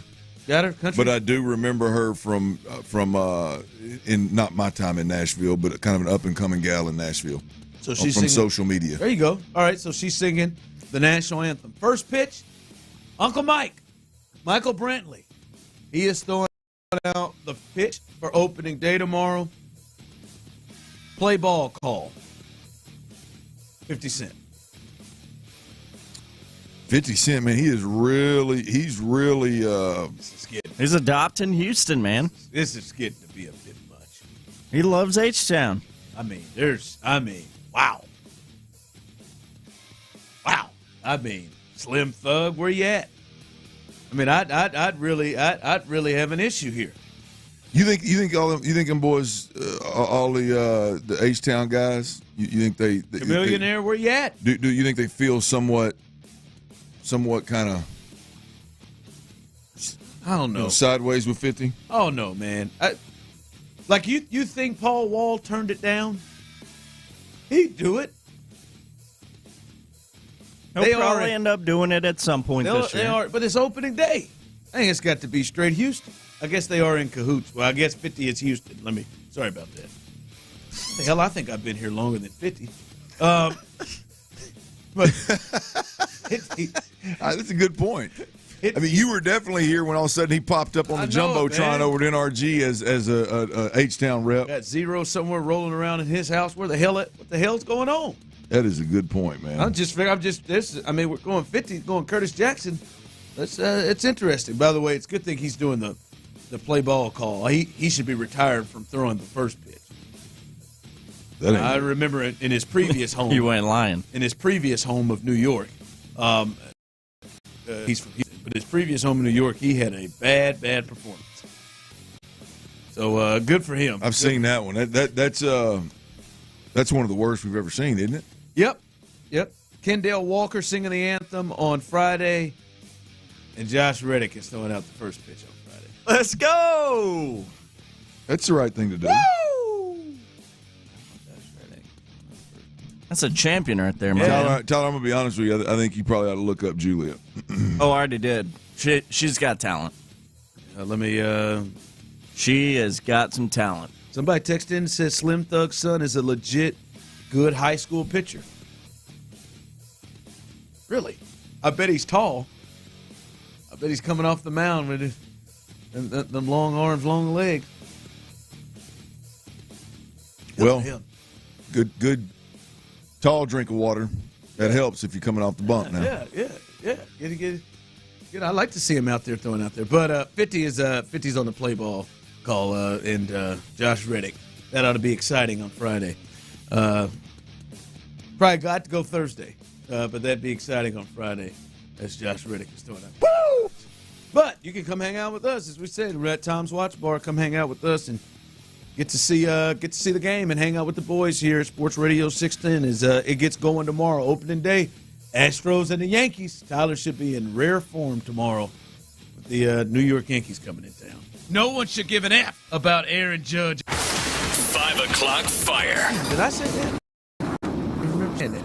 All right. Speaking of an ex-Houston Texan, the Carolina Panthers, they reach a deal with former number 1 overall pick Jadeveon Clowney. He had a really good year last year with the Ravens. He is going to go to the Panthers. They out here spending money.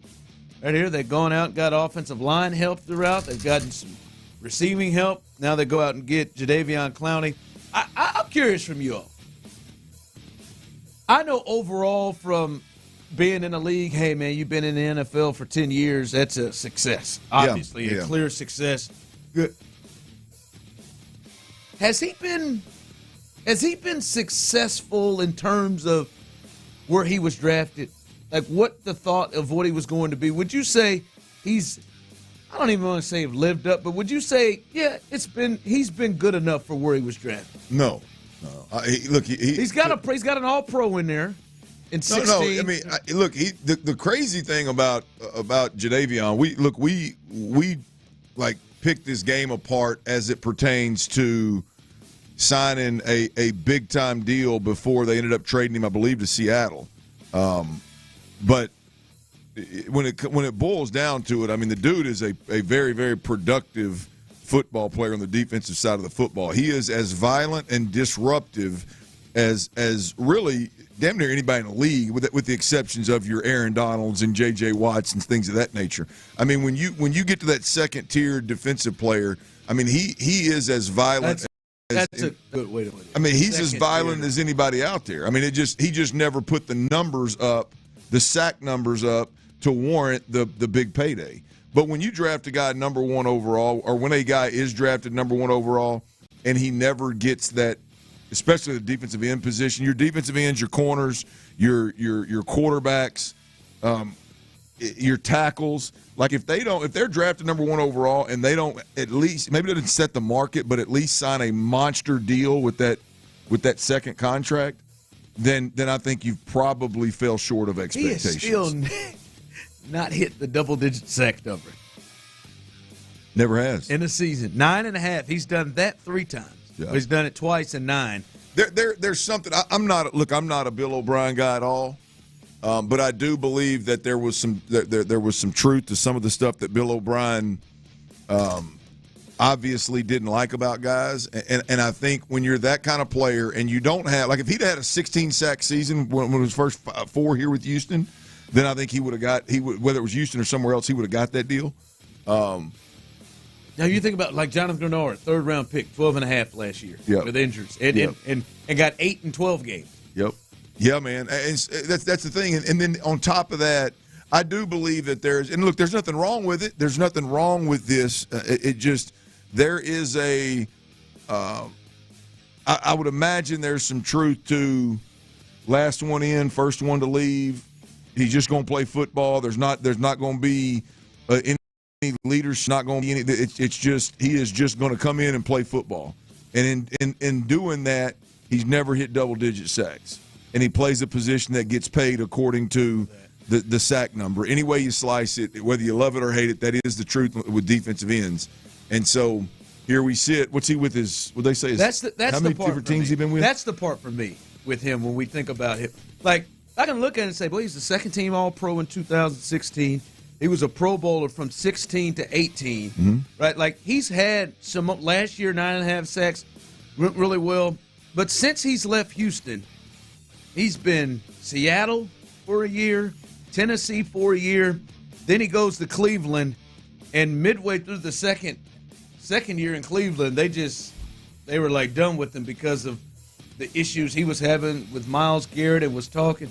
And then he goes to Baltimore, has 9.5 sacks, and moves on again. Like, nobody is willing to stay with him for long stretches, even after he had 9 sacks in Cleveland after year one. He's not playing after 10 games with them that next year. Then Baltimore moves on past him. Here's the thing. It's not like I think the reason he hasn't received the market-setting monster contract that Danielle Hunter just received is because he doesn't have the numbers, obviously. But don't get it twisted. When you watch the dude play, he is as violent as anybody coming off the edge. He's as violent and disruptive. Will Anderson yes. I mean, he always has been. And we watched him this year when we played Baltimore. Same thing. I mean, the dude is it's like not sticking with one team has nothing to do with, I think, the sack number as much as it does. There's got to be something from a standpoint of they don't want him in their locker room long term. Yeah. Something. Because he just keeps getting pushed out everywhere he goes. 4 teams after, a guy that has done that. So, Clowney, they're getting some help there. We'll see how improved the Panthers are, but he goes there. 2-year deal, $20 million, could be worth up to $24 million for Jadeveon Clowney. 5 o'clock fire. All right, today was Jaden Daniels' pro day, and he is somebody that has started to hear of late by a lot of people challenge Caleb Williams. Now, I don't think he's going to jump Caleb Williams and the Bears or anything going to do it, but he had his pro day, and there were a few other guys out there, including Malik Neighbors for the LSU Tigers. My thought is I look at him, and I think many people look at him and think he could have the highest ceiling. Now, I still think Caleb Williams is the most talented, but I think a lot of people look at him and think he could have the highest ceiling. Am I off, in your opinion, if I say I think he also may have the highest bust potential of any of these big quarterbacks when we look at the guys they're talking about from, Caleb to him to J.J. McCarthy to Drake May? I think that's probably fair. I mean, look, I'm in on Daniels being the number 2 quarterback in this cycle, by the way. I was critical of Jaden Daniels before the season started. Hell, I didn't think he was the best quarterback at LSU at that point in time based off of what I'd seen. But, boy, did he ever make me put me in my place because, hell, he did it to the tune of a Heisman Trophy year and a year that hadn't been matched by many from a production standpoint. So I stand corrected there. Watching him today at his pro day, I mean, the mechanics are absolutely tremendous. From the stroke he's got a power stroke. He's transferring his weight. He has the ability to take his weight transfer out of it and throw with all arm. Has a loose arm with some pretty serious arm talent there. Now, whether he can get through progressions, whether he can drive the football to the sideline, wide side, the way the NFL quarterbacks need to be able to do, is yet to be seen. But I'm in on Jaden Daniels being the number 2 guy in this draft. The most difficult part of Jaden Daniels, Ron, is like I said, he threw the ball down the field as well as anybody. Now he's got 2 top 15 receivers. One of them is believed. Malik Neighbors went 4.3 today with a 42-inch vertical. A lot of folks are believing that's going to push him above Marvin Harrison Jr., who hadn't worked out, who didn't work at the combine, didn't do interviews, didn't work out at his pro day. May push him above Marvin Harrison Jr. It's hard to gauge, Ron, was his success driving the football down the field, how much of it was you literally had receivers about 15 guys, or were you just that surgical, that accurate of a distributor? And his ability to drive the football down the field and then his struggles driving the ball to the sideline, it makes you wonder, is it an arm strength deal? Is he not getting his hips open and his shoulders open? Like what's the issue there with him? But even with all that said, these are things that all NFL prospects, or most NFL prospects at this point in the game, struggle with. Jaden Daniels is the second best prospect coming out. Real quick, we got about a minute. Is he more in the lane of Fields where he is more beholden to what kind of coach and what kind of system he gets, or is he more in Caleb Williams where he can work pretty much in any system? Ooh, man, Ron. Look, I think they're all very, very. You know what I mean? Yeah. I mean, it's in terms of like if you're going to sit here with Justin Fields and try to just throw it 40 times. Right. You got to incorporate others. Yeah, you need to do. Yeah, no. I think he is physically. I think he's ready to play in any system. Now, there are some issues that I saw with him early on this year that the head coach even said was there when he was competing in the preseason, was still there in terms of getting through progressions and throwing the football accurately. I think those things are potentially going to rear their head again. But I think he is a guy that you can build around, because I mean I do think he's more of a Deshaun Watson type than like I hear a lot of Lamar Jackson, and rightfully so. His legs were electric at the college level. I think he's more of a Deshaun Watson type than Lamar. Lamar's in a league of his own when it comes to twitch and explosive. Crazy. You need to have somebody that will be willing to use his leg. Well, yeah, but you just can't. But Ryan, you can't ignore like the reason I'm so adamant about using Lamar Jackson's legs is because he has the ability to get out of the way of the kill shot, like the knockout punch. Like he just doesn't get hit. Jaden Daniels couldn't get out of the way of the knockout punch in college. He couldn't do it versus Arkansas. Like miss. Yeah, I mean, so you get in the league, it's just a different animal, man. Like I think he's more on the lines of how like Deshaun's legs need to be used in a game versus Lamar's. Tyler ran into him in College Station. And Jaden Daniels? They ran into him. Like he couldn't get out of the way of Tyler. Got to move. Freight train's coming, young fella. Thank you. Freight train's coming. The young fella's my favorite player. All right, Joe Mixon may have been the number one, you could argue, the number one offseason pickup for the Texans. My wonder is, do they need a backup for him, or do they already have a backup for him? We'll discuss that coming up next. All right, what's good? Houston, Clint Stoerner here, and I got one question for you. One question. Have you or a loved one been injured in an accident? If so, you got to know this, man. You have the right to hold the negligent party accountable, and on the flip side of that, you have the right to get the compensation that you deserve. The good thing is I'm here to tell you don't have to go about it alone. Mo Karam Law.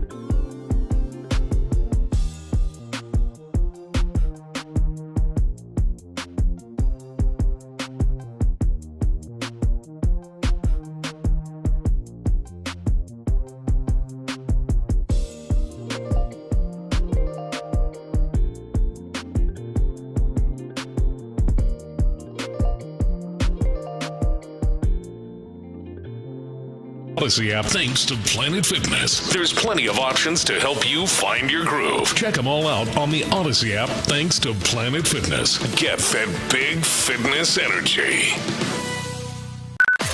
Sports Radio 610 presents The Drive with Stoerner and Hughley.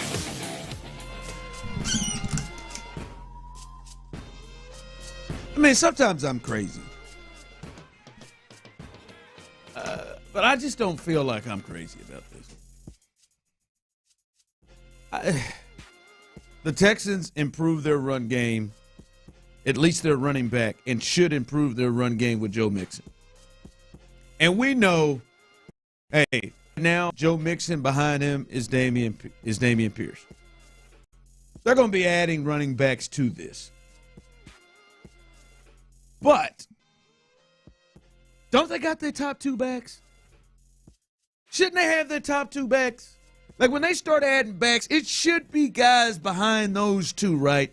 But I do get the feeling that it is at least a conversation. And I'm sure there may be some others who think no, the other thing. Because I saw somebody talking about it earlier on Payne and Pendergast, talking about, oh, man, just keep him as a kick returner. Keep him as a kick returner, Damian Pierce, that is. I think it's, man, can't he be the backup running back? Shouldn't he be able to be good enough to have 3 to 7, 5 to 10 touches a game? We know he can pass block. He's good in pass protection. He can catch the ball out of the backfield. Obviously, there were some struggles with this system, apparently, and he said it with you guys on the post-game show last year. But, man, it is hard for me to accept or believe, Clint, that Damian Pierce is not good enough to be a number 2 back and handle less than 10 touches a ball game. And it feels like to me they should, if they're looking in the draft, all right, but they're number 2 back. Can't Damian Pierce fill that role? Yeah, look, I would be A-okay with it. I do not subscribe to the thought or the notion that Damian Pierce doesn't a specific scheme. In fact, as you mentioned, when he was on with us in the post-game show, I think he even said it's not necessarily the scheme, and then he went on to talk about how he just needs to be better. I don't subscribe to him not being a fit in this system. I know what he did the year before is not something to turn your nose up at or minimize or forget in any fashion. In fact, I think Damian Pierce, a great fit for Damian Pierce, would be a very limited role on the offense. You've got to know the entire offense because you're the backup running back, but a very limited role, as you mentioned. We're talking 10, 15 snaps a game. Snaps, not touches. Snaps a game, right? Not even touches. You're right. Snaps. Because, look, I mean, Joe Mixon is an every down back. He's not coming off the field unless he taps his helmet. He's not coming off the field. He's starting every drive in the backfield. He's not coming off the field unless he taps his head. Or it's 3rd and 15, and you've got a different personnel you want in there. And even in that situation, I don't know that Joe Mixon isn't your best bet. So we're talking 10 or 15 snaps max, and now he's proven that he can help you in the special teams, whether it be in the return game or it be on the punt team and the kickoff team, all those things. Like, he's shown that he can help you from that perspective. You want to talk about getting a lot of mileage out of your backup running back until the day comes where he's got to start and he's got to play more. I like Damian Pierce in that particular role. So, Andy's cheap, rookie contract right now. I love him in that role, and I would have confidence in if he had to get on the field and get more than a few touches per game. I would have, as you mentioned, pass protection, running routes, catching the ball. Like, the offense wouldn't change. I would be A-okay if the Texans went into the season, and after everything comes out in the wash, all the preseason stuff comes out in the wash, I'd have no problem if they went into a season and your top 2 running backs were Joe Mixon and Damian Pierce. Yeah, from YouTube and Twitch, we need at least 2 more running backs, period. What if Pierce get hurt? I'm not saying that they're not. They're going to add running backs. What I'm saying is, to me, wouldn't it make sense that there be depth and depth behind those 2? I think there are many people. Like, I bet if Tyler, I'm not asking you to do it, but I bet if Tyler or somebody did a poll that said, hey, the Texans' number 2 back is Dameon Pierce, or they need to go bring a real number 2 back in. I think most people would pick the latter. I think most people bring somebody in. I think most people would pick against Dameon Pierce being the number 2 back. And I'm saying is, bring in your Mike Boones, your young drafted player, right, to get some depth, the guys that are going to play, special teams and things like. Last year they brought in a Devin Singletary. That was a real live backup that actually became a starter. I feel like it is just crazy to me to think that cat cannot, as you said, 10 snaps. Yeah.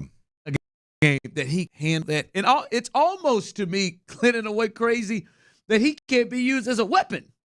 And this is a guy who can take the kickoff return back. Yeah. We've seen turn it on and run 70 yards against the Chargers a couple of years ago. Like, to even think that this guy could be a weapon. We've seen him. We talk about players that can hit their head on the goalpost. We've actually seen it from him. So to think that it can't even go down to a backup role, and I'll just say this. If you feel like you can trust guys like C.J. Henderson or Jeff Okudah to be your potential number 2 back, or number 2 cornerback, and held potentially an injury away from those being both your corners, compared to what they've done, compared to what Dameon Pierce has done in the league, hell, I feel like you could take a chance on Dameon Pierce being a backup if you're willing to take a chance on one of those guys being your starter right now. I know I'm gonna go down. I'm gonna die on this one. I just cannot believe that it is just. He's just done. Well, look, I would love – I know we have a lot of people on the text line talking about what about a drafting a running back. Like, to me, if you're going to draft a running back, like I would like to see – I would prefer – and I'm not looking at the draft board, so I don't know who's all out there, but I would prefer the look like what Cincinnati did with Joe Mixon. Remember, what was the kid's name? Travion – what was his name? The Aggie, Tyler. Was it Williams? The Travion Williams, the running back, right? That was kind of their third down. Now he hadn't panned out. I don't think a running back that's all pro or Pro Bowl or anything, but they retained him this year, right? And then you look at what's going on in Miami. They got a handful of those kind of backs. One of them being A-Chain, another Aggie. But they got a couple of backs that they use as second and third guys that they roll through there that are more weapons, kind of scat back type guys. So I would rather you find a complementary back that could be used situationally that has a different skill set than Joe Mixon and Dameon Pierce in terms of being more of just that real twitchy, smaller, can't touch in a phone booth type of back. And now you've got a whole different weapon that you draft in the 3rd round versus another back that fits the same mold of Dameon Pierce or obviously Joe Mixon if you're that lucky. So I would rather them go that route from a draft perspective, a guy that you can put one package in, learn this package, play special teams, and this is who you're going to be for the Texans next year. Boy, you get to a point where you're having to play a rookie running back. Pass protection. Yes, like man. That to me, that's like it's happened. Like we get it. I understand it. It's not impossible, but man, you want to talk about setting a team back. If all of a sudden this team has to throw the football, which I hope they do anyway, throw the football the same amount they did last year, and now you've got a rookie back as your best option in the backfield, and that could get ugly in a hurry. So I would like to see Dameon Pierce back up. I think the best case scenario for the Texans, Dameon Pierce. They have to waste a high resource, a bigger resource than you don't have to pay a veteran back that's started in this league before, but now he's a backup and he's just you still got to pay that guy. You don't have to use a 2nd or a 3rd round pick, or some pick like that to go. Yeah, I like that. I'm with you, man. Dameon Pierce is a hill I'm gonna die on. Someone texted in. I think DP is going to take a huge step this year after another off season in the system. Maybe this role doesn't even need to take a huge step. This is a role that just needs to be solid for 10 snaps a game. And I think he has more than enough talent. He has shown that to be able to do that. I mean, if the offensive line isn't so leaky where they're tops in the league of their back getting hit deeper in the backfield, then Dameon Pierce becomes a much better running back. So, all right, tomorrow's opening day will be at Tom's Watch Bar. What do you expect to see from the starter tomorrow? What kind of Framber are we going to get? We'll discuss that coming up next.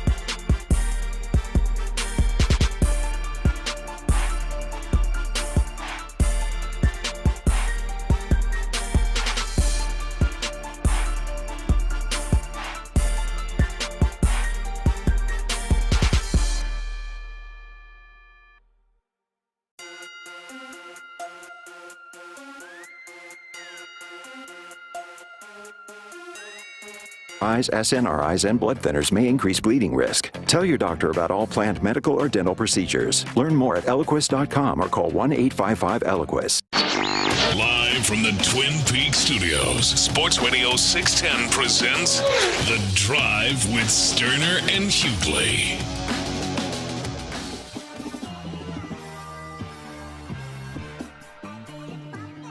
From YouTube and Twitch, he's not done, just doesn't have vision.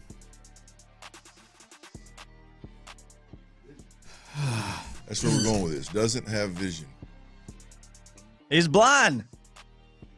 Hopefully he can grab some vision. Yeah, man. I don't know. I mean, I don't know how you go for damn near 1,000 yards in your freshman year, rookie year, in Pep Hamilton's offense. It was one of the things that I used to. Now, listen, something happened last year with the vision part. There was one of the things that I used to really. Oh, peanut butter and cheddar, huh? This is one of the things that I used to really enjoy about that. It right there. I'm sorry, timeout. We got it right now. I'm telling you right now. That is. Hold up. What is that? Hold that up. The cheese and cheddar. Oh, is that cheese and cheddar? Okay, that's better. Yeah, that's better than better. What'd you think it? Would you think it was what I thought it was? Yeah. The cheese with the peanut butter on the inside. Yeah. I tell you, like, well, I just thought he had some sort of cheese and peanut butter combo. The cheese with the cheddar crackers on the inside. That is absolutely the last one to be selected in the vending machine. The cheese with the peanut butter with inside. the peanut butter inside of it. That's the absolute last thing. I hate raisins. I'd pick the raisins over it. Ooh, raisins are gross. That is dead last in the vending machine. I disagree. I actually like the cheese crackers with the peanut butter in the middle. You do? Oh, I hate it. I knew he did. He was going to play along with it. No, I just thought. I mean, there are certain combinations of like cheese. Like you can't be walking in with like sharp cheddar and just a plate of peanut butter. You like the orange cracker with the oh yeah, with the peanut butter on the inside? I prefer the whole grain with the peanut butter. Oh, it's nasty. I can't eat. I couldn't do it. That's the last thing in the vending machine. In your 320 days, you didn't do it? Hate it. Did you do it, though? No. I told you. Now, I was a 320, 330. I was a choicey one, though. I was a choice eater. Now, the things I did eat, I ate. I ate the hell out of them. That right there is nothing. That is nasty. That is disgusting on this.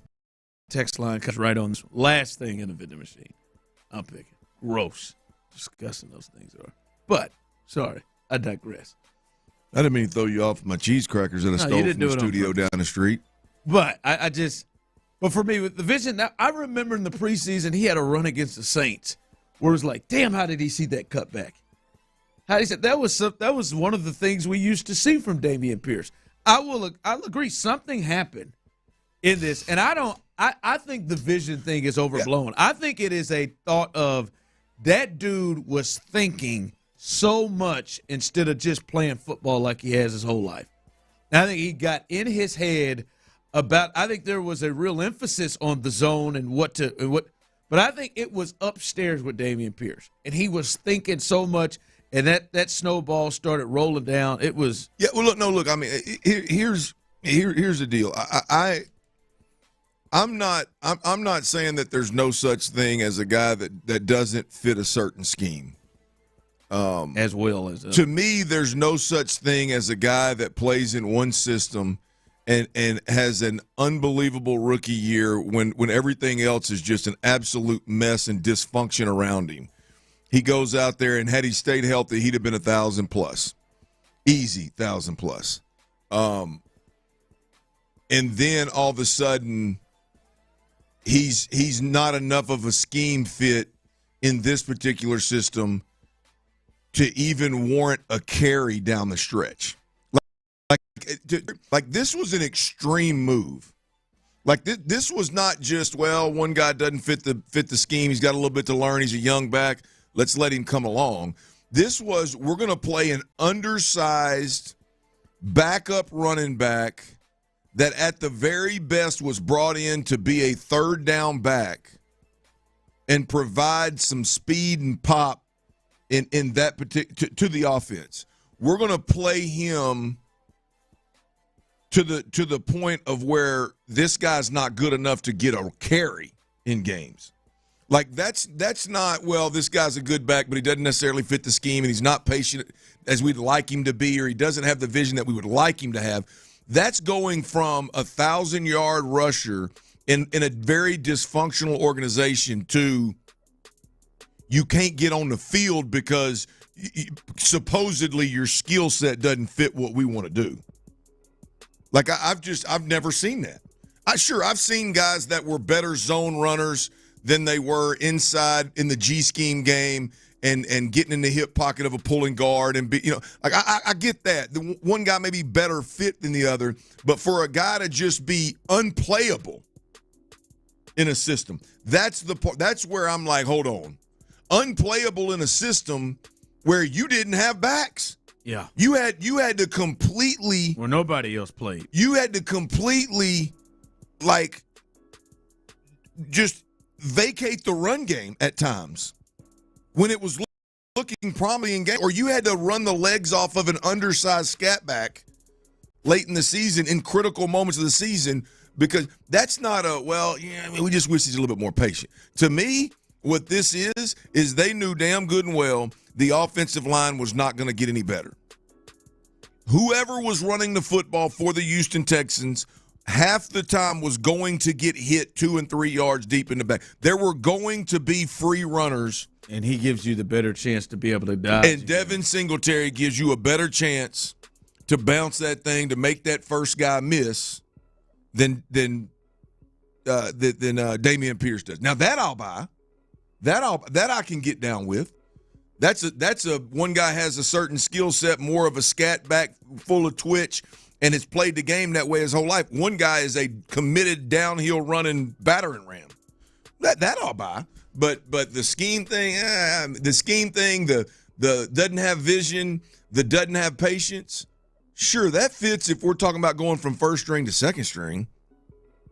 That don't fit if we're talking about this offensive staff came in, Ron. They watched all of Dameon Pierce and Pep Hamilton and said, that's our starting running back. And we're going to bring in a back. We're not going to go get a guy that's a veteran, that's a bell cow. Like we're telling everybody, we want a bell cow. We want a downhill. We want a physical runner down. That's the kind of run team we want to be. We're going to go get Devin Singletary. And this is going to be our bell cow. And then all of a sudden, when you saw it in action, like for what you saw the whole first year in Pep Hamilton's offense that you thought was going to work, and now all of a sudden it doesn't work? Schematically, quote unquote, schematically it doesn't work? No, I don't buy it. I know you ain't buying it. You generally don't see this from like runners or running backs. Whatever it was and what he was supposed to do, I do think he lost some level of confidence into where he wasn't just taking the ball and going like we saw him the year before, and like I think he's done his whole life. I think there was some thoughts on outside. How far do I string it out? When do I cut back? I think he lost a ton of confidence. I don't disagree with that, Ron. But it goes back, and you said this, and to me it's the had the Texans not continued to win games, this would have been a bigger deal. This would have been a much bigger deal. But when his role started to decrease in this offense, you said it multiple times over 2 or 3 weeks. Like a good offensive coordinator would change run schemes, especially in year one, to just generate a run. When a run team that is trying to run the football just flat ass can't run it. And the Texans have a good offensive coordinator. Right. You would think that you go, okay, well, what does this kid do well? Let's implement some of that in this game. If Bobby Slowick could have fixed this offense to where that could have been a two-headed monster attack offensively with Dameon Pierce and Devin Singletary, I believe that Bobby Slowick would have done it because he's one of the best offensive coordinators in the game. But what Bobby Slowick can't fix is, hey, we're going to run power. We're going to run any of your G scheme stuff where you're pulling tackles or pulling guards, or hell, you can pull your center now. Any of that stuff, you're going to get major leakage. They're not very good at that either. Right now, we're going to run outside zone. You're going to get leakage. So what do? The back that doesn't have the ability to make the guy miss 2 yards deep in the backfield, his role is going to decrease. And the guy that gives you a chance to run the football even when there's leakage 2 or 3 yards deep in the backfield, that guy's going to give you a better chance because you don't have any other answers. To me, that all makes sense. The Dameon Pierce can't do X, Y, and Z. Schematically, I'm out on that deal. So I say all that to say, Ron, I would have no problem if the Texans brought in or drafted some kind of third down scat back that brought a different skill set to the game, and ultimately you bring competition in. Sure, I'm not saying Dameon Pierce isn't above competition. Bring all the competition you want in. But I would have no problem if this thing ended up Joe Mixon, Dameon Pierce were your two backs, and Dameon Pierce had a very small role in the offense, 10, 15 snaps a game, and then whatever back you drafted has a package that's more of a weapon, and you keep this thing moving. I'd have no problem with that. Deluxe nut package. We'll see what well done. We ain't heard from that guy in a while now. What is he doing, man? Nothing big Nikes on somewhere. All right, coming up behind us. He did some thick soles, didn't he? He did, man. They look like the ones that are tennis shoes, but his are bigger. It looked like them ones that, like, when old boy got one leg shorter than the other. They do. He's got to wear that thicker sole. But Romeo had two of them. I think we see them both. I think we could see the shoes right now.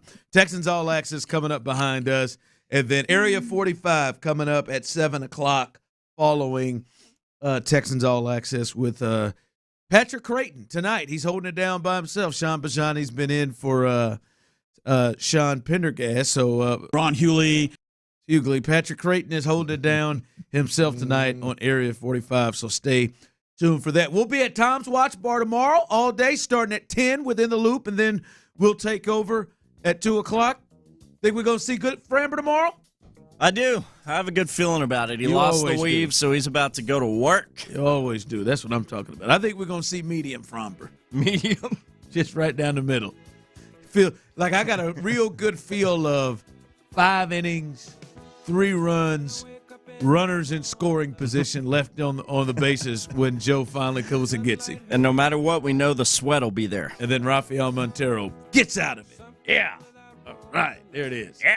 5 innings, 3 runs. I'm pretty horny about it being opening day tomorrow, man. I know you do. It's the most horniest you get in terms of sports days. Wish I could be out there with y'all, but I know you'll hold it down. I do too, man. I think Figgy will be out there, so that'll be fun. Good for Figgy. Yeah. Good for Figgy. That's it. He deserves it. But with him, you don't need the other producers out there. You deserve Wait a minute. If Figgy's Figgy's out for our show or for their show? I think for everything. Oh, well, if Figgy's out there, you should be out there. I'd stay. I think I would campaign for that. I don't know, man. If Figgy's out there and somebody is stepping in for Fixter, I think they should be doing it for you. But I'm off Friday, so that might be why.